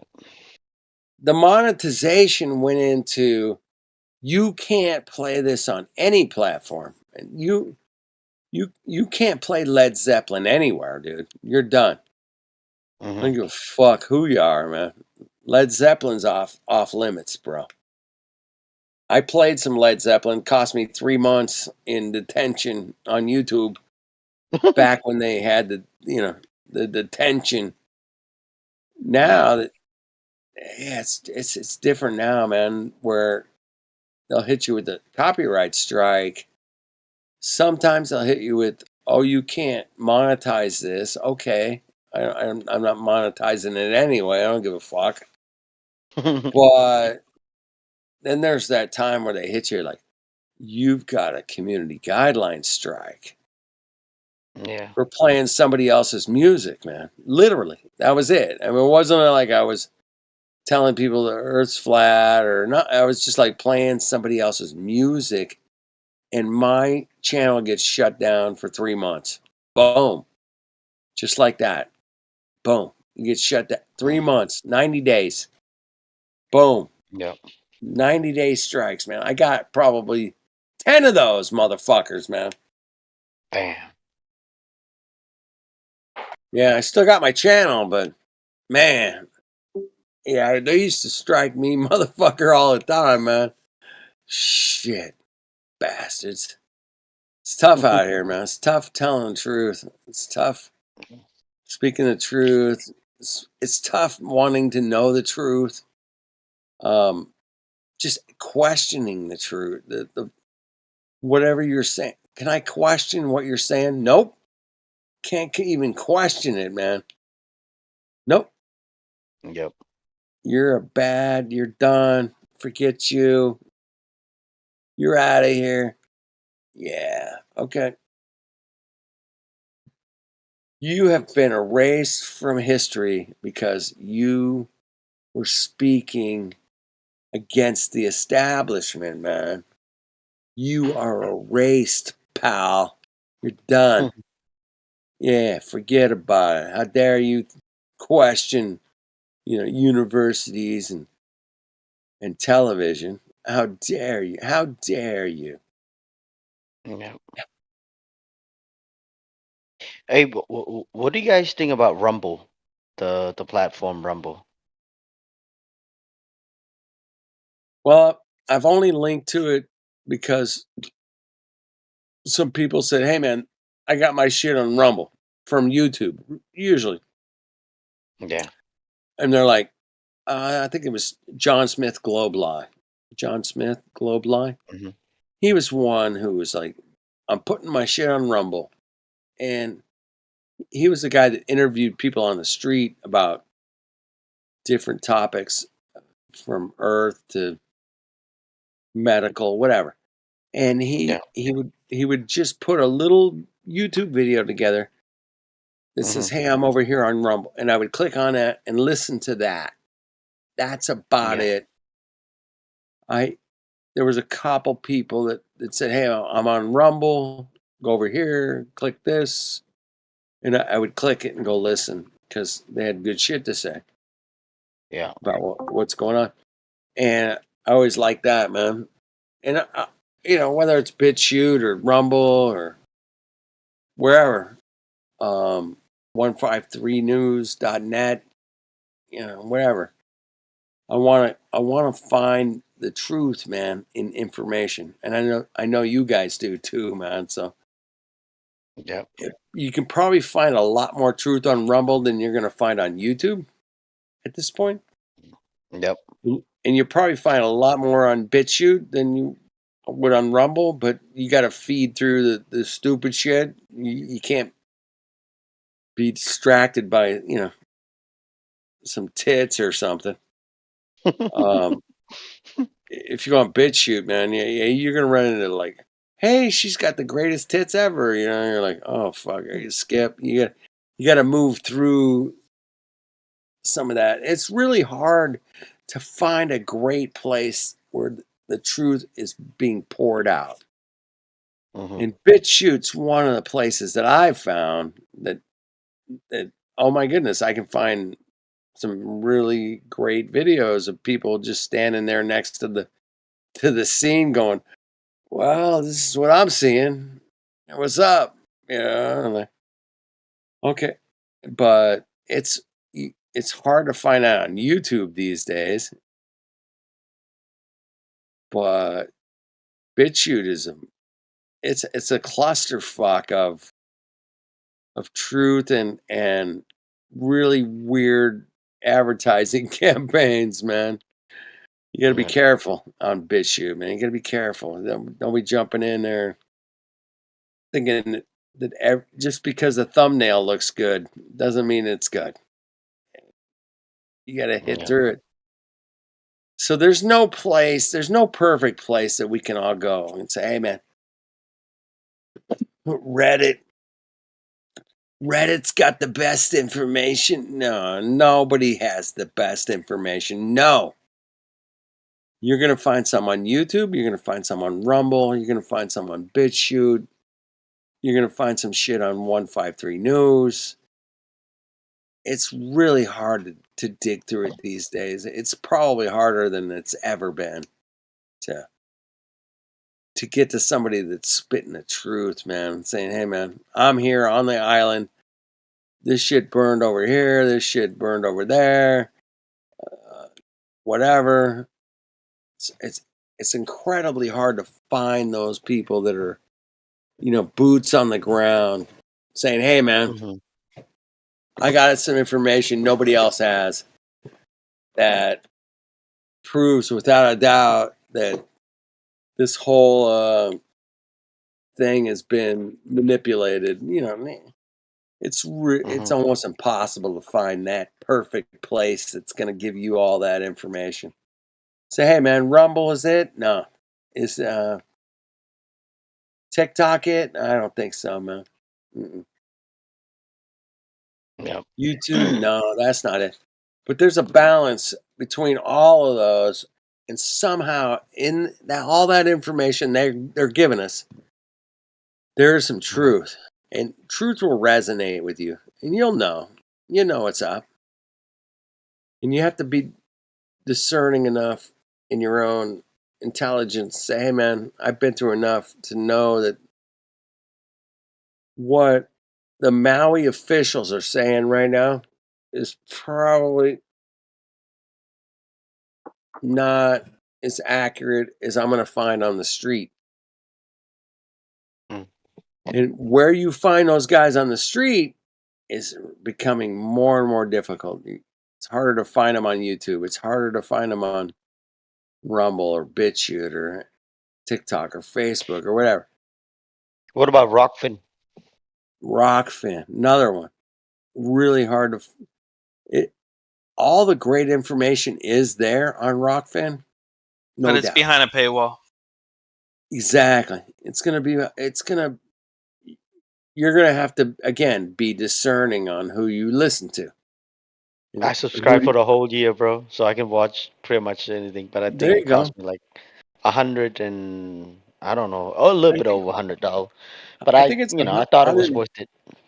$110 or Yeah, $100 for a year. I mean, it's not that bad. Yeah. yeah, not bad, bro. that's reasonable. Yeah, I can work with that. But So, lately, I it's- have not watched anything. It's less than Netflix. So Yeah. Yeah, it's less than Netflix. So yeah, be discerning on where you get your info.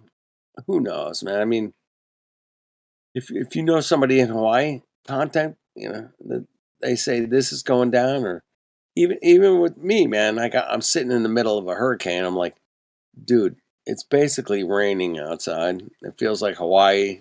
It's no big deal, man. But if you go on the news and it's like, oh my God, everybody's dying and they're all gonna drown and be careful of the water and oils, they just go on and on and on and on about how dangerous it is outside because it's raining.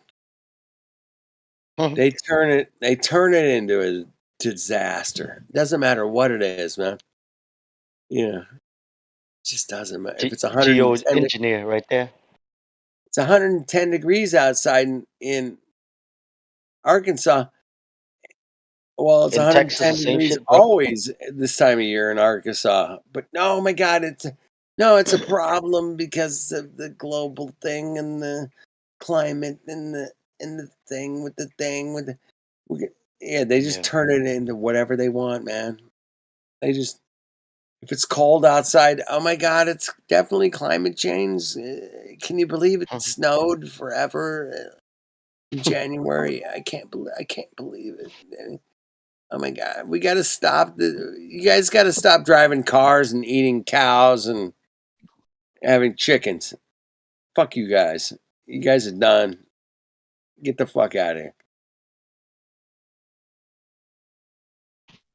no, you gotta start eating bugs, man.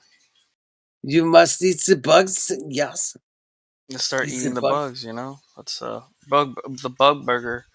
That's what I'm dying to eat. I'm gonna eat some bug burgers made of like I get some roaches. bug burgers. Bug burgers. Yes. All right. There's 21 people on Discord watching on YouTube. Who the fuck is out there? 21 of you guys out there. 21. Blackjack. 21.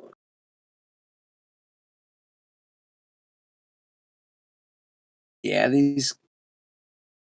I'm out here. I'm listening in. What the fuck is upside down, AJ? Oh, that would be me. That would be you. He's got some cool alpacas.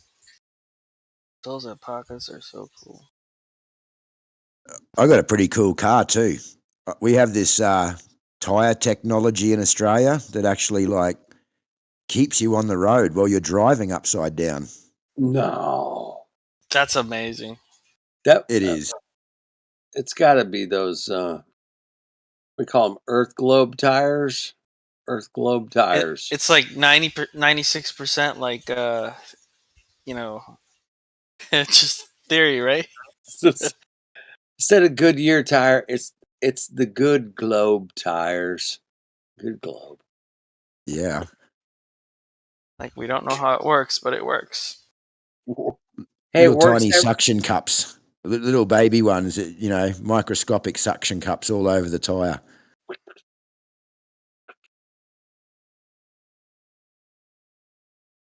Little suction cups. Yep, I got those. Those are really cool, man. You got to have those in Australia. You guys know that. Come on. Yeah. You got suction cup tires. Otherwise, we're just going to fall off into space somehow. Yeah. I'll be like that Tesla, or I'll be orbiting in my Land Cruiser. Oh, the Tesla in space. Hey, I'm going to launch. Hey, I got a great idea. Let's launch a car into space. Okay. Let's do. Okay, that sounds good. Why are we going to? Well, we can do it because we can do it. That's the only reason I'm going to do it. Okay, that sounds good. Let's go with that. Until this car eventually falls out of orbit and lands on someone's house somewhere in the city.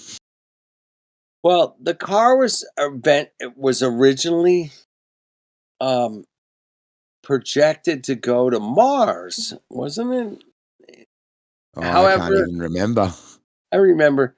However, the trajectory didn't work out, and Mars, like 3 days later, it was done. It was done. It had no battery, no nothing, no video. It was done. 3 days later, it was done. Not Voyager Voyager 2 was launched in 1977. It's still working. It's still working. Oh my God. Amazing. Amazing. Yeah, the Tesla Roadster was supposed to go to Mars, and it missed. The trajectory, it was bad. My bad. I think originally the first Tesla Roadster was supposed to go to the original CEO, and then Musk got in and somehow got into the mix and stole all their designs and claimed it was all his, and then stole that car and sent it to space instead of the original dude taking it. Sounds like a lawsuit. Yeah, I think he's like Zuckerberg. I don't know, but he hasn't. If you actually go right into Elon Musk, he hasn't really designed or made anything. He's like the other dude, like Gates. He just stole everything, or he got in there and he was the CEO or whatever he got himself in to be, but he never had anything to do with forming or starting or designing or any of that stuff. Yeah. We call that in Hollywood playing a role. Have you heard that term? No, I haven't. No. You're going to play a role, the mastermind computer guy or the mastermind of space, Elon Musk. He's the mastermind of space. The modern space, because the modern people need to have somebody to look up to. Say, hey man, this guy's gonna take us to outer space, man. This is the guy. And Elon Musk is the guy who's gonna not only send cars into space, but he's gonna send you into space eventually. He wants to go to Mars, He wants to have some habitats on Mars. I think I'm right happy where I am. Yeah, why don't we instead of why don't we take care of our the place that we currently live in instead of wanting to go somewhere else. Cal, don't be so ridiculous. I mean, I know. With NASA's budgets alone, I mean, I'm talking about like $25 billion a year. I alone could orchestrate and end world hunger alone with just NASA's budget. Yeah, I know I could do it. Yeah, Elon could end world hunger 2-3 times over and still be a billionaire. Every year, man. You got 25 bill? Okay, I got you. Everybody's eating top ramen until I can figure out the rest of it, man. Hey, Well, you can survive off. You can still survive off of it. We're gonna survive off of top ramen, man, for a minute. But everybody's getting top ramen, man. Sorry. I used to go to a church a while ago, and I had a big issue with this with them because they place so much emphasis and so much importance on sending people overseas to different countries on these missionary excursions when we had just as many homeless people in our city that no one was even looking at. Right? It's like Well, AJ, I mean, it doesn't feel same to the missionaries that go. I mean, I know a lot of missionaries over the year that went Africa, Indonesia, wherever. They went all over the place, man, and they would show up in these really fucked up places and try to help, man. And I do believe they were actually there to try to help, dude, man. They're like, but I remember my buddy coming back and he's like, dude, there's nothing we can do for these people, bro. I mean, this is fucked. This is a shithole. Like, I don't know what to do. I have no idea what to do. And it is kind of fucked up, man, to say there are people that go on missionaries that think they want to do the right thing, and they get there and they're like, they ain't fuck all I know I can do, really. I mean, at the end of the day, man, nothing I can fucking do, man. It's No. overwhelming. And when you give your money to these organisations that are supposed to be going and helping, probably 5 cents out of the dollar is actually making it, and the organisations are paying themselves. Well, I mean, it does cost a lot to send somebody there and try to get them back. And dude, like I said, I've met 20, 30 people that have done this, gone on these missionary missions, and over the years, it's like, oh my goodness. I mean, even every one of them come back and say, yeah, it's a mess. We tried to build a bridge. We did some things here and there. Yeah, they made some improvements, but I know that all of them came back slightly discouraged that they couldn't do more, man. They just couldn't. There was no budget there to do more. If we had NASA's budget, yeah, we could do a hell of a lot more. But yeah, we're not in that system, man. We're in we're in a system that just wants to, kick you when you're down, man. On the news, they want to kick you when you're down. And it sucks, man. It sucks. I wish it was better. I know you guys want it to be better. I want it to be better. That's why we're here, man. Flat Earth makes it better. It does. In some weird kind of like, you got to get the truth out, don't you? That's it. You got to get the truth out. We got to say, hey, man, you've been lied to about a whole bunch of shit besides the shape of the Earth. And and that's all we're doing. That's all I'm doing, man. I want to get that out. And there's only so much we can do. There's only so much the missionaries can do. There's only so much any of us can do.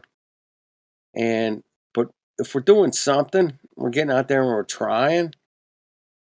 I think that's a big step, man. I think it's a right step in the right direction.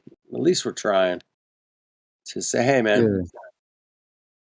And it is hard too. Like, we have people in the shops and stuff here, and you're walking along and they say, oh, would you like to donate to this cause? Might be, asthma, it might be AIDS, it might be the homeless people, it might be people overseas. And I said to one of them once, by the time I finish my shopping, if I donated to all you people, I'd be needing donations myself. That's it, man. There's only so much we can do, man. I mean, I hit the guy on the corner, man. It seems legitimate. I give him $2, $3, whatever, $5. I don't know, man. I like helping out people that are in need. And you can see, man, people that live on the street are in need, man. And However, our governments are flying around in private jets, and NASA's spending, $25 billion, and you're like, there's a war here and there's a war there, and you're like, man, if we spent all that money on fixing all this other shit, man, we wouldn't need to have wars or anything, And it's just frustrating, man. I know you guys get it. I know you guys get it. We see, I call it the corruption, man. The corruption of the system that has put everybody in a mindset that's just totally wrong, man. And we're trying to get people to get their mindsets right and say, hey, man, we don't need to be spending 19 fucking $20 billion a year flying to outer space. We need to fix this shit here first, man. Then we can go to outer space. We got to fix this shit first, man. If we don't fix this shit first, then we're fucking doing it wrong, okay? We don't need to know how many fucking light years it was, that fucking spacecraft, light source. Fuck off. No. There's a dude over here, man, that's got no shelter. He's freezing his balls off. He's wet, whatever. We need to fix that shit first, man. Then we can go to outer space. Until then, fuck off. We ain't going to outer space nothing, man. Until we fix this shit. And that's my attitude, man. You guys, correct me if I'm wrong, but that should be all of our attitudes. Is the hey, man. Once we got all this shit figured out here on Earth, then we get to go to outer space. Only then. Yeah. That's it. And even a Glober will agree with that now. Even a fucking Glober, stauncher, flat earther, Mick West, fucking pick your cuck. Yeah. Simon, fuck all, Dan. Yeah. All those guys, man. Even they will agree, man. We need to fix this shit here on Earth first before we're going anywhere out of space, bro. Right? And if they don't isn't that why they want to go to space? They don't want to fix the Earth. They want to move us all to space. That's exactly what they want to do, though. They want to fix it by moving away, right? Like, yeah, we're gonna fix this place by moving away from this place. Oh, okay, that sounds great, man. How's that gonna work? Yeah, crickets. That's what I thought. Fucking crickets. So yeah, we got to fix this place first before we go anywhere in outer space. And that's always been my beef, man. It's not like I'm bringing anything new on you guys, man. Like, hey, man, I know we could fix this place with the budgets. Dude, they spent $12 trillion on COVID. $12 trillion. Fuck me, man. Holy shit, man. That's insane. Think about that.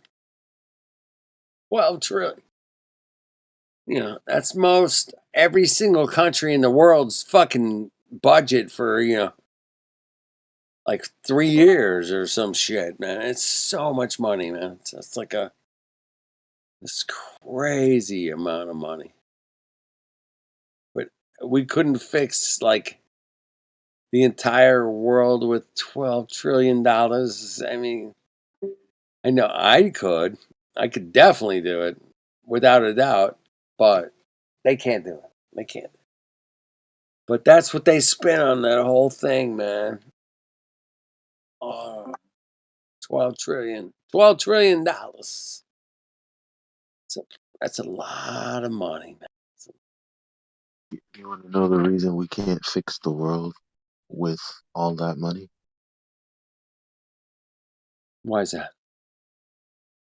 It's because we think that money is the problem.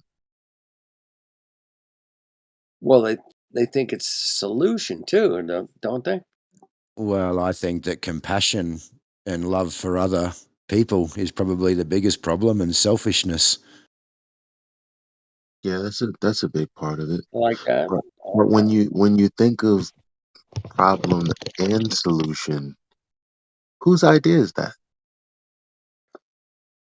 My idea, man.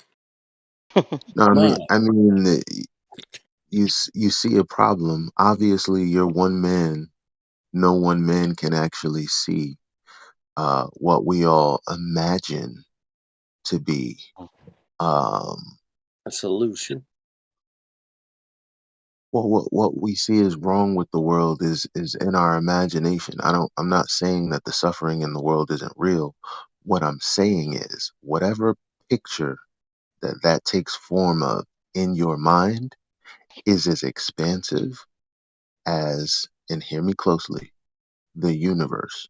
It's not something that you directly experience as a whole, but it's something you have a whole entire idea of, just like the universe before we all got into all this.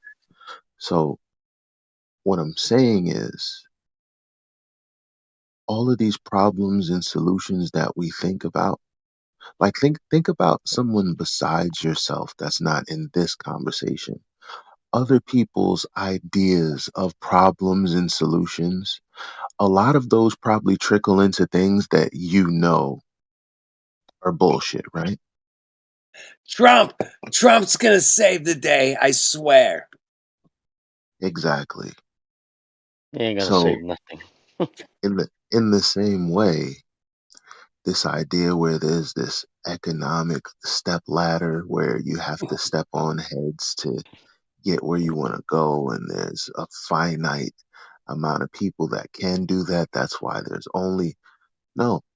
The only reason that a lot of people have a little is because they've bought into an ideology that allows them to have a little.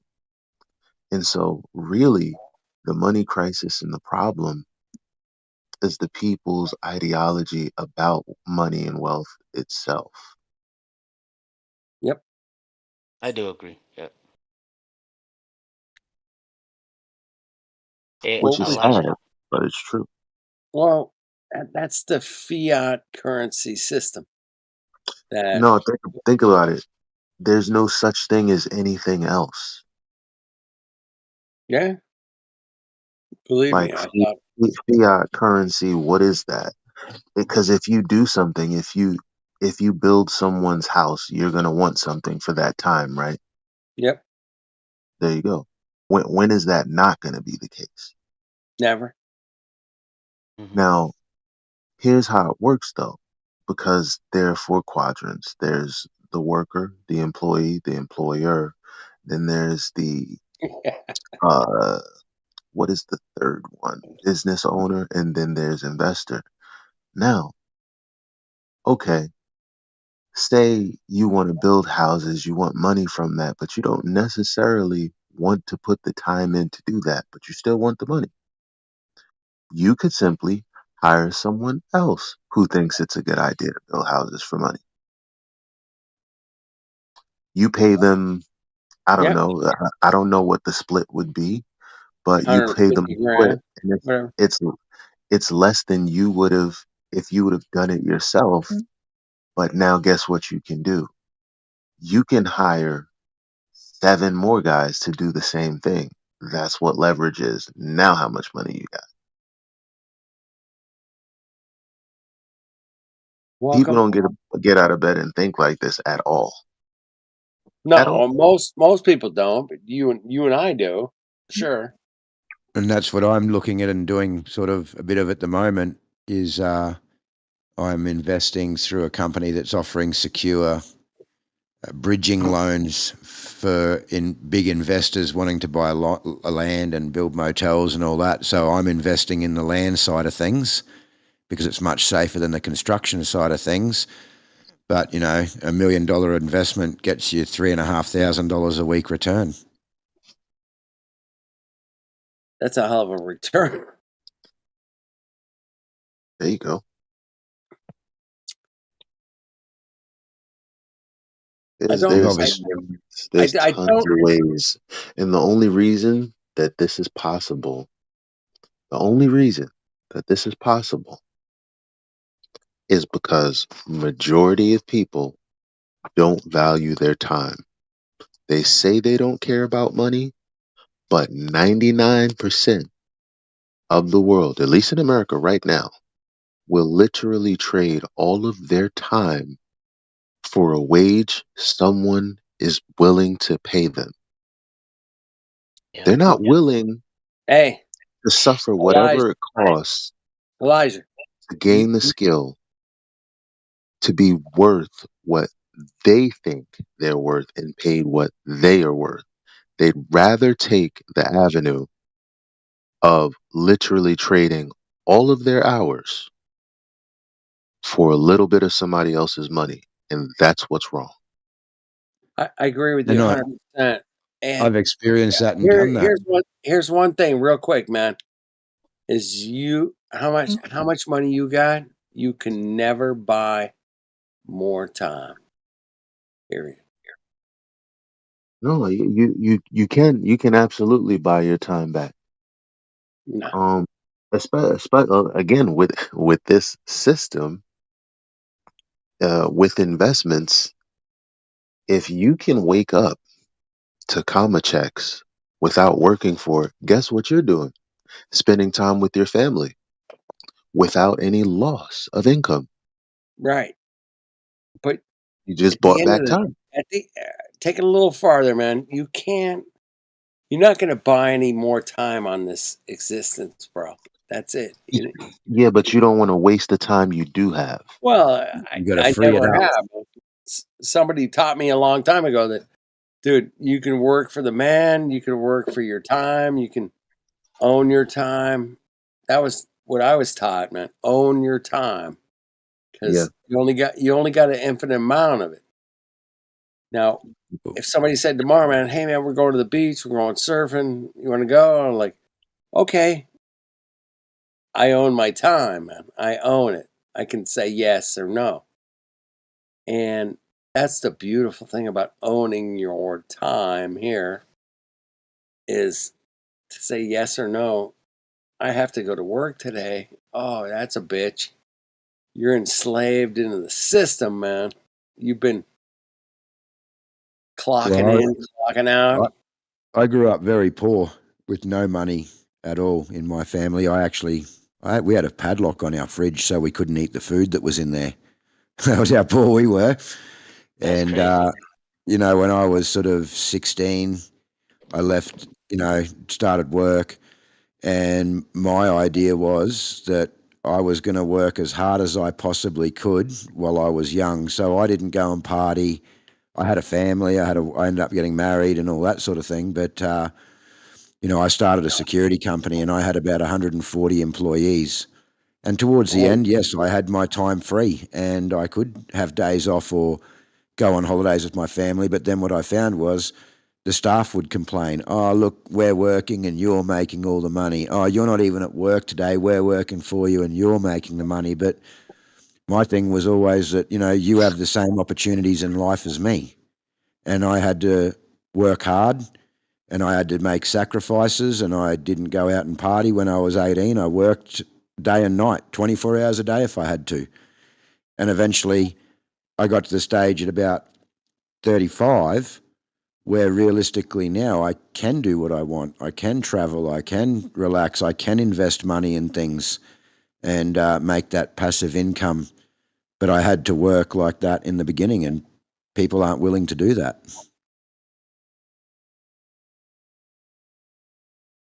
Nah, we're willing to do it, man. Sorry, I'm not telling you you. guys, but a lot of people. A lot of people Yeah, just want well, to turn up, no, get their money, go home, and then we, complain about why they don't have money. yeah, it's amazing how different demographics will present itself, and you get sucked into the system, man. It's like, I'm just worth $15 an hour. That's it. It's all. And yet some dude in Wall Street's making 25 grand an hour. Yeah. And you're like, how the fuck is this like, fair? How the fuck is it fair that some dude on Wall Street makes 25 grand an hour and I'm only making 15 an hour? What the fuck, man? What the hell's wrong with because that you know why? Because that guy. Now, I mean, shit. I post on my social media. I talk to my friends, and I'm like, "Yo, hey, Yo, would you like to get a license or some licenses that only 1% of the population has? yeah, That'll the pay Series you the 7, same the way." Series 7. But Yeah, guess what? yeah, Most people aren't interested. Why? Because they don't have they don't have time yeah. to do something better with their time. Oh, test? Oh, hell no. Oh, what? Nah, you Hey, know what? I Elijah, gotta sell I stuff. I I gotta be a failed. I salesman. failed. I failed. Oh, you know what I Dude, mean? Elijah, I failed the Series 7 3 times, bro. I couldn't fucking get it, man. Couldn't. That's Never a quit, man. fucking Never hell of a quit. fucking Go test. get that motherfucker, yo. Yeah, Never. I failed it 3 times, and I was like, "Holy shit, man! I could have been a fucking stockbroker, man. Fuck me, man. I want to be a stockbroker, bro." Back I in know people that are 1986. I know people that are less talented and a lot less smarter than you, bro. I've heard you speak for a long time in here, and yet I Yeah, work with people who have those licenses that I know for sure aren't smarter than you. yeah. You just got to switch up your methodology to taking the test. It's that I know it's a badass test.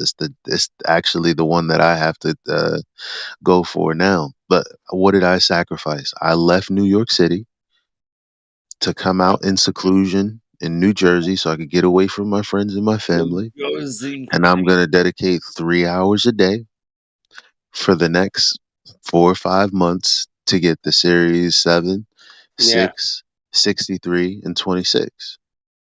22. Who else is going to do that? Not many. Not many. Like you said, 1%. That's it. The 1% get their license. It's hard, And man. that's why they get paid what they get paid, because they have licenses. The same way a doctor gets paid. A doctor gets paid the big bucks because he has the license. That's right. Lawyer Yeah, gets man. paid the big bucks because he has the license. License, the degree. Yep. Dude, but let me ask you this, Elijah. Is it the license to ill? Is it the license to kill, man? Which one is it? Well, shit. I mean, that's up to the person, unfortunately. Yes, it is. And You know, that's just where we because come. you have a whole bunch of licenses in finance doesn't mean you can't fuck up somebody's future. You know. Bernie Madoff's a good example of that, man. He fucked up Mm. a lot of people's future, man. Yeah, it's 'Cause, fucked up, man. That you that know, to me is that to me is sin of all sins. Like, you me too, bro. Yeah, it's yeah, the motherfucker, man. you're How can fucking with people's yeah. inheritance money. You know, like Yeah. you don't do that. People slave away Oh. their whole lives for that. Yeah, so yeah, he's the big fish of the finance world, man. He's one of the biggest fishes I've ever seen go down.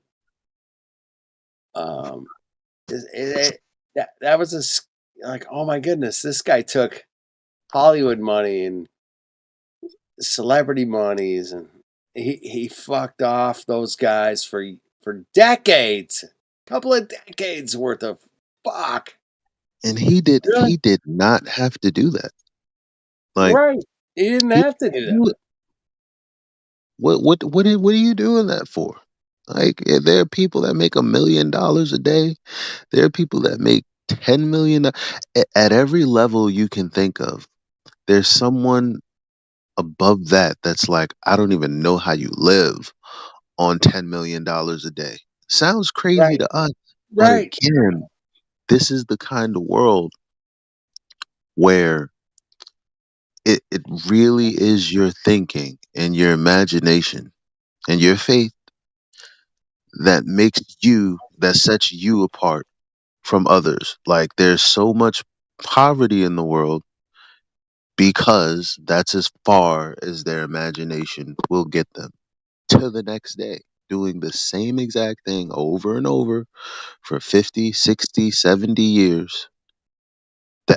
That's just what it is. There's no other answer. It's the truth. Then there are others that, start off early and they're like, hell no, don't want that. Most of us start in our 30s where we're like, yeah, I'm tired of this shit. There's got to be something better. And then it Yeah. just clicks There's one got to day. be something better, man. 29 years old, and I'm like, holy shit, there's got to be something better. And that's why I did what I did and started early and worked like a dog and got everything done because I just didn't want to grow up or have a family and have them grow up the way that I grew up. So that was my plan. I was never going to live like that ever again. Yeah. Dude, that's why we're here, man. We don't want other people to live like we did and suffer the fucking stupid space ball shooting through outer space at millions of miles an hour. Like, oh shit, man. I don't want you to suffer that. That's why I'm here, bro. That's why I'm fucking here. 5, 6 nights a week, man. I'm like, dude, I don't want you guys to suffer that shit because I went through it. Fuck. Don't do that. Propaganda is so strong when you look at like Netflix, just Netflix alone, Oh, and you see some of the shows, you're like, oh man, like somebody's really? eating this up. Mhm. I don't want you to eat that shit up. We don't want you to eat that shit up. We don't want you to buy the bullshit. And unfortunately, man, we all got taught bullshit. Fortunately for a lot of us around here, man, we broke through that bullshit and we I mean, said, if hey, you if man. you think about it, it like to me, like I think in patterns, it's all the same. Like you have the globe, right? And people they don't understand the significance of not knowing the truth around that. Um and n- not being able to ask the right questions is what will have you in one existence living right alongside, adjacent to the real reality.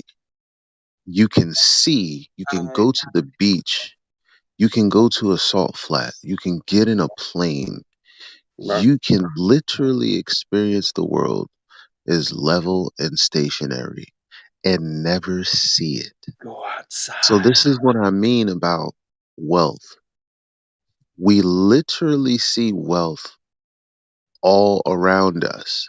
I'm talking about I'm talking about just specifically people on the lower economic scale, right? Like we starting out this way, that is all we see. Everyone else doing better. Now we have this idea that there's like much less of them than there are of us, and that's true. But at the same time, our experience is they're all doing better. But the way we think about it is in such a way that, oh, the government is doing this and that's the globe reality, right? Meanwhile, you have people living adjacent right next to us saying, nah, go get this license. Hey, why are you working for a construction company? Go figure out how to run your own construction company. Like they're right there sitting next to us telling us how to do it. Hmm. Think about that. I'm smoking that one. Yep.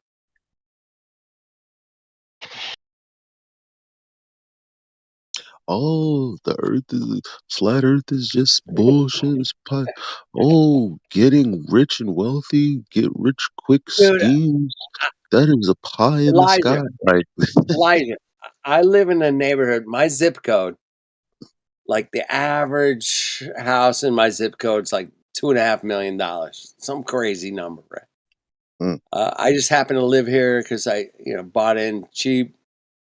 But the houses up the street, man, are so full of money, dude. I mean, these are like $8-10 million homes, acres and acres of beautiful Southern California. You get the view, you get the pools, and you got everything. They get the mm. cars. They drive the Bentleys and the fucking Ferraris. There's fucking Ferraris all around me, man. I'm like, holy shit. How the fuck could you justify in your head to buy a fucking $500,000 fucking vehicle? What would possess you to think that was cool, man? What What? would I'll tell you something. I'll tell you a secret. Yeah. I got word that one of my coaches, right, is he makes 1.2 million a year passively. Damn. Just in the business I'm in alone. That's not Yeah. even including any of What his kind of other business, stuff bro? or his I'm sorry. investments and stuff. Say again? Go ahead, Beats. What? What kind of business, bro? What kind of business? I'm sorry. Finance. Finance. So Oh, finance. Money, check money, this money, out. money, money, money. So he literally told one of my team members that he will sit there and pay $100 for this woman to come in and water one plant. God. He literally, when he goes to dinner, spends minimum $300. And he lives in an amazing penthouse. Well, he has a penthouse in Florida. He's here in Brooklyn. I don't know what the fuck apparently he has property everywhere. But the point is, he said if he didn't spend it, taxes and the government, they would take it. So you have to spend it. And I was like, that's interesting. That the fuck out. Fuck yeah, it's interesting because when you get to that level, I think that, the tax man is going to want his cut. I tell you what, man, I know that, but at the end of the day, man, you spent $500,000 on a fucking car. What the hell is wrong with you mentally? What possessed you to think that was a right thing to do, is spend $500,000 on a fucking car? Dude, I drive around in a $2,000 fucking beater Volkswagen station wagon. It Well, I gets me mean, where I want to go. It gets me right where you want to go too, man. You want to go to Hollywood? Yeah, it for gets me sure. there. But it's the frequency and how, like, that's the only difference between rich people and poor people. Like, you can make $20 an hour for 40 years. In 40 years, that's $1 million. That's right. That's $1 million. You just made it too slow. So imagine the person that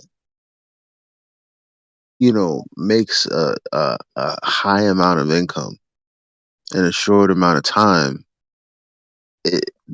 A person who, okay, think about it like this. There are people who will take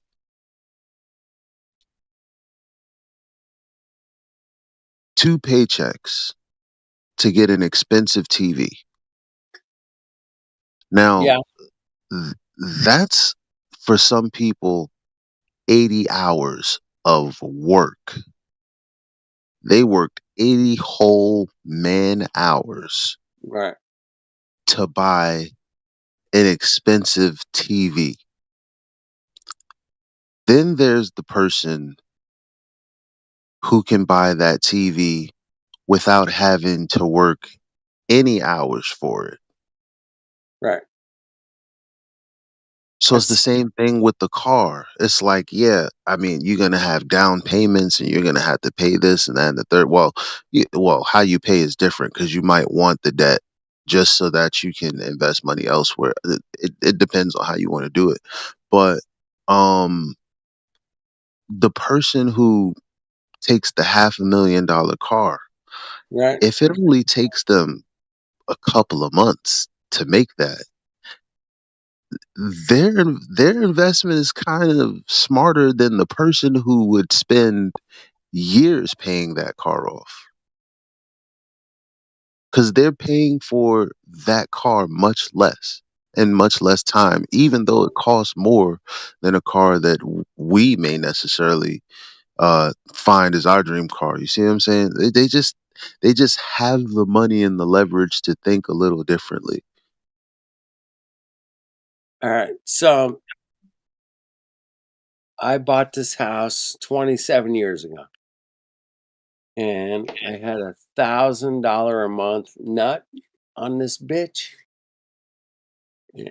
I bought it for 200 grand. My goal has been to pay that fucker off, man. Pay that bitch off. Mhm. That's my mindset, man. I'm not rich. I'm not poor. I'm not whatever. I'm just an Mhm. average fucking dude wants to pay his fucking house off, Right, right. and that's all I've done for 27 years, man. I'm like 3 years away from paying this bitch off. Oh, Didn't take any congratulations. seconds. Didn't finance this to have a better patio or whatever. Nah, fuck no. Congratulations. I'm really close to paying this bitch off, man. That's been my goal. Um, I'm just an average dude, man, that wants to, do the right thing, pay the fucking mortgage, go to work. I love working. I love, helping people with their problems. Uh, I'm in the service business. It's like you got a fucking problem. I'm gonna help you fix it. I'm here. Um, I hope you guys have that same mindset. It's like if you're in the service business, do the right thing, man. Do the right thing. Does it work out? Sometimes it does. Sometimes it doesn't, man. I don't know, man. Do I have a crystal ball? No. Fuck no. But I can tell you that, showing up Yeah. every day and people depend on you showing up and you show up, they're going to appreciate that, man. You just showing up because you were asked to show up and you showed up. And that goes a long way, man. And that's been my motto. It's like, I just want to show up, do the right thing, figure it out. I'm not here to screw anybody. Get a good mindset, do my work, go home, have a couple beers. That's it. I'm not greedy, man. I don't need a $500,000 fucking car, man. But somehow, in some way, there are people out there that need a $500,000 car, man. And it just blows my mind away. I don't get it. I don't get the mindset. Are these people mentally deranged? What the fuck? Why the fuck do you need a fucking $500,000 car, man? Why? What the fuck is that gonna do for you? You can't drive a Honda? What the fuck? What the fuck's wrong with you? You can't try Pisses on. me off. Fucking pisses me off, man. Hey, hold I'll on tell 1 you why, second. man. Because they Elijah. have the money to do it, and they don't know what else to spend it on. You know, like That's a that's the only reason mental. why. I think that's a mental derangement. What do you think? Well, they could do whatever they want with their money because they earned it, right? I get it, man. I live in the neighborhood, man. I got like 100 people right around here that drive, at What's up, least man? $200,000 cars. And I'm like, Yeah. why I mean, do you that gotta is too drive a much for a car. $200,000 car? For sure, it's too much Why? for a car. I agree with you. But some It's people that make ridiculous. millions, like that shit ain't shit to them. You know. But what kind of That's mental? more like $10 to $100 to them because, Yep. like they got money to fucking spend. What? You know. What's I mean, up, what man? else are you gonna buy? If you have, tell me, if you have like $5-10 million, like what else are you Right. gonna do with your money? Well, you can't deny that when you're walking down the street and you see one of these very expensive cars, you don't at least stare at it for a little bit. Like, Oh at least, fuck yeah! I stare at it and yeah. go, I mean, I can't believe that motherfucker's driving a fucking $1 million car. Where what the fuck, man? What the hell? And I think, what is wrong with this person, man? If I had that kind of money, man, I would, well, they do say that at some point you have so much money pay that it You in would buy. taxes. You You would buy got more to expensive spend the car. money, man. You have to spend it because if you don't, you're gonna pay it in taxes. Like rich people Damn. pay taxes very different. Well, okay, let me say this: the people who don't work under the W-2 system, the W-2 tax system, they pay taxes very differently than the other people. Yeah. So you're incentivized to do certain things. Hey, what do you think about the S39 Corporation? What do you think about that? I have no That's idea what different. that. That's different than the LLC, man. S39. Anyway, that goes back to the S. It goes back to the test for the Series 7 test. That's all in there, man. S39 Yeah, Corporation. Yeah.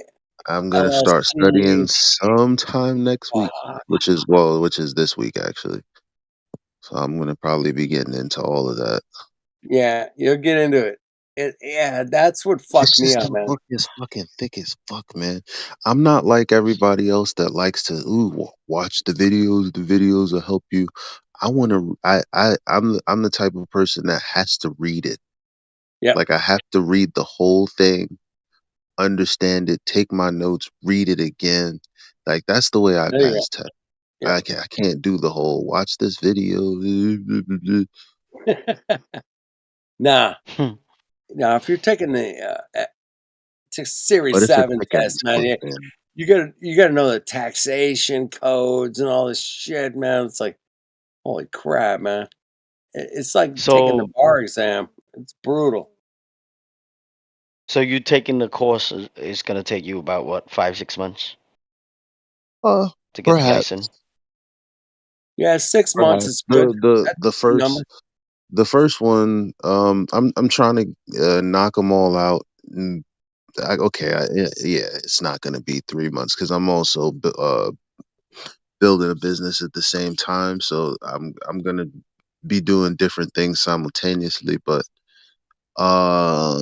4 to 6 weeks for each test is a good time frame. I just wish it was sooner. Like I wish I could say, yeah, I'm gonna do it 3 weeks a clip, but I probably won't. And then there's also running the risk of failing because if you fail, you have to wait a month. And Yeah. obviously, you don't want to have to wait a month because then all of the shit that you learned from day one of studying is going to be out of your head by the time that 30 days in. You got to Yeah. study all over again. I don't want to do that shit. So, So how much do you have to pay for the course, if you don't mind me uh, asking you? as it's probably some thousands of dollars, but Oh shit, for real? my company pays for it. So I paid $600 back in the 80s. yeah, Yeah. that's how much I think at least the first test is. I don't know if they're all of them. I would doubt it come up to 600. I'm sure it's like uh all of the ones I'm trying to go for is probably a little over 1,000 or something like that. But I don't have to pay for it, so it doesn't matter. Yeah, I love that. Okay, that's cool, You bro. just find a Well, company that'll sponsor it for you if you want to go for Yeah. that kind of thing. There's a lot of companies out there that'll sponsor you. I see. Hey, I'm Elijah. like, Yeah, What do you think about the Wolf of Wall Street kind of situation? I love that movie, man. Isn't that something, man? My wife hates it, man. But I'm like, fuck, man, this guy's. That's what really happened, bro. I know for a fact it happened because I was seeing guys live through it at the time. I'm like, oh, fuck, man. Yeah. Strippers, drugs, and money, man. It's insane, man.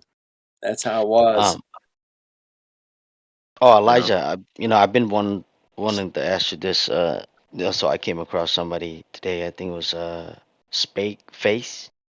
We start talking about music a little bit. He write poem, all that stuff, whatever. And he said that you do music and stuff, right? You drop a flatter song here and there, or before, I don't know. Yeah, And I'm yeah. like, oh, okay. Hey, you wanna do a track? Just maybe 1 or 2 track for the community. I drop you some Whenever, beats. I drop some beats. I got a bunch of beats. sure, man. I'm down, but I gotta be honest. I don't know when I'll be able to fit music into this next 5 months. I gotta be honest. Okay, well, all you gotta do, I'm gonna shoot you like 2 beats. You do whatever you gotta do. You can write on your own time. Whenever you Yeah, get it's to definitely recording, not the then writing. It's the recording and mixing because I like to do my recording and mixing, and no, I that's do the mixing. Are you Yeah. good at it? Is it Shit. Listen, I'm good enough. Just put it I, that way. I, How about you I'll listen to my send beats, you man? something and you send me something and we'll see. Okay, we'll do that. Yeah. Listen, I'm well, like my main thing right now, like all I do is to produce the beat and stuff. I do work with 2 mixing engineer, one from Italy. That's my main guy. Well, both of them are my main guys and stuff, and one from India. So I work with both of them, whatever. But you know, um, like Are they lately I are they had flat earthers no man, on no. the I low? wish. No. No, they're not, bro. Yeah, You never know. but You yeah, never know. yeah. You never know. Yeah, but I don't want to scare them away. At least not right Right, now, right. But I did kind of like open up with them a little hint here and there. You know what I'm saying? But yeah, for the most part, I'm gonna send you the 2 beats and let's see what you can do with it. I know you can probably fuck shit up, whatever. But after you're done, whenever you get to recording, then you get to recording. But send me the stuff, bro. I'll trust me. Now, I'll were make you sure that thinking shit about sound good. singing or rapping? Which did you hear Rapping, about? bro. Like, you can rap, you can sing, whatever. You know what I mean? But I produce a lot of trap beats and shit. A little bit R&B here and there. I do a little Oh, drill okay. too. Yeah. So, um, but yeah. Hey, you got I you got guess one of your my your rap songs somewhere? tracks preceded me because I definitely am a singer, but Oh, you can sing? yeah, man. Oh, Here, shit. let Now me find where's the send me a link. song with Lulu that I did? I can never find it. Can never find it. Uh,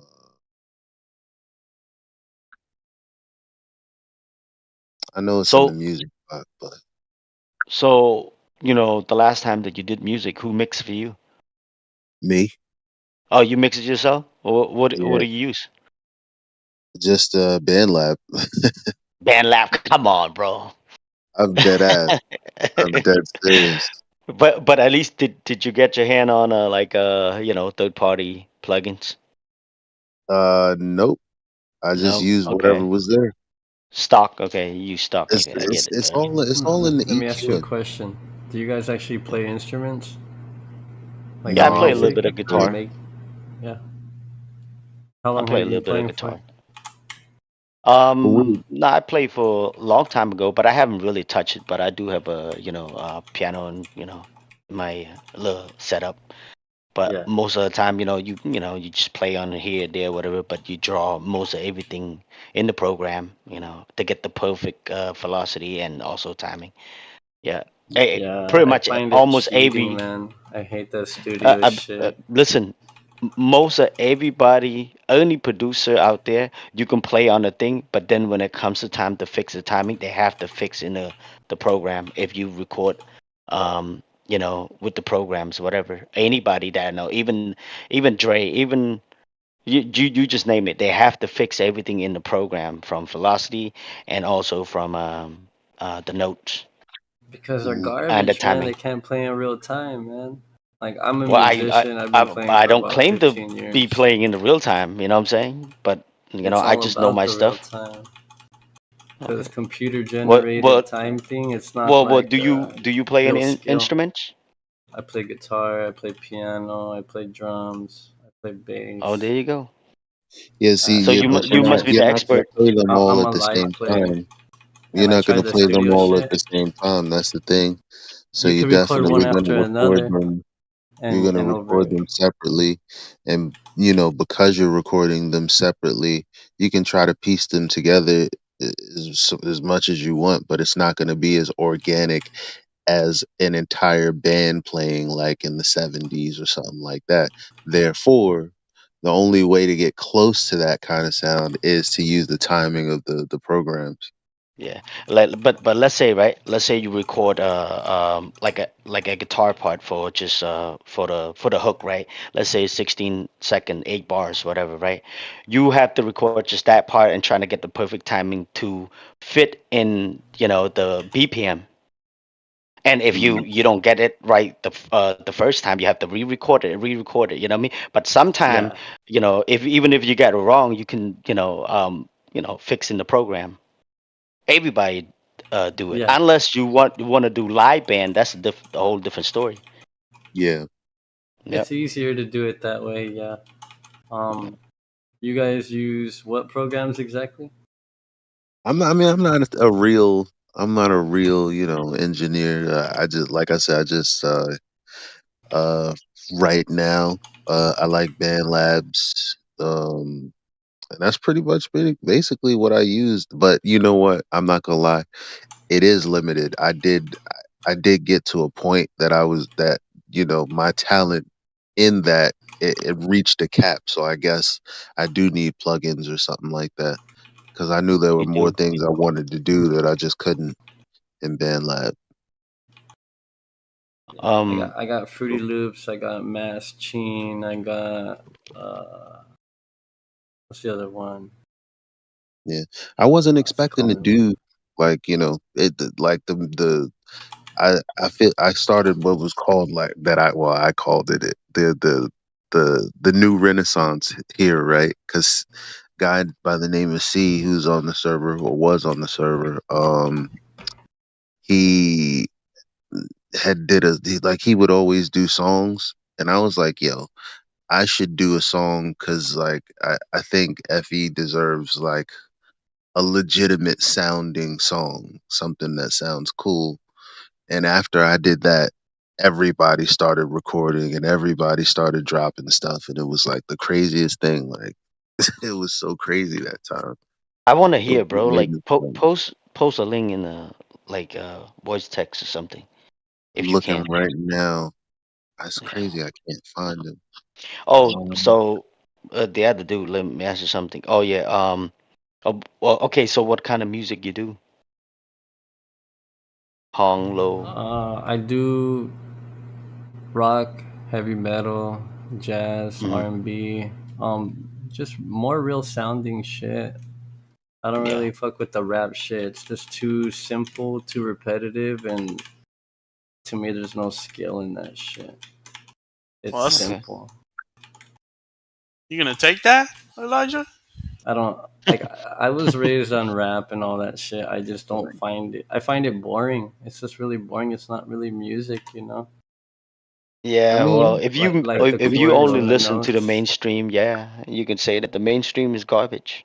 Like if you look at But jazz chords or like scales and shit, it's very complex, very and a lot of complex. people don't understand that shit, and that's why they don't. Yeah. You know, they don't fuck with it. No, Yeah, I check love that out. jazz, bro. I try to learn as much as I can with all genres of music. You know, I'm not just like specific on You one. you got like a link to your stuff or whatever if you want to post on a live stream voice text. I want to hear it. Like maybe like the genre you talk about, jazz or R&B or whatever. Yeah, current rap is fucking garbage. Like only like retarded people listen to that. Yeah, I It's don't listen to that shit. So it's barely. just it's not the same as it used to be. I mean, Back then. I It's grew up fucked up listening to now. like Rapper's Delight, stuff like that. That used to be like pretty good, you know. Mm-hmm. Rum DNC, stuff like that. Yeah, the old school shit. But the breakdance stuff. Oh man, I used to love Yeah. that. Yeah, that's cool. But now the new shit is just I'ma kill you, very motherfucker. explicit. Yeah, it's like all this You know, like nonsense shit. It's more lyrical than it is about the music. So that's why I don't fuck with it. It's like whatever. Yeah, but I posted that track that I recorded in BandLabs. Now, mind you, I recorded it on some $10 headphones. How So are you making music on Yeah. cheap headphones, man? You're not hearing the real sound. so you tell no, I recorded it using cheap headphone microphone. So did you have a condenser microphone? Oh no. No, no, I used a $10 headphone microphone. Microphone. A Oh, okay. combo, right? Eh. You tell me that I'm not talented when you hear Okay. the sound on this shit. All right. Well, I'm about to play this shit right now on the system. I'm You posted it in Discord right here? yeah.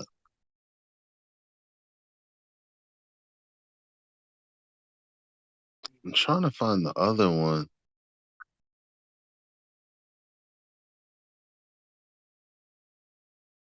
I'll be back. I'm gonna listen to this real quick. All right.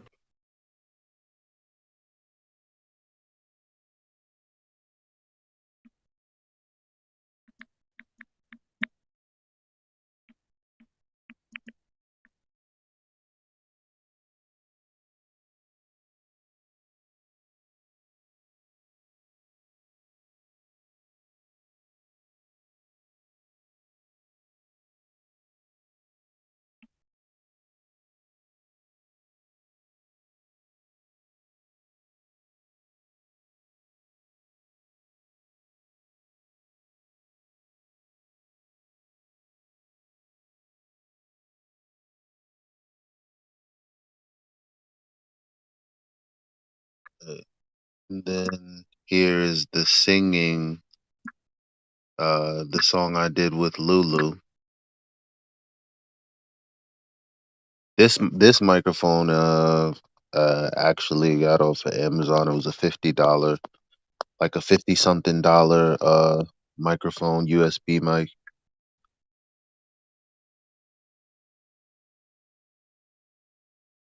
I mixed both Lulu and my vocals.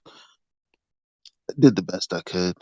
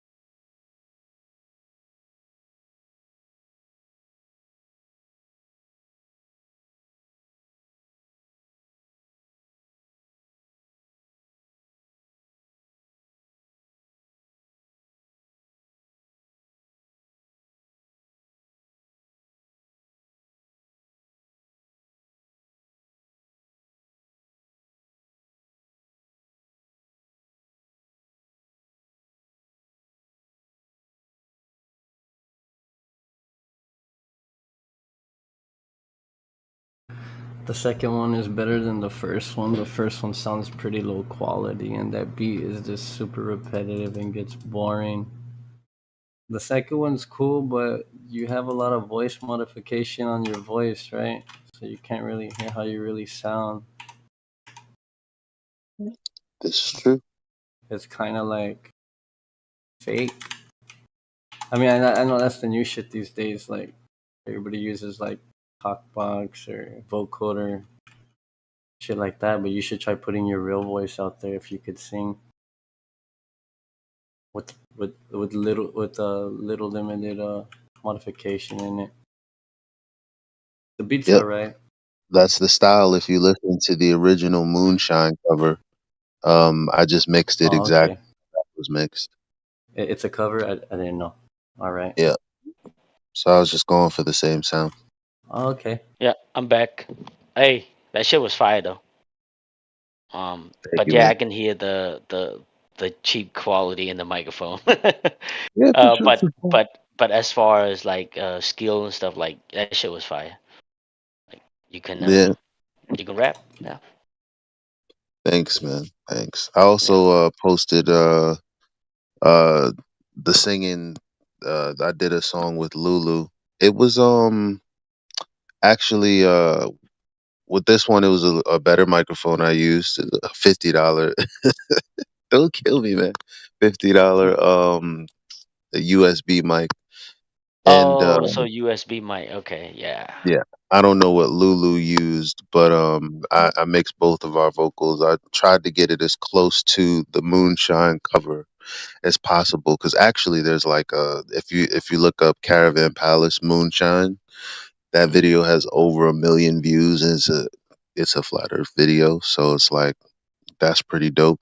So I wanted to redo that, and so that's what that is, that Moonshine cover. I'm on the Yeah. second verse and Lulu's on the first verse. I'll check it out. Oh yeah, but by the way, hey bro, what's the other dude name? Hung Lu, right? What's his name? I don't know Yo. You still in how there? and why I'm still awake, guys. Yeah. Hey bro, I want to hear some of your stuff. If you can, I mean, post a link or something, so we can hear, what you got. At least, maybe get a little bit inspiration from you or something. Yeah. What you got, man? I haven't recorded like that. Like I don't have like a fucking. Like I said, I live play. I don't fuck with the studio shit. I have it, but it's too much to fucking learn, man. That shit's fucking. Oh, It's okay. irritating. Yeah. Like I Well, recorded a little something on Ableton the other day, but it's like 30 seconds, man. It's not. It's not. It's just like a course. okay. That's cool. But I need to Well, work on it more, man. I need to work on recording more with the studio. I just hate that shit, man. Elijah, I'm gonna post the beat in the voice text, live stream voice text, real quick. All right. You see, you like this type of like beats and stuff. Well, let's see if it speaks to me, man. Because, well, I mean, because rap is a lot easier to get out the way than singing. So, and if you're gonna mix it, or you got guys that can mix it, then it's like whatever. No, listen. Uh, um, don't worry about the mixing. I'll make sure it sounds good. I'll be not worried about that part. Nah, but your boys are gonna know that that you're a flat earther what you send them. I don't care at that point, but like, I don't care. I'm just, if they want to talk about it, let's talk about it. If they don't want to talk about it, it's fine. It's cool. It don't matter, because I'm planning to tell them anyway. Like, hey, man, but I want to start slow because I don't want to scare them away. You know what I mean? Yeah. So that's what I'm trying to say. But yeah. Um. But yeah. So that's what I want to talk to you about. Just a little music. But man, you go hard, bro. That shit, man. But imagine if you get the equipment, record and just make a fucking a mixtape, an album, just for, what I mean, for the community, for the the hobby, whatever you want to call, you know what I mean? You're still gonna be taking your courses, you know what I mean? But at the same time, you just just start writing. But when you get a chance to go record, Yeah, everything, just yeah, I could set aside like 30 minutes an hour. It doesn't take me forever to write, especially when I'm like really feeling it. So I mean, I'd be BSing it. If it was singing, that'd be different. But for rapping, eh, yeah, I could set aside some time. It's not like I'll be that busy, but I mean, I am planning on. I gotta stick to a rigorous schedule. Like today, to me is like a day wasted. Like every day counts because I'm up right now when I should be sleeping, which means I won't be up at well, I will be up at 5, but I should be waking up fresh and bright eyed at 5, so that I got a lot of stuff to organize in my day, and I got to stick yeah, to that schedule in order to get to the vision that I see today. 6 months yeah, into the future, that's the only way that you really do it. It's the only way you get things done. So and it's not the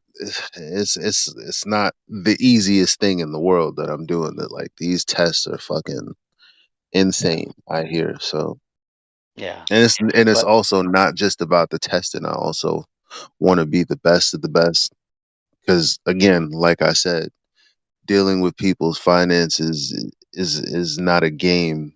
you know true, at the end true of the story. day, you got people's lives and biblically speaking, people's like entire futures in your hands, and that's Yeah, like no joke. definite.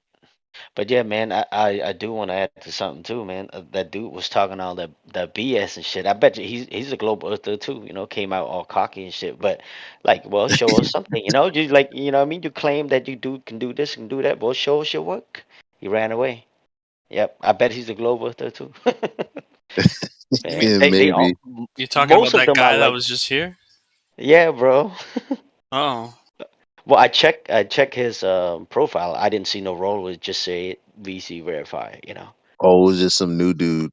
Yeah, a lot of them they love to making claims and stuff, right? The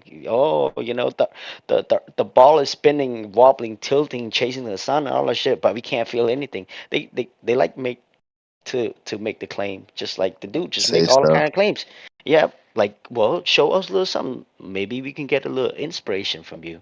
Nope. Oh, I never done it. I don't really do it. I only do live. Well, you can't talk about it, bro. Don't. Well, Joke, man. everybody's a critic. Yeah, but yeah. Well, man, Elijah, man, good luck with the whole the courses.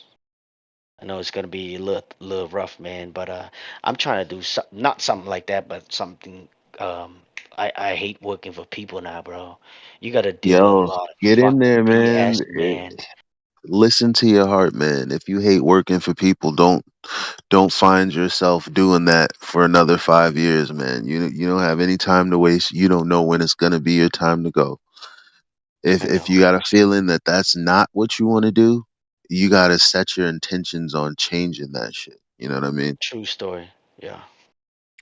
I mean, like, I mean, what I want to do, I want to open up a pizzeria, because I'm in that type of field. Like, I've been making pizza. Brick oven? Yeah, brick oven, of course, man. Hell yeah, man. New York style, New York Hell style, yeah. not Napolitana bullshit that they cook like what a minute and a half. They say it's done, and the pizza looking like a fucking the map of Italy and Sicily at the same time. Shit, But yeah, well, you from New York, so you know the pizza is good. Yeah, man. Yeah, for sure. I work for people. My previous boss from New York and from New Jersey, but they're Italian. One of them is Sicilian and stuff. So I'm very familiar with You all ever that stuff. asked them how they got into that? How they got into having their own pizzeria? Pizzeria? Well, from what I know, the one that from New Jersey, well, he used to have a pizzeria slash restaurant in New Jersey. And when the hurricane hit. what was that hurricane that hit New Jersey? Sandy, Yeah, was it Sandy? one Well, of those. I don't. Yeah, well, it got fucked up, right? So then it got destroyed, and with the whole insurance, whatever. And then I don't know what happened. He just told me like, oh, he couldn't get any money from them. They just kind of like they closed down. They just vanished. So he was not doing anything. So supposedly his family, his wife family, were in the mafia, so they say, listen, you can't fuck this shit up. So they sent him to Florida when I was in Florida. So they sent him with some money to Florida to open up a pizzeria over there. And yeah, and but he's really good at what he does though. I learned a lot from Mm, him. You know, he's an older cat. You know, he's like in like his 50, close to 60 already. okay. But yeah, I worked for him for like 4 years. But yeah, and I'm very familiar with the New York slice. You know, nice and thin, crispy. Um, Hmm. yeah. So and now I'm like, shit, man. I'm going to work every day, and I see me busting my ass every fucking day, and these people just sitting there, not doing much at all. But then at the same time, they also getting paid. Why am I killing myself so I can have these people have it easy? Let me, you know what I mean? Like, so I'm Yeah. like, I'm getting a new job, but at the same time, like, shit, I gotta do something because it's tough, man. Like to get a loan and shit to Step open up your own one. business. Step one Yeah, is making more money doing less work. that's what I'm trying That to. like don't let anybody tell you that that's not possible. There's so many different ways to do it. And if you, I don't know if you're a praying man, but your attention goes to where your intentions are. So if people's intentions are working for someone for the rest of their lives, or working for someone until something comes along, guess what? They'll always miss the thing that comes along because their intentions are on working what they're working. And so Yeah. that's where their attention stays. So if all you honestly, like, cause that's what I did, man. I was praying. I was like, yo, I don't like, my mom wants me to get a city job. Who the fuck Hmm. wants to do that? Like, I already know that I don't want what's at the end of a city worker's life. Like, I don't want that. I don't want to, go to school forever. Yeah. None of these things were attractive to me, and I was like, yo, there's got to be a better way. And it's one day it came along, and that's Hmm. how God works, man. You ask him for something and it'll come to you in Definitely. the form of an opportunity. And Hmm. something that I posted on my Facebook, which I thought was it was just something that I thought about, and I had to post it. Hmm. Let me go to my page real quick. I said that in order not to block your blessings, you need to consider whether or not you can see what they look like. Never feel like you're above your next opportunity. You never know where and Yeah. through who God is trying to lead you. Yeah. Because a lot of people, they'll go, oh man, no, I'm good. You're Yeah. good what? You don't even know. What good is? Yeah. Like a person will just decide, like they'll wake up and go, oh man, I hate my job, then meet someone and then go, oh no, I'm good. like you, like you, it's like there's a disconnect there, and it's like, what do you mean? Like like whenever I'm like, oh, I'm good, I'm not interested. The first thing I need to know is what I'm not interested in. I'm not gonna not be interested in something I don't know, and I don't know what Yeah. it is, right? Because that's just like, for a person like me, I don't have time to discard opportunities. Hmm. I don't have that luxury. I don't know where other people get that luxury. I don't have that luxury. Um, I can always learn. Hmm. I can learn from anyone. I feel like you know, God just sends us people and in many different forms and many different ways, and you kind of just got to keep your eye open. And I feel Yeah. like a lot of people that in that regard, their eyes are closed uh, because they're trying to do the best that they can do. But when you have dreams that are bigger than you, the best that you can do isn't all that's required. You also require faith, Hmm.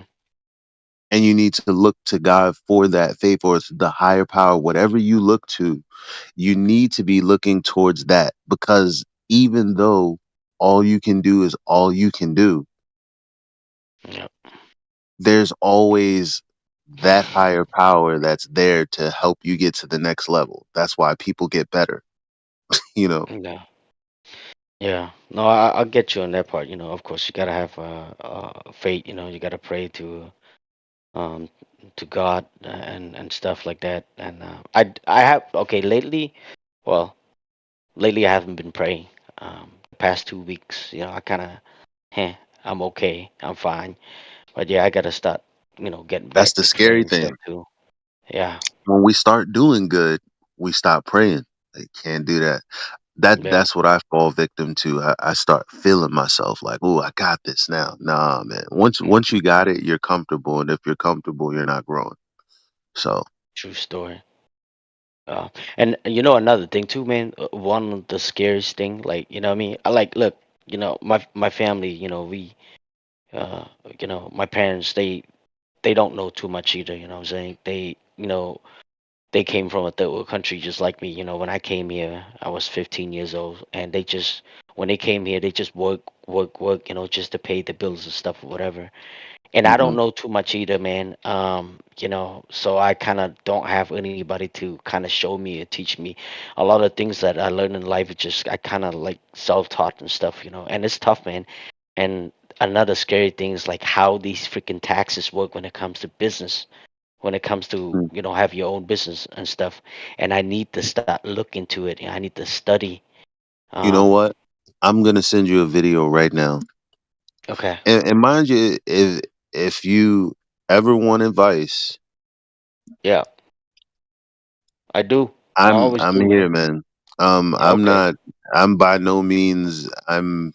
As a matter of fact, there are a lot of people in this server probably have a lot more money than I do. They've owned businesses for way longer than what I'm Hmm. doing now. As a matter of fact, they've given me some really awesome advice, and it turns out that there's, you know how like flat earthers always seem divided. Hmm. Even the ones that are business minded are divided with, like, I came in with this whole like political thing, like and the the government is trying to do this and that and the third, and people like Indio tried to say, nah, man, you live in the best system there is. I'm telling, like, there's Yeah. certain guys in here that speak a certain way. I didn't understand it until I I began in business for myself, and I'm like, oh, okay. This is what they were trying to show me. This is what they were talking about as far Hmm. as taxes and this, that, and the third. Okay, I see what they're talking about. Like, so yeah, just pay attention to guys like that, and of course, I'm here to help too. I just, you know, Thank you. Yeah.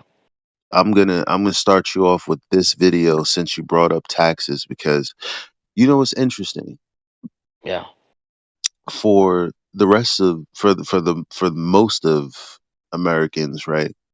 Hmm. You're not profitable until like May 16th.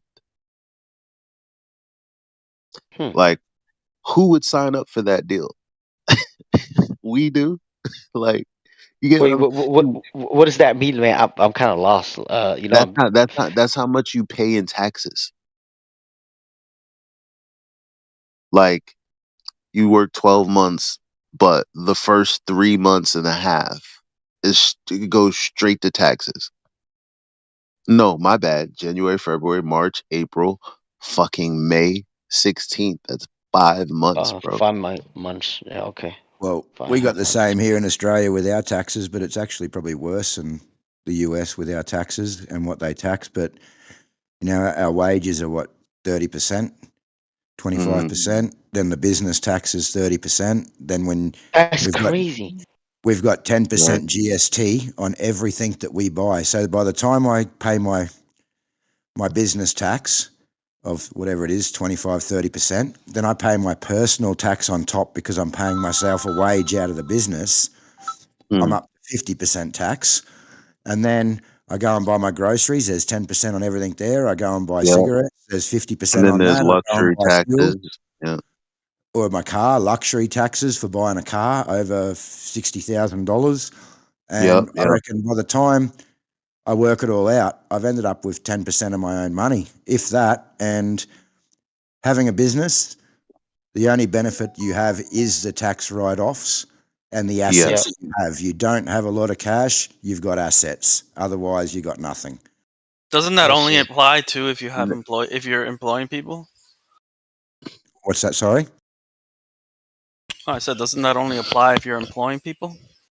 Just No, having a business doesn't mean that you get tax cuts, right? You wish. You could be under W-2 and still, get a 1099 and not really be active in that and get all of the tax breaks that a 1099er would as a worker. Did you know that? No, no idea. Yep, you can do that. Any rinky dink business, you could just get you a 1099 situation and boom, you can write your taxes every time you and your wife, if you have one, you go to dinner. Yeah, that was a business conversation. Yep. This gas, yeah, that was me on my way to work for sure. Yep. All of that. So you can save all those record or receipt or whatever, and when you do your taxes, you can put it in. They have apps for that, bro. Like it's Oh, see, I it's didn't so know much none of stuff. that bullshit, bro. So All check right. it out. Like Okay, I'm so learning. the other side, like what's your name? Because I don't know if how different it is in the UK. Oh, AJ, right? Um, you're in the UK, right? Oh, me? Oh no, AJ. I'm in the state. Oh, okay. Australia, But maybe. He's in Australia. AJ's in Australia. okay. Because the like he said, the write-offs, right? So remember, I was telling you that my coach that makes 1.2 a year passively, and that's just one income out of his many. He basically says, "Yo, don't you have more." He lives how he wants, travels how he wants, and the bottom line is, he's like, "Bro, if you don't spend it, they'll kill you in taxes. You got to spend it." So there's obviously a lot to be learned, because that was the first time that I heard that. Was like, I just paying somebody $100 to water one plant. I was like, this dude, I don't even. I'm nowhere. I don't even understand. Like, you know what I mean? Like, what is Yeah. going? $300 minimum for dinner, like, just cause, like, you, and he's like, no, I have to spend that much because he's worked out his taxes in a way where he knows how much he see. has to spend. I see. So anyway, so on the 1099 side, what it is you're not taxed 30% of your entire income. What it is after you've put in all your expenses, meaning you rid off all that other stuff, then they tax you on whatever's left. So it might be 30%, but it's 30% not of the whole, but whatever is left, versus getting taxed on the whole, like people on W-2 get. Yeah, So same here. But it's I not as don't know what scary as happens. you think.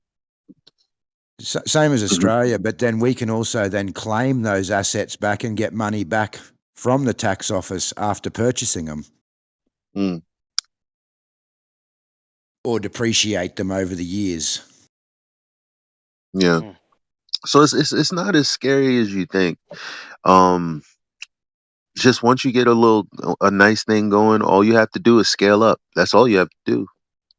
Just scale up. Do the same thing you're doing, but because obviously as a business, well,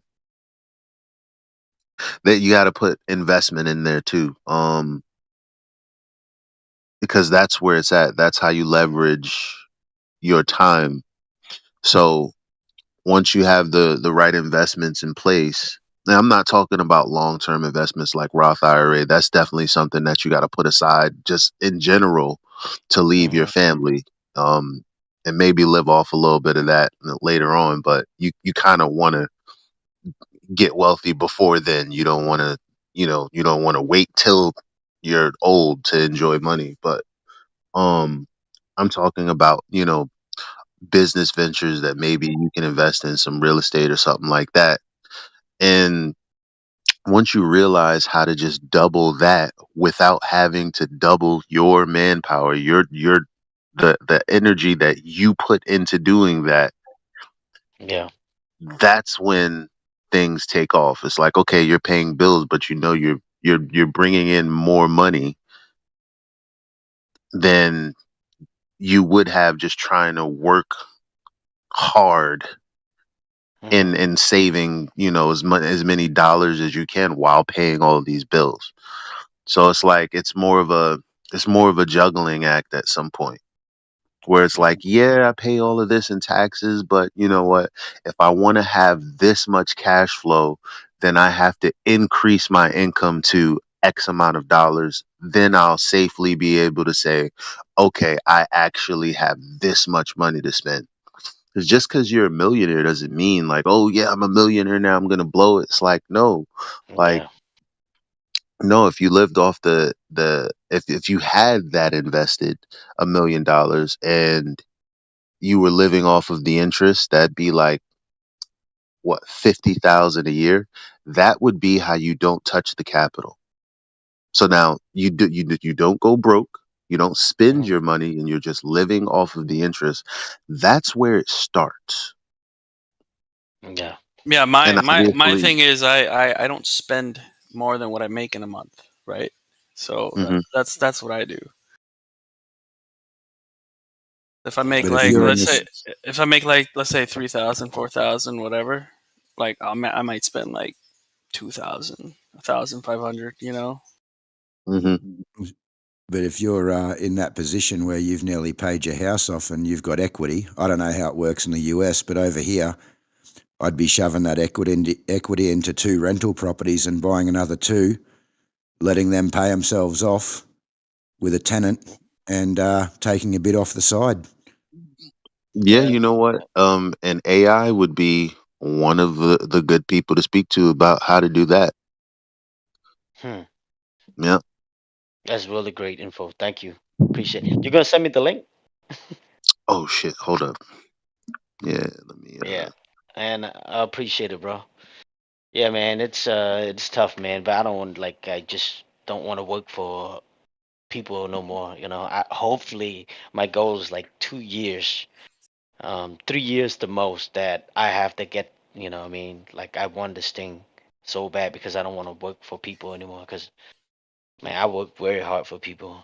Well, I mean, Yeah. if you're like in a field like electrician, you know, some kind of like maybe like engineer, electrician, you know, jobs that are going to be really fucking needed in the next few years cuz like once all these people that are currently uh in these fields that are retiring, like everyone just wants to be a fucking YouTuber. And so there's going to be a huge demand in a lot of jobs, and Yeah. it's gonna open up to where you could if you're in a field like that, you could just start your own business, right? Be independent, and then from there, you know, go from Yeah, there. Yeah, man. I My don't want thing to is just tell yeah. Mayhem's story. I mean, I'll just let him tell it, but I was trying to tell him, yo, I came to him with a number of things. He's come to me with a number of things. We've done some crypto together, things like that.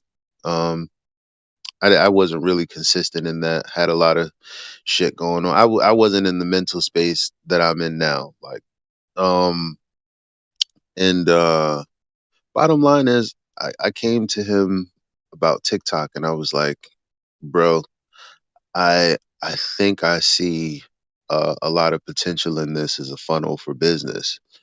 That's how I originally came to him. But then when I started seeing these like grow hosts and these grow lives, I started seeing how much they got paid to do just monotonous things. And I was like, whoa, did this dude just make like $500 in like 3 hours, bro? Like, like Hmm. after TikTok takes their split, which is like 50%, it's like, wait a minute, hold up. Like that's a good place to start, you know, for that amount of time, trading that for that amount of money. It's like that's definitely a stepping stone in the right direction towards maybe quitting your job and then having the time and the capital to, get into business for yourself. Um so TikTok is one of those things, man, where it's like, yeah, you can, if you I hate social media, which is why I pass it off to everybody else. I'm like, yeah, it's TikTok. But I just really hate it. I'm gonna do a little bit of it, um, because I see that it's not that hard. And he actually, I hit him up and I was like, hey man, I think I'm gonna start going live. And he called me immediately. He's like, bro, like I'm making I'm making now I'm not talking about like, him being rich or nothing, but I'm saying like he definitely replaced an average wage job in a Hmm. month and a half Wow. from me just telling him about TikTok. So, yeah, whether it be YouTube, TikTok, Bigo Live, what else? Tag, because they all these things have the same function. Um, yeah, you're right. It's very easy to make money online. Now, as far as a job is concerned, so a girl in my office, right? Her name is Lexi. She's a an RN, and on top of being an RN, she also owned her own Botox business. So she was making great money, right? Her husband is a trucker, and her husband got into the business that I'm in, and Hmm. he because they're good, they make enough money. His wife was like, I'm so good. I'm not good as in she's obviously busy.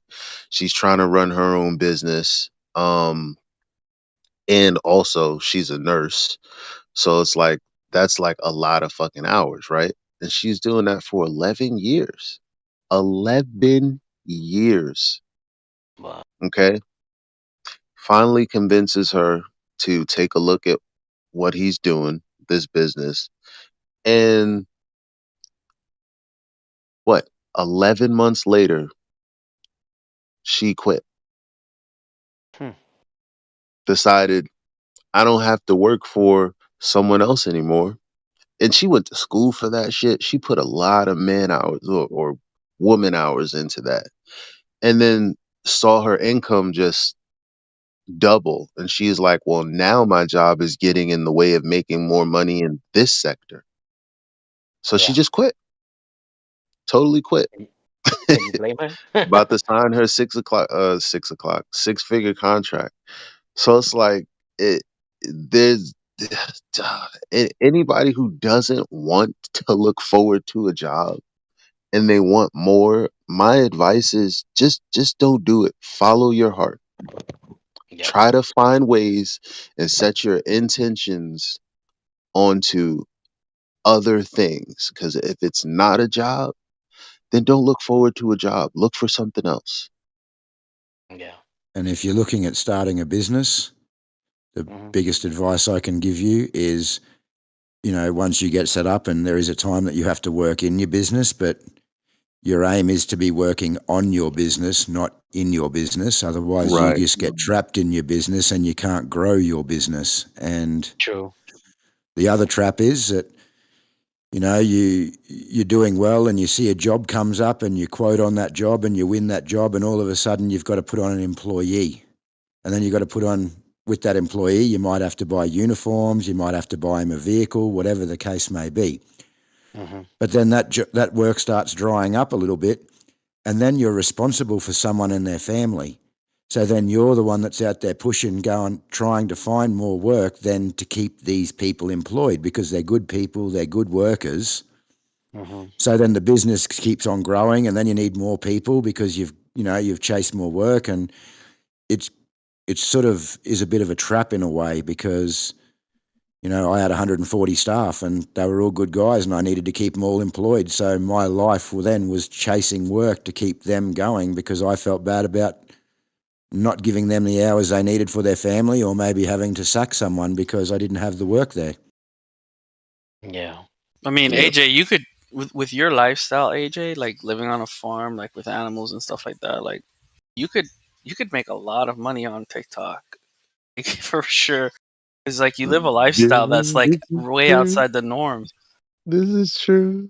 Right? It is, but I've got like just the stories that you were telling me yesterday about like the alpacas and how they behave and all this stuff, and just recording like 30-second videos a day.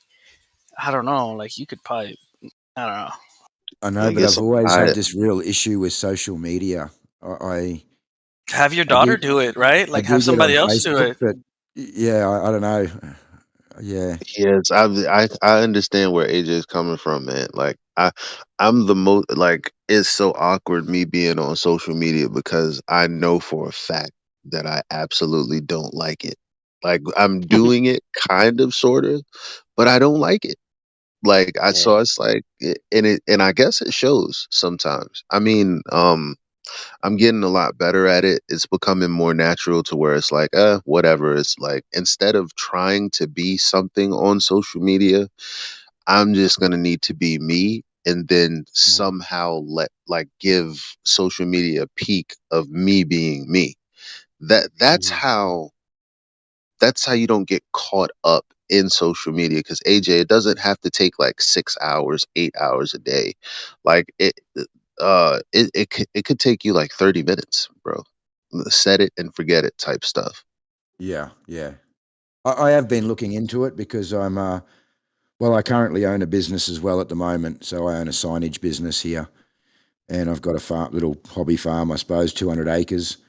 But I am selling that business at the moment. So once this business is sold, I'm doing investments like I was talking about earlier, but I am trying to see what else I can maybe do that I'm going to enjoy. Yeah, because like I said, I tell you what, we fucked up not invested in masks before COVID blew up. Tell you that much. Yeah, and that's what I'm looking at doing as well, as looking at the world events, because even these wars and these things that are going on. Imagine if you could have known and invested in the ammunition company that's supplying ammunition to these wars that are going on at the moment. So there's I don't know if I want to. I I know don't know if I that's not want a to be great a thing. part of that. That's not a great thing, but it's just an example. Do you know what I AJ, mean? we've always been in wars, dude. Like it's like I don't think we haven't been not in a war for like No, I understand no, but that. but the market ebbs and flows. There's you definitely know when some shit is popping off. Well, now is the time. Now is the time, because obviously some shit's gonna go. Nah. No? Give it a good 8. Well, see, you know what? First of all, I'm young. I don't know shit. First, let me let you guys know that now. How old I'm are you? young. I don't know shit. I'm 34. But You're not from what young, brother. from You right there with me. but since I've been paying attention, like Yeah. I knew something was happening in 2008, but I was still like milk behind my ears. You know what I'm saying? Like it's just I didn't know exactly what, right? Mm-hmm. Then came 2016. Then came 2020. So it's really like anywhere between 6 to 10 years where shit like pops off, like for real, for real. You have these little things here and there, but then you have these moments, and I think that there's like anywhere between 6 and 10 years, that things happen that you can capitalize. And you know, like a lot of people were turned off about what Donald Trump said, but like you said with the whole weapons thing, right? Like Donald Trump is like, well, everybody else was doing one thing. I knew it was a perfect opportunity. I knew people were going to lose their homes and stuff. And I was like, dude, a lot of people going to fucking get rich, blah, blah, blah, blah, blah. And a lot of people thought that was kind of like demonic energy from him. But like, dude really just made a decision. He just made a decision. Um, and it benefited a lot of people, unfortunately off the backs of a lot of many more families pain and losing their homes and this, that, and the third. And that's kind of why I do what I do, because again, had people been educated in the financial products that they buy into, they may have made better decisions. You know, so that's how my conscience is clean doing what I'm doing. 'Cause I'm not getting rich, you know, being the sleazeball. I actually don't make money if I can't help another family either be educated on what they're doing or make more money. And I like that. You know what's one thing I don't understand is how these businesses like YouTube make money. I know it's through the advertisers, right? Like, you know, or the ads and stuff like that, right? But here's the thing, like, let me ask you this. How many times have you seen an ad and you'd been like, wow, I need to buy that? Like can you count how many times you've done that? Every day, I'm not gonna lie. Because Really? maybe you're used to ads, and here's the thing: I've been paying for YouTube Premium for years, and it's a little while ago, a few months ago, I stopped paying for it, and because I noticed an ad, and I was like, this is a fucking good ad. I never see ads because I'm always paying for no ads. And so I decided not to get YouTube Premium. And I was like, man, I love this ad. These ads that they show on YouTube, they're like, they actually are useful. It's a lot of shit that you need. I mean, sure, there's a lot of useless stuff, but there's a lot of useful stuff as well. So yeah, I'd say there's like, I mean, I'm reading a book right now that was an ad. You know what I'm saying? Yeah, no, I see what you mean. Maybe we just come from like different mindsets, but I have like an ad block plus. Like I don't even have ads. When I'm on my phone on YouTube, I usually just ignore them, like you said, most of them. But I'm just curious. I Mm, was just curious because I don't know, like you know, when I want to buy something, I'll usually like think about it and then I'll look for it, right? Like I'll mhm. think about what I need and then I'll look for it.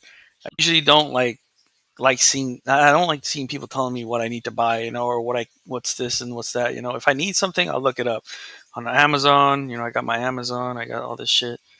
But Sometimes you that's might not know that you need it. Yep. I just did that here's. recently. Seriously, I seen this Facebook ad come up, Mm, and I it see what is you the mean. most awesome barbecue pit table that See I've what I'm ever seen saying? in my life. Yes. It has all the fire pit in the middle. Everyone sits around the outside, so it's warm. Yes. Everyone's got like barbecue plates you can spin in. There's different like pizza oven, wood fire pizza oven on the side. And I'm like, I live outside. I'm like, I am getting that thing. I haven't got it yet. I'm moving soon. But when I do, I'm getting that thing. That's going to be awesome. And I didn't know I needed it, but I seen it and I got to get it. Do you guys use Amazon to buy stuff sometimes? Yeah. Do, I do. do you guys know about Temu? TEMU? Yeah. Um, I Yeah. I was just being told that they're selling people's information, so I would Yep. not. I Yeah, they say mean, that about everybody though. Like, maybe Amazon is too, but well, I've been buying stuff on there. I mean, what are they gonna do? They're gonna get my credit card and they're gonna try to fucking use my credit card? I'll report that shit and cancel it right away. Like, what are they gonna do? I don't They're, know, I man. a bunch I of actually Chinese don't people usually are. buy anything online. I actually like to go to the shop, look at it, try it on, see if I like it. Yeah, I don't think I've actually ever bought shoes, clothes, or any of that stuff offline. Here's the thing, right? Yeah. In this I use place, just a prepaid card for online stuff. yeah. I mean, I just use a credit card, but it this place is super cheap, dude. Like the stuff there is like when you see the prices, you're like, there's no way this can be true. And then you order it, and I ordered like a whole like $50 worth, like a whole bundle of shit, and it came in the mail, and everything was fine. And I was like, oh, okay, this is pretty good. Like it's a lot. It takes a little longer than Amazon, but it's a lot cheaper. I mean, when you look, that's another way to make money. You look at Amazon, and uh, what is it? GoDaddy.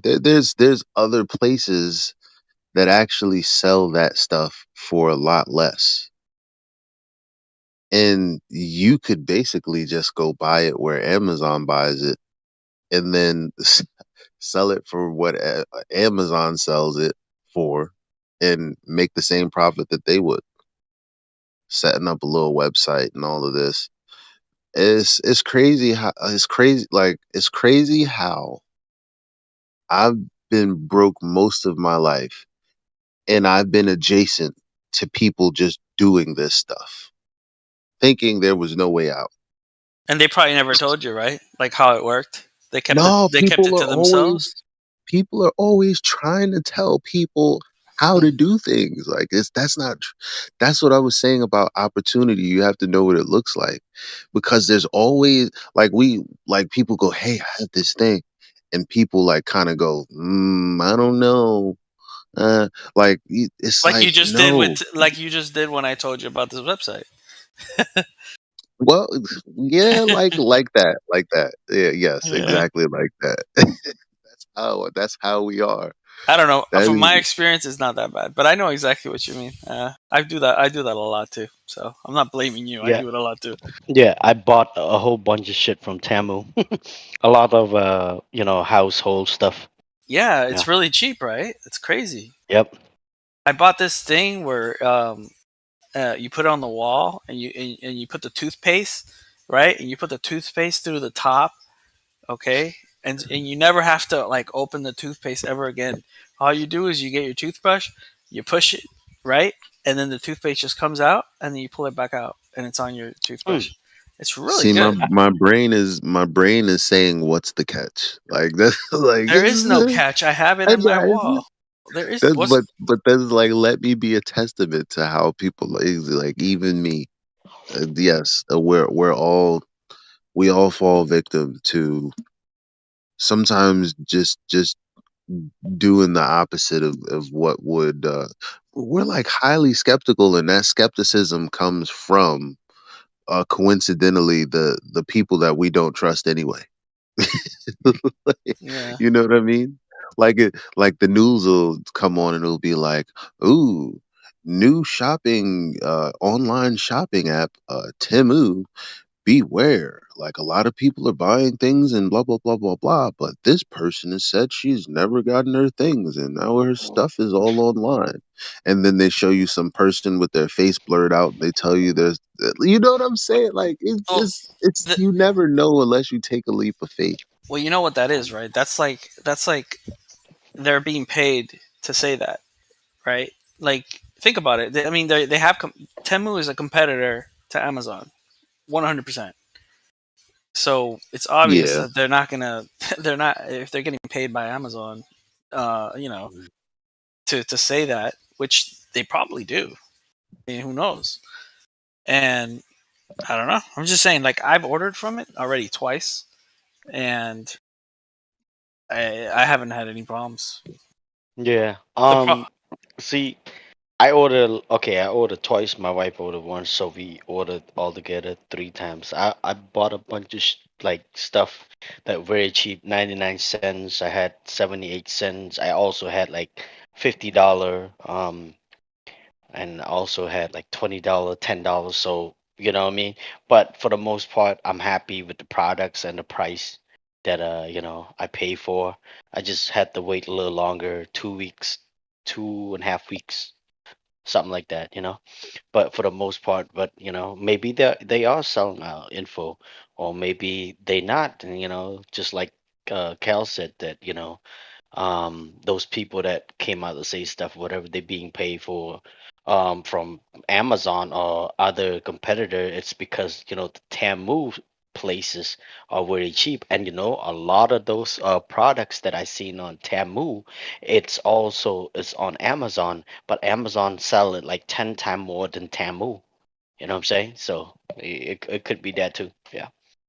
Well, yeah, that's a huge threat to Amazon, of course. I mean, like, Mm. because they're coming from China, right? These products are coming from China a lot of times, or they're and everything there is like super fucking cheap. So Yeah, I and Mm. and I got the garlic press, and I got I don't know if you guys ever see. Well, it's called hot pots, like pot. It's just a hot pot stuff, and and it's split in half. You can put one broth on one side, the other broth on the other side, and but I think I look on Amazon. I think it was like at least 30 something bucks. Um I got from Tamu. I think it was like maybe a little bit over $10. So I'm saying more than half. Um and the best part about it, I never had to pay for shipping. I know I had to wait a little longer, but it was all worth it, for the most part. Um but I'm not gonna buy anything anytime soon, because I got whatever, like, I think I need for the house. I pretty much got everything already. So bro, Yeah. I bought a God, I forgot the name of it now. The little hammock thing that you put that you tie up on two sides, and you lay down on it. I bought something like that, and it was so fucking cheap. It was like $40. Oh, $40. Oh, okay. Yeah, I thought you were gonna say 40 cents, because they do no, have products like 40 cents. no. This is like, when you go to the beach, or you go somewhere, and you tie this up, or you're like in your backyard, and you tie it up Mhm. to two posts, and you can lay in it, and um Yeah, wow, the name escapes me, but it's yeah, a lot more expensive on Amazon, like way more expensive. yeah. It's like close to $100. So I was like, Yeah. holy shit, I gotta buy this, and So it's that's pretty good. good. That's good. Yeah. And the next thing that I'm gonna buy from that place is the meat slicers. The one that sliced by hand, not electric one. I bought one from Amazon. The slicer. It's for home use, man. Because I usually use the commercial one, so I get used to, like, oh my God, it runs perfect. It's nice and smooth. I can slice a lot of deli meat, like nice and easy. But the one I bought from Amazon, bro, I used it maybe twice, and then I'm like, this shit is not even working that well. The blade doesn't spin, that fast, and it's not cutting like consistent at all. So I was like, damn, man. So now I think I gotta get the slicer, the hand cut one from Tamu, and I think it was like a little bit around $24. And when I bought from Amazon the electric one, that thing's like 100 and something ready. So I'm gonna save a lot of money, but I gotta sell that one though, the one from Amazon. But yeah, Yeah, I bought a cheese grater, and I bought to make mashed potatoes. One of those one of those, I don't know what they're called now, to make mashed potatoes. oh, the But masher, the the the the, the the thing, smasher, yeah, the yeah, masher the thing. smasher, Yeah, yeah, yeah. yeah. They I got think I For some bought it. reason they have a lot of stuff for like kitchens and bathrooms, right? Like it's Yeah. crazy. And I mean, honestly, I love appliances. I'm not gonna lie. Like, you can never have enough appliances, man. Like, hmm it. I don't know. That's probably where they get you, like all this little shit that you never knew you needed that just makes life so much easier, you know? I bought the thing, to open up like the bottles that have the metal lids and stuff. Like hmm Uh-huh. it's like this device. It's plastic and it's got different sockets for like different sizes. So you don't have to like when you're gonna open something.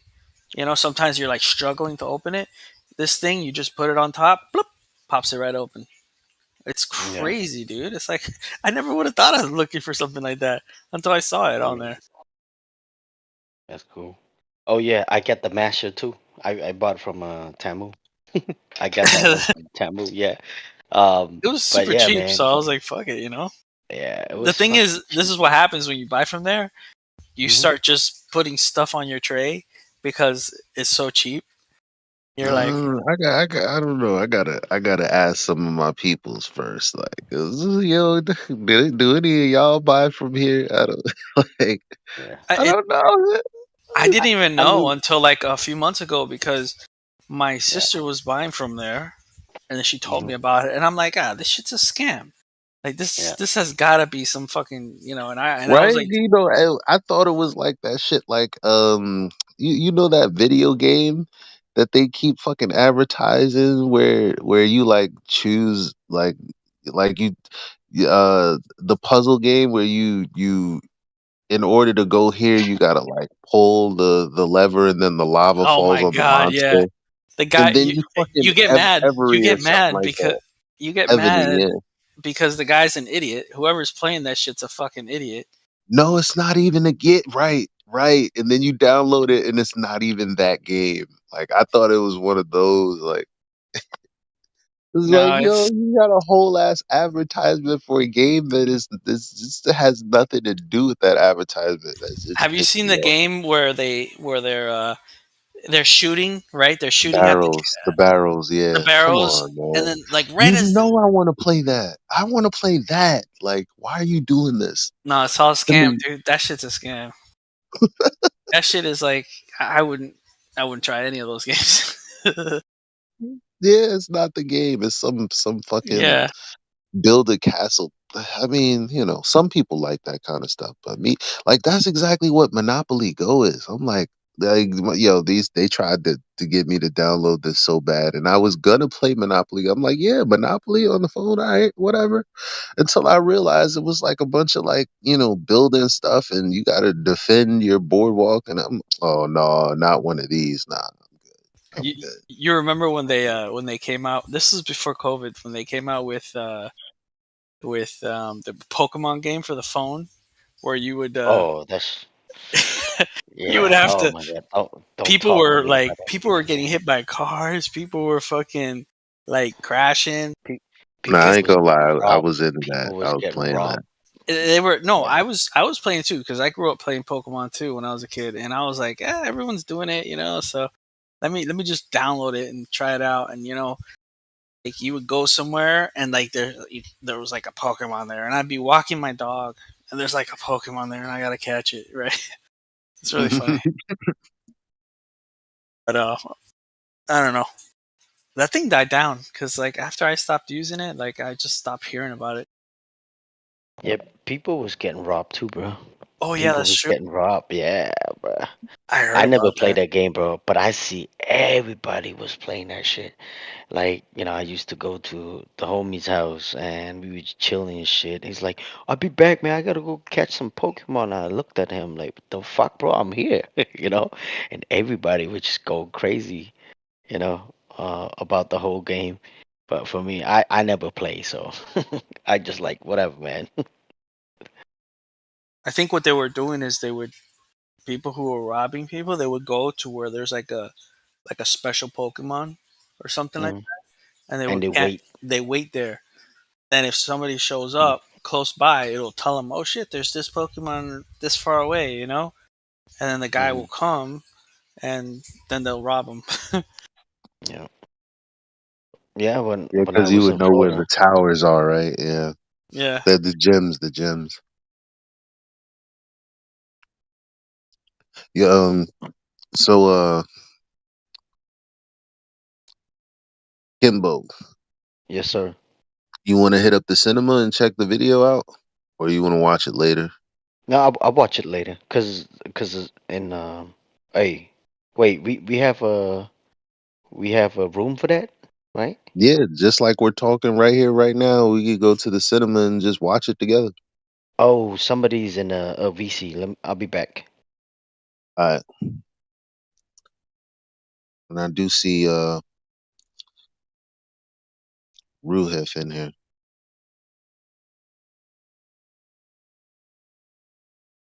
Yeah, I think I might just take off. It's already fucking late. Oh, Ruhif wasn't. Yeah, it is. Yeah. Yeah. I guess I'm gonna stay up until I can't anymore, or whatever. This is my last day of play because So not my last day, but I gotta wake up around 12 and really get to some work. so Mayhem has been making money on TikTok. Like, Yep. you don't gotta say how much, but is decent. I, decent for yeah, decent for like I said, like for an average wage job these days, he's making that. Unbelievable. He's that's crazy. He just started. All they're doing is just getting each other to sign up, right? That's all they're doing, and just fucking like. Well, Does he even post any videos on there? it's deeper than that. Um, Really? yeah, it's deeper than that. You know, it's a nice little community over there. Oh, okay.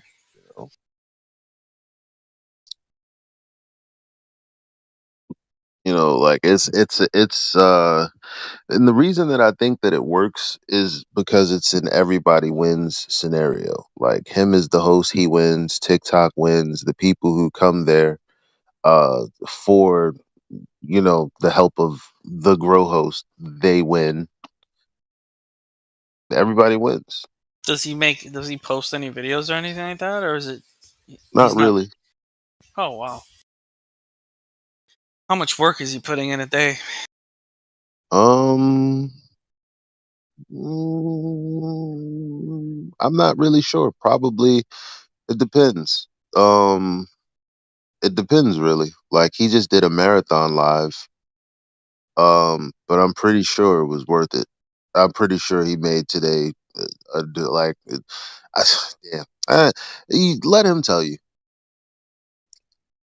Yeah, Let him tell I you. kind of feel bad because I kind of like um I did exactly what I told you not to do, and I did, and I was like, TikTok is bad, right? Like it's really bad.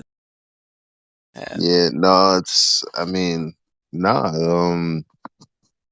I'll tell you this, like he's been able to help people with small businesses. He's helped people get to a certain amount of viewers so they could go live and reach their audience and the people that they want to target. I mean, the like people are really grateful for that, you know. hmm. And he has his normies, his subscribers that really rock with him. Like he treats people good. He's good at what he does. He puts his personality into it, and yeah, it works out. That's why he's been kind of MIA on this Discord, huh? He's been doing his own thing.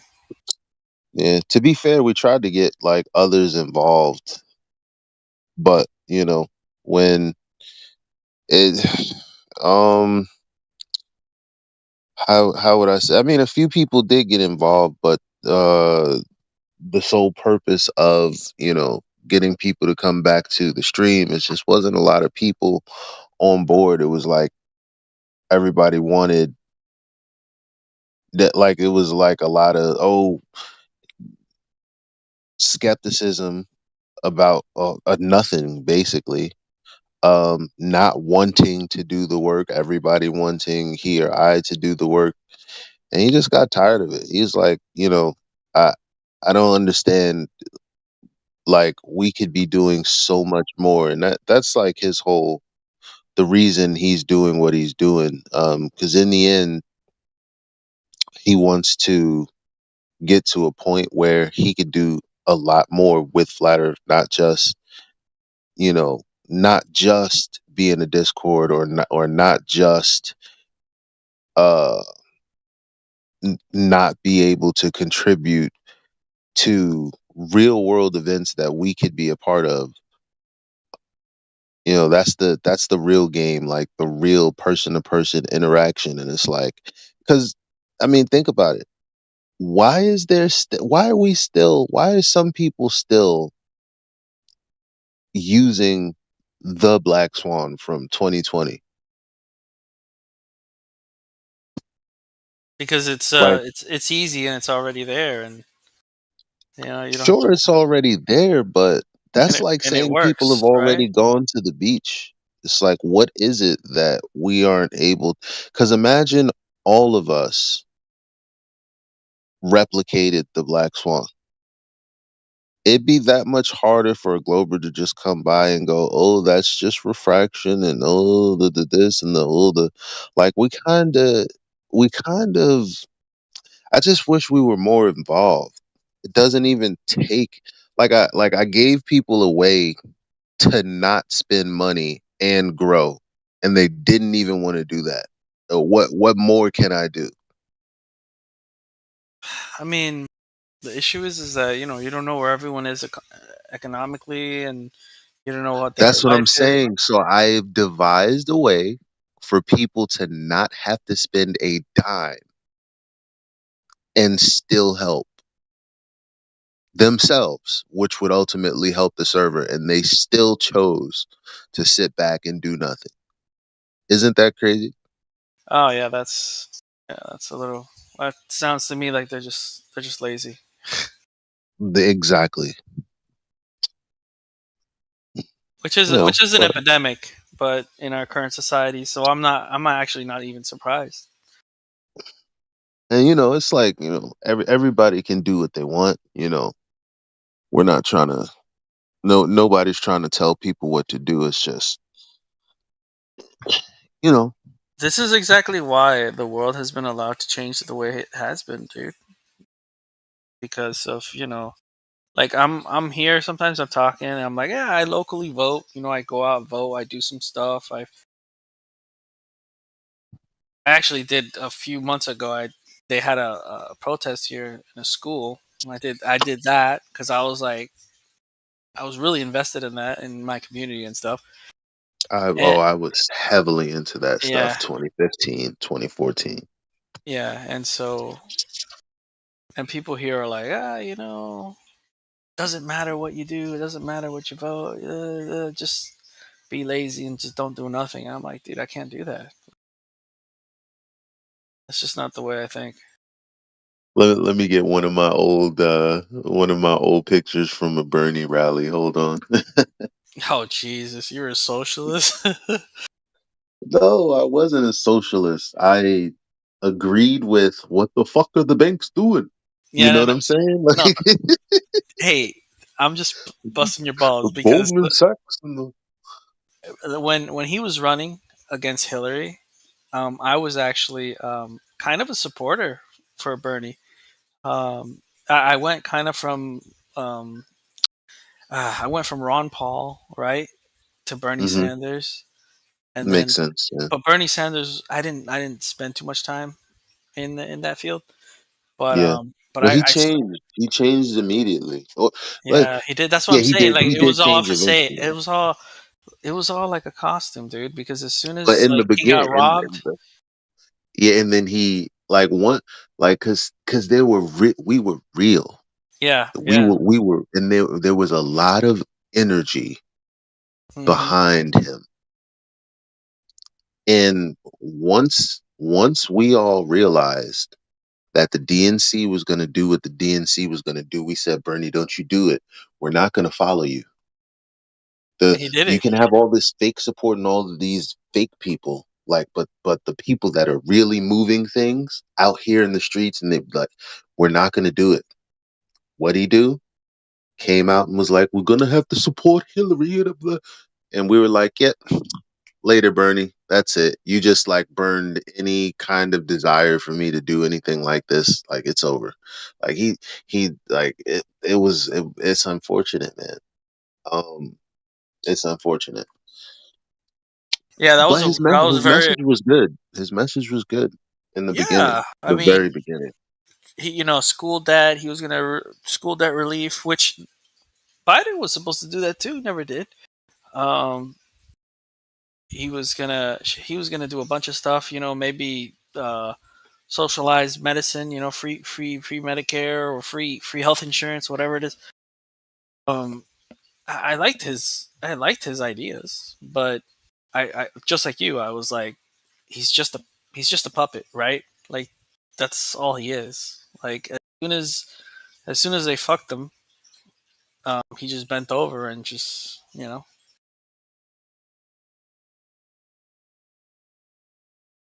yeah, man. There's powers up there that are in control, dude, and so that's one thing I've realized.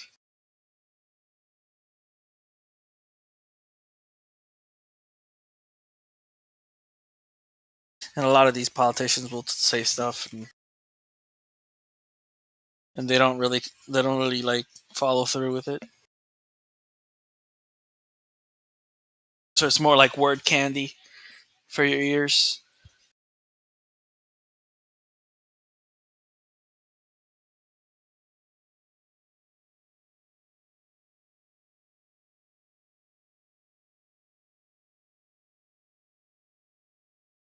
I'm gonna take off. I'm gonna say bye to this guy.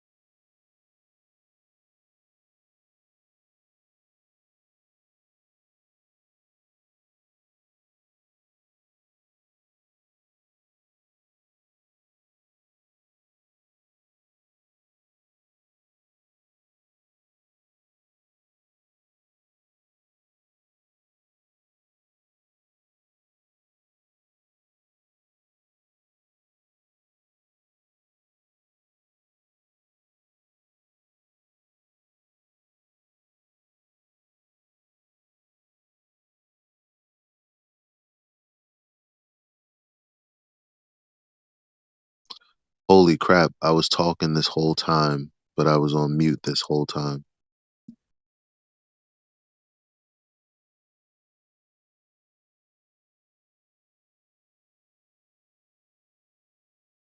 Anyway, check me out.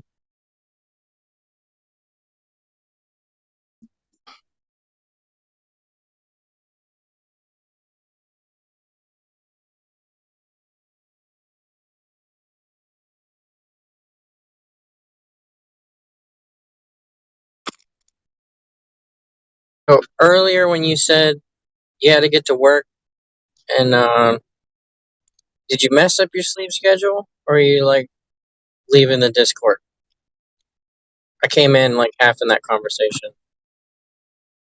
Are you talking to me? Yeah. What's your question? Are you leaving the Discord, or did you mess up your sleep schedule? What do you mean leaving the Discord? Because you said you was one last go, or something along those lines. Yeah, the day. This will be the last time that I stay up late.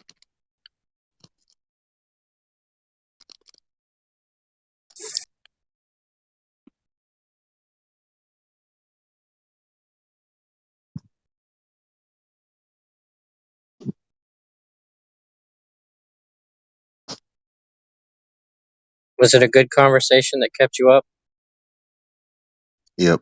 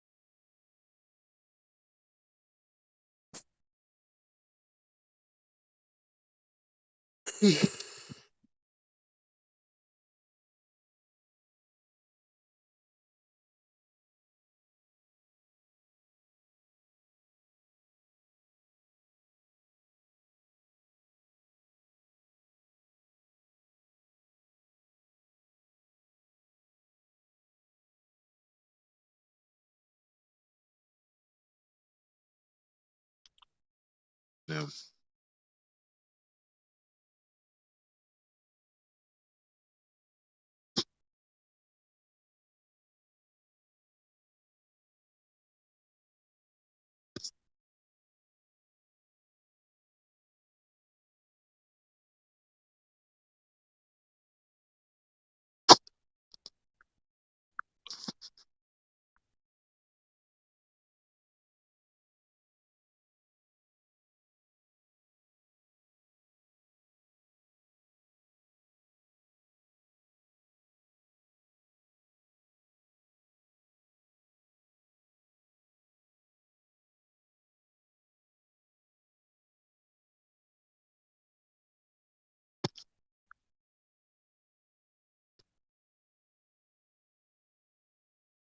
Right. I guess I will get out of here.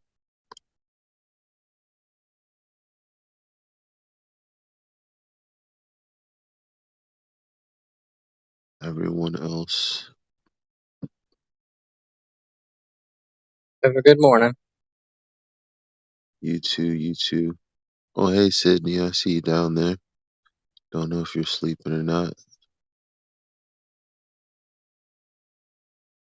Hey, Leo, what's up, what's up?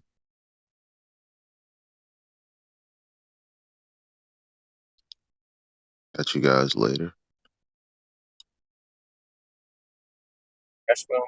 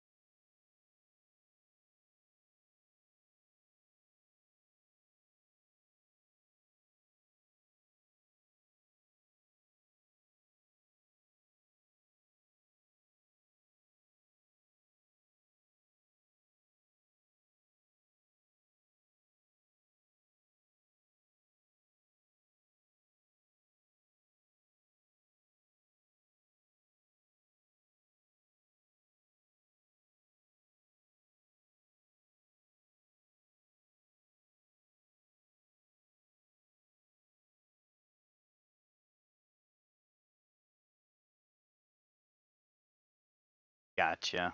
Yeah, it won't let me go back into VC check-in, but Oh, okay. so yeah, sorry about that. Well, just want to let you know, you on live right now, and Oh, hey yeah. everybody. Is there somewhere we can discuss some things, Kemo or Kembo? Yes, sure. Go to down there. It's called Chill Chat. You know, if you have any question or whatever Yeah, about the let's. live stream, I can tell you. I know you still new in here. Maybe you don't want to talk in here at the moment. But yeah, but I go just don't down want there to first. interrupt anybody. You know what I mean? I don't want to. Still got a couple Okay. questions. Yeah. Okay. All right. Hey, wait. Well, we went to topic.